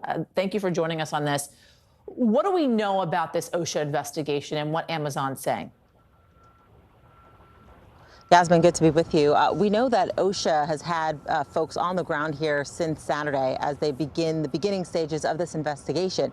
What they're doing is they're trying to determine if Amazon stuck to their guidelines, followed the guidelines that they have in place to ensure the health and safety of employees in the workplace. So they're going to be looking at things like the structural integrity of the building, the warehouse, to make sure that it was built to code, making sure that there was a plan in place for evacuations, and certainly for a tornado, and if those plans were executed properly. So in the course of this investigation, they may find that there was a violation, and if they do, Amazon will be cited. They could be forced to pay a fine here. We know that this investigation will last up to 6 months, and Amazon says they welcome it. They are cooperating with this investigation, and in fact, they say that they have launched one themselves, Yasmin. Megan, we know, as I mentioned a little bit earlier, 6 people inside that warehouse lost their lives. And we feel for all of their families and friends today because of that loss. But there are people that miraculously survived the collapse of that roof. How are they talking about their experiences inside that building? Yasmin, it's absolutely traumatizing for them. So there were 46 people inside this building. Amazon says that they told folks to shelter in place on either the north end of the building or the south end. And sadly, that tornado came ripping through at around 8:30 on the south end, killing those 6 people, as you mentioned, critically injuring another. And then we spoke with a survivor who was trapped in the rubble. So he's just feet away from people who he was just talking to, who lost their lives. I want you to listen to how he described those moments. I was concentrating on one thing, and that was breathing, because I was being crushed by that wall. And from the time that it did take, it went from I had a little room to none, and it started to crush my head at the end, and that was scary. Now, that gentleman there, thankfully, is expected to make a full recovery, but certainly the trauma, the devastation, and the sadness won't be going anywhere anytime soon, Yasmin. Again, that psychological ramifications of this storm and what people have to relive over and over again every time they close their eyes, I'm sure. Megan Fitzgerald, thank you so much for your coverage on this. So while we've been covering this devastating storm in this country, we still have a pandemic. And tracking the big news in the fight against COVID, Pfizer now says its antiviral COVID pill can help prevent hospitalizations or death. by 89% in high-risk individuals. The company is stressing this is only the case when the pill is taken within 3 days of initial symptoms. The drug will not be ready in time, though, for the holidays. That's because it is not yet authorized by federal health agencies. New temporary pandemic mandates are being put in place across the country. California now reimposing its mask mandate for everybody, regardless, by the way, of vaccine status. Philadelphia will begin requiring proof of vaccination for children as young as 5 years of age in most indoor settings. The new measures come as the Omicron variant spreads quickly. We've seen it now in about 33 states, 77 countries worldwide. And new data out of the CDC today will demonstrate that we are now detecting it in our genomic surveillance here at a rate of about 3% across the nation and about 13% here in New Jersey and New York. It is more transmissible, and we're seeing that in other countries as well, that it's rapidly becoming the more predominant strain. Meanwhile, today marks 1 year since the first vaccine shipments were sent across the United States. New waves, new variants, and new fears that the pandemic may have more in store. NBC's Jolene Kent joins us from a FedEx vaccine distribution hub in L.A. Joe, it's great to see you. How exactly has vaccine distribution evolved this past year, especially through kind of these waves of COVID we've been seeing? Hey, Yasmin, great to see you too. You know, the evolution of vaccine distribution started on day one a year ago with FedEx and all of the other shipping companies pitching in to essentially try to do their part. And we're here at a FedEx hub where they're shipping out vaccines. Much of the activity you can see right there on your screen happening this morning in the overnight hours. It's part of their efforts to they've now shipped out about 300 million vaccine doses nationwide. And the hub really comes overnight as the planes land here at LAX, and then everything is sorted and scanned and it's sent out to pediatricians' offices. Obviously, we're having some weather here in Los Angeles as well. It has been raining, so it's yet another challenge that FedEx and UPS, of course, have to deal with as they try to get these doses out the door. I had an exclusive interview with Marcus Martinez of FedEx, and I put that very question to him. How is he handling it all? We meet regularly with the U.S. government. We meet regularly with the key manufacturers and the key distribution companies. And we get a forecast, whether it be for the coming week, the coming months, around holidays, and particularly around expected surge events, whether it be a booster announcement or a pediatric authorization. They start giving us information to say, here's the orders we expect to see. And then we make sure that our operational plans are designed to meet that need. And again, with what we've done to this date, that collaboration has been outstanding, and we continue to have outstanding results because of that. FedEx says that things continue to go very smoothly when it comes to vaccine delivery, that they've learned a lot over the past year. They continue to deploy those resources to getting vaccines to individual clinics and CVS and various drugstores.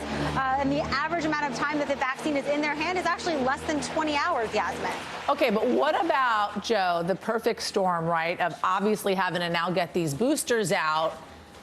Weather across the country, being at winter months, and we know Los Angeles cannot deal with rain. I've lived there before. I know what rain is like in that area. Yeah, seriously. And then Christmas, and then the holiday season, and getting all the packages where they need to go on time.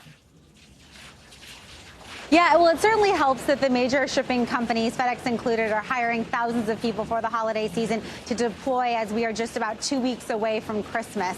And so FedEx saying they're in the process of hiring about 90,000 people. But they said that they were built for this, essentially. In my interview with Marcus Martinez there at FedEx, he's saying that the pipes were essentially laid and all they had to do was start moving vaccines through the system. But they are able to handle the holiday peak shipping season as we head to the final stretch here, along with vaccine shipments. So it's been really interesting. I've been speaking to workers and managers here on the ground, and the feeling is very much like we do this all the time. We'll just keep on doing it and keep on delivering for those who need their vaccine. They know what they're doing. What about the drivers, the folks that we've been depending on forever to get these vaccines to where they need to go? Does it give them a sense, and even more of a sense of purpose, how important these things are?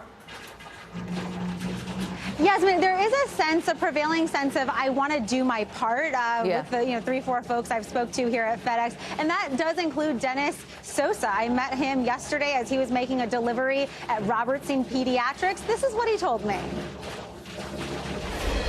It does become frustrating after a while because it's not leaving. So you're gonna see a high volume in this. So like the more we do it, we're just starting to get more comfortable. Like this is gonna stay here for a while, so we're just gonna keep delivering these as long as it takes. Like I joke around with the guys, like you're doing a service for your country right now. So at the end of the day, once this is all over, you'll be like, I was part of the solution. And what's interesting about Dennis Sosa is that he's been delivering those vaccines since day one. And he said, he never expected to feel like a hero, but that's how he feels and that's how he rallies his team when it comes to vaccine delivery. Of course, there's a lot of unknowns coming up. Will there be more boosters? Will there be different kinds of delivery going forward? But FedEx insists that they are indeed well prepared for whatever is to come down the pipeline. I got to tell you, when I was in Rhode Island around this time last year and we saw the first vaccine in arm in the state of Rhode Island, I remember seeing a FedEx truck driving in, right, with these vaccines. I have never tracked a FedEx truck closer than I did that one. I even made a joke to my photographer at the time that I wanted to cut off the FedEx just for a little shot, just a little one in the arm. Obviously, I wasn't going to do that, but yes, to a certain extent, they are heroes. I remember that live shot really well. Yeah, I remember that really well, Yasmin, and I will say that with you being on the ground there, I mean, it really shows how long this has been going on for. And one thing that they continue to do in terms of tracking that in real time is there's little tiny devices that are attached to each vaccine shipment. It's a Bluetooth device, and they're able to track it live from the manufacturer all the way to its final destination. Say it's the pediatrician's office that we went to in Beverly Hills yesterday, and they're able to see that in real time to know that they're getting their vaccines on time. But of course, it's still very stressful for the medical providers. That pediatrician we talked to, Dr. Kim, saying, yes, he does worry to make sure that all of the vaccines are in tip-top shape in order to go in those arms. That must have been a fancy pediatrician's office. Jolene Kent, thank you so much. Great to talk to you, my friend. All right, a key development in the investigation into the Capitol riot. The House committee investigating January 6th has voted to hold former Trump Chief of Staff Mark Meadows in contempt of Congress. The full House expected to vote on the matter later today. NBC News Capitol Hill correspondent Ali Vitale joining us now. Ali, good to see you this afternoon. Thanks for joining us on this. We learned quite a bit from Meadows' text messages during last night's vote, his exchanges as well. What can you tell us about those messages and what happens now? Yeah, we're learning a lot more about the text messages that Mark Meadows turned over to the committee. We heard them last night from Congresswoman Liz Cheney, and this is how she put it. Listen. Quote, Mark, the president needs to tell people in the Capitol to go home. This is hurting all of us. He is destroying his legacy, Laura Ingraham wrote. Please get him on TV. Destroying everything you have accomplished, Brian Kilmeade texted. Quote, can he make a statement? Ask people to leave the Capitol, Sean Hannity urged. As the violence continued, one of the president's sons texted Mr. Meadows, quote, he's got to condemn this ASAP. The Capitol Police tweet is not enough. Donald Trump Jr. texted, again and again, urging action by the president. Quote, we need an Oval Office address. He has to lead now. It has gone too far and gotten out of hand. And Yasmin, stunning when you hear that even the former president's own son was imploring the then chief of staff for his father to make some kind of statement saying that what had happened at the Capitol was getting out of hand and he needed to intervene. We also, though, learned about text messages from journalists who were physically inside this building also texting Mark Meadows. Many of the people in this building had his phone number. He was a former member of Congress, very well versed in the media, very savvy with how to get his message out there. People were texting him things like, we're helpless. So it really does speak to the tone and tenor of the conversations that Mark Meadows was having with people in this very building. And it wasn't just people on Fox News and the former president's son. It was also other Republican lawmakers in this building demanding that something be done by the White House. We also had some breaking news, Allie, switching gears here, involving some movement on the debt ceiling. Yeah, on the debt ceiling, we know the Senate is going to move forward today. They're voting potentially right now. At the beginning of the segment, I was still watching the House floor, but potentially in the next few minutes, if they haven't started already, to get onto the vote that will allow them to raise the debt ceiling. We now know the dollar amount that they're going to be raising it by, $2.5 trillion. That basically gets Congress and the United States line of credit from now through the 2022 midterms into calendar year 2023. Then we'll get to do this battle all over again, but at least for now, both politically and financially, this should be a crisis that is staved off. You'll also remember, though, Yasmin, how we got here. This was a sleight of hand in terms of changing the rules. The House originating something that said the Senate, in this one instance, could raise the debt ceiling on their own, allowing Democrats to do it by a simple majority. Vice President Kamala Harris will come in and break that tie. But at least for now, before tomorrow's deadline of the debt ceiling crisis, we're averting it, or at least we should be today. Allie Vitale, for today. We'll see what happens tomorrow. Thank you. Good to see you. Thanks. All right, Santa's delivery deadline may be Christmas Eve, but how about the post office? Coming up, what you need to know to make sure those gifts get to where they're going just in time to make it under the tree. We'll be right back.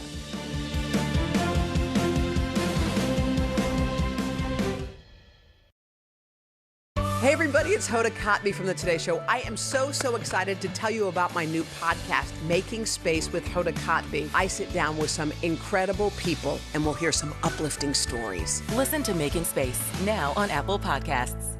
Sometimes the news can be difficult and overwhelming for kids to understand. Will coronavirus come back next year? So to help make sense of it all, we've created a newscast just for them. Man, you know a lot. We hope your family will watch Nightly News Kids Edition. What is going to happen now? Going back and forth because Oh, yeah, this is it.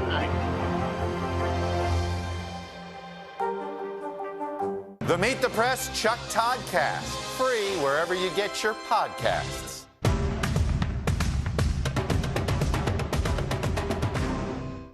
The holiday season is a time to spread cheer. Now the holidays can begin. And appreciate the ones you love. From our family to yours. We're super grateful to these 21 all-star chefs. Cheers, everybody. Happy holidays from today.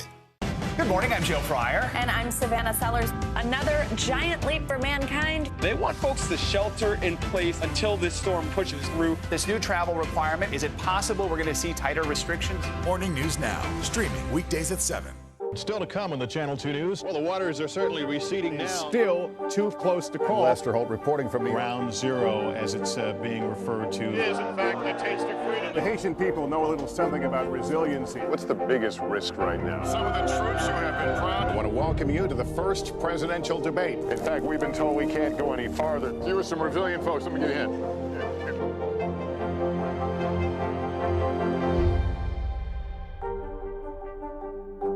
The Meet the Press Chuck Todd Cast, free wherever you get your podcasts.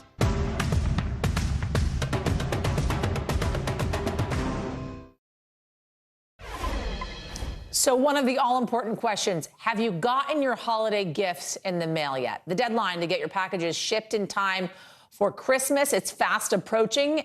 NBC's Vicky Nguyen is here with what you need to know to make sure your packages arrive under the tree and, importantly, on time. Yet, get the boxes and tape ready. Tomorrow is the deadline for most ground shipments in the United States. After that, you may have to pay a hefty premium if you want your gifts to arrive by Christmas. But there are other ways to make sure you get your presents there in time. Plus, I'll have some tips for you to save money, too. With 11 days to go until Christmas, now's the time to get your packages in the mail. According to ShipMatrix, an average of 90 million parcels will be shipped every day this holiday season. The nation's biggest shippers ramping up to meet demand. I recently saw firsthand how the United Parcel Service and United States Postal Service are preparing for the rush. At UPS, I toured this state-of-the-art facility where automated scanning machines sort the packages while miles of conveyor belts and driverless vehicles prepare them to be loaded onto trucks for delivery. After weathering millions of delivery complaints in 2020, USPS Executive Vice President Jackie Stracco told me the agency started hiring seasonal workers 6 weeks earlier than last year. some 40,000 additional employees at facilities across the country. We've made considerable investments in our people, in our facilities, and in our package sortation equipment. And FedEx has added new sorting facilities nationwide in what it expects to be its biggest holiday shipping season ever.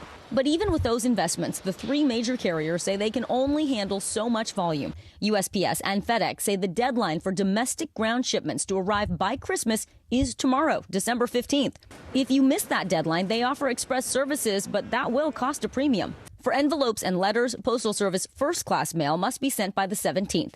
The more expensive Priority Mail, the 18th, and Priority Express must be shipped by December 23rd.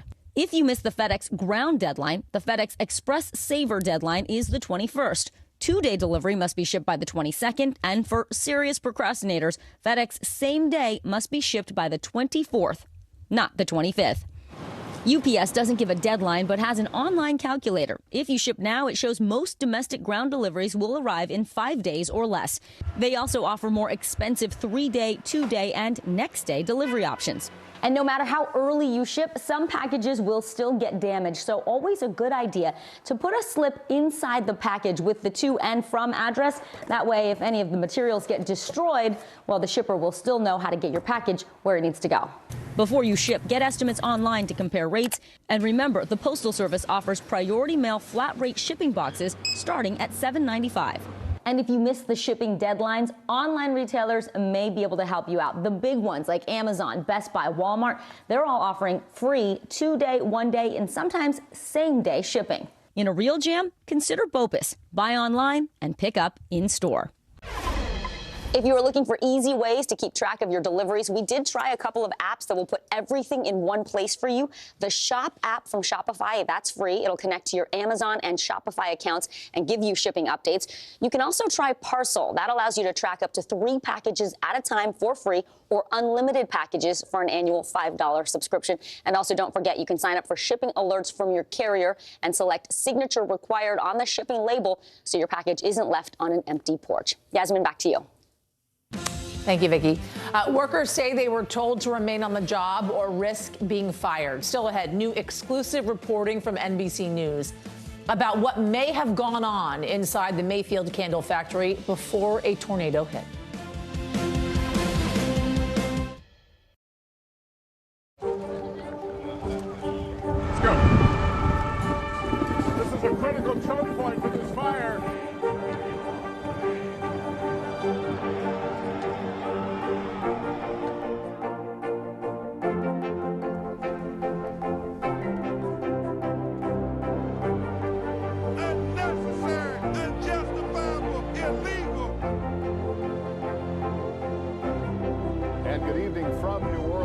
Military operation witnessing the massive crowds. I admire you both. Nice to really spend some time with you. Appreciate it.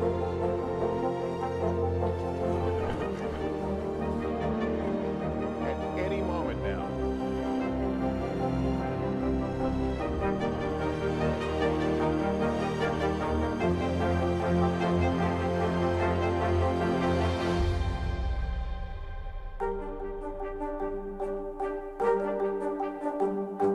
Do you feel like the bad guy in this? Why should they believe you when they know that people are getting in?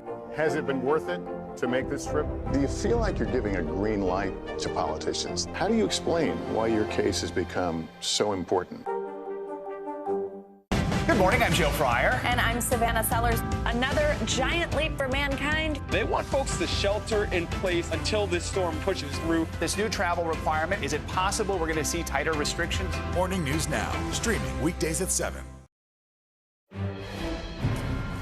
Welcome back. We have been following the aftermath of the deadly tornadoes in Kentucky. At least 8 people died at a candle factory there. NBC News spoke to 5 employees at the factory who say they were told to stay through the tornado or risk being fired. NBC News reporter Dion Hampton broke this story for us, and he joins us now. Dion, great reporting on this. Thank you for joining us. What did these workers tell you about what happened that day? Sure. This was a national story that I broke yesterday afternoon after I talked to some people at a shelter where people who lost their houses and homes had been staying and getting food. But yeah, so some of the people there had told me that as the tornado was coming, they were worried that their lives were in danger and that they wanted to either go home and take shelter there or some other place that they thought it was safe, but they weren't going to be allowed to. Managers told them that if you do leave, that you probably won't have a job anymore. It was likely that you would jeopardizing your job. Now, I should mention, though, that the company is sort of denying some of this, but this is what the workers are saying. How did they cope through this? What did they do to stay safe once the manager told them this? Well, it's kind of like in two parts. So when the first tornado siren came sometime between 5:30 and 6 o'clock, everybody stopped work. They went and took safety either in the bathrooms or in some what was called like tornado safe hallways and corridors. But then there was a 3-hour window where everybody went back to work. And then, of course, it was about 3 hours after that the tornado actually came. And how are they coping? Well, a lot of people who I spoke to, they're survivors of this tornado where some of these people have died. I mean, one woman I spoke to, she's in the hospital right now because the tiles from the building literally collapsed on her and a wall imploded, landed on her side. She was stranded. I mean, she was trapped under the concrete slab for 6 hours. There were some people, though, that went to the manager and said, I want to leave. The manager said, no, you'll get fired. And then some people still left. Correct. So there was about 5 or 6 employees who just said, you know what? I'm out of here. I'm not going to worry about the job that much. I'm just going to leave. But it's a tough predicament if, let's say, you have a family, you have wife and kids, you have other people outside of yourself and bills that you have to take care of. And it's like, well, there's extreme danger coming your way. But if you leave, then you don't have a job to pay your bills. So it's kind of like this tough situation where there's really no good solution for the employees there who are put in that predicament. Yeah, no idea what to expect. So how is the company, Dion, officially responding to these allegations? They're calling the allegations untrue. The spokesman said he talked to a couple of managers there who said that these incidents didn't actually happen. He said that the employees who are employed there ever since COVID, they have kind of like a strange schedule of sorts. You're allowed to come and go as you please. It's not very common.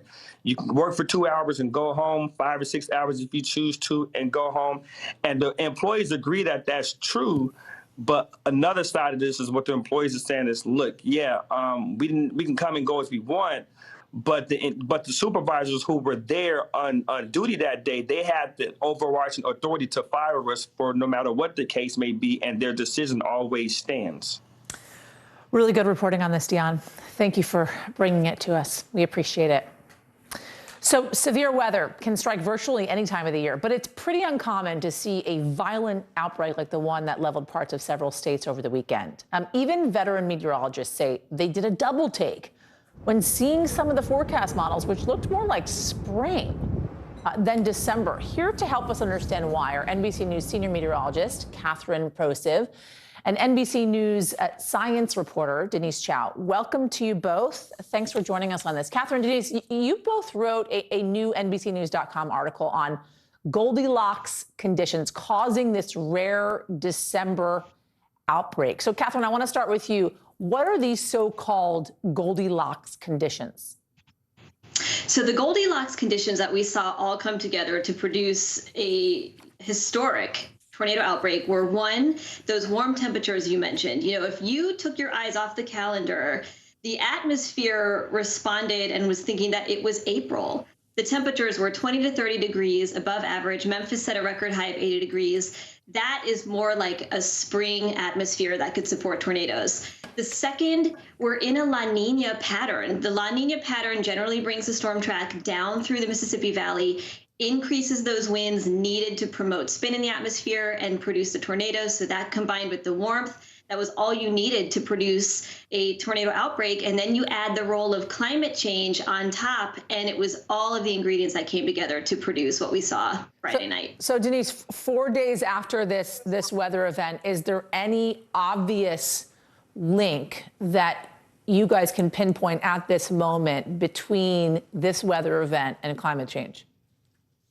Well, what scientists know is that climate change is increasing the chances of extreme weather events across the board. And that's because warming temperatures, warming oceans, changing precipitation patterns all create these really optimal conditions for anything from hurricanes to wildfires to droughts to heat waves.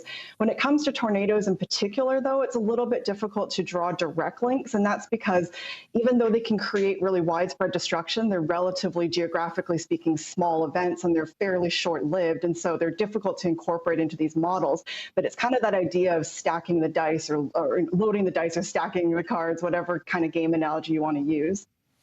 And then there's this idea of Tornado Alley, Catherine. As we looked at this storm as it took place on Friday night, there's some areas actually that aren't necessarily places where tornadoes occur quite frequently. And there have been numerous studies on kind of the shifting of Tornado Alley in the Midwest and the Plain States as well. What do we know about this change?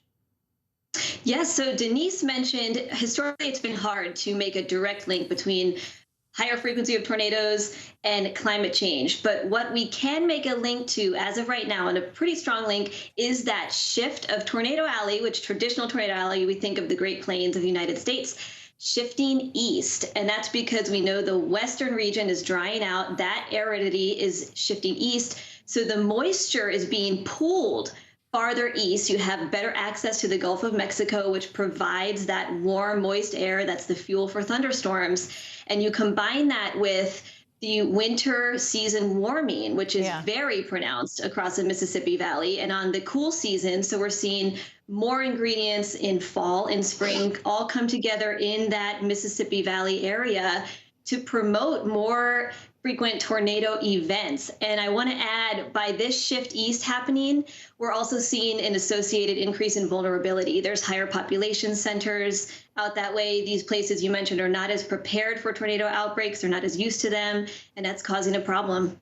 NBC News senior meteorologist Catherine Prosiv and NBC News science reporter Denise Chow. Thank you both, guys. Appreciate it. So right now, rescue and recovery efforts are underway across Kentucky. A group of veterans are joining the mission to help. They are part of Team Rubicon, an international group dedicated to disaster response. With us now is Jonathan Davis, who is the public information officer for Team Rubicon. Jonathan, thanks for joining us, and thanks for all the help that you have been providing to the devastated area there and the assistance in the recovery efforts. How's it going?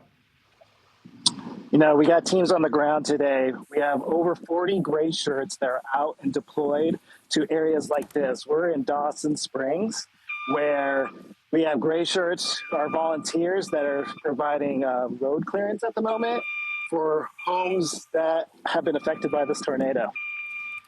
How does what you're seeing in Kentucky, Jonathan, compare to what you've seen across the world in your recovery and rescue missions? What surprises me most is just the vast scale of the destruction. Yeah. When I look around here, it's a 360 view of just mayhem and disaster. Whereas in other countries, you kind of find like pockets where there's severe damage and rubble and debris. But here it's just like, you can see it towards the horizon, just the destruction that, you know, these families and homeowners have to see during this holiday season. You know what's interesting to me in covering natural disasters outside the United States, it's oftentimes we look at kind of building codes in those regions. For instance, in Haiti, after an earthquake, for instance, or hurricane, I should say, we look at building codes and say, well, if things were built differently, maybe, you know, these buildings will survive. There wouldn't be such a huge loss of life. Do you think there needs to be that type of conversation now here in this country because of these massive weather events that we're having and the complete and utter destruction that we've been seeing? I believe the most important thing is preparedness. Yeah. And that's preparedness before a disaster happens. I think that we should get that into the minds of homeowners and people who may be in areas that are more affected by disasters. So preparedness is always the first thing to do before a disaster happens. Jonathan Davis, thank you for joining us, and thank you for all the work that you and your team have been doing in these rescue and recovery efforts. That area needs it, and I'm sure they appreciate it as we do. Thank you. So the parents of the suspected teen gunman in Michigan are set to appear in court today for a probable cause hearing. Ethan Crumbley is charged with fatally shooting 4 students at his high school. His parents, James and Jennifer Crumbley, have also been charged with 4 counts of involuntary manslaughter. They have pled not guilty to the charges. NBC News correspondent Maura Barrett is joining us now with more on this. Maura, it's good to see you this afternoon. Walk us through what a probable cause hearing is. And could, in fact, additional charges be filed against the parents as a result of this hearing? Well, as you just laid out, Yasmin, the charges have already been filed. So we have those right now, and there could be additional charges as police continue their investigation into whether or not the parents had any help hiding from authorities. Obviously, you'll remember it took them a while to turn themselves in. But as for this probable cause hearing, that's the hearing that's in between charges being filed and a trial actually starting. Basically, the court's going to hear testimony, some evidence to determine whether there is probable cause or whether it's more likely than not that the defendant committed the crime, and then a trial date will be set, or they'll move forward towards a trial. And so this could be a preview of the evidence that we'll see being brought forward if there is a trial against the parents. Obviously, as a reminder, the authorities here are looking to put blame on the parents in question here. The prosecutor saying that they had every reason to believe that their son was dangerous, giving him the weapon and failing to secure it. And so those are some items that we might see brought up in this hearing that's set to begin in the next hour or so. Yes. Where are we more on the investigation right now? So this is kind of twofold. First, in terms of the parents, police are still investigating whether or not they did have help hiding from authorities. They found the parents in a commercial building about 40 minutes south of the high school where the shooting occurred, near Detroit, actually. And so they're still questioning the man who owned the building and was involved there. The parents had taken out $4,000 and weren't being very responsive to authorities there. And so police are still working on that investigation. And then on the school side of things, there is a lawsuit filed by one of the parents of an injured student, basically saying that the school didn't take enough steps, knowing that the accused shooter, Ethan Crumbley, posed a dangerous threat, had a potential firearm. And so they're saying the school didn't do enough. And so as both of these investigations keep going, we might be getting more details ahead of the trial or even before the trial in which more charges might be added in terms of the parents. Yasmin. We'll be watching as it unfolds. NBC's Maura Barrett, thank you so much. Great to see you. All right, a new dangerous development in the latest rash of smash and grab robberies. The thieves typically target stores that sell clothing, jewelry, electronics as well. But now the experts are warning they're hitting pharmacies, stealing products like over-the-counter drugs, baby formula, and that's posing these unique dangers to consumers. NBC News reporter Ahiza Garcia-Hodges has been following this story for us. Thank you for joining us. Talk to us about what makes these products, these pharmacy products, so dangerous.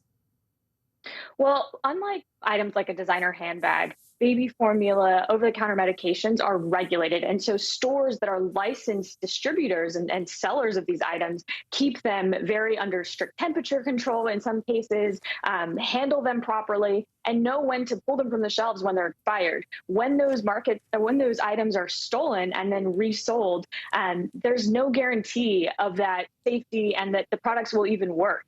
Yes.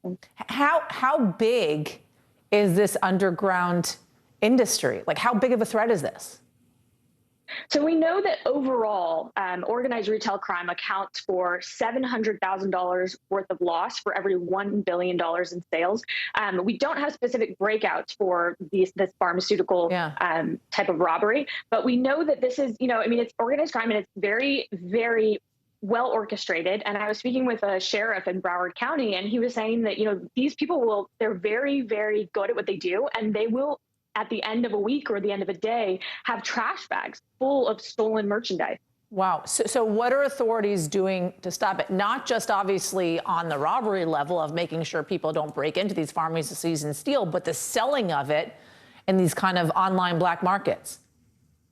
So there are task forces in numerous states that are trying to tackle this, and they are working with different retailers, but also different marketplaces. Amazon and Facebook, for instance, have their own task forces with it internally. They're trying to, tamp down on this. But the problem is massive. And so there are also legislative efforts underway to try to provide more information to consumers looking to buy things from retailers and vendors on marketplaces. But the problem, I mean, it really is that there's a market for this. There are people buying these products on third-party marketplaces. And so because of that, it's a bit like whack-a-mole, and it's very difficult for people looking to tamp down on this type of commerce. Yeah, and it shows in a way the desperation of folks because of the high prices when it comes to both over-the-counter and prescription drugs. Right now, hence one of the reasons why it seems the Biden administration is trying to tackle that. NBC's Ahiza Garcia-Hodges, thank you so much. Great to talk to you. So it may have been America's biggest health battle before the pandemic. Up next, how COVID has impacted the fight against cancer and what needs to be done to get back on track.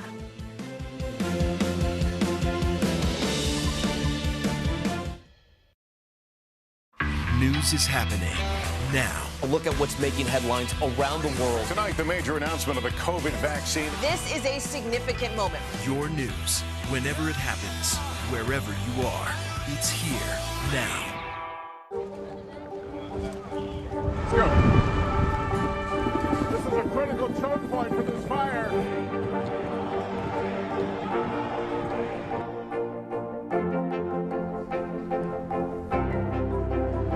And good evening from New Orleans. Nice to really spend some time with you. Appreciate it.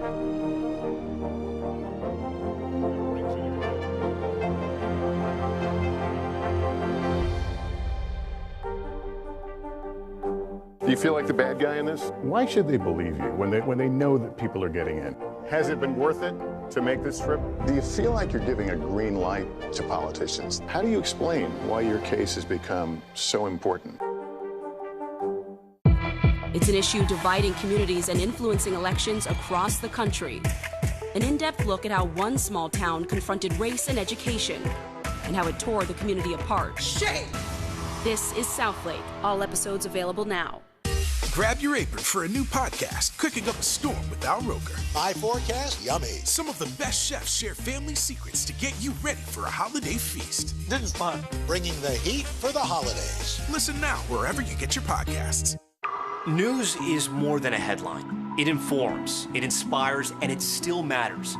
To cover it, you have to be in it. And that's what we're gonna do.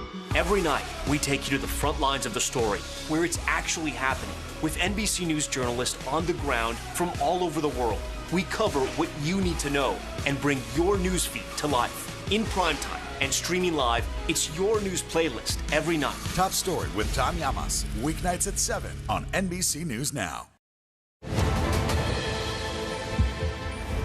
We are back now with our week-long series, Chasing the Cure, an in-depth look at the ongoing fight to defeat cancer. It is a fight that has gotten harder because of COVID. The pandemic has had a debilitating impact on cancer research, on the funding and the treatment as well. NBC News senior medical correspondent Dr. John Torres takes a closer look.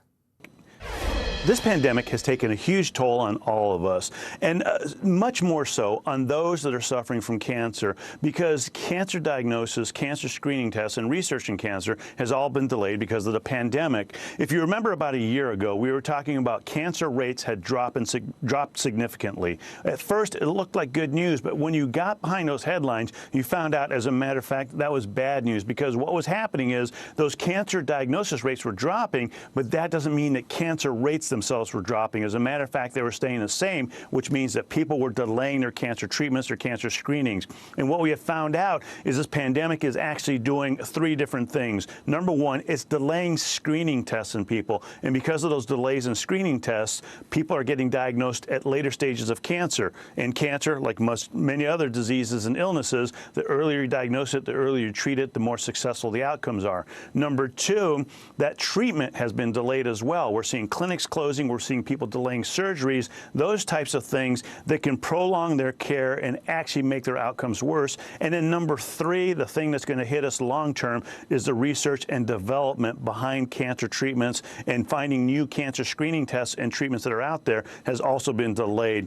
What we're finding out happening, looking at that cancer research and development, is funding for science behind cancer treatment, cancer research, cancer screening tests has all been dropped because of the pandemic. A lot of this funding funding came from corporations. Those corporations weren't able to pony up that money that they normally had in order to keep pushing forward cancer research and development. So that has been dropped back a little bit, which means we're talking years, possibly decades behind now in that cancer research that we had done, in that moonshot for cancer treatments that we had been talking about. That has now been delayed.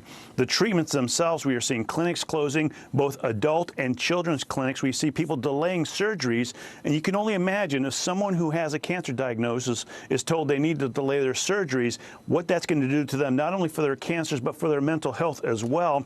And then on top of that, the screening tests, which I always talk about, are extremely important, because getting those screening tests, again, can find those cancers when they're at their early stages, when they're much, much easier to treat. But because we are delaying those, that means that those things are going to be harder to treat, harder to diagnose as well, and take a larger toll on people. Now, thankfully, we're starting to come back a little bit. We're starting to see more people going in for their screening tests. We're starting to see more people going in for their treatment. That research and development, that money that is so critical for that research and development is still lagging, but hopefully that catches up a little bit here as well. And the main thing to remember is we've been in this pandemic. It has taken its toll on all of us, but more so on those that have cancer or are about to be diagnosed with cancer that they could have gotten diagnosed earlier, gotten treated sooner, and recovered much, much better. So COVID also brought on the onset of a rare inflammatory condition in kids. It is known as multisystem inflammatory syndrome, or MIS-C, the Delta variant, causing COVID cases in children to skyrocket. Doctors expected MIS-C cases to spike too, but they never did. Joining me now is NBC News medical reporter Erica Edwards. Erica, it's good to see you. What can you tell us about this multisystem inflammatory syndrome and why the number of cases were actually able to stay so low? Yeah, hey, good afternoon. So MIS-C, just as you said, is an inflammatory syndrome that generally hits kids about a month after their initial COVID-19 infection, and it can be really dangerous. Inflammation around the heart and other organs, the kidneys, the lungs, even the eyes and the brain. That said, it is relatively rare. Of the more than 7.1 million kids in this country who have had COVID-19, just under 6,000 cases of MIS-C have been reported. Now, that said, after each COVID wave that we've seen, generally cases of MIS-C have risen along with them. But after Delta, they just did not rise quite as high as doctors expected them to. Now, there are a couple of theories as to why. Doctors still really don't know the exact reason for that lower case count. It could be that the Delta variant just simply is less likely to trigger the MIS-C, or it could be that MIS-C is less likely after a COVID-19 reinfection. What doctors say is the most likely scenario, though, is protection through vaccination. Remember, kids as young as 12 years old were eligible to get the COVID-19 vaccine back in May. That's just before the Delta variant hit. So two questions I have for you, one of which is, do they know the connection as to why some kids were getting MIS-C and other kids were not? And what are they doing to protect against developing this syndrome when it comes to the new variant Omicron? You know, there's still a lot of mystery as to why sometimes viruses can lead to some of these inflammatory disorders. They still have a lot to learn. You can see in that graph there, it's a really good visual of that on the far right there, and the black dotted line, that's the Delta spike, and the blue line is the lowered cases of MIS-C. Now, as far as protecting and keeping those cases so low, doctors say it's really all about vaccination. Of course, now we have kids as young as 5 years old eligible for the vaccine, and of course older teenagers, 16 and 17-year-olds, also eligible for that booster shot. NBC's Erica Edwards, thank you so much. All right, I'll sing for a moment. He sees you when you're sleeping, even through foggy goggles. After the break, we're going to take you to the aquarium, where St. Nick is the big attraction.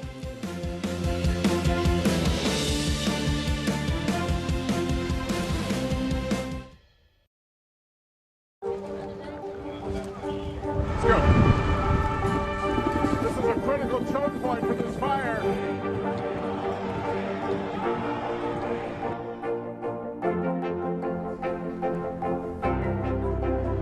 And good evening from New Orleans. Nice to really spend some time with you. Appreciate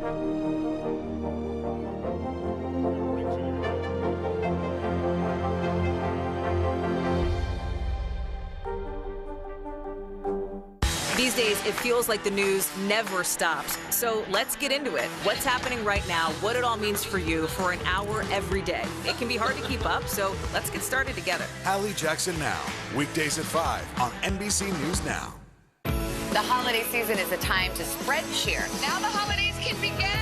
And appreciate the ones you love. From our family to yours. We're super grateful to these 21 all-star chefs. Cheers, everybody. Happy holidays from today. News is happening now. A look at what's making headlines around the world. Tonight, the major announcement of the COVID vaccine. This is a significant moment. Your news, whenever it happens, wherever you are, it's here now. In the City of Angels, two kindly old ladies wanted to help homeless men get off the streets forever. And so they did. Listen to The Thing About Helen and Olga, the new podcast from Dateline and Keith Morrison. Finally this hour, a Minnesota aquarium just added something new to its collection, actually something that make that someone new, I should say. As reporter Rob Coles from our NBC affiliate in Duluth tells us, he's really putting the C in Christmas. At Duluth's Great Lakes Aquarium, children of all ages can get face-to-face with creatures aquatic and adorable. It's been great. This is our first time, and we already can't wait to come back. For the Weir family, they traveled all the way from Maple Grove, Minnesota. They came expecting to see fish, but say they were pleasantly surprised when mixed in with the sturgeon, Santa Claus himself, Scuba Santa. That was actually a surprise for us when we came. We just thought the boys would love an aquarium adventure, but seeing Santa has been really fun for us. For a few days in December, the man in red swaps the sack of toys on his back with an oxygen tank to bring joy to local children. Organizers say he's a hit with families. Kids really love seeing the divers in the water, so Santa was a natural winter addition. And with the fish. They seem to recognize that when Santa's in the water, he is bringing treats, and they have no problem getting up and close with him. Scuba Santa was one of the many holiday events that were put on hold last year due to the pandemic. We didn't have Santa last year with COVID, so we were really glad to have him back in person this year. And for the Weirs, they're already planning their next visit. Probably going to make it an annual tradition. A new tradition for some, a welcome return for others. Who knew Santa could scuba? Thanks for being with us this hour, everybody. I'm Yasmin Vasugian. You can catch me every weekend on MSNBC starting at 3 p.m. Eastern. But stay with us. The news continues right now.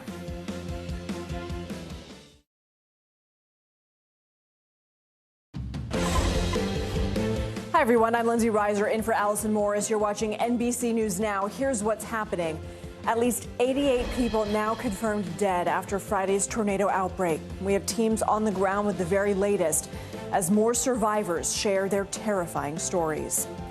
And will Mark Meadows be held in contempt of Congress for refusing to answer questions about the January 6th attack on the U.S. Capitol? What we can expect from the House vote deciding his fate today. Plus, parents allowing their kids to pick their own gender identity. How one family's support to be gender neutral is changing a community.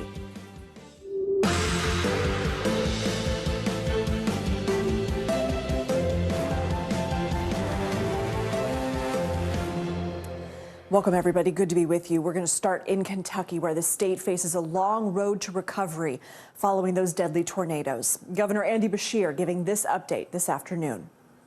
If there's good news, it's that our death count has not gone up since yesterday, and that is good news. We're currently at 74 Kentuckians that we've lost. Again, each one a child of God, irreplaceable in their community. NBC News correspondent Dasha Burns is in Bowling Green, Kentucky. So, Dasha, I mean, even just looking behind you, the images never cease to startle. But you found out some personal stories where you are. In fact, 11 of the 15 people killed by tornadoes in that area, Bowling Green, they all lived along the same street. What can you tell us about them? Yeah, it's just astonishing, Lindsay. This right here is the epicenter of the death toll here in Bowling Green. And when you look around the damage, you can understand why. I mean, look at this home right here, completely decimated. This looks to be what used to be a living room. You can actually still see a Christmas tree still standing there, still with garland and with ornaments, while everything else surrounding it is completely destroyed. And I'll have my photographer David come across the street with me here. We're going to walk slowly because there's still a lot of debris on the ground. We have to be careful here. But you can see some volunteers here now starting to pick up the pieces. And this scene, when we first arrived here, Lindsay, it just knocks the wind out of you to take a look here. I mean, you can sort of see just the bare foundation of this home that was completely ripped up from the ground.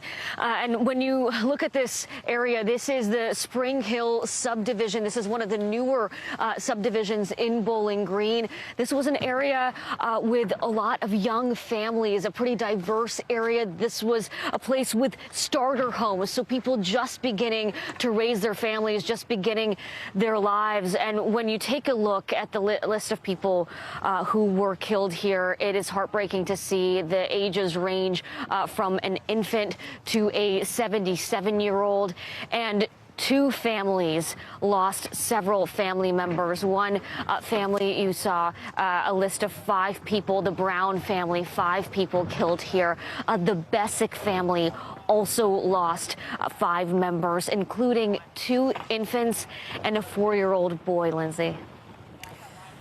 It's hard to wrap your mind around, Dasha. We know you also spoke on the ground there with a surveyor from the National Weather Service today who's assessing the damage. What is he telling you about what he's seeing? Yeah. I mean, what's amazing, Lindsay, is I've talked to a lot of first responders. I've talked to experts who study this, who do this kind of thing. They go into disaster zones, and they all look around at this, and they all have gotten emotional. It hits all of them. They say that what they're seeing here is unprecedented. To see this kind of storm at this time of year in this part of the country is extremely unusual. You know, Bowling Green residents have called this the Bowling Green bubble because they have had tornadoes in the region before, but they've never been hit. And I want you to hear from a gentleman we spoke with from the National Weather Service. He's a meteorologist, and he's been assessing the damage. It's taking him quite a long time because there's just so much to go through, and that's what we've been hearing is it's going to be days, if not weeks, in order for authorities and for those surveyors to go through all of this. But take a listen to what he told me. Oh my gosh, the power of this storm to take 2x4s through car tires, 18-wheelers flipped over and slid 15 yards to the northwest. Very strong winds. Right now we're at 155 miles an hour. We're still assessing. We have engineers without us later today. They're going to look at some stuff, and we'll see what number we come up with.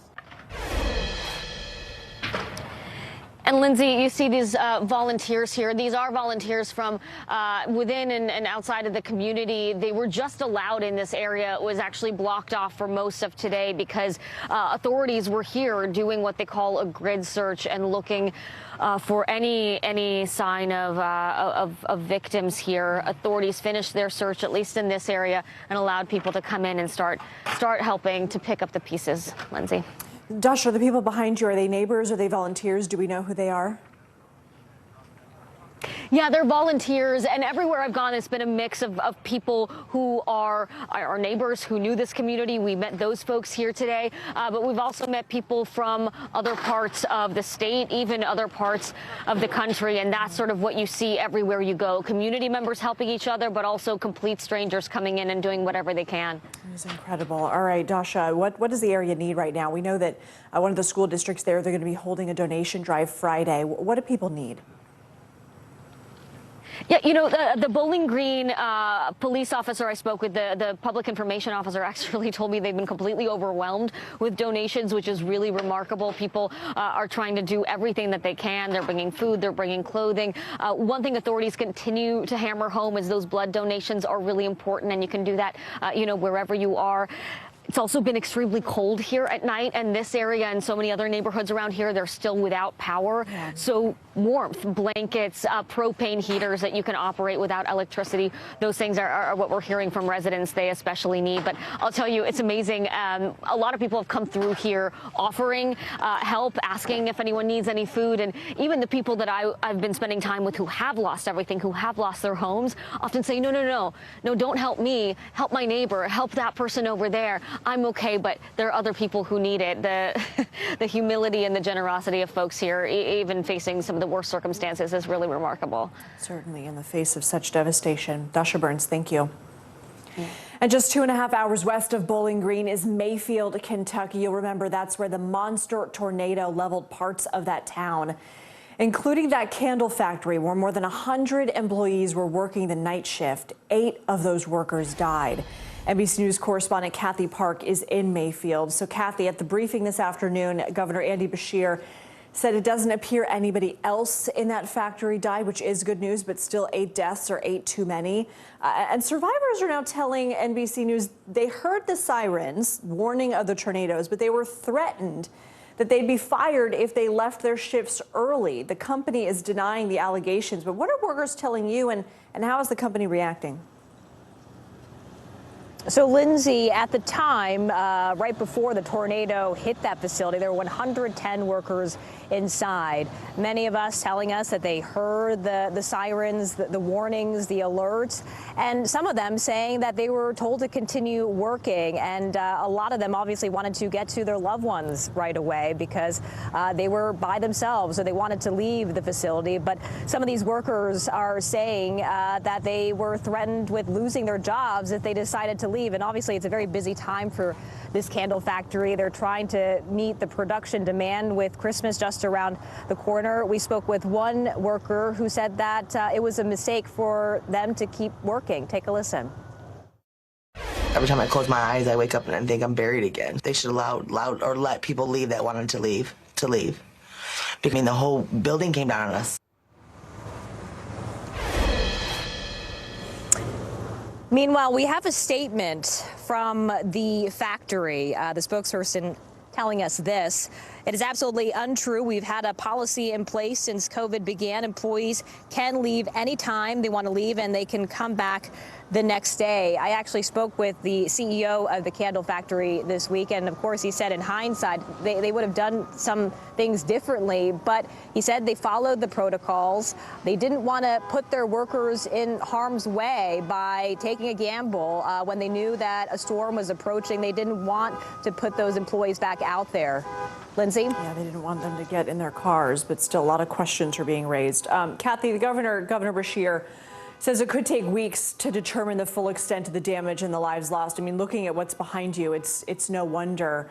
It's just such a monumental task. But you've been following some folks surveying what's left. What are you seeing and hearing?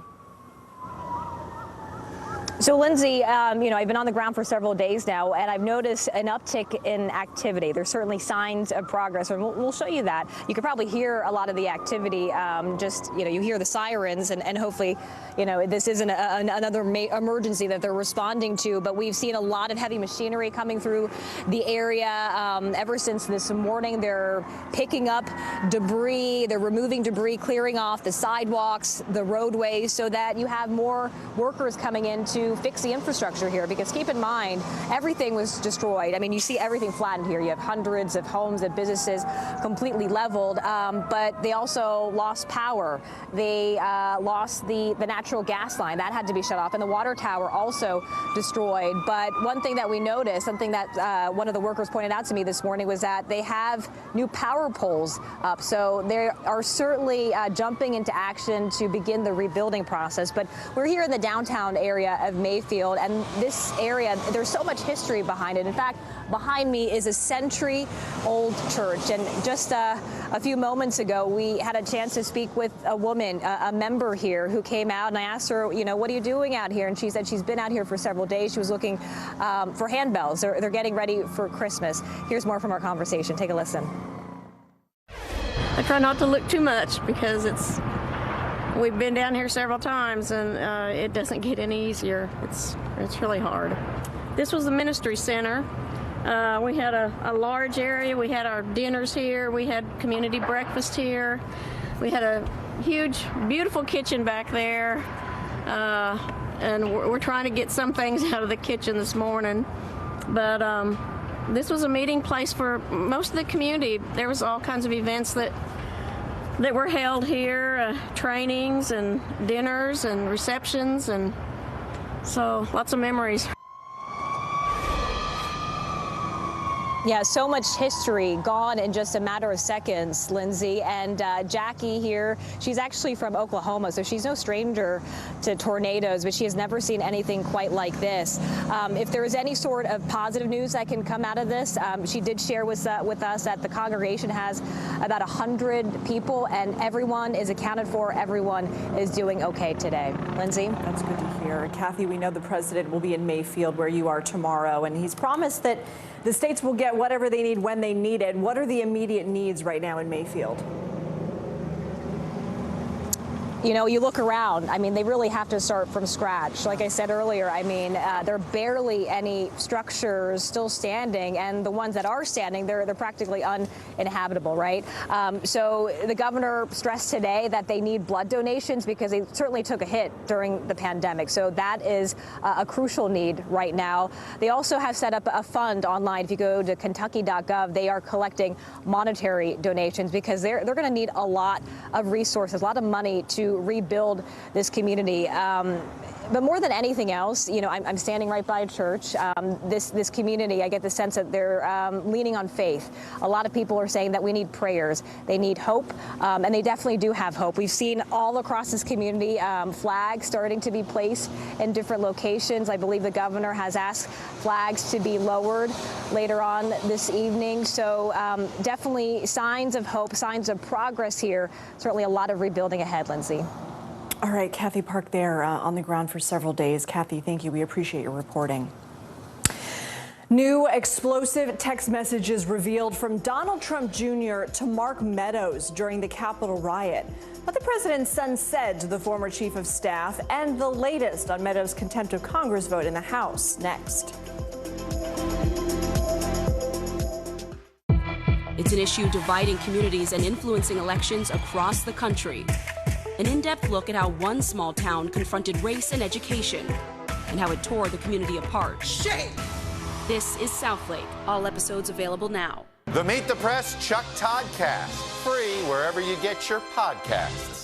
Still to come on the Channel 2 News. Well, the waters are certainly receding now. Still too close to call. Lester Holt reporting from Ground Zero, as it's being referred to. It is, in fact, the taste of freedom. The Haitian people know a little something about resiliency. What's the biggest risk right now? Some of the troops who have been proud. I want to welcome you to the first presidential debate. In fact, we've been told we can't go any farther. You with some resilient folks, let me get a hint.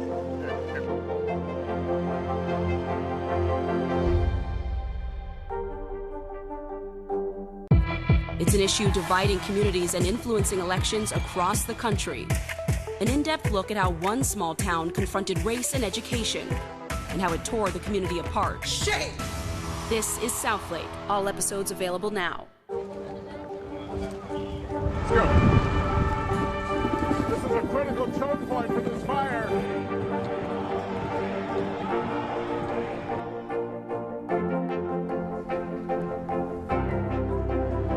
And good evening from New Orleans. Nice to really spend some time with you. Appreciate it.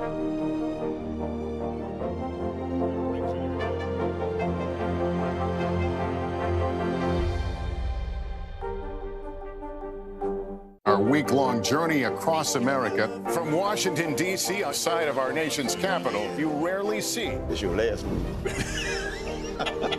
Was talking smack part of this?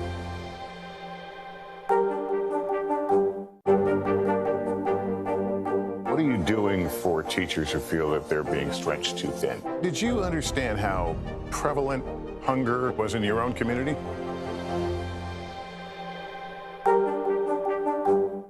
News is more than a headline. It informs, it inspires, and it still matters.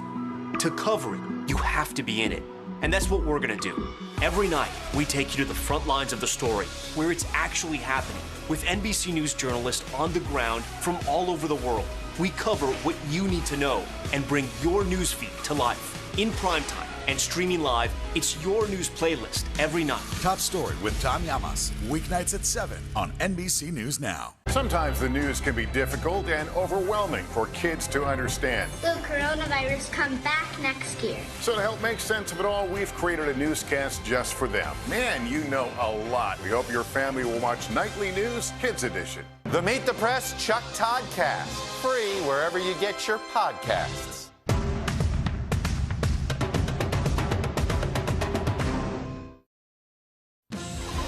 Welcome back. Let's go to NBC News digital reporter Maya Eaglin. She's following the latest headlines from NBCnews.com. Hi, Maya. Hey, Lindsay. We start with the Boy Scouts of America. One of its primary insurers is agreeing to pay $800 million to help settle claims from those who say they were sexually abused by troop leaders. The Federal Trade Commission and several states are taking Martin Shkreli to trial today. The so-called Pharma Bro is accused of orchestrating an illegal scheme to raise prices of the life-saving drug Daraprim. The Air Force has discharged 27 active duty members who refused to get the COVID vaccine. They appear to be the first active duty service members to be discharged for disobeying the Pentagon mandate. In Haiti, at least 50 people have died and dozens more injured after a gasoline truck exploded. Haiti is struggling with a severe fuel shortage and rising gas prices, forcing several businesses to close. And Tesla CEO Elon Musk says the company will test out accepting Dogecoin as payment for some products. The meme cryptocurrency skyrocketed more than 20% after the announcement on Twitter. Lindsay, back to you. We're going to need a whole segment on what that means, Maya. Thank you. All right, switching gears now, a police commander from the Brooklyn Center Police Department testifying today about use of force policies in Kim Potter's manslaughter trial. She's the former officer accused of killing Dante Wright, claiming she accidentally grabbed her gun instead of her taser. Potter resigned from that department after the shooting. NBC News correspondent Ron Allen is covering the trial for us in Minneapolis. So, Ron, what are some standout moments of the commander's testimony? Well, it's been a lot of nitty-gritty today. It's been a lot of discussion of the Brooklyn Center Police Department's policies, training, because the prosecution is trying to show ways that they say that former Officer Potter didn't follow her training, flouted her training are some of the words that they've used throughout the trial, and that she didn't follow policy. For example, when she fired her gun or fired her taser at a moving vehicle is one point of contention. So they've been going through not just what happened on that day in question, but what an officer should have done or should not have done. And of course, the defense has been trying to counter those arguments by saying and pointing out aspects of her record that she was a good officer who had a lot of experience, who did all of her training and was up to date on everything. And that's where we've been throughout the day. We've also heard a lot about tasers, how they're different from service revolvers, from firearms that officers wear, how they wear one on the right side, one on the left side all the time to avoid confusing them, how they weigh, the firearm weighs almost twice as much as the taser, because again, that's another central issue of the case. How could this veteran officer mistake these two weapons that are so dissimilar from each other? They weigh differently, they look differently, and there's a lot of things that are different.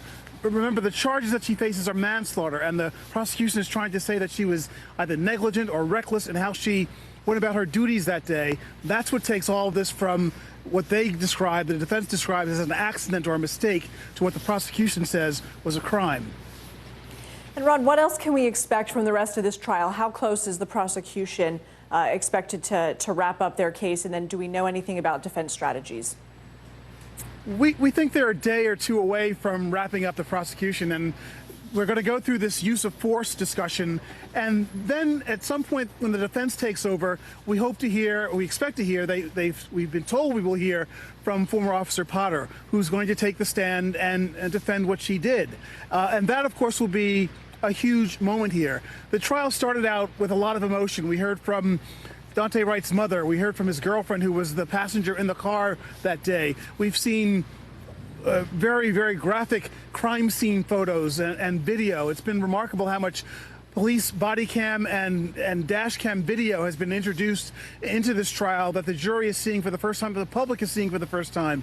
So It's unusual in a case where the jurors can see what happened in so many different ways, and now they're trying to put this all into perspective. Again, the prosecution trying to convince the jury that this was a crime, and the defense trying to say that Officer Potter was doing her duties that day, that Daunte Wright resisted arrest, that this wasn't about an air freshener and a routine traffic stop, that he was being arrested for an outstanding arrest warrant for a case that involved a weapon, and that there was a protection order out that a woman had put against him in a domestic violence situation. So the defense has been trying to, at every turn, say that Daunte Wright was not this innocent victim, that he was in fact the person who almost made things happen that day because he resisted arrest.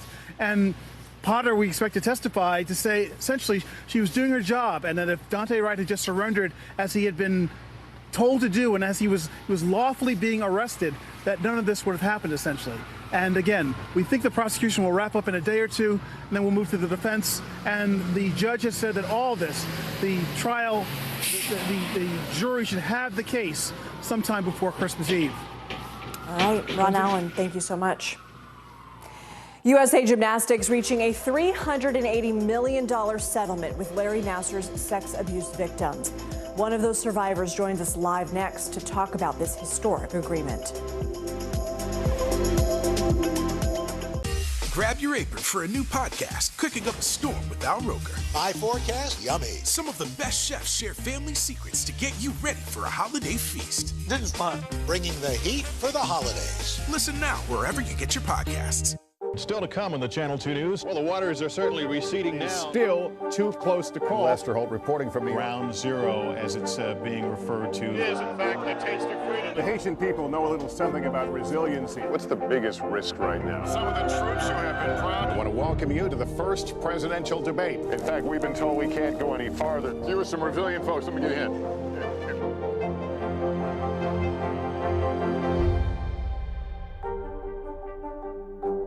To cover the news, you have to be in it. We'll take you to the front lines of the story, bringing your news feed to life. Streaming live every night. It's your news playlist. Top Story with Tom Llamas, weeknights at 7 on NBC News Now. News is happening now. Look at what's making headlines around the world. Right now on Morning News Now. Tonight, the major announcement of the COVID vaccine. And this is a significant moment. Your news, whenever it happens, wherever you are, it's here now.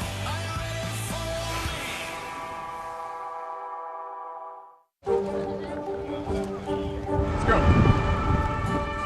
This is a critical choke point for this fire.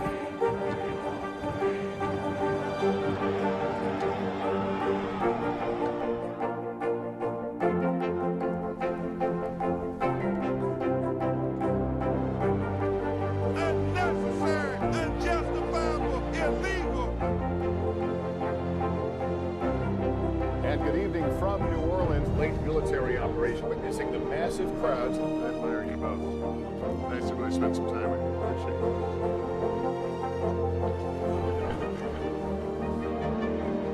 At any moment now.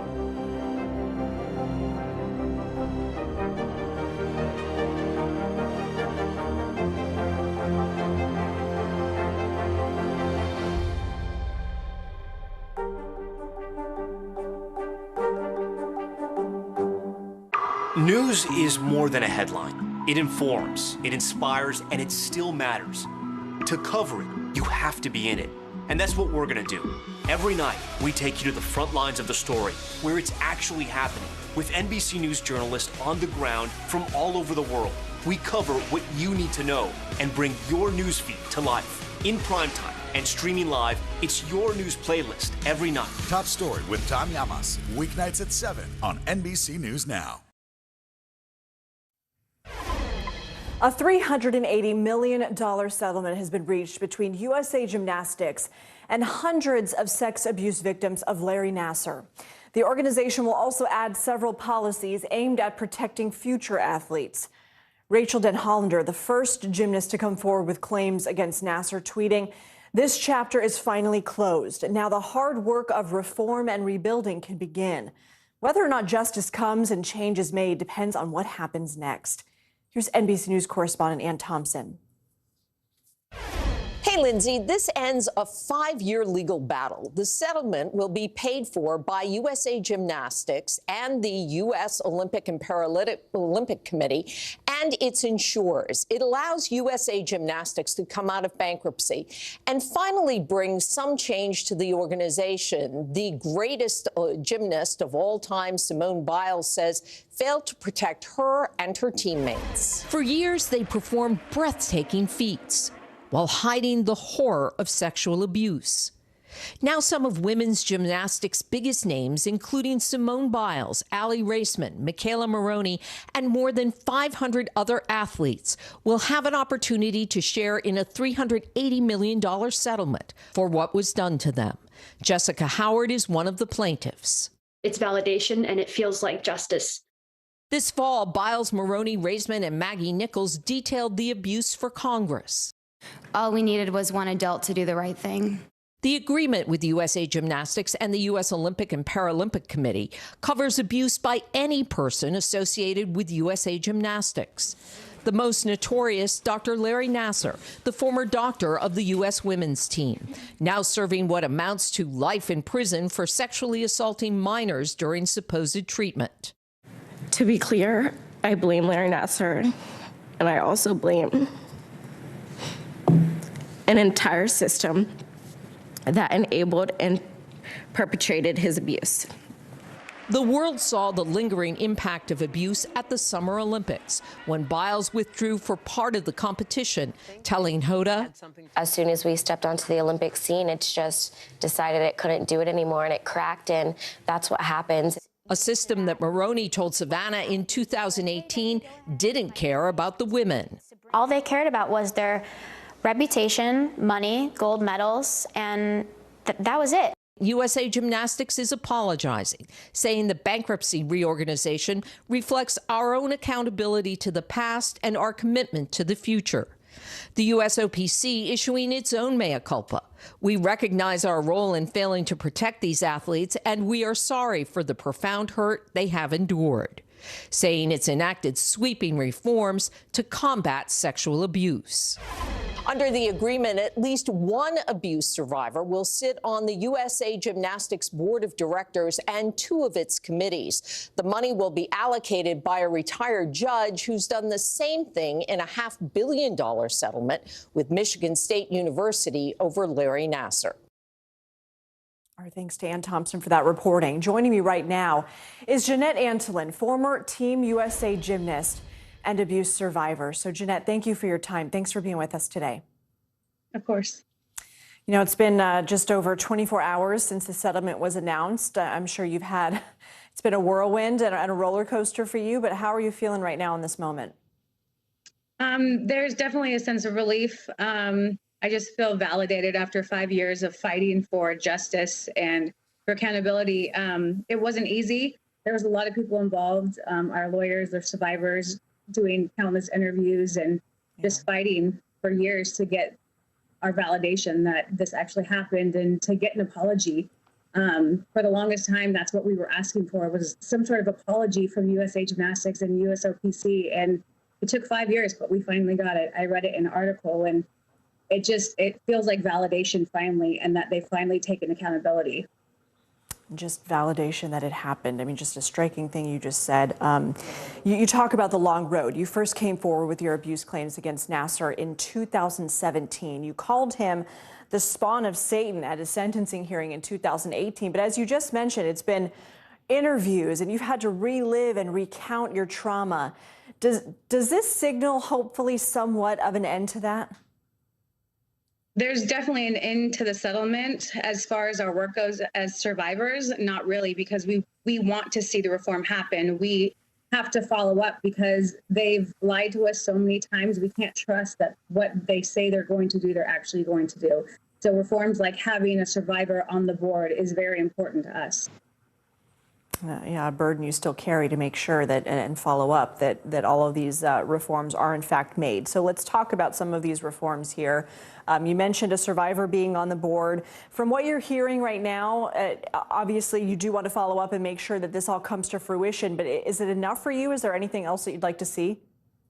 Of course. I mean, as of right now, the only one that's been prosecuted has been Larry Nassar. And as we know, with over 500 survivors, he wasn't the only one that was guilty of something and letting this happen. So, I mean, there's people like Steve Penny and Scott Blackman from the USOPC that they should be held accountable as well. I mean, it's just mind-boggling that it's taken this long to have this settled, and now we go forward with trying to get more justice with these individuals. I want to bring in right now your attorney, John Manley, here. And John, thanks for being with us. You know, after the announcement, you said we prevailed for one simple reason, the courage of all of the survivors. How do you feel right now in this moment in terms of what's been gained, but still what still needs to be accomplished? Well, I think that, you know, the courage of people like Jeanette, who spoke out early and often about the case, is what won the day. But as gratifying as this civil case is, there's a real concern that no one at USA Gymnastics and the USOPC or the FBI, who we were able to prove conspired to hide Larry Nassar, has been indicted. And you don't need to believe me. Just ask the Department of Justice Inspector General and the United States Senate. You know, no one's been indicted. They referred Scott Blackman, the president of the U.S. Olympic Committee, to the justice, a criminal referral the U.S. Senate did for perjury. These women have been promised action by the Department of Justice, and nothing's happened. So I guess, you know, we're going to have to take matters into their own hands, but it's a really sad day when a group of personal injury lawyers has to do the work that our government's supposed to be doing in protecting children. And make no mistake, our government failed these women as children grossly. So that said, what is next for you and your clients? Does this mean that this is something you will continue to carry and fight for? Ultimately, how does one achieve the change that you're trying to, which also includes more accountability here, more charges? Is that just a matter of remaining vocal to this issue, John? I think that what made the difference in this case is dragging these institutions and the people responsible for enabling not just Larry Nassar, but the dozens of other coaches who molested children who are also part of this settlement into the light of day. Somebody said once sunshine is the greatest cleanser. I screwed that up, but whatever, that, you know the phrase. And it's sunshine on their conduct that allows institutions to change. The Catholic bishops didn't begin to change until Catholic bishops began to go to jail for hiding perpetrator priests in this country. And until someone goes to jail for the worst child molestation case by a single perpetrator in American history, I think that's a green light to keep going. And so I think it's very important to my clients and to those who support them that this never happened to another little girl. The money is great, and it was 5 years in the making, and it happened over the objections of the best corporate legal talent money can buy. And it happened because of their courage, but these women aren't done. Talking about courage, Jeanette, what advice do you have for women and for athletes who are afraid to speak out about abuse? It's definitely a scary thing. It takes a lot of courage, but at the end of the day, like me and my sister survivors, we got the job done, and it's still not over, but your voice will be listened to eventually. Even at first, you're discouraged. I mean, we've been discouraged so many times after telling our story time and time again, but finally, like I said today, there's a sense of relief and validation. And you will be believed by at least us and as survivors. If there's anything that we can ever do, I know I'm here for people that reach out to me on social media, people I meet in my town. I'm willing to help any way I can, because I know how hard this road is. And to be believed is so important. Well, Jeanette, we so appreciate you coming on to talk about not only your experience, but this settlement. John, our thanks to you as well. Thank you both. Thank you. Thank you. Switching gears now and turning to Washington, the House is preparing a floor debate and vote over whether former Trump Chief of Staff Mark Meadows should be held in contempt of Congress for refusing to cooperate with the committee investigating the January 6th Capitol attack. NBC News Capitol Hill correspondent Leanne Caldwell joins me now from the Hill. Leanne, no doubt your coffee cup has been filled to the brim today with all of these developments. So if the House does vote to hold Meadows in contempt, what are the next steps? Well, Lindsay, it then goes to the Department of Justice, where the Department of Justice then decides what they are going to do, if they're going to take up this case and go ahead and form a grand jury. We saw this with Steve Bannon, and it took quite some time. It took several weeks for the Department of Justice to decide to move forward. I don't know what the Department of Justice is going to do. There's a little bit of a different standard here since Mark Meadows was an official, a top advisor to the former president on January 6th and leading up to it, and he is claiming executive privilege, the same thing that Steve Bannon claimed, which most people say is laughable, but there's a little bit more there with Mark Meadows. So it will be up to the Department of Justice for them to decide if they're going to dispense with the case or move forward. I mean, last night was pretty remarkable. The committee revealing some new details about Meadows during that meeting last night. Let's listen to some of it. As the violence continued, one of the president's sons texted Mr. Meadows, quote, "He's got to condemn this ASAP. The Capitol Police tweet is not enough," Donald Trump Jr. texted. Meadows responded, quote, "I'm pushing it hard, I agree, but hours passed without necessary action by the president." When this was going down, I was glued to Twitter, and you tweeted at the time, many were skeptical that a select committee would be duplicative and unveil nothing new. That has now proven not to be the case. What's the reaction on the Hill, and any word from Donald Trump Jr.? Well, I'll start with Donald Trump Jr. No word from his people. They declined to comment on that, so we haven't heard what he's thinking or how he's responding. But this is really extraordinary. I think people were not prepared. I guess they were prepared, but they didn't know that there was going to be this much information that comes out, especially in this early stage, relatively speaking, of the investigation. This is just some of what the committee has received, a very small percentage from Mark Meadows, and they also note that they've received 30,000 pages of documents elsewhere. They've spoken to more than 300 people, and also interestingly, Senate Minority Leader Mitch McConnell was asked about it today, and that he says he is watching very closely what comes out of this committee. Of course, we know he did not want to create a commission to investigate, but while the House is moving forward and coming out with some new information, he says that he's interested in what they actually find out, Lindsay. The committee also revealed more on the scope and the future timeline of their investigation. So what can we expect?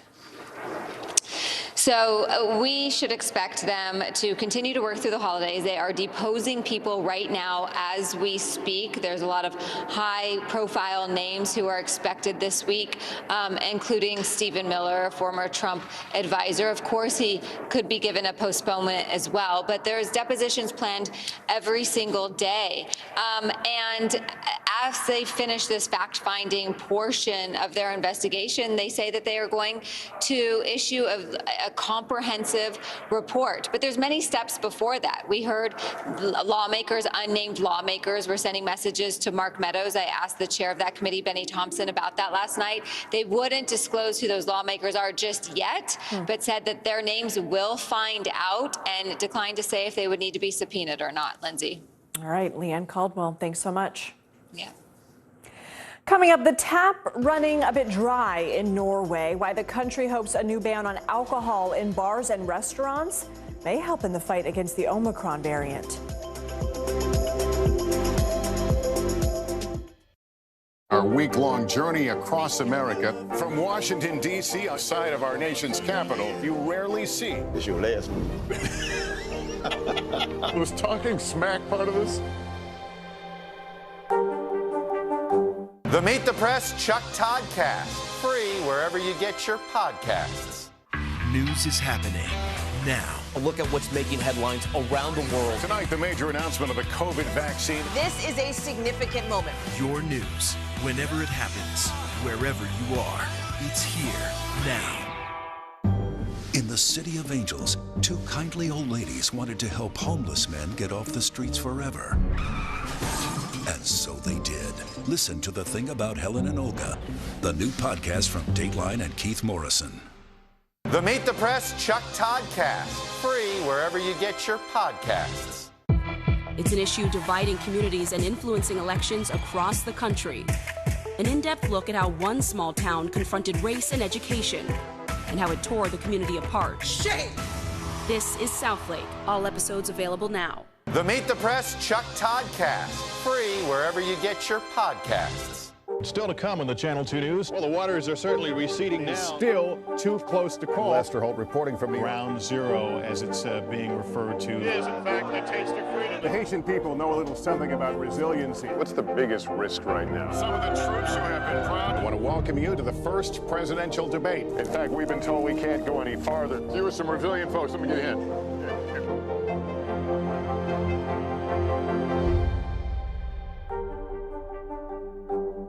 These days, it feels like the news never stops. So let's get into it. What's happening right now, what it all means for you for an hour every day. It can be hard to keep up, so let's get started together. Hallie Jackson Now, weekdays at 5 on NBC News Now. More than 100 former Afghan national security forces have been killed since the Taliban's takeover just a few months ago. According to a new United Nations report, many of those deaths were at the hands of the Islamist group. The report also details a mass crackdown on women's rights and severe poverty and hunger in the country. Here's NBC News Chief Foreign Correspondent Richard Engel. Lindsay, it's hard to think of another example of a country that changed as profoundly as Afghanistan. From one day to the next, people's lives changed 180 degrees. And sure, there have been revolutions and coups before. Latin America, you had socialist governments take over, and you've had assassinations of world leaders and military coups. But in Afghanistan, as soon as U.S. troops pulled out, even actually as they were pulling out, the government collapsed, and you had an internationally recognized U.S.-backed republic that suddenly became an Islamic emirate run by the Taliban, who now promise they're going to be different, they're going to be a little more tolerant, but it is still fundamentalist Islamic rule. And they promise that they'll be allowing more girls to go to school, but so far that hasn't materialized in many provinces. And there is also this issue of extrajudicial killings. So the security situation in Afghanistan is a mixed bag, and I think it's important to understand that first. It's much safer in Afghanistan now. Before, while U.S. troops were there was a low-level civil war, and many people were seeing their villages bombed. The Taliban were operating as an insurgency, so your chances of getting killed, kidnapped, caught up in some sort of exchange of fire were actually quite high. Now, anyone can travel anywhere in Afghanistan, get in a car and travel from one place to one side of the country to the other, and get to the other side of the journey alive and probably not have had any kind of issue. This was shocking for me, because this also includes foreigners. I was able to go from one part of Afghanistan, get in a car, go through dozens of Taliban checkpoints, and I mean dozens of Taliban checkpoints, and not be harassed, stopped in any way. So there is a tremendous amount of security and stability. But it's under Taliban control. And then the UN is now sounding the alarm that it's receiving credible reports of over 100 extrajudicial killings. That is, the Taliban, presumably, going in the dead of night, going after security forces, going after members of the previous government who had been hunting down them, and a sort of a nighttime settling of scores. And human rights groups have been also sounding similar alarms and produced very detailed reports naming the individuals who've been killed. The Taliban says that it is opposed to this, says that it will bring any perpetrators to justice, but hasn't done it or hasn't done it in a public way and doesn't really want to acknowledge the problem. Then there is the larger situation in Afghanistan, which is the total economic collapse since the Taliban took over. Afghanistan was dependent on foreign aid, but many countries consider the Taliban a terrorist group, and therefore the flow, the channels of foreign aid have been completely blocked and left the people to the brink of starvation, in some cases over the brink of starvation. The Taliban have a different version of events. They want monies that were held by the previous government to be unfrozen. And the U.S., it says, is holding $10 billion from the previous government. And the Taliban want that money to be released to them since they are the new government so that they can get their financial system up and running. And they say they need that $10 billion to inject into their banking system in particular to get the currency flowing again. And that is a big problem in Afghanistan. There really just is no money in circulation. People don't have jobs. They don't have cash. They can't buy anything. If they can't buy anything, nobody's selling anything, and people are starving. All right, Richard Engel, thank you for that report. Countries in Europe are rolling out new COVID rules to try and fight the spread of the Omicron variant. Norway, for example, they're banning the sale of alcohol in bars and restaurants for at least 4 weeks as it warns of a sharp uptick in cases. And in Britain, lawmakers are holding a key vote on fresh restrictions after the UK recorded the world's first publicly confirmed death from Omicron. NBC News foreign correspondent Claudio Lavanga has the latest from Rome. Lindsay, Norway and the UK are the latest countries in Europe to introduce new rules and restrictions in an attempt to slow the spread of Omicron, the new and worrisome variant of COVID-19. Health authorities in Norway warned of a contagion bomb as the number of infections and hospitalizations there are spiking to new highs. To slow this trend, alcohol will be banned in bars and restaurants, and gyms and swimming pools will be heavily restricted. A sort of new lockdown in all but name. While in the UK, Omicron appears to be spreading so fast that the health secretary there said the country is in a race between the virus and the vaccine. As the first death caused by Omicron was confirmed in the UK yesterday, Prime Minister Boris Johnson is trying to boost the vaccination campaign as new measures, which include the mandatory use of face masks in many public places, are being debated. Claudio, thank you. New efforts overseas to protect kids online. Members of British Parliament are recommending sweeping changes to social media regulation. Sky News reporter Katie Barnfield sat down with a father who lost a child to suicide to learn what these new regulations would mean to him. This is Molly Russell in happier times. Before, at just 14 years old, she took her own life. Her family struggled to understand why. Then they found thousands of posts she'd been looking at on sites like Instagram, encouraging self-harm and suicide. I think that social media helped kill my daughter. What social media's algorithms showed Molly increasingly led her down a dark rabbit hole from which there wasn't really ever going to be an escape. And I know for a fact that the platforms suggested Molly saw more and more harmful content. Molly's dad, Ian, is one of those who gave evidence to a committee of MPs. Their report, published today, recommends sweeping changes to the online harms bill coming before Parliament next year.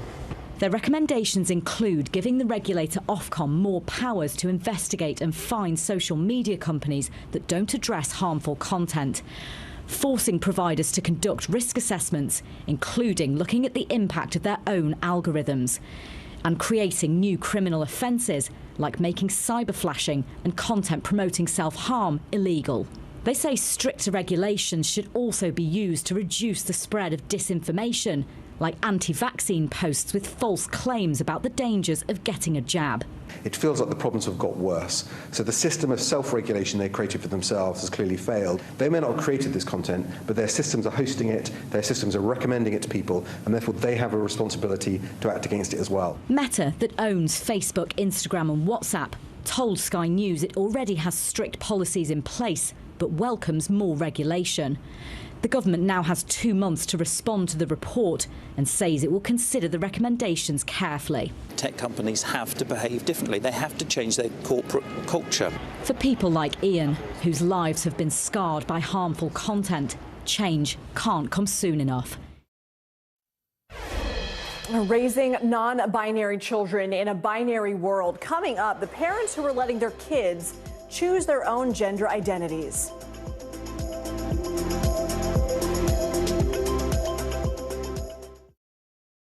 News is happening now. A look at what's making headlines around the world. Tonight, the major announcement of the COVID vaccine. This is a significant moment. Your news, whenever it happens, wherever you are, it's here now.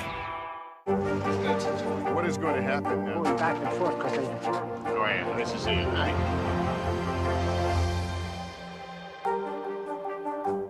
These days, it feels like the news never stops. So let's get into it. What's happening right now, what it all means for you for an hour every day. It can be hard to keep up, so let's get started together. Hallie Jackson Now, weekdays at 5 on NBC News Now. News is happening now. A look at what's making headlines around the world. Tonight, the major announcement of the COVID vaccine. This is a significant moment. Your news, whenever it happens, wherever you are, it's here now. What is going to happen now? Going back and forth because they... Oh, yeah, this is it, right?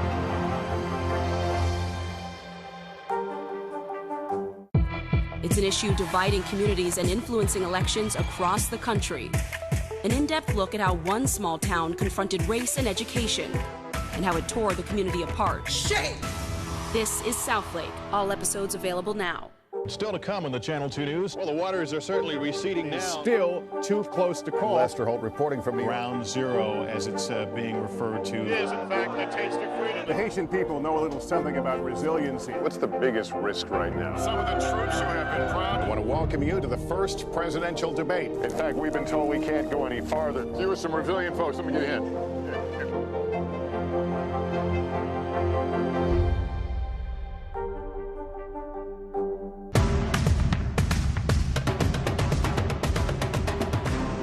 The Meet the Press Chuck Toddcast, free wherever you get your podcasts. Officials trying to solve a cruise ship mystery after a young woman went overboard off the coast of Mexico early Saturday. The FBI is now collecting evidence from the ship after it came back to port in California. NBC News correspondent Gadi Schwartz is following the story. This morning, the Miracle cruise ship sits in port, a floating scene now under investigation.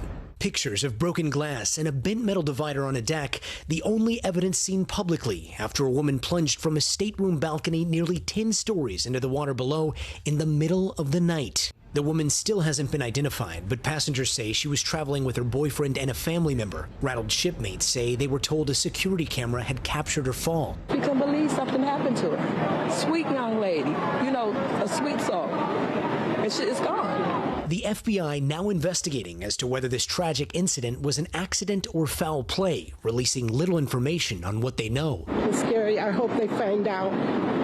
Did she jump? Was she distraught or was she pushed? I want to know what happened. She's too young. Patricia Taylor says she met the woman on the 3-day cruise from Long Beach to Ensenada, Mexico. And this young lady's 25 years old with a baby, a 1-year-old child. That baby could never see his mom. Carnival Cruise says the woman went overboard Saturday night off the coast of Ensenada, and the Coast Guard and Mexican Navy spent 31 hours searching but couldn't find her. Passengers say they saw search boats being lowered after the alarm sounded. They went out on the balcony and looked and saw immediately they were throwing life preservers out, and probably about 30 minutes later after that they lowered a life raft. Experts say overboard incidents aren't as rare as you might think. In 2018, there were 25 people overboard. In 2019, there were 29 people overboard. A 2010 law requires cruise ships to mount advanced overboard systems like this one seen here that uses infrared cameras to detect when something falls off the ship, but there's been little to no regulatory enforcement. Carnival Cruises has not said whether such a system was in place, but in a statement said, "Our thoughts are with the guest and her family, and our care team is providing support." Gadi, thank you. A family in Colorado is allowing their children to choose their own gender identities. They're part of a larger movement of parents who want to allow their kids to choose what feels right for them. NBC News senior Washington correspondent Hallie Jackson spoke to the family about what it's like to raise their children gender neutral. When Grayson and Ronan Els were born, Mom Styler hoped to raise them in a gender-neutral way, but found out fast that's not easy. It's always hard because everyone else around you really wants to get in that engendered box, and so you end up with a lot of pink things when you have a girl. You end up with a lot of blue things when you have a boy. A lot of that was trying to kind of fight against it because I really wanted them to just be their own people, whatever that looked like. Did you feel that growing up? It definitely took a lot of pressure off to be able to kind of just be who I wanted and not have to present myself in a certain way. Grayson, now 15, used to identify as she, her, but now prefers they, them pronouns. So does Ronan, who's 10 and came out as non-binary 3 years ago. It was good because all of my teachers helped me out and stuff, and anytime one of my classmates would be like, because my teacher would go because they, and it was just pretty nice to know that I had some people after me, including my parents. Their school, supportive, but their more conservative community outside Denver still adjusting. We definitely feel the judgment. At the doctor's office the other day, I had a gentleman follow me into the women's restroom because I suspect that he thought that I was transgendered and was not a fan of me being in the restroom at the same time as his wife. What was your favorite part of school today? Experts say raising your children gender neutral means giving your kids the opportunity to express and interact with the world outside of the traditional gender binary, boy or girl, and choose whatever feels right. Gender identity and gender development is a journey. And I think that it's really important for folks to keep that in mind, that as individuals develop, their gender journey may change, and that's okay. And it's really important for us to sort of be supportive of folks being able to explore their identities and find their authentic sense of self as they continue to develop. On social media, there are dozens of Facebook pages and Instagram accounts to help parents figure it out. One group went from having a few hundred members just 3 years ago to more than 1,300 now. And on TikTok, hashtag Gender Creative Parenting has more than 16 million views. More states are offering the option to indicate whether someone is non-binary, intersex, or transgender on government documents like driver's licenses and passports. But even now, it's still not always easy. It's a constant emotional labor to get people to identify and respect who you are as a human being, and that takes a lot of effort. Well, do you ever think about what it would have been like for you and for yourselves if you had been raised in an environment where it was okay to be gender nonconforming? It would have been a lot easier. I knew I was a boy when I was 6 years old. I knew I was different. I've learned a lot along the way, and I'm happy where I am. And for families like the Els, building a support system can be huge. I will hold respect for you and exist alongside you. You can hold respect for me and exist alongside me. With their neighbors, their educators, and of course, with each other. If somebody's mean to me in school, I always talk about it with my sister, and then my sister says I'll beat a kid up. And very protected. It's just nice to know that somebody has your back. I cry. You're so cute. I love you. Jax, I can tell this is emotional for you. Yeah, sorry. It's okay. Tell me why you're feeling this emotion. I don't know. I didn't grow up with the support ever. I never had this, and to see it in an actual family and to know that it is out there, and I love these kids. They're not biologically, they're not mine and everything, but being a step parent, I love them like they were mine. And to see that there are parents out there that will support their kids 100%. It's good to know.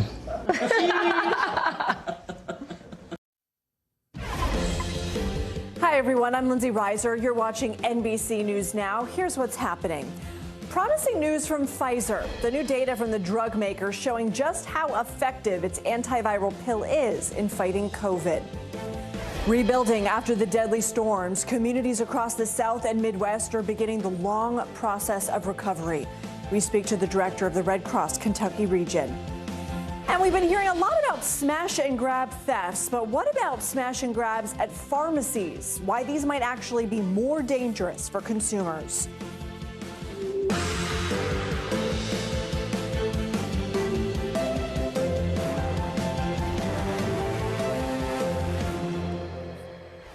We start this hour with the coronavirus pandemic. NBC News business and tech correspondent Jolene Kent is following the effort to get COVID vaccines delivered.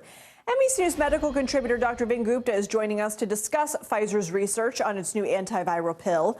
But first, we go to NBC News correspondent Sam Brock in Miami with the latest on COVID infections in the U.S.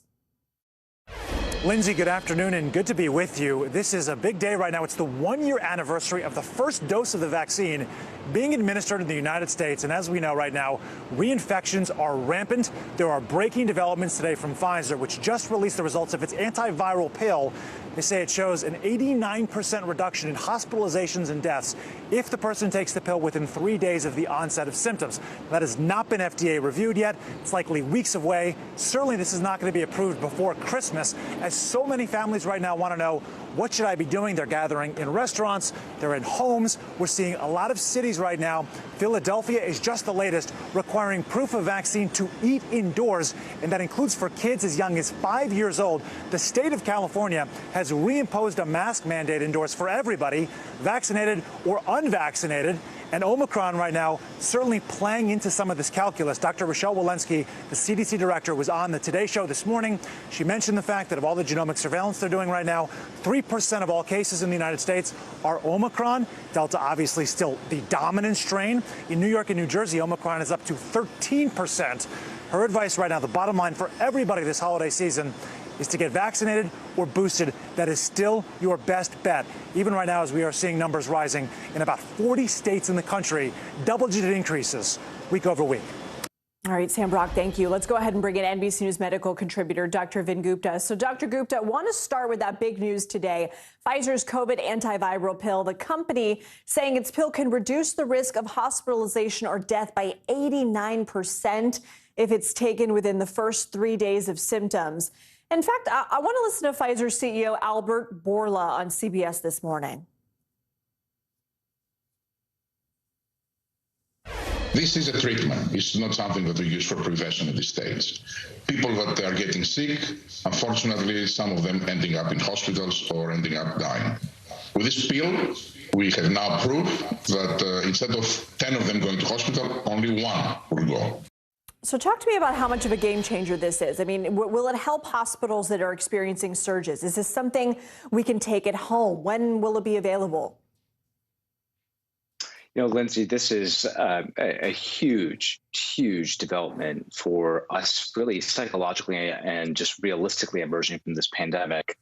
In terms of saving lives, this pill is going to be helpful for what's happening overseas, where we do not have durable access to high-quality vaccines.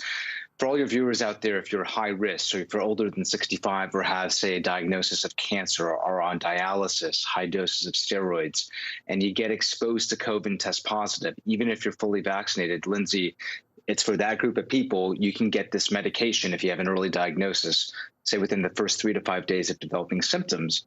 And these pills, there are 8 pills daily for 5 days can keep you out of the hospital to the tune of 90% reduction in the risk of ending up in the hospital, which is great news because previously right now we don't have anything that's oral that can do something similar. So this is a tremendous moment. We cannot overstate it. Even for those that are lower risk, it reduced the risk of hospitalization by over 70%. So really important here. It's going to be about supply, demand, and how much of these medications we can actually get to people across the world. That's going to be the big issue. Real quick, because I got a lot of questions for you that I want to get to. Knowing that it's going to be 40 pills over the course of a treatment, is this going to be affordable for the average American? Oh, in the United States, there's going to be healthcare insurance that will subsidize the cost of it. So the key question here is what happens to the uninsured? So we're really going to have to make sure that every American that tests positive will have access to it, and that's what the government's working towards making sure will happen. You know, Doctor, I was talking to somebody about this today, and they said, you know, why would somebody now who isn't vaccinated, why would they be motivated to get a vaccine if we do now have this treatment? If somebody thinks, oh, I could just take these pills if I get COVID and I'm good. What's your message to them? Well, prevention, especially when we're talking about coronavirus, is always better than treatment, especially if you're younger and you feel otherwise healthy and invincible, we're recognizing we don't understand all the complexities of COVID, especially in these younger people, causes this long COVID syndrome that's mysterious, but can be quite debilitating. This pill, Lindsay, really critically, for everybody that's watching, does not protect against the development of long COVID syndrome. So all the mysteries of coronavirus in the body, especially in those that are younger, this pill is not going to solve that. So prevention is still much better than treatment and taking your chances. Okay, let's talk about Omicron, because a new study out of South Africa found it to be less severe, or at least cause less severe illness in South Africa. But it also appeared more resistant to Pfizer's COVID vaccine. Take a listen to CDC Director Dr. Rochelle Walensky this morning on the Today Show. This variant has a lot of mutations. We want to make sure that we have as much immune protection as possible. Get the vaccine if you haven't gotten it yet. And if you're eligible for a boost, get that boost because you'll have more protection. So does that mean your concern level goes down if we know that Omicron is milder? Is this kind of the next step when we talk about COVID eventually will become something that's endemic that we just have to live with? For somebody who's unvaccinated, I'm very worried as a pulmonologist about Omicron, because, Lindsay, what we know is that it's more contagious, meaning that if you're unvaccinated, have no defenses, you're going to have more of that virus in your body. More virus means more serious illness. So it's lethal and probably the most dangerous version of the virus yet for the unvaccinated. For those that are fully vaccinated right now, that means 2 shots, especially if you got triple vaccinated. This news is great news. This is a success story, that protection against hospitalization. That's what vaccines against contagious respiratory viruses are intended to do, to keep people out of the hospital. That's really robust. At 2 shots, it's still 70%. With 3, that number's going to even climb higher. Much better than what, say, the flu shot does every year. So this is success defined by our usual metrics of success for a vaccine against contagious respiratory virus, think flu. This is really good news today. I want to ask you, Dr. Gupta, some concerning news from the NFL. So the league is reporting 37 positive tests yesterday alone, despite a really high vaccination rate, 94% vaccination rate among players. And the numbers are prompting now a booster mandate by the NFL for staff members. So players, they're still not required to be vaccinated. But do you think that a booster mandate for the staff will help? And do you think here the league is almost kind of a microcosm of what we can expect if they have such a high vaccination rate, but they're still experiencing these positive cases? Absolutely. This is our new normal. This is exactly the point here, Lindsay. What we're seeing in the NFL is going to be what we're going to see more broadly, that people will test positive, even if they say are triple vaccinated, probably what the new definition of fully vaxxed is going to be before long. And that's okay. That these vaccines are not going to protect against a positive test or even mild symptoms. They were never intended to do so, even if we had misplaced expectations. And then yet you're still protected against seeing somebody like me in the hospital. And that's going to be the new normal here. That's going to be the measure of success. So what we're seeing in the NFL, it's going to get normed over the course of the next 3 to 4 months. That happens more and more frequently in broader society. We're going to hear more about it amongst our loved ones and our friends. But they'll be protected from the hospital if they got 2, certainly if they got 3 shots. And that's what matters. And that's going to become the new normal. I know you're in Seattle and I'm in New York, but I don't want to see you in a hospital setting. I just want to see you in this setting right here on my screen. Dr. Gupta, thanks so much. The first vaccines shipped out 1 year ago today, and the deliveries aren't stopping, with more Americans getting boosters. NBC News business and technology correspondent Jolene Kent gives us an inside look at the FedEx Express Air Hub at LAX. Hey, Lindsay, it's hard to believe it's already been a year of vaccine deliveries. We're here at FedEx Express at LAX Airport, where the planes are landing on the tarmac and then packages come in here, including the, of course, cooled vaccine boxes for distribution throughout the Los Angeles area. Now, every single one of the vaccines, FedEx says they've delivered 300 million doses nationwide. They're tagged with this Bluetooth tag on it, so they know exactly where it's going and when. In fact, the average amount of time that FedEx has a vaccine right now, according to the company, is about 20 hours. Now, of course, a lot has changed over the last year, and I asked the vice president of FedEx, Marcus Martinez, about what really has changed and how their strategy has changed. Listen to this. We meet regularly with the U.S. government. We meet regularly with the key manufacturers and the key distribution companies.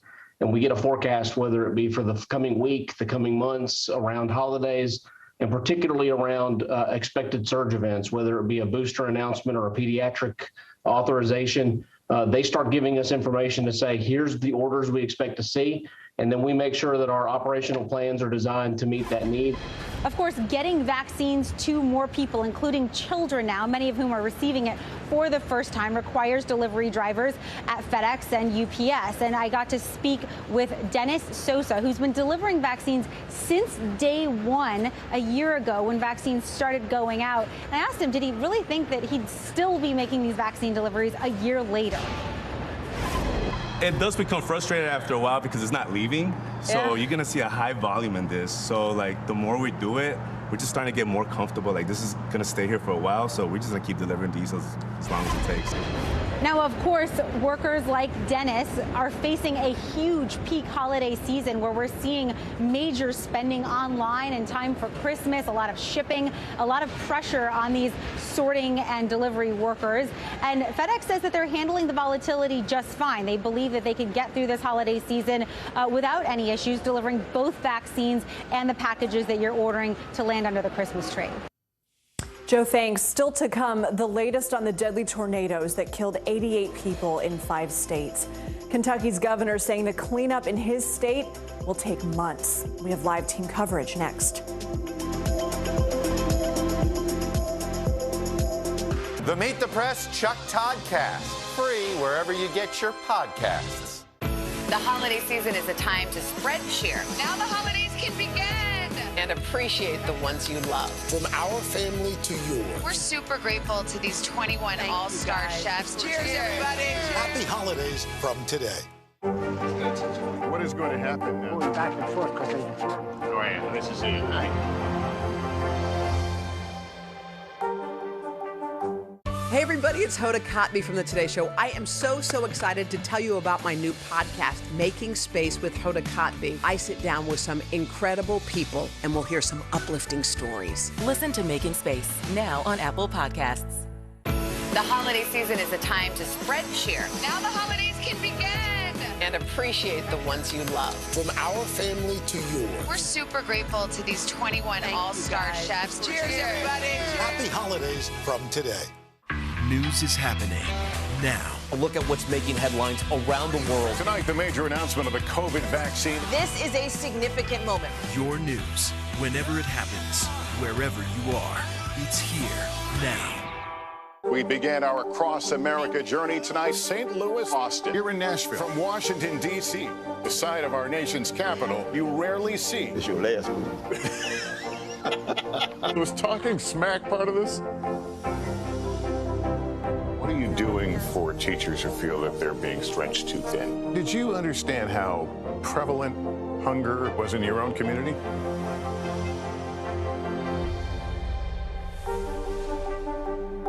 Sometimes the news can be difficult and overwhelming for kids to understand. Will coronavirus come back next year? So to help make sense of it all, we've created a newscast just for them. Man, you know a lot. We hope your family will watch Nightly News Kids Edition.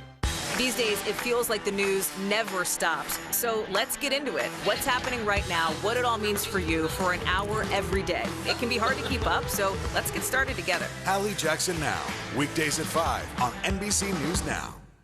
Good morning, I'm Joe Fryer. And I'm Savannah Sellers. Another giant leap for mankind. They want folks to shelter in place until this storm pushes through. This new travel requirement, is it possible we're going to see tighter restrictions? Morning News Now, streaming weekdays at 7. Hey everybody, it's Hoda Kotb from The Today Show. I am so excited to tell you about my new podcast, Making Space with Hoda Kotb. I sit down with some incredible people and we'll hear some uplifting stories. Listen to Making Space now on Apple Podcasts. The holiday season is a time to spread cheer. Now the holidays can begin. And appreciate the ones you love. From our family to yours. We're super grateful to these 21 all-star chefs. Cheers, everybody. Happy holidays from today.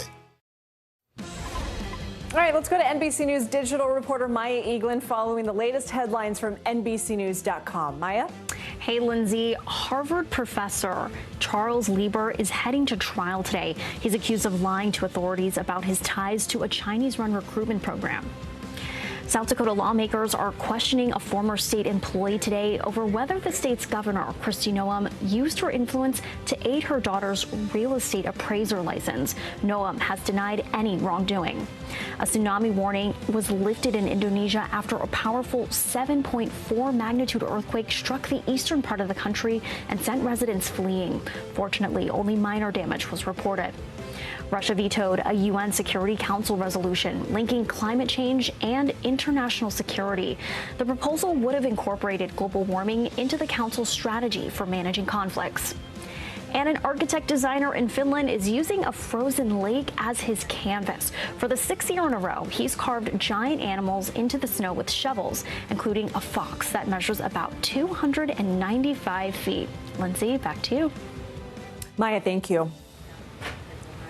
The death toll after several tornadoes swept across the South and Midwest is rising. The storm killed at least 88 people across 5 states. Kentucky suffering the greatest loss with 74 deaths. We have team coverage in Mayfield, Kentucky today. Joining us now, NBC News national digital reporter Dion Hampton and NBC News correspondent Wendy Woolfolk. But we're going to begin with NBC News correspondent Kathy Park, who has the latest on cleanup efforts.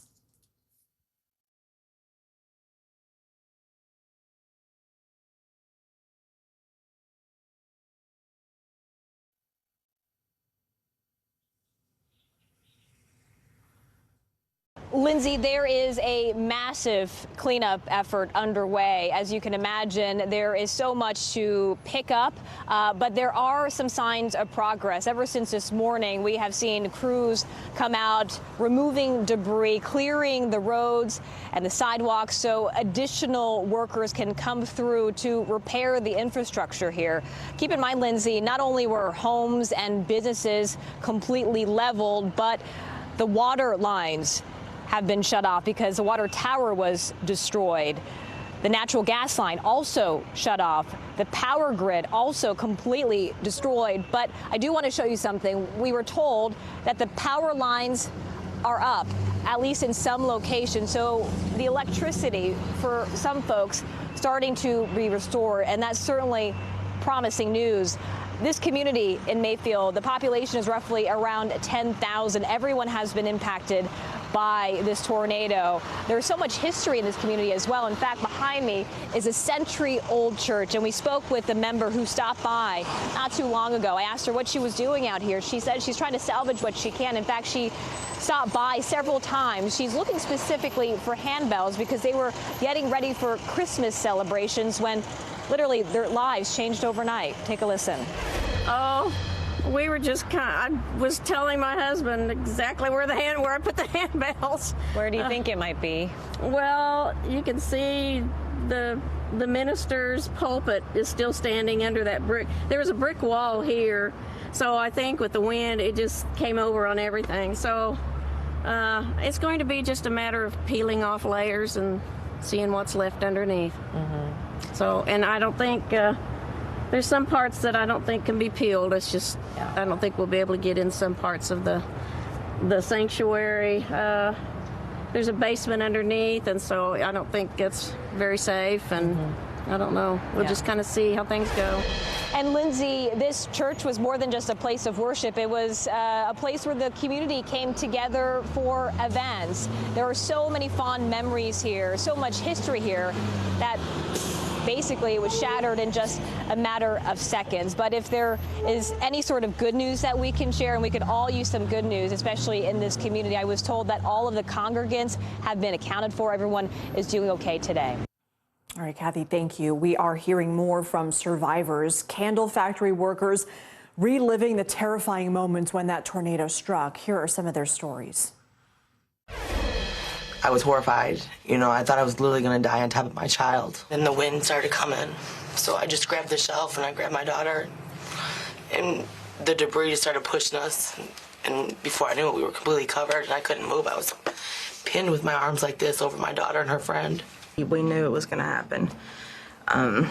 We were scared. There were people on either side of us that didn't make it and who were in a lot worse shape than I was. It was devastating. I was terrified. I didn't believe it was happening. I was actually laughing because I thought it was like, I was just hysterical, like I couldn't believe it. I was in a state of shock, and the wall just came right here to my face, and it never touched me in my face, but it moved me. Like, the wall moved me the whole time, but it never closed in on me. I was stuck there for 2 hours, not able to breathe. I thought I was gonna die. It was horrible, horrible, yelling, help, help, help, help, and see there's nobody helping. It was horrible. A lot of debris on top of us. You know, every time I close my eyes, I wake up and I think I'm buried again. So I've been trying to deal with that.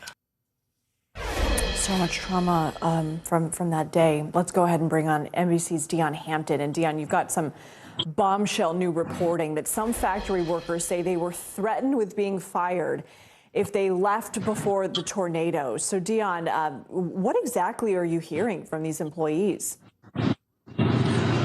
Well, this story kind of came about when I went to one of the shelters where a lot of people who lost their homes and valuable possessions, they didn't have any electricity they were staying at. One of the guys who I ran into told me that he had been working at the candle factory and that they were prepared for when the storm was coming. They knew that the storm was coming. They were kind of fearful. They asked their bosses if they could take shelter somewhere where they were more comfortable, somewhere where they would be safe or around their family. But they were told that if you were to leave work, that you would lose your job. And I mean, we've seen the before and after images of the candle factory and what was left of it. When we see images of the candle factory, you can't even tell it's a candle factory anymore. And we know that the people were hearing the sirens and they were begging to leave. But what is the company saying about the workers' allegations? Yeah, it's anywhere between 15 on the low end and at the maximum end about 40 workers who wanted to leave. Now, the company is denying all of the employees' allegations. They have a strange work setup where they say ever since COVID has started, employees can kind of go and come as they please. If you want to work an 8-hour shift and then go home, that's fine. If you want to work a 2-hour shift and go home, that's fine as well. The employees are saying, yes, that is true. The problem is the managers who were over the night shift that night, they said that they have overarching authority over what goes on. So they feel as though had they left, because those managers told them that they would lose their jobs, they get to make those decisions, and those decisions would have been final. Dion, we know OSHA is investigating also the building collapse of the Amazon facility in Illinois where 6 people died. Is there any kind of investigation so far that's been announced at the candle factory? No, so I actually reached out to the police department and to OSHA. I haven't heard back yet to see if they're going to be investigated, but that is something to look into going forward, because there's a lot of unsettling things that's going on, and there's a lot of reporting left to be done. Yeah, Dion, I mean, you're on the ground there. Unfortunately, you go on the ground to a lot of these disaster areas. What's the most striking part about your own reporting, what you're hearing in terms of this story? Just the horror stories. I mean, even with one of the workers who I spoke with who was working at the candle factory, I mean, even though I spoke to those 5 workers, they're still survivors. The one of the women I spoke with, we started talking at 2:30 yesterday morning. She's talking to me from her hospital bed. And she said, you know, Dion, the walls imploded on me. The tiles from above landed on me, and she was covered under a sheet of slab for 6 hours. She's in the hospital. You know, she can't move her legs because when she was trapped, she went 6 hours without moving her legs. So they're trying, her muscles are trying to regenerate. When the walls imploded, she was also standing next to the candle wax, how some of these candles are made. So she had a lot of burn scars. I mean, a lot of these people who I talked with have been in and out of hospital trying to recuperate from the injuries, but still they're alive. Wow. All right. Dion, just incredible reporting there on the ground. Thank you so much. Let's go now to Wendy Woolfolk, who's also in Mayfield, again, in front of it's just live shot after live shot where we see just the destruction behind you guys. We know the governor of Kentucky gave what is, I guess we can call good news, and that is that the death toll in Kentucky hasn't gone up. Of course, any death is too many, but we still know 100 people are unaccounted for. What did he say about hope for finding them and the challenges that come with that? Well, I think right now, Lindsay, in the short term, it's the challenges of even trying to locate each and every house, because what we're talking about from here to the northeast corner of the state is a very rural farmland area. So all these trees, I mean, you see the damage here in what is somewhat urban in comparison to those areas, and it's just decimated. So they have to take, the National Guard has to go, limb by limb to remove the trees. So it's a painstakingly meticulous process. That being said, it takes time. So like you said, good news that they haven't found anyone, any fatalities yet, but when they do find someone, they have to have a place to go. And I think it's incredible that the governor is now saying, we'll give you a place to go. Go to a state park. You'll have, warm food. You'll have a place to stay until you can figure it out. Listen to what he said. As we are finding folks, we want to make sure that we can house them. And we've opened up our state parks with so many families coming in. As of last night, we provided 152 rooms for displaced residents and 67 additional rooms for first responders. Nobody turned away. Everybody helped. If you don't have a house anymore, you are welcome in your state parks. We will take care of you.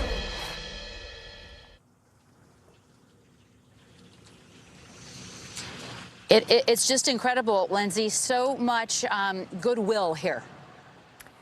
Wendy, we know that people are helping, not just around the state, but around the country here. What are some of those stories that you're seeing and hearing? I am truly amazed by the outpouring of goodwill, of human kindness, of this turning out the best in people. Everywhere you go now, people are offering food. I walked up just to try to find a bathroom today, and they offered, us in the media even, are you hungry? Do you want something to eat? On every corner, I had somebody just on the corner by the post office say, hey, we drove all the way in from Alabama, but everybody's been fed, so where should we go? It's just been an incredible outpouring, and it just brings out the best in people. Listen to what this pastor had to say. We feed all day long. Seriously, that grill goes from the time we get up to the time we get ready to go to bed. So there's always hot food available. We also are working to get other materials like, the plywood, the 2x4s, the staple guns, the shovels, the rakes, the work gloves.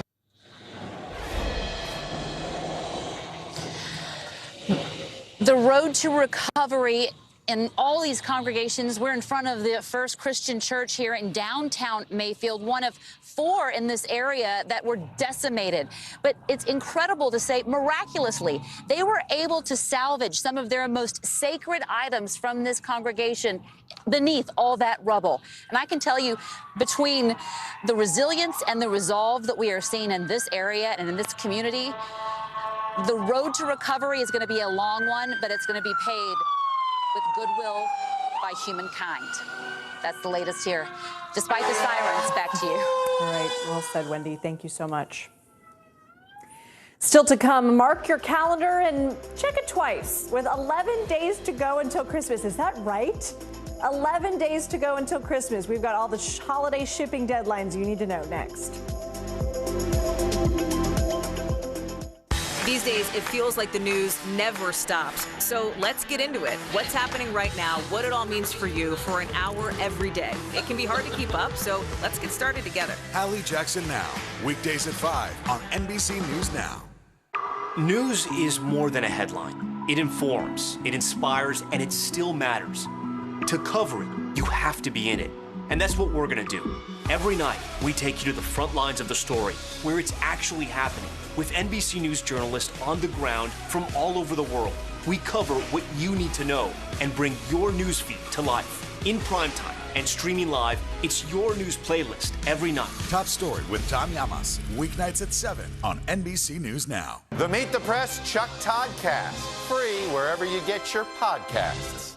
Good morning, I'm Joe Fryer. And I'm Savannah Sellers. Another giant leap for mankind. They want folks to shelter in place until this storm pushes through. This new travel requirement, is it possible we're going to see tighter restrictions? Morning News Now, streaming weekdays at 7. The Meet the Press Chuck Todd Cast, free wherever you get your podcasts.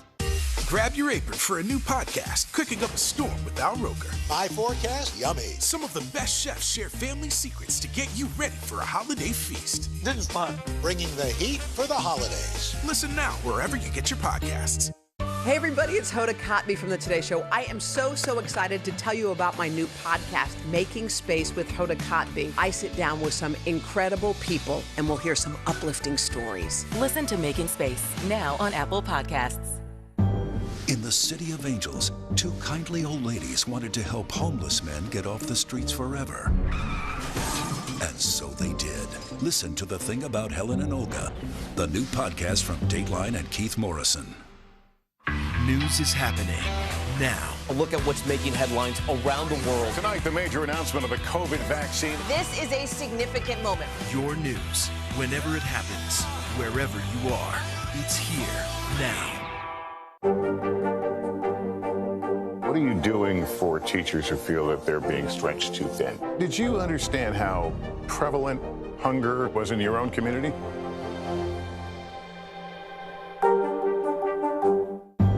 In the City of Angels, two kindly old ladies wanted to help homeless men get off the streets forever. And so they did. Listen to The Thing About Helen and Olga, the new podcast from Dateline and Keith Morrison. Hey everybody, it's Hoda Kotb from the Today Show. I am so excited to tell you about my new podcast, Making Space with Hoda Kotb. I sit down with some incredible people and we'll hear some uplifting stories. Listen to Making Space now on Apple Podcasts. The Meet the Press Chuck Todd Cast, free wherever you get your podcasts. Let's go. This is a critical choke point for this fire.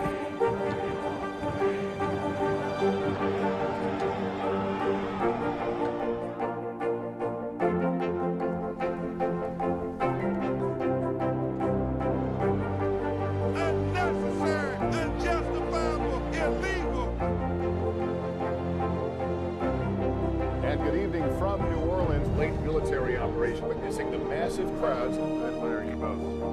Nice to really spend some time with you. Appreciate it.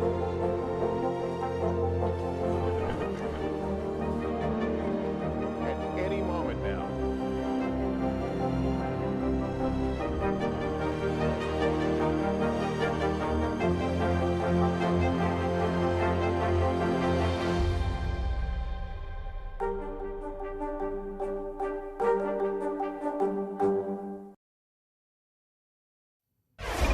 It's time for The Bottom Line, our daily look at what's going on in the business. Today, the holiday shipping rush is in full swing.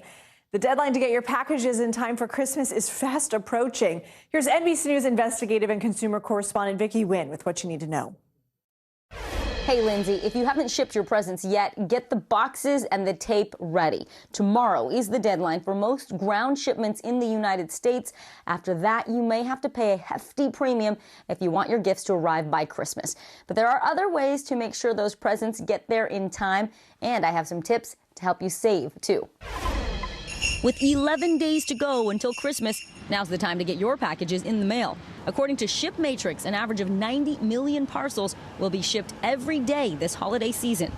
The nation's biggest shippers ramping up to meet demand. I recently saw firsthand how the United Parcel Service and United States Postal Service are preparing for the rush.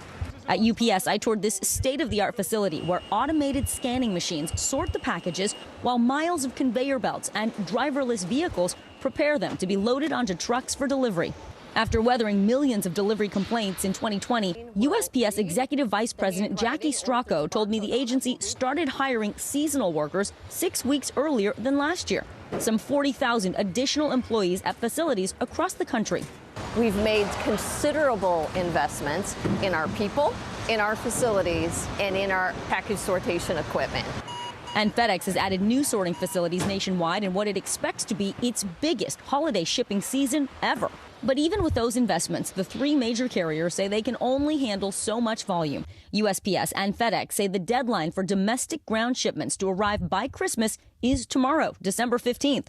If you miss that deadline, they offer express services, but that will cost a premium. For envelopes and letters, Postal Service first-class mail must be sent by the 17th. The more expensive Priority Mail, the 18th, and Priority Express must be shipped by December 23rd. If you miss the FedEx ground deadline, the FedEx Express Saver deadline is the 21st. Two-day delivery must be shipped by the 22nd, and for serious procrastinators, FedEx same day must be shipped by the 24th, not the 25th. UPS doesn't give a deadline, but has an online calculator. If you ship now, it shows most domestic ground deliveries will arrive in 5 days or less. They also offer more expensive 3-day, 2-day, and next-day delivery options. And no matter how early you ship, some packages will still get damaged. So always a good idea to put a slip inside the package with the to and from address. That way, if any of the materials get destroyed, well, the shipper will still know how to get your package where it needs to go. Before you ship, get estimates online to compare rates. And remember, the Postal Service offers Priority Mail flat rate shipping boxes starting at $7.95. And if you miss the shipping deadlines, online retailers may be able to help you out. The big ones like Amazon, Best Buy, Walmart, they're all offering free 2-day, 1-day, and sometimes same-day shipping. In a real jam, consider BOPUS. Buy online and pick up in store. Lindsay, a couple apps to help you keep track of all those shipments. The Shop app from Shopify, it's free. It will connect to your Amazon and Shopify accounts and give you all sorts of shipping updates. You can also try Parcel. That allows you to track up to 3 packages at a time for free, or unlimited packages if you pay the annual $5 subscription. Clock's a ticking. Thanks, Vicki. Well, we've seen a string of recent smash and grab robberies hitting retail and jewelry stores, but pharmacies are also a popular target. And NBC News reporter Aisa Garcia Hodges writes, when it comes to resold baby food and over-the-counter medications, wasting your money on an ineffective product is the best case scenario, one expert said. Kind of chilling. Aisa joins me now. So you spoke with the vice president of law enforcement for the National Coalition of Law Enforcement and Retail, and he warned consumers not to buy stolen medication. In fact, saying, quote, you're not only part of the problem, but also jeopardizing your health and safety by buying these items. I mean, what a warning. Are we thinking tampering could be involved? Why is this so dangerous? So for 2 reasons. It could be that it's just less effective because of the fact that it's expired, or there's some, the way that it was handled when once stolen, that somehow makes it less effective. But then there's intentional tampering, which is the more concerning thing. And so that's obviously something that, that person has nefarious intent and is trying to elicit harm with whoever consumes that product. And so, if these are adults and children consuming these over-the-counter medications, baby formula, that's obviously very, very concerning. Lindsay. So, Aisa, in your reporting, you write that the stakes increase when thieves raid pharmacies. I mean, how common are these robberies? So I was speaking with a sergeant at the sheriff's office in Broward County, and he was saying that they have rings of these people who hit pharmacies and are taking over-the-counter medications, baby formula, items like that. And they can fill entire, major, big black trash bags full of these things at the end of a week or even a day's haul. They just continue to hit multiple places. They're very targeted. And so this is something that, it is widespread across the country. It's not, we're not seeing it in any one particular city more than others. But it's something that, there's a market for this. And so these robbers or, thieves will continue to take these products. And Aisa, you quote a critic of Facebook and Amazon who says they're not doing enough to stop the sale of stolen medication on their online marketplaces. And you spoke with both companies. What was their response? So Ashley Settle, a spokesperson for Facebook's parent company, Meta, said that the platform requires that products and services sold on the site comply with its policies, which include prohibiting the sale of stolen items. The company advises people who see items they think are stolen to report the listings on Meta's site or file police reports.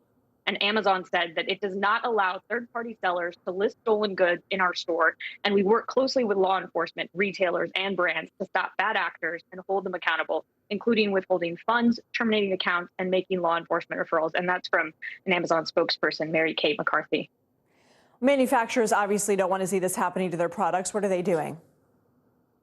So there are several task forces that are, a combined effort from retailers, law enforcement, and then there are also legislative efforts that are currently being, promoted by a lot of these retailers. We have the CEOs of several major pharmaceutical chains, retailers that have signed a letter asking Congress to pass legislation that would give consumers more information about the vendors selling items and who they're buying from.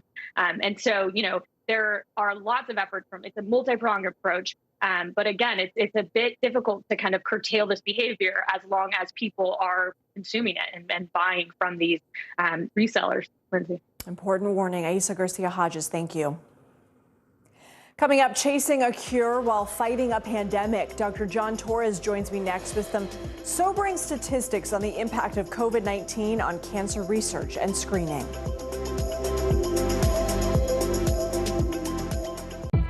It's an issue dividing communities and influencing elections across the country. An in-depth look at how one small town confronted race and education and how it tore the community apart. Shame! This is Southlake. All episodes available now. Let's go. This is a critical choke point for this fire.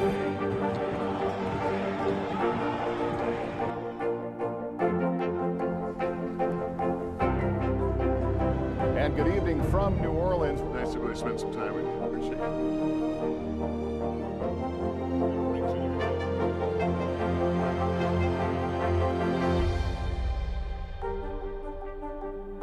Sometimes the news can be difficult and overwhelming for kids to understand. Will coronavirus come back next year? So to help make sense of it all, we've created a newscast just for them. Man, you know a lot. We hope your family will watch Nightly News Kids Edition. These days, it feels like the news never stops. So let's get into it. What's happening right now, what it all means for you for an hour every day. It can be hard to keep up, so let's get started together. Hallie Jackson Now, weekdays at 5 on NBC News Now.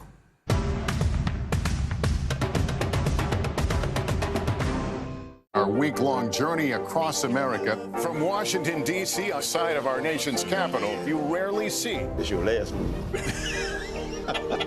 Was talking smack part of this?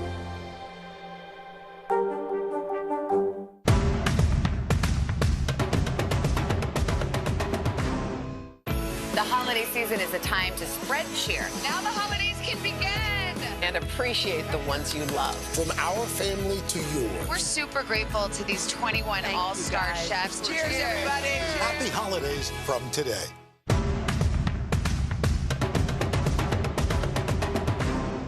Still to come on the Channel 2 News. Well, the waters are certainly receding now. Still too close to call. Lester Holt reporting from Ground Zero, as it's being referred to. It is, in fact, a taste of freedom. The Haitian people know a little something about resiliency. What's the biggest risk right now? Some of the troops who have been proud. I want to welcome you to the first presidential debate. In fact, we've been told we can't go any farther. You with some resilient folks, let me get a hint.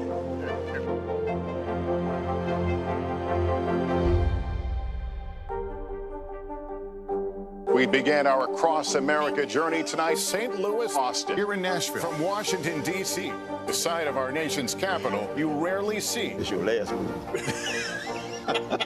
Was talking smack part of this? What are you doing for teachers who feel that they're being stretched too thin? Did you understand how prevalent hunger was in your own community?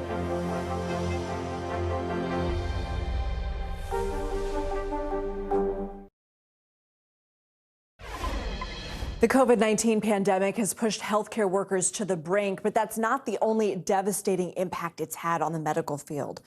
The CDC is reporting a dangerous decrease in preventative cancer screenings, and the American Cancer Society says funding has dropped 50%.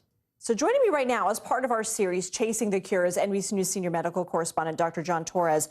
Dr. Torres, it's so good to see you. I'm assuming people are saying, oh, I'll wait until the pandemic's over, and the pandemic's not over. And it's not just people themselves that might have cancer, need screenings, or known to have cancer and aren't taking care of it, but it's also what's happening to the clinics, what's happening to research, what's happening to a lot of things. And because of that, early on in the pandemic, we found out that cancer rates had dropped. And initially, people were going, oh, that sounds kind of like good news. but it turned out that was actually bad news and very bad news. And those cancer rates dropped because people were missing screening exams, they were missing surgeries if they had known cancer. But on top of that, we also know that research is becoming an issue as well. Dr. Ned Sharpless, he's the head of the National Cancer Institute, put it very well here. We're going to see a soundbite from him about what impact that's going to have going forward. Let's hear what he has to say. We think that we've estimated that these delayed diagnosis, for example, will lead to excess mortality over the next decade. And so we really need to get everyone back to cancer screening so that we don't really trade one public health emergency, the pandemic, for another public health emergency, excess cancer death. And the important part there is that it's going to happen for the next decade. This is not something that's going to get cleared up in the next year or a few months. This is going to happen for the next 10 years at least, Lindsay. So does the CDC specify if people are missing certain screenings over another? Or I'd hate to prioritize screenings because they're also important, but maybe what needs the most attention right now? And they are, because there are some out there that are getting more of an issue because of the lack of screenings, the lack of treatment, the lack of those types of things. And if you look here, you can see that breast cancer is the biggest one here, and 85% reduction there. Colon cancer, prostate and lung cancer, as you see the numbers there. And again, the big concern here is that these are things that are not only going to impact these people's lives over the next few years, but impact them and their families over the next decades. Plus, it's causing that domino effect with the research and other things happening, that money's not there, so they're not able to do that advanced research they need. Clinics are closing down. People are having surgery, need surgeries, and weren't able to get surgeries. And I can't imagine anything more concerning than having a cancer diagnosis and not being able to get that surgery because of the pandemic. Absolutely. But we know these screenings, early detection, they help with prognosis. Let's talk about that funding right now. Why is this such an issue, and what does that really mean for the long term? So it's a big issue, and there's usually two sources of funding. One are the individuals who give money, usually it's hundreds of dollars, but the corporations tend to give tens of millions of dollars, and that's not happening. And that didn't happen through the pandemic for a variety of reasons, including these corporations weren't sure if they were going to survive, so they stopped giving donations to charities. That is starting to pick up a little bit, but because of that gap there, that is causing some issues. And what we're seeing particularly are with clinical trials. And clinical trials themselves are extremely important to pushing things forward. And you can see here, 386 clinical trials were stopped. Of those, 274 have been reactivated, but there was that pause which sets things back. 74 are still paused, 38 of those, and these are ones that are doing advanced cancer research, have completely stopped and are not going to restart again. And so they're going back to square one. Again, that's going to push it. He said 10 years. We're talking 10, 20, maybe 30 years down the road. Yeah, and we talk about research as kind of this esoteric thing, but that means, you know, which treatment is best? Do you need 10 rounds of radiation, or can you just deal with 5? I mean, this is... The perfect example I can give you is these mRNA vaccines. These are based on 30 years of research. You can imagine if they stopped for 10 years and we had to pick up now, we wouldn't have these vaccines. We'd be 10 years behind. All right, doctor, real quick, what's the top line? What do you want people to know? So the main top line here is that, number one, if you need a screening test, get a screening test. If you stop seeing your doctor because of the pandemic, go back to see your doctor. They want you to come back and see them. And then please, if you can, donate to these research entities so they can go ahead and get that research kick-started again. Hopefully at least one person watching will maybe book that screening. I hope so. Thanks so much, doctor. You Appreciate it. Coming up, actually, we're going to go now to a news story. 2 far-right organizations are facing a new federal civil rights lawsuit in connection with their alleged involvement in the January 6th Capitol attack. We specifically allege that these vigilantes, insurrectionists, and masters of a lawless mob conspired against the District of Columbia, its law enforcement officers and residents by planning, promoting, and participating in the violent attack on the United States Capitol. And joining me right now is NBC News Justice correspondent Pete Williams. So, Pete, this isn't the first lawsuit against the Proud Boys and the Oath Keepers in connection with the Capitol attack. How's this different? It's different because it's the District of Columbia. It's the first government to sue them. So some of the others have been filed by individual members of Congress, but this is the first time the government has sued them. Now, remember, many of the Proud Boys members and Oath Keeper members have been charged with crimes by the Justice Department, by some 700 cases that have now been filed here in federal court in Washington. But this is the first civil lawsuit seeking to hold them responsible for all the damage and the expense that was caused by the riot. So what exactly are they seeking? Is there an amount that they talked about today? They don't specify an amount. They say they want to be made whole. They want what's called compensatory damage for the damage to property, overtime for police, medical expenses that police suffered. Something like 140 police officers were hurt. And they also want punitive damages, which, again, they don't specify. But How much money these groups or individuals have, of course, I doubt very much. But the idea, I think the thinking behind this lawsuit, just like the one that was filed in Charlottesville, is to try to send a message to these groups that if you do this sort of thing, you're going to really be hurting and potentially to bankrupt some of these organizations. Pete, do you get a sense that the D.C. Attorney General could file similar suits against maybe others believed to be involved in the attack? Well, yes. I mean, I think that the number of people that have been charged already in the District of Columbia has been something like 700 or so by our count. And the number of these two conspiracy cases that the government has against the Proud Boys and the Oath Keepers, the number of people charged in those cases continues to grow. They seem to add defendants every couple of days for a while, and now maybe not quite that often, but those cases are still on the move. So there may be others that file lawsuits against them. It's been a year now, so I think we've probably seen most of the lawsuits that are going to be filed, but they're going to continue to be criminal charges. And I think one of the things about this lawsuit that was filed today, it doesn't contain much new information about these groups. It is a good sort of compilation of all the various allegations that have been made against these individuals and groups in the government filing. There's lots of information about what these groups were up to before they came here, how they talked about what kind of weapons they were going to bring, what they were going to wear, what kind of equipment they would have, where they would stay, how they would travel. That's all based largely on the filings that the federal government has already made in the criminal cases. So we don't learn a lot new about these groups, but it is a new set of allegations in a civil lawsuit. MP, we know you just mentioned it's been a year and this lawsuit was just filed. You, just as well as anybody, know the wheels of justice can turn slowly. Not asking you to put a time frame on when we'll see some kind of resolution on this civil case, but what's the next step here? Well, the next step is the Proud Boys and these individuals will respond to the lawsuit. That's the way civil lawsuits work. And then they'll go through a period of discovery to share information with each other as they prepare for trial. But it's going to be way behind the other lawsuits that were filed months and months ago against some of these same groups. And I don't know whether any of these cases will be consolidated. The government's claims here, the District of Columbia's claims are different than what some of the others have claimed. So I think it's going to be, many, many months before we ever see any of these come to trial. Okay. NBC News Justice correspondent Pete Williams, thank you. You bet. Coming up, a 6-year-old you just have to meet who also represents the future of black farming in America. That's next.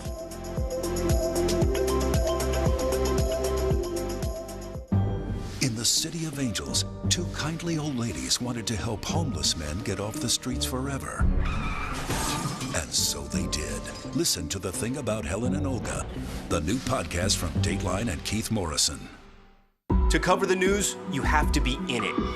We'll take you to the front lines of the story, bringing your news feed to life. Streaming live every night. It's your news playlist. Top Story with Tom Llamas, weeknights at 7 on NBC News Now.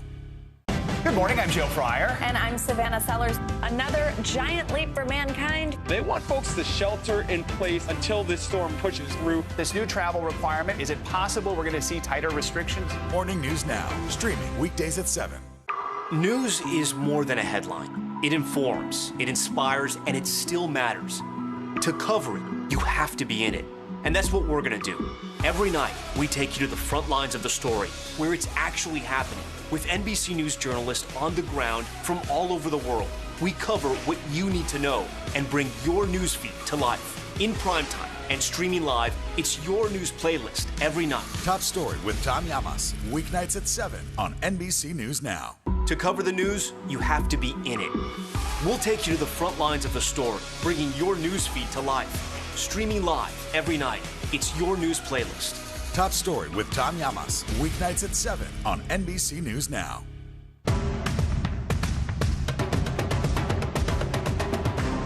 Do you feel like the bad guy in this? Why should they believe you when they know that people are getting in?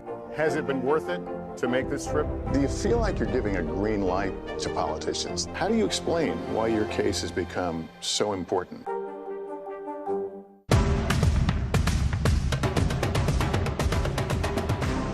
The Meet the Press Chuck Toddcast, free wherever you get your podcasts. Let's go. This is a critical choke point for this fight.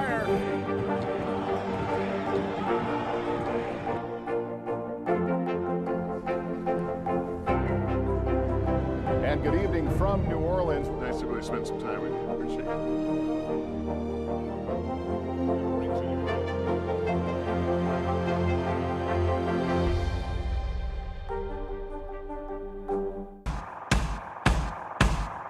News is happening now. Look at what's making headlines around the world. Right now on Morning News Now. Tonight, the major announcement of the COVID vaccine. And this is a significant moment. Your news, whenever it happens, wherever you are, it's here now.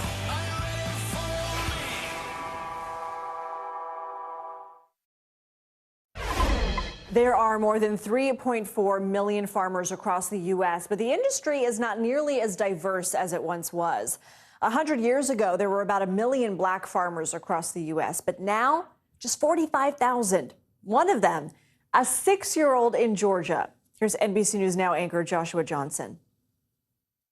Meet Kendall Johnson from Atlanta. She's 6 years old, and she just made history as one of the youngest farmers in Georgia to be certified by the USDA. To obtain her certification, she founded an organization called Agroculture. Yep, this first grader is already a business owner. When she's not growing her favorite vegetables, Kendall is visiting local schools and educating other kids at farming events. She's about as passionate as they come. Carrots, they are delicious. If you eat a carrot, you're actually eating the root because carrots are rooted vegetables. Kendall Johnson is part of a shrinking community, black farm workers. According to the USDA, there are 3.4 million farmers in the United States overall. Only about 45,000 are black. A century ago, there were about 1 million. And it's not just the farmers that are disappearing, the farms are too. Back in 1910, black farmers owned between 16 and 19 million acres of land. Today, 90% of that land is gone. White farmers own virtually all of America's farmland. John Boyd is president of the National Black Farmers Association. He blames this partly on lending practices, like what he experienced firsthand. And he said, well, I'm not going to lend you any of my money. He spat on me during one loan application session. He said when USDA came out to investigate him, I was filing complaints during these periods of time. He said, well, did you spat on John Boyd? He said, yes, but I accidentally missed my spat can. Did you call him these racial epithets? And do you have a problem making loans to black farmers? He said, well, yes, I think that black farmers are lazy and look for a paycheck on Friday. In a statement, a USDA spokesperson told NBC News, quote, the history of systemic racism and discrimination against black farmers has been well documented and found to adversely impact access to and the equitable delivery of USDA programs, particularly in the farm loan programs. Congress and USDA are actively working to address these systemic issues, unquote. Even without overt racism, Kendall's parents say the logistics of getting started are also tough. To us, you got to do the research, you got to dig, you got to call them a million times, ask a million different types of questions. That's the discouraging part for some people who want to farm, is finding out the information of how to get started or how to continue, how to get the funding. As for current farmers, this year's COVID relief bill included financial support for farmers of color, $4 billion worth. Some Republican lawmakers called that provision a kind of reparations. In this bill, if you're a farmer, your loan will be forgiven up to 120% of your loan, not 100%, but 120% of your loan if you're socially disadvantaged, if you're African American, some other minority, but if you're white person, if you're a white woman, no forgiveness as reparations. What does that got to do with COVID? Back in April, a group of white farmers sued for racial discrimination. A federal court in Florida issued a preliminary injunction. That halted the debt relief program nationwide. And in August, the U.S. Department of Justice declined to appeal the injunction. Instead, the department said it would defend the program in district courts. John Boyd has a message for the white farmers behind the lawsuit. I've been characterized based on the way I've looked my whole life. Did they receive any type of treatment like that from the United States Department of Agriculture? For now, Kendall Johnson is working on her first book aimed at getting kids excited to dig in the dirt. She may represent the future of black farming, making it look so simple, a child could do it. So you get the leaf part and then take the stem part, put it back in the dirt, and regrows into a new collard green. Report. That does it for us. Hallie Jackson Now is next.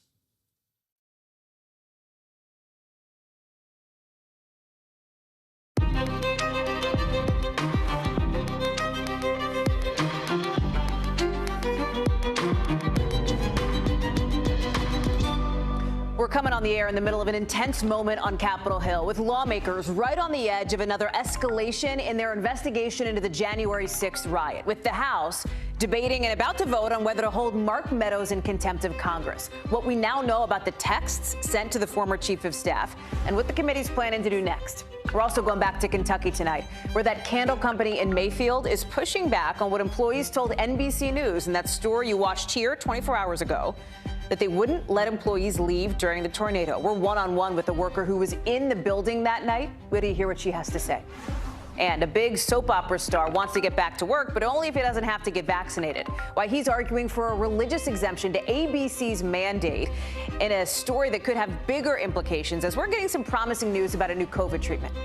Plus, doctors say an ex-NFL player who allegedly killed 6 people and then himself earlier this year had a brain riddled with CTE. Why experts are saying his case is, quote, unusually severe. And you know who's decided they don't need no man? Condors, you know, the big bird. Apparently the females can reproduce without a male partner, much to the shock of scientists, which could unlock a key to help some other endangered species. We're going to explain that one in tonight's original in just a little bit. Hey, I'm Hallie, and as we come on the air tonight, the House right now is about to vote on whether to hold Mark Meadows in contempt of Congress. Remember, this is after the former Trump chief of staff decided not to answer questions from the committee investigating the Capitol riot. And right as we were getting ready for the show, we were watching some of that floor debate go down on the Hill. Watch. If you're making excuses to avoid cooperating with our investigation, you're making excuses to hide the truth from the American people about what happened on January 6th. The point isn't cooperation or fact-finding. They care about punishment. The point is prosecution. And of course, the point is the headline that they're going for. Former Trump chief of staff found in contempt of Congress. It seems like that's the direction things are headed at least right now. And here's why this matters, the backdrop to all this, right? New information out from the January 6th committee, really some of its most significant findings released, at least so far, that show Meadows seemed to be a key player in this push to overturn the results of the 2020 election. And these members shared a series of text messages sent to Meadows by Fox News hosts, even the president's son, basically begging him to get then President Trump to stop the mob. People who even later tried to downplay how bad it was. That's not what they were saying at the time. He is destroying his legacy, said Laura Ingraham. From Sean Hannity, can he make a statement, ask people to leave the Capitol? Even Donald Trump Jr. texting, he's got to condemn this expletive ASAP. The Capitol Police tweet is not enough. NBC News has reached out to Fox News for comment, but so far, no response. I want to bring in now from the Capitol, Leanne Caldwell. Leanne, we'll talk about the text in a second, but bring us up to speed on where things stand now. It seems like, correct me if I'm wrong, gut check me, right? But it seems like by the time we go to bed tonight, the House will have voted, by all indications, to hold Mark Meadows in contempt. Am I over my skis here, Leanne? You are not at all, Hallie. The House could vote in the next couple hours, and that vote could be done perhaps by 8 o'clock tonight on this contempt referral. We expect most Democrats, if not all Democrats, to vote for it. I am watching how many Republicans vote for it. We know that 9 Republicans voted to hold Steve Bannon in criminal contempt in this referral just a few weeks ago, and we'll see if they do the same with Mark Meadows, Hallie. There's also this, these text messages that we're talking about here that are significant, Leanne, right? Because they show that there were people who were inside the Capitol as it was under siege in the hours that this was happening on January 6th, basically saying, please try and get Donald Trump to stop this. And these are documents that Meadows provided to the committee himself. Yeah, he is the one who handed over these documents. In the few weeks that he was cooperating with the committee, he handed over more than 2,000 text messages, 9,000 pages worth of documents.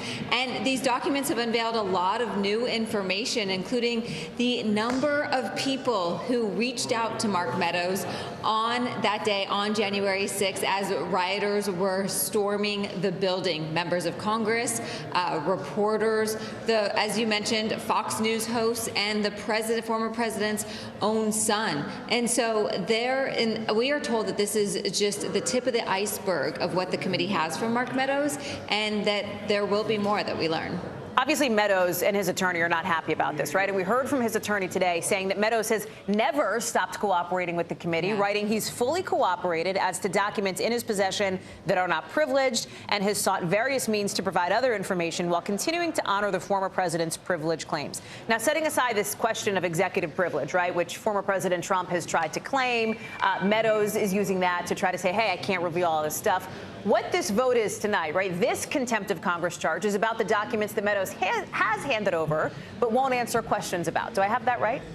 Yeah, that's absolutely right. And that's what the committee is saying. They're saying, we just want him to talk about these documents. We have questions about these documents, about the information received, about the conversations he had, and we have more questions. And so, but Mark Meadows people also argue that it's not just about executive privilege, it's about the subpoenaing of his phone records from Verizon, and that was a step too far. And they say that the committee is not going to respect the boundaries of executive privilege, so he's not going to come. But the committee says, you've already turned over a lot of stuff. Just appear before the committee, and if you're not going to cooperate, then if you're not going to comment on a specific question, then say that on the record, and that's what they want, Hallie. Leanne Caldwell, keeping an eye on all that action on the Hill tonight, and we should note that even if that passes, there's then the question of what the Department of Justice will do. We'll watch that. We're also watching what's happening in Kentucky, one of the 6 states absolutely wrecked by this weekend's tornadoes, where we now know 12 of the 74 victims there were kids. They were just kids. In all, 88 people have been killed. And with the holidays getting closer, you have some school districts in the state deciding to just keep things closed. Just stay closed until January. It's happening at these districts, mostly in the hardest hit parts of Kentucky. And today, just this afternoon, we heard from the state's governor, Andy Beshear, who was touring the damage in Muhlenberg County. And this is personal to him, right? He lost family members who lived there in these tornadoes. Listen to how he described the damage and the support from the community. I mean, the losses. It's really hard to describe when you stand in the middle of it, and I think you all are out here so you can feel it. I mean, the trauma just seeps into your skin, but if you look around the people here, listen, they're all hurting more than I am, and they're here helping every single day. It's trauma for so many people. Gabe Gutierrez is in Mayfield, which is one of the hardest hit spots of the state. So, Gabe, you know, the question now, right, is how many people we still have unaccounted for. The governor says more than 100. That could go up. And now there's some 500 National Guard troops that are deploying to try to help, right? Yeah, that's right, Hallie. And, you know, that phrase that the governor mentioned, the trauma just seeps in your skin. I really noticed that today speaking with one of the survivors here inside her hospital room. You know, we wanted to turn on this interview for your show, Hallie, but we literally just finished the interview. But let me tell you about her a little bit as you just look at behind me. This is a church behind me, more than 100 years old. It's the annex to my right. To my left is the actual building. As you can see, it is destroyed. So this woman who worked at the candle factory, we've been hearing more and more of their stories, Hallie, and she told me from her hospital room how a concrete slab fell on her, and she was there, Hallie, in the darkness, clutching her pregnant friend for 6 hours. It was unimaginable, and she has this incredible survivor's guilt, Hallie, because another one of her coworkers who she had been talking to right as the tornado was bearing down on them, he did not make it out. And that is something that we see over and over again in this community, Hallie, an incredible sense of trauma, and who knows how long or will this community ever be able to get past that trauma. It is unimaginable at this point. I have chills, Gabe, hearing you say that, because the emotional impact of this is so severe. There's also, you know, I can't help but think as I'm standing looking in front of the pile of stuff, right, of wood and metal that you're in front of, there's no infrastructure. There's no water. The comms are really hard, right? There's no utilities. There's no power, obviously. How do you even, you know, think about safe shelter, getting people back to normal when you have like nothing that you need to do that? And Hallie, you've covered these storms before, and you know that it does take a while for the full scope of the damage to be assessed. But this storm, this series of storms, really, as you mentioned, across multiple states, and as you can pan around behind me, this destruction extends here in Mayfield for blocks and blocks, really miles and miles. And the governor here, or the governor in Kentucky today, said that in some ways it was cathartic to see this debris being moved out of the community today, because at least some of that devastation, some of that death, some of that destruction potentially could be moving on. And actually, right to my left here off camera, you can see rows and rows of power poles that utility crews have been scrambling to try and install today to try to get back some sense of normalcy. But it will take a very long time, as you know, Hallie, for this community to bounce back. However, as you said, and it is still a search, rescue and recovery effort, as you mentioned. Can you imagine more than 100 people still unaccounted for and 74 people dead in Kentucky? And just that heartbreaking number that we heard today, Hallie, 12 of them are children, the youngest among them just 2 months old. Gabe, a couple quick questions for you here. One, people know you and they know that you're all over the country covering, when disasters happen like this. Has there been anything in your reporting here on the ground in Kentucky over the last 24 hours or so that has surprised you or that has caught you off guard? Well, it was that trauma. It was that trauma in that hospital room, and I'm used to interviewing some of these survivors from some of these disasters. But this woman, it had been a while since I had interviewed someone that it was so raw, so fresh, and frankly so heartbreaking that she wished that she could have done something. And of course, she couldn't have. But she had just seen one of her close friends, a co-worker, pass away literally feet from her as the storm went through. The scope of this damage, usually you hear about tornadoes, perhaps, several people killed, which is a huge tragedy. But here, the sheer number of this, 74 people just in Kentucky, more so in other states. The scope of this disaster is something you don't often see, Hallie. Gabe, before I let you go, you mentioned that candle factory. You mentioned this woman had worked at that candle factory. And there are some real questions now that have come up. Viewers of our show will know 24 hours ago, we had our colleague Dion Hampton on to talk about his new reporting, this exclusive interview with these employees who said, hey, we were told if we tried to leave, we might be at risk of being fired. I know the company is denying this, right? They're saying, hey, this is not true. People could leave if they wanted to, essentially. But now the governor is saying they're going to look into this, right? Yeah, that's right. And the woman I spoke with, an employee at that factory, she said that she had worked there on and off for about 3 years. And she says that while she did not ask to leave the night of the tornado, she did hear other coworkers asked to leave. And she said that she overheard a supervisor telling them that they couldn't, or that if they did, their jobs would be at risk. But again, as you mentioned, the candle factory has been saying, no, we don't have a policy like that because of COVID. They could all, leave whenever they want. She, however, did not think that was the case. She wants to see this investigated further, Hallie. Gabe Gutierrez live for us there in Mayfield. Gabe, we're going to be looking for more of your reporting and more of that interview coming up on NBC Nightly News. I know you have a busy night and a busy morning ahead of you. Thank you, my friend, for coming on.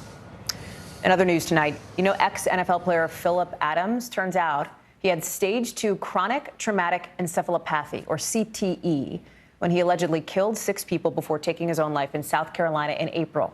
Doctors from Boston University who looked at Adams' brain said his CTE was, quote, unusually severe.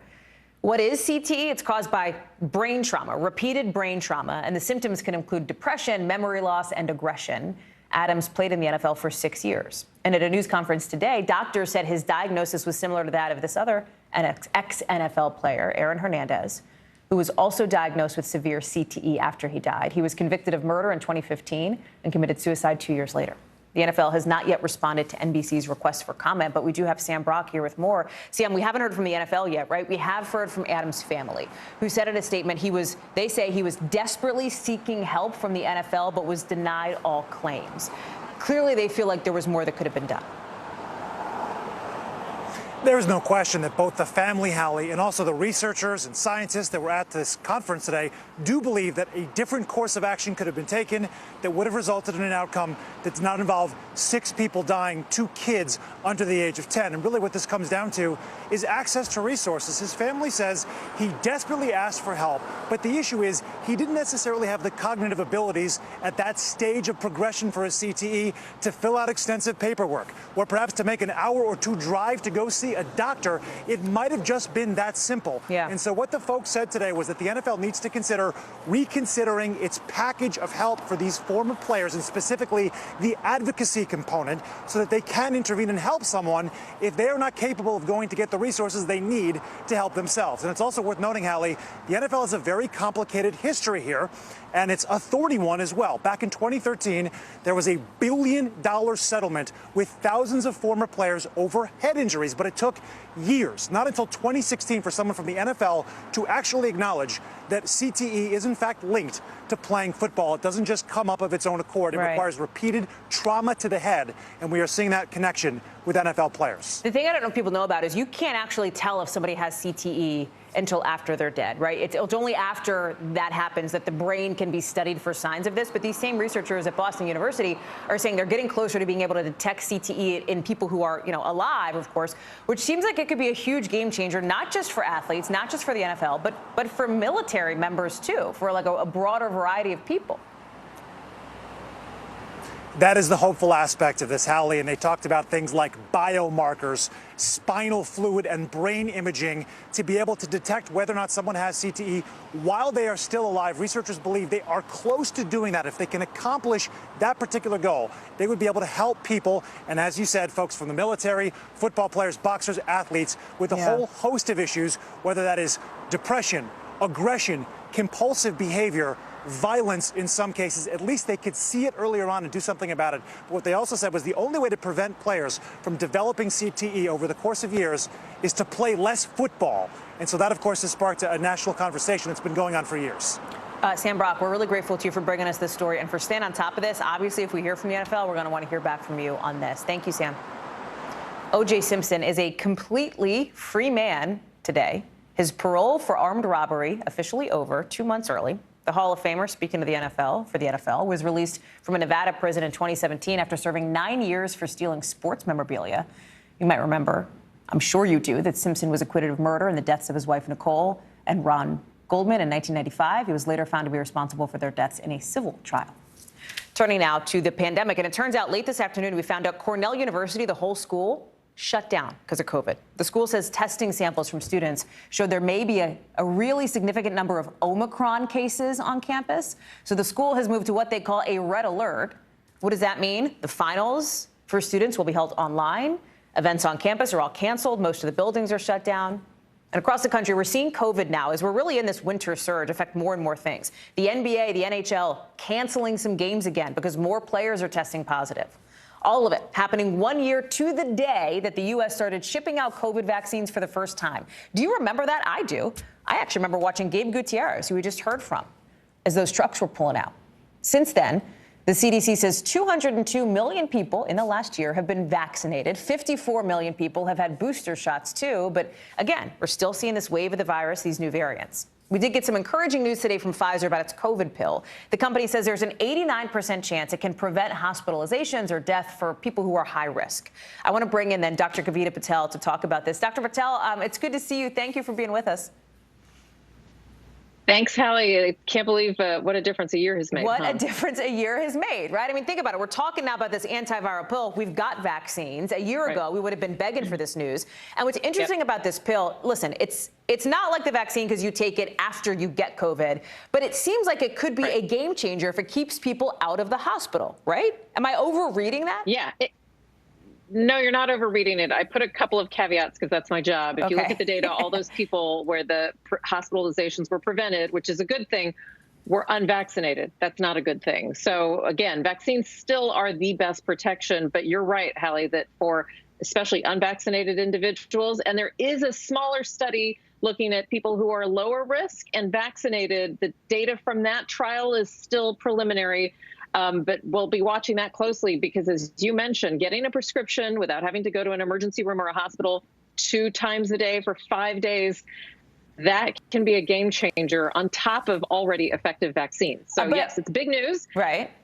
So yeah, we hopefully this will be available soon, but maybe not in time for Cornell and a lot of the Christmas surge that we're expecting. That's right. You say maybe available soon. Availability feels to me like a huge question here, right? Because like I look at what's happened with even, for example, rapid tests, right, which are out there, which are an important tool, but it can be tough to find. This pill, a hugely important tool, but like what's being done to ramp up production? Does the U.S. government need to be stepping in with production to help make this, if it could be, so important here? Yeah, it's a novel chemical product, meaning Pfizer has developed something new, paired it with an antiviral that we've seen in HIV drugs. So that's in production, but something new is not easy to make overnight.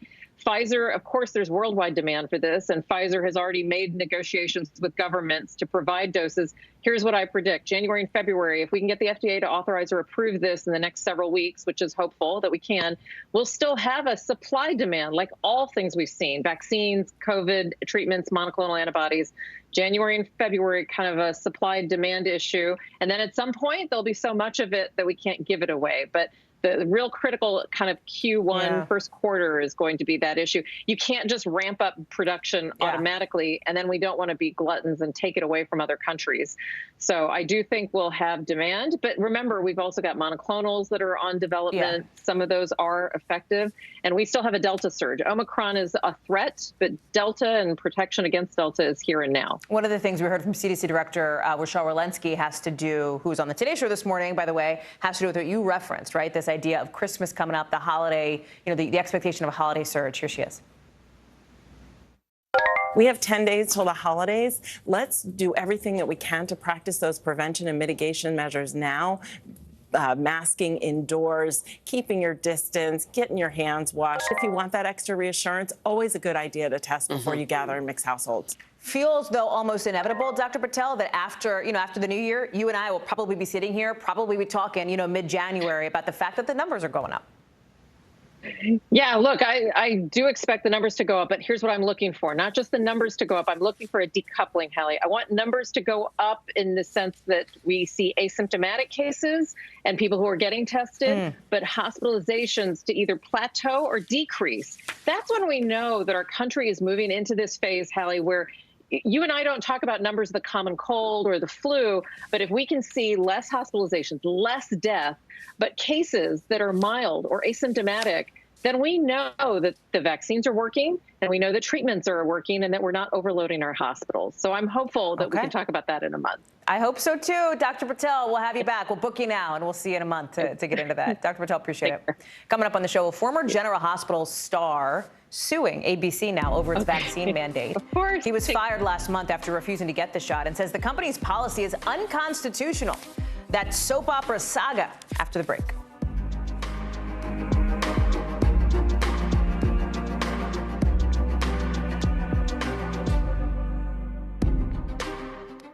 To cover the news, you have to be in it.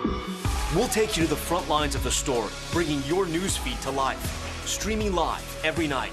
It's your news playlist. Top Story with Tom Llamas, weeknights at 7 on NBC News Now. Do you feel like the bad guy in this? Why should they believe you when they know that people are getting in? Has it been worth it to make this trip? Do you feel like you're giving a green light to politicians? How do you explain why your case has become so important? Sometimes the news can be difficult and overwhelming for kids to understand. Will coronavirus come back next year? So to help make sense of it all, we've created a newscast just for them. Man, you know a lot. We hope your family will watch Nightly News Kids Edition. The holiday season is a time to spread cheer. Now the holidays can begin. And appreciate the ones you love. From our family to yours. We're super grateful to these 21 all-star chefs. Cheers, everybody. Happy holidays from today. Hey everybody, it's Hoda Kotb from The Today Show. I am so excited to tell you about my new podcast, Making Space with Hoda Kotb. I sit down with some incredible people and we'll hear some uplifting stories. Listen to Making Space now on Apple Podcasts. Good morning, I'm Joe Fryer. And I'm Savannah Sellers. Another giant leap for mankind. They want folks to shelter in place until this storm pushes through. This new travel requirement, is it possible we're going to see tighter restrictions? Morning News Now, streaming weekdays at 7. What is going to happen now? Going back and forth because they... Go ahead, this is it.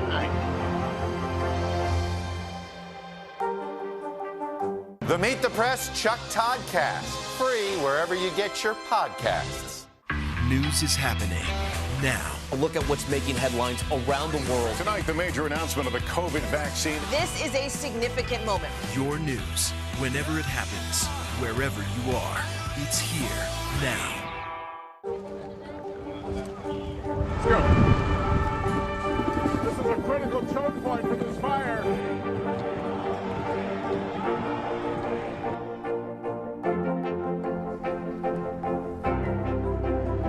And good evening from New Orleans. Nice to really spend some time with you. Appreciate it.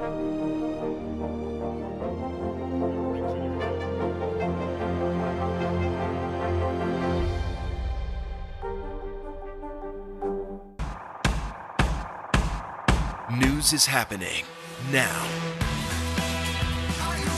A look at what's making headlines around the world. Right now on Morning News Now. Tonight, the major announcement of the COVID vaccine. And this is a significant moment. Your news, whenever it happens, wherever you are. It's here now.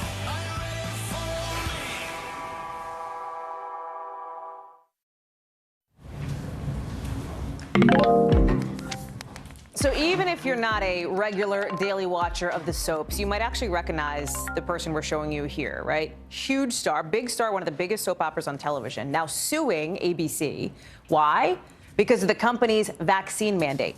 Ingo Rademacher, known for his nearly 25 years as Jax on General Hospital, was fired last month because he refused to get vaccinated. Now, in new court papers filed, he says he wanted a religious exemption and that ABC rejected that. He says their mandate is not constitutional and amounts to religious discrimination. It's a case that people are looking at because it could have broader implications as we talk about vaccine mandates all across the country. Rademacher's talking about his exit from the show. In this video he posted on Instagram earlier in the month. Watch. If you want to go get the vaccine, get the vaccine. If you think it's going to protect you, that's great. But you should be able to make that choice. NBC News has reached out to ABC for comment. We haven't heard back yet, but I want to bring in now Vaughn Hilliard. So, Vaughn, this is interesting here, right? Because Rademacher says he wanted this religious exemption. ABC said no. Talk about how his lawyers are laying out the argument, and then channel your inner Danny Savalos, right? What are the chances that this suit actually holds up? Exactly. We get used to these soaps, you know, these characters, they come and go, and then they always seem to come back. But the question is, Hallie, is this Rademacher's final exit here? Because you see throughout the court system here in the United States, several lawsuits that have been held up here. But what you hear from these lawyers, they're arguing that he claimed religious exemption and that ABC provided the employees, his fellow colleagues, religious exemption to get out of taking the vaccine. But when Rademacher went to ABC and made this claim, his lawyers say they interviewed him for 30 minutes and ultimately determined that his claim was essentially not good enough. And the lawyers say that is not for any corporation to determine whether somebody's religious claim is good enough for that corporation. Now, what is a court case that we have seen that could potentially lend some foresight to where this goes? I think the most notable one is the one that just on Monday, the U.S. Supreme Court declined to take up. 6 of the Supreme Court justices declined to put forward an injunction against the state of New York, which made it mandatory just earlier this fall that healthcare workers across the state had to get vaccine mandates, and a religious exemption wasn't even good enough. Again, the U.S. Supreme Court, even with that tilt towards those conservative justices, made the determination they weren't going to stop the state of New York. It's an interesting legal precedent. We'll see how that relates or if this, holds up in this instance. I have to say, Vaughn, I'm going to be super honest with you and all of our friends here, which is when I was a kid, I watched Rademacher on General Hospital, right? I'd come home from school, General Hospital was on, my mom was a big fan, and I say that to say, not like I'm some, huge fan myself, but because he's been around for so long. He's like such a huge face in the soap opera community. If you don't watch the soaps, you might not know that, but he is a big, big face. Tons of people, tons of fans, but he's been getting some backlash from this, right? Some support, but some backlash. Like, this has had an impact. So you're revealing that you were a 90s teen, because back in 96 is when he first made his appearance, but he's not even one of the top 5 longest running cast members. There is one individual, another cast member, though, that is also exiting here, just here in these last weeks. The likes of Steve Burton, who plays Jason Morgan on the show. He's been around since 1991. He also declined to get a vaccine shot. He claimed not only religious exemption, but medical exemption. ABC, just like with Jax on the show, they said that's not good enough. Right. And they're seeing their time go by. Again, though, we've got to repeat, now across the country, Hallie, 84% of American adults have received at least one shot. So for those like you, you can expect most of those cast members that you've been watching now for a couple of decades to be returning here this season. Vaughn Hilliard, you have a future with Soap Opera Digest. Thank you so much, my dear friend. Thanks, I appreciate that. The Occupational Safety and Health Administration, OSHA, is looking into that Amazon warehouse collapse in Illinois we told you about last night after a tornado ripped it apart. 6 workers were killed, and we have updates tonight.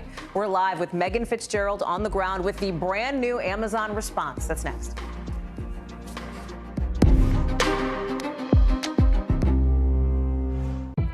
It's an issue dividing communities and influencing elections across the country. An in-depth look at how one small town confronted race and education, and how it tore the community apart. Shame!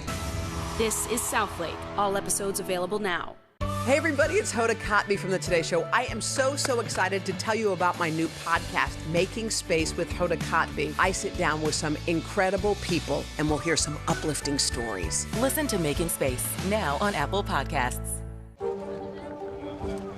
Let's go. This is a critical choke point for this fire.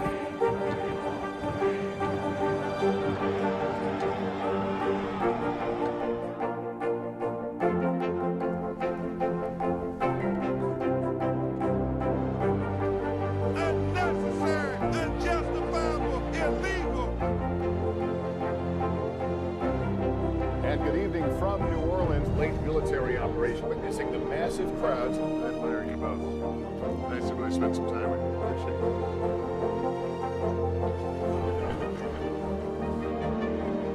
At any moment now.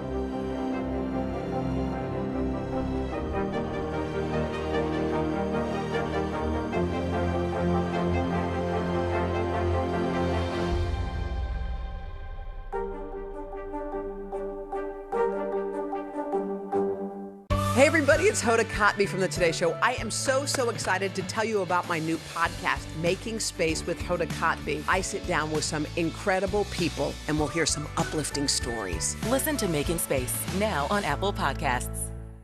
News is happening now. A look at what's making headlines around the world. Tonight, the major announcement of the COVID vaccine. This is a significant moment. Your news, whenever it happens, wherever you are, it's here now. Have you heard about this new warning from cybersecurity experts? They're saying this software bug could leave millions of computers open to hacking, maybe even yours. Ken Delanian has more on what you should know in just a bit. But first, let's get you over to the 5 things our team thinks you should know about tonight. Number 1, federal prosecutors say a man in Texas paid 3 hitmen to kidnap and kill his ex-mistress and her boyfriend last year. Eric Charles Mond allegedly paid 2 former Marines and a former Israeli soldier $750,000 after the boyfriend threatened to expose Mond's affair. Mond and the 3 other people have all been charged. If convicted, they could face life in prison. Number 2, an insurer for the Boy Scouts says it'll pay $800 million for a proposed deal to settle sex abuse claims. This is money that would be used to settle more than 82,000 claims from people who say troop leaders abused them when they were kids. This brings the total amount of money available for those settlements to more than $2.6 billion. The Associated Press says that would make it the biggest sex abuse settlement in U.S. history. Number 3, Spain is ordering more than 30,000 people on La Palma Island to stay inside because of toxic gas. Look at this. It's gas from a volcano that's been erupting for months. Lava from that volcano has destroyed thousands of buildings since September, and now the problem's in the air too. Number 4, Norway is banning booze to help stop the spread of the Omicron variant. It's all part of its latest round of COVID restrictions. You're not going to see alcohol served in bars and restaurants anymore. In a statement, the country's prime minister said in part that, quote, for many, this will feel like a lockdown. Yikes. Number 5, United Airlines says it's planning to buy up to 100 hydrogen electric engines. Why is that newsy? The company that makes those engines says they're zero emission. The deal would make United the biggest airline to invest in this kind of tech. And United says the engines could be retrofitted to aircraft starting in 2028, a few years from now. Turning back to what's happened in the Midwest, the tornado that destroyed that Amazon warehouse in Illinois. We've talked about it, right? And since that happened, you have some workers bringing back accusations that Amazon, in this instance, was not a safe place to work. Amazon now has a new response, just out, saying they are, quote, deeply saddened by the news that members of our Amazon family passed away and that they're continuing to provide support to our employees and partners in the area. This is after multiple people were killed at that facility. Amazon also says employees are trained for emergencies and that they're allowed to have their cell phones, which some employees have said was not the case. OSHA inspectors have been on the ground in Edwardsville since Saturday and will look into whether the rules were all followed. I want to bring in Megan Fitzgerald, who's outside that warehouse with more. And Megan, this is getting more and more layered, right? This is getting deeper and deeper because we know that Amazon's been criticized before because of labor practices. Now they're kind of defending themselves in the middle of this just horrific and very sad situation. Talk to me about it. Yeah, so what we know is that there are those accusations out there that employees say they were not allowed to have their cell phones on the floor. Amazon says that was the case before the pandemic. Since then, they've relaxed those rules and they've allowed employees to have their phones on the floor. Tragically, 46-year-old Larry Verdon, he was the veteran who sadly lost his life on Friday night. He was actually texting with his longtime girlfriend in the minutes leading up to this tornado. I want you to listen to what she had to say. And he texts me, he's like, Amazon won't let us leave. I was like, he's like, I'll be home after the storm. What was the last text you got from him? Just that Amazon won't let him leave. Right, so we asked Amazon about that as well, and they said, look, we asked employees to stay inside the building for their own safety, and they said in doing so, they were in lockstep with OSHA's guidelines, Hallie. Can you talk a little bit more about the timing here? What do we know about how this all happened? Right, so we know that the first siren went off at around 8:06, and then 8 minutes later at 8:16, another siren is going off. Now, meanwhile, in between all of this, there's horns that are going off, alerting folks of the dangers that a tornado is imminent. And then Amazon points to the fact that employees had their cell phones on the floor, so those phones were also going off, alerting them of the weather that was coming through. And then at 8:27, that is when the tornado touched down, plowing through the south end of the warehouse behind me here, tragically killing 6 people, injuring critically another, Hallie. Megan Fitzgerald live for us covering that story. Megan, I know that you'll stay on top of it, and we'll be getting updates from you, I am sure, in the days ahead. Appreciate it. If you're having some computer problems at work, you know what? Be a little patient with your IT team because they could be in for a very, very, very long weeks ahead because of this really critical software flaw that might affect millions of users and companies. Here's the deal. This is called Log4j, and you are looking at just a handful of companies that use it. American ones, Amazon, Apple, Twitter, but Chinese ones too.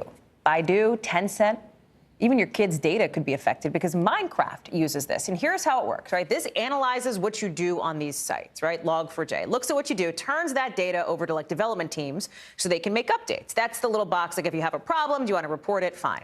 The software is open source. That means it's free. Anybody can use it. But it also means that when a big bug affects it, it opens the door super wide for hackers. Ken Dilanian is with us now. So, Ken, the Department of Homeland Security held this emergency call in the last 24 hours, right, that we're now learning about, basically saying this is a huge deal. Take this seriously. Yeah, huge deal. Cybersecurity experts I'm speaking to say this is the most significant breach they've ever seen in their careers because it affects so many millions of servers. I mean, explain it's everywhere. Explain that, right? How does it matter to my life? Like if I don't use Minecraft, but I do use Amazon. So that's the thing, right? We haven't seen the impact. The reason we haven't heard more about this, like Colonial Pipeline, is because it wasn't known about. So the bad guys haven't been using it to attack and to infiltrate, but now it's been made public. So there's a mad race going on to patch the systems before criminals and nation states can exploit it. But nobody I've talked to thinks that everyone is going to win the race. There will be attacks because of this. Do we think hackers have already tried to use it, like before this came to light? Yeah, there are some reports, as you mentioned, with Minecraft and some other things, but it seems like a really kind of a lame, if you will, attack, not a heavy-duty ransomware like we saw with JBS Meatpacking. But what experts expect is that now that people know about this, the bad guys know about this, and by the way, Hallie, companies don't even know where this is in their systems. One expert compared it to like ask you where is the salt in your kitchen. You might point to the salt shaker, but there's actually salt in your pancake mix, your peanut butter. It's all over the place. This is super helpful to know, because to me, I think, listen, Ken, you and I know each other personally. You know that, like, computers are not my strength, but like, there's code, right? Wouldn't you just go to the point in the code, make the fix, and be done with it? This analogy you're talking about the salt really helps because I do cook, right? Yeah. But you got to find it, and it could be kind of anywhere. Yes, and you might ask, well, what can you and I do as regular computer users? And do I need to be doing something right now? And the answer really is there's not much that we can do other than try to patch our systems, our own phones, as soon as that's available. This is really a matter for IT, departments, but there is a mad scramble, as you said, to try to fix this. And to get ahead of it before the bad guys really start exploiting it. And if they do, we found that's where it starts to affect us. What could they get, right? What could, like, our personal data, that kind of thing? That is at risk, but I think the real risk I've heard is ransomware. They can start shutting down systems. And we saw with Colonial Pipeline and JBS Meatpacking, that can really disrupt the economy and get our attention. Timeline for such a fix or such a patch? What do you think? People are saying it's going to take months. Yeah. That's wild. How did we not know about it before this? The internet was not built for security, Hallie. That's the bottom line here. All right, Ken Dilanian, you certainly have a way of wrapping things up so that even I can understand them. Thank you. Thank you. Ken, appreciate it. Time to get the backstory now, our behind-the-scenes look at how a story comes together and how it fits into our bigger picture. One of the things you might have seen ever since we launched this show, really, was a look at this stuff, right? This organized retail crime, smash and grabs out of big cities like L.A., San Francisco, Chicago. You have California's Attorney General who said today it's rooted in organized crime, which has been a big problem for big box and luxury stores. Once thieves scout the location and then execute this robbery, they put the stuff they stole online, obviously to make some money by selling it. And that is costing the retail industry tons of money, $70 billion a year, according to one association group. Stores are trying to do their part by testing new technology to stop thefts, like Home Depot, right? They're using Bluetooth activation, meaning their products are not going to work until they're actually paid for in store. Vicki Nguyen and her team went to the Perrysburg township in Ohio, to learn how local police track down thieves. She's joining me now to talk about the reporting process on this. So, Vicki, it's such an interesting story, right? The idea that you were able to go and see this retail theft sting. How did you get the detectives here to agree to let cameras go along for this, right? How did you actually get to join them on this? Hallie, it takes some trust building with your sources, and a lot of credit to our digital reporting team that has built up these relationships with law enforcement departments all over the country. Andy Blankstein and Simone Weichselbaum really talked to the folks in Perrysburg Township, Ohio, and the reason they agreed is because they want to call attention to this. They want to show consumers like you and me what they're up against every single day. And as we all say, a picture is worth 1,000 words, and for folks to see this undercover buy in real time and to understand what officers are up against, how rampant this crime is. It really is a crime they're dealing with every single day in this little town in Ohio. It's a suburb of Toledo of 13,000 people, but it's at the crossroads of America. So basically, it's at these interstates that go north and south, 90, 80, and then 75. So you can make a quick getaway after hitting any number of big box stores there, right? Lowe's, Home Depot, Target, Walmart, they're all there, and it has made it such a hot spot for organized retail crime. What's been interesting is, like, we have covered on this show, and you've covered it on the Today Show and on Nightly News, these smash and grabs makes a lot of headlines, right? It's very dramatic looking. But according to the FBI, property crime's actually been going down for about 20 years. And when we're talking about crime, one of the things I know we are always conscious of, and you are, is you don't want to exaggerate it. You don't want to sensationalize it, right? How do you talk about how you, Vicki, walk that line? Because I think you do such a good job at being real about the risks without overstating it. We really do, and we do that by providing context, by looking at the facts, and trying to earn the trust of the people that we're talking to. And I think that is why it matters so much to talk to a lot of different sources. In this case, we talk to law enforcement departments nationwide, coast to coast. We also talk to the loss prevention teams at the retailers. And what I can say is, as dramatic as those videos are that we've seen on your show, the mass crimes where people are just walking in and pushing cart loads out or arm loads out of luxury goods, you name it, electronics, they're stealing it, right? But that's not happening every day, everywhere in that dramatic of a fashion. But here's the thing. How do you manage what you don't really measure? There is not, in California, for example, I'll say, there's not a specific code for organized retail crime. It's lumped in with robberies and burglaries. Well, guess what's been down over the last 2 years nationwide? Burglaries. Why? Because we've been home, Hallie, so the criminals haven't been trying to break into our homes. So it's really hard to look at that and just look at that big FBI stat and say, well, this isn't a problem. It's also underreported, of course, according to our sources in law enforcement, because stores, they don't really want to bring a lot of attention and publicity to this because they worry about the effect it's going to have on consumers, worried about their safety. So there are many factors that contribute to why you might see that decline in the graph that you showed, but that this crime is actually something that officers are dealing with every single day. That's so interesting. You know, Vicki, I think viewers probably know you and hear you and listen to you doing these investigative pieces, doing these consumer pieces. You've done a lot. Has there been anything in the reporting of this story that you didn't expect, that you went, oh, wait a second, that's actually like not something that I thought I was going to find out in the course of this reporting? What really surprised me, Hallie, and that's, you know, the joy of investigative reporting, is that we get to go beyond the who, what, when, where, and really help viewers understand the why, is why are we seeing this brazen type of robbery, this crime? And to a T, everyone we've spoken to in this area who is battling this crime says it's because it's so easy nowadays to sell those stolen goods. Back in the day, if you walked out and hauled out a bunch of stolen stuff, it'd be harder to sell. You have to get it on Craigslist. You did not have the internet, but you'd have to get it to your buddy, the fence, or whatever. Then it was Craigslist and it was eBay, and for a time it was Amazon. Now the marketplace, it's Facebook Marketplace, according to all of our sources. Interesting. Because it's so easy, it gets up there, and if you're a consumer, a lot of red flags to look for. Prices that are too good to be true. Boxes of things that are brand new and they're sitting on someone's, the hood of someone's car or in their backyard, and they're being sold for 50% or more off retail. That is something that you should consider twice before you buy. Because number one, you're probably dealing with a criminal. Who knows what kind of information you're providing to them? Who knows what happens when you go and get that, that tool set that you think is such a great deal? And also, ultimately, it affects all of us because prices go up, the level of safety in stores changes. One thing I learned is Home Depot is locking up all of their tools now.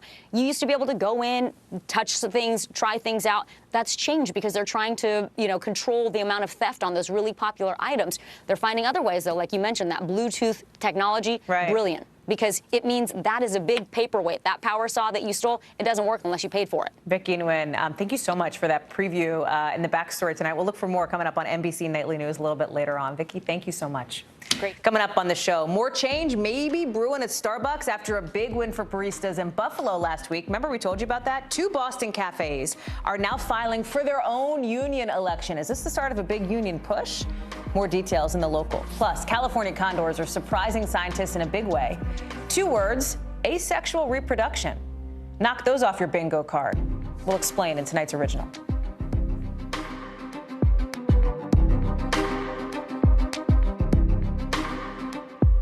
The Meet the Press Chuck Todd Cast, free wherever you get your podcasts.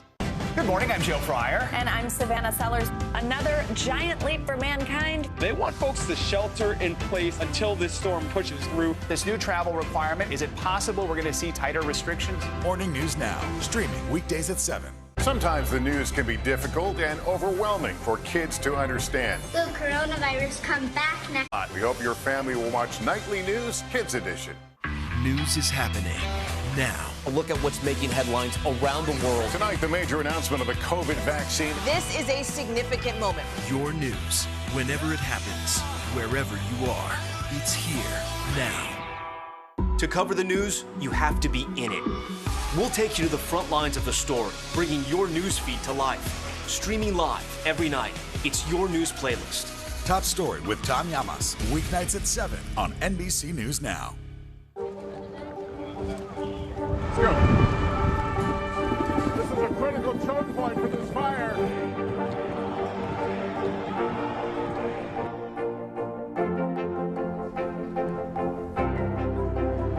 And good evening from New Orleans. Nice to really spend some time with you. Appreciate it.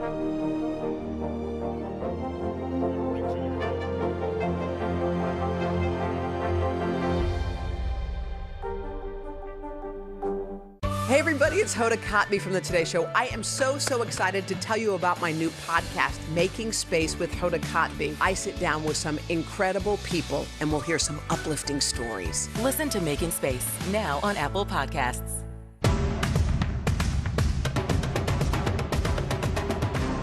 The Meet the Press Chuck Todd Cast, free wherever you get your podcasts.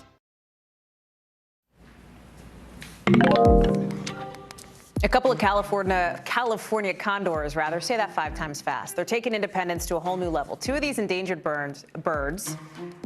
I'm so tongue-tied because the bottom line here, they've given birth without having sex. I mean, we're going to talk about why that's so interesting and has repercussions for more endangered species. It's an incredible story. Emily Ikeda has more on this in tonight's original. But first, NBC News covers hundreds of stories every day. And because you couldn't possibly read or watch or listen to them all, our bureau teams have done it for you. This is what they tell us is going down in their regions in a segment we call The Local. First up, from our Southeast Bureau, ex-NFL player Josh Bellamy is getting 3 years behind bars for committing wire fraud to get more than $1 million in COVID money. Court records say the Florida native got a Paycheck Protection Program loan for his entertainment company by using bogus documents, bogus info. Bellamy later admitted he used the money on stuff like jewelry and a hotel stay.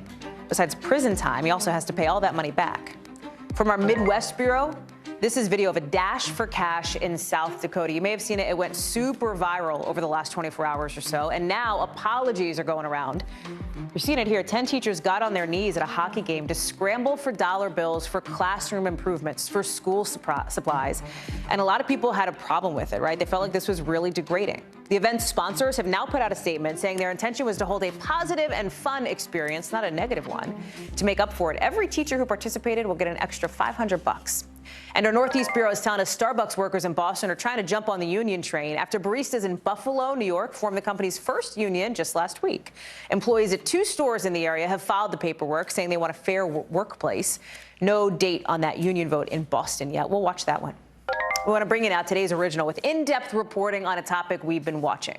So this year, scientists declared 22 animals extinct, gone from the face of this planet, including 11 birds. But there is hope for the critically endangered California condor, not extinct yet, but getting closer and closer. They've existed for thousands of years, but lately they've seen a huge population decline. And now researchers have made this crazy discovery. Female condors can reproduce without males. Our Emily Ikeda has the story. Well, Hallie, we've always known how capable moms are, but maybe not to this degree. Scientists stunned to learn 2 condors asexually reproduce, and many believe it could likely happen again. You may recognize its nearly 10-foot wingspan from Jurassic Park. Condors. Condors are on the verge of extinction. Or perhaps heard its name when the species was nearly wiped off the planet in the 80s. But today, California condors are soaring into the spotlight for a new reason. Meet Anyapa, geneticist working at the San Diego Zoo Wildlife Alliance, said she reproduced without a male partner. That means her offspring here only contains Anyapa's genes, never fertilized by sperm, the rare phenomenon scientifically known as parthenogenesis. Was this a eureka moment? I was gobsmacked. I was blown away. Dr. Oliver Ryder is among the researchers publishing the groundbreaking study this fall.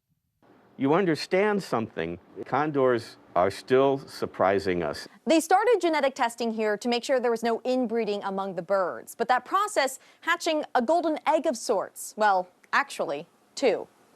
While reviewing the DNA profiles of more than 900 birds in this lab, geneticists accidentally discovered 2 condors asexually reproduced in the early 2000s. Their chicks, both males, dying at 2 and 8 years old, young compared to most condors. This park is huge. Yeah. I mean, how many acres are we talking about? We have 1,800 acres here. Erin Massey is a condor expert, for years helping repopulate the scavenger, even if that means playing mother hen herself. A major goal of conservation efforts here is to help prepare condors for the wild, which means limiting their time and exposure to humans. This group will remain under managed care, allowing us to gain such close access.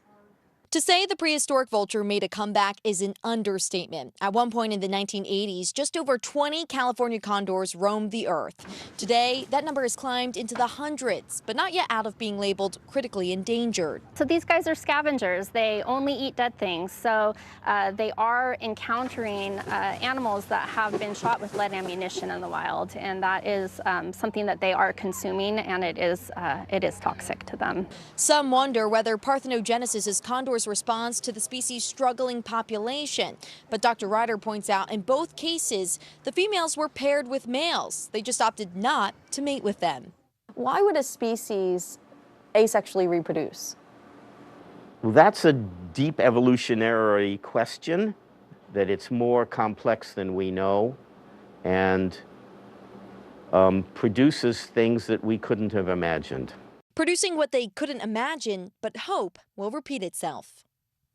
Do you think it will happen again? I do. The world out there is just grander and deeper than we take for granted. While uncommon, other species have asexually reproduced, such as turkeys, lizards, and sharks. Dr. Ryder says this rare form of reproduction probably happens more than we realize because it's extremely unusual to examine an entire species' DNA as they did with the condors. Hallie? Emily Ikeda with that story. Who knew? Gonna take a quick break with a whole lot more coming up. Still to come on the Channel 2 News. Well, the waters are certainly receding now. Still too close to call. Lester Holt reporting from the Ground Zero, as it's being referred to. It is, in fact, the taste of freedom. The Haitian people know a little something about resiliency. What's the biggest risk right now? Some of the troops who have been proud. I want to welcome you to the first presidential debate. In fact, we've been told we can't go any farther. You were some resilient folks. Let me get a hint.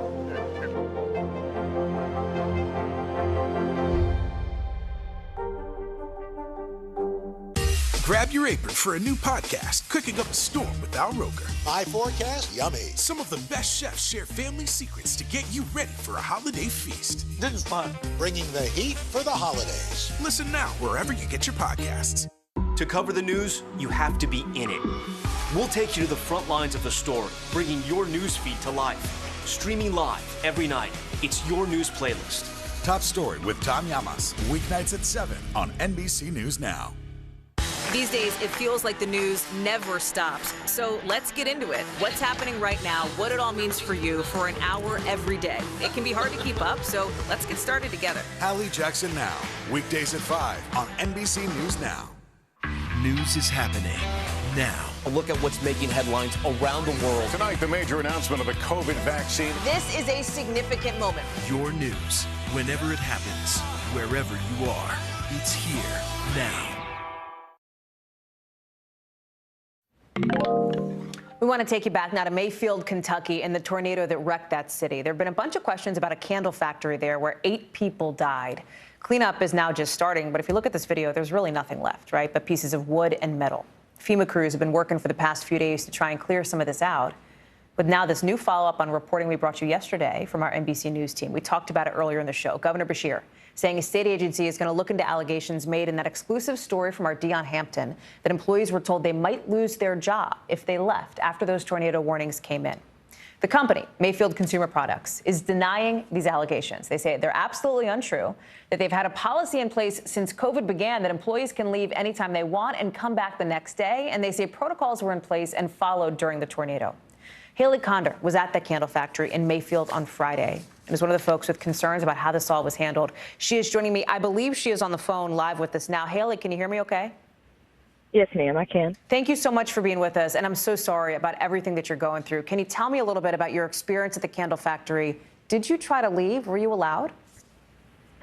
Oh, the first siren, which the first warning for us was at 6. We was all crammed in the bathroom. And at the time, you know, everybody's starting to get irritated. We're all crammed in there for over 30 minutes. So, yeah, I said, can we leave? Can we go home?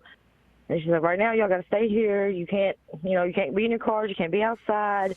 When we get out of here, y'all are going to go back to work, which the company, I know they say that they're saying that they followed every protocol, but that wasn't the case. I mean, they put us in our designated area, but they never warned us that it's coming. Y'all need to put, you know, you need to get your down on your knees and cover your heads, and you need to embrace yourself for what's about to happen. What did you do after that, Haley? Because then there was the second, obviously, I believe the second warning, right? Yeah, there's right? the second one. Now, after the first warning, we went back to work, told us to go back to our lines, go back to production floor. Now, when the second one comes, it wasn't no different from the first one. You know, they couldn't get roll call done because people were playing and not taking it serious because our supervisors wasn't taking it serious. Nobody told us, look, the storm's coming for us. Y'all need to, you know, get in position and get ready.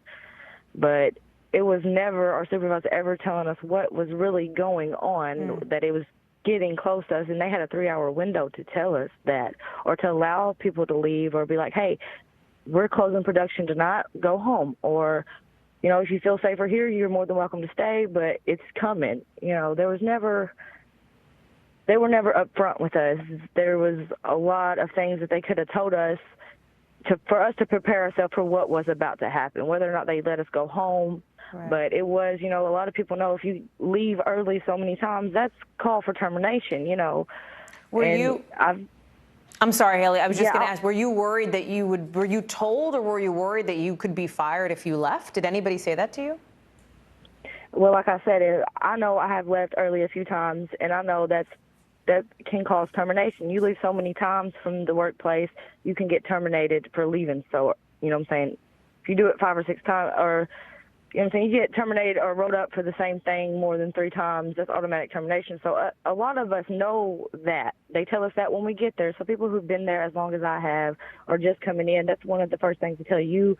Get so many riders for one thing, that's automatic termination. That's what we're all told in orientation. That's what all of us who have worked there so long knows. So in the back of our minds, like, okay, they're pretty much telling us we're going to get rolled up if we leave, so that could cause us to get terminated. Now, those kind of words didn't come out their mouths, no, but us knowing how the system works and how the job works, we know we sign out and leave more than 3 times, that can be our job.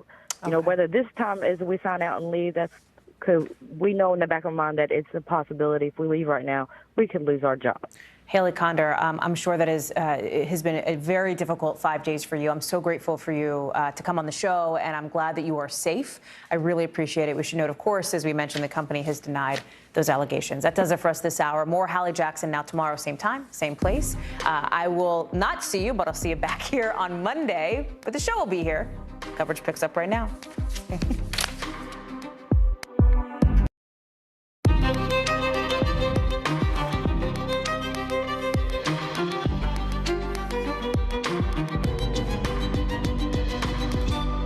We're coming on the air in the middle of an intense moment on Capitol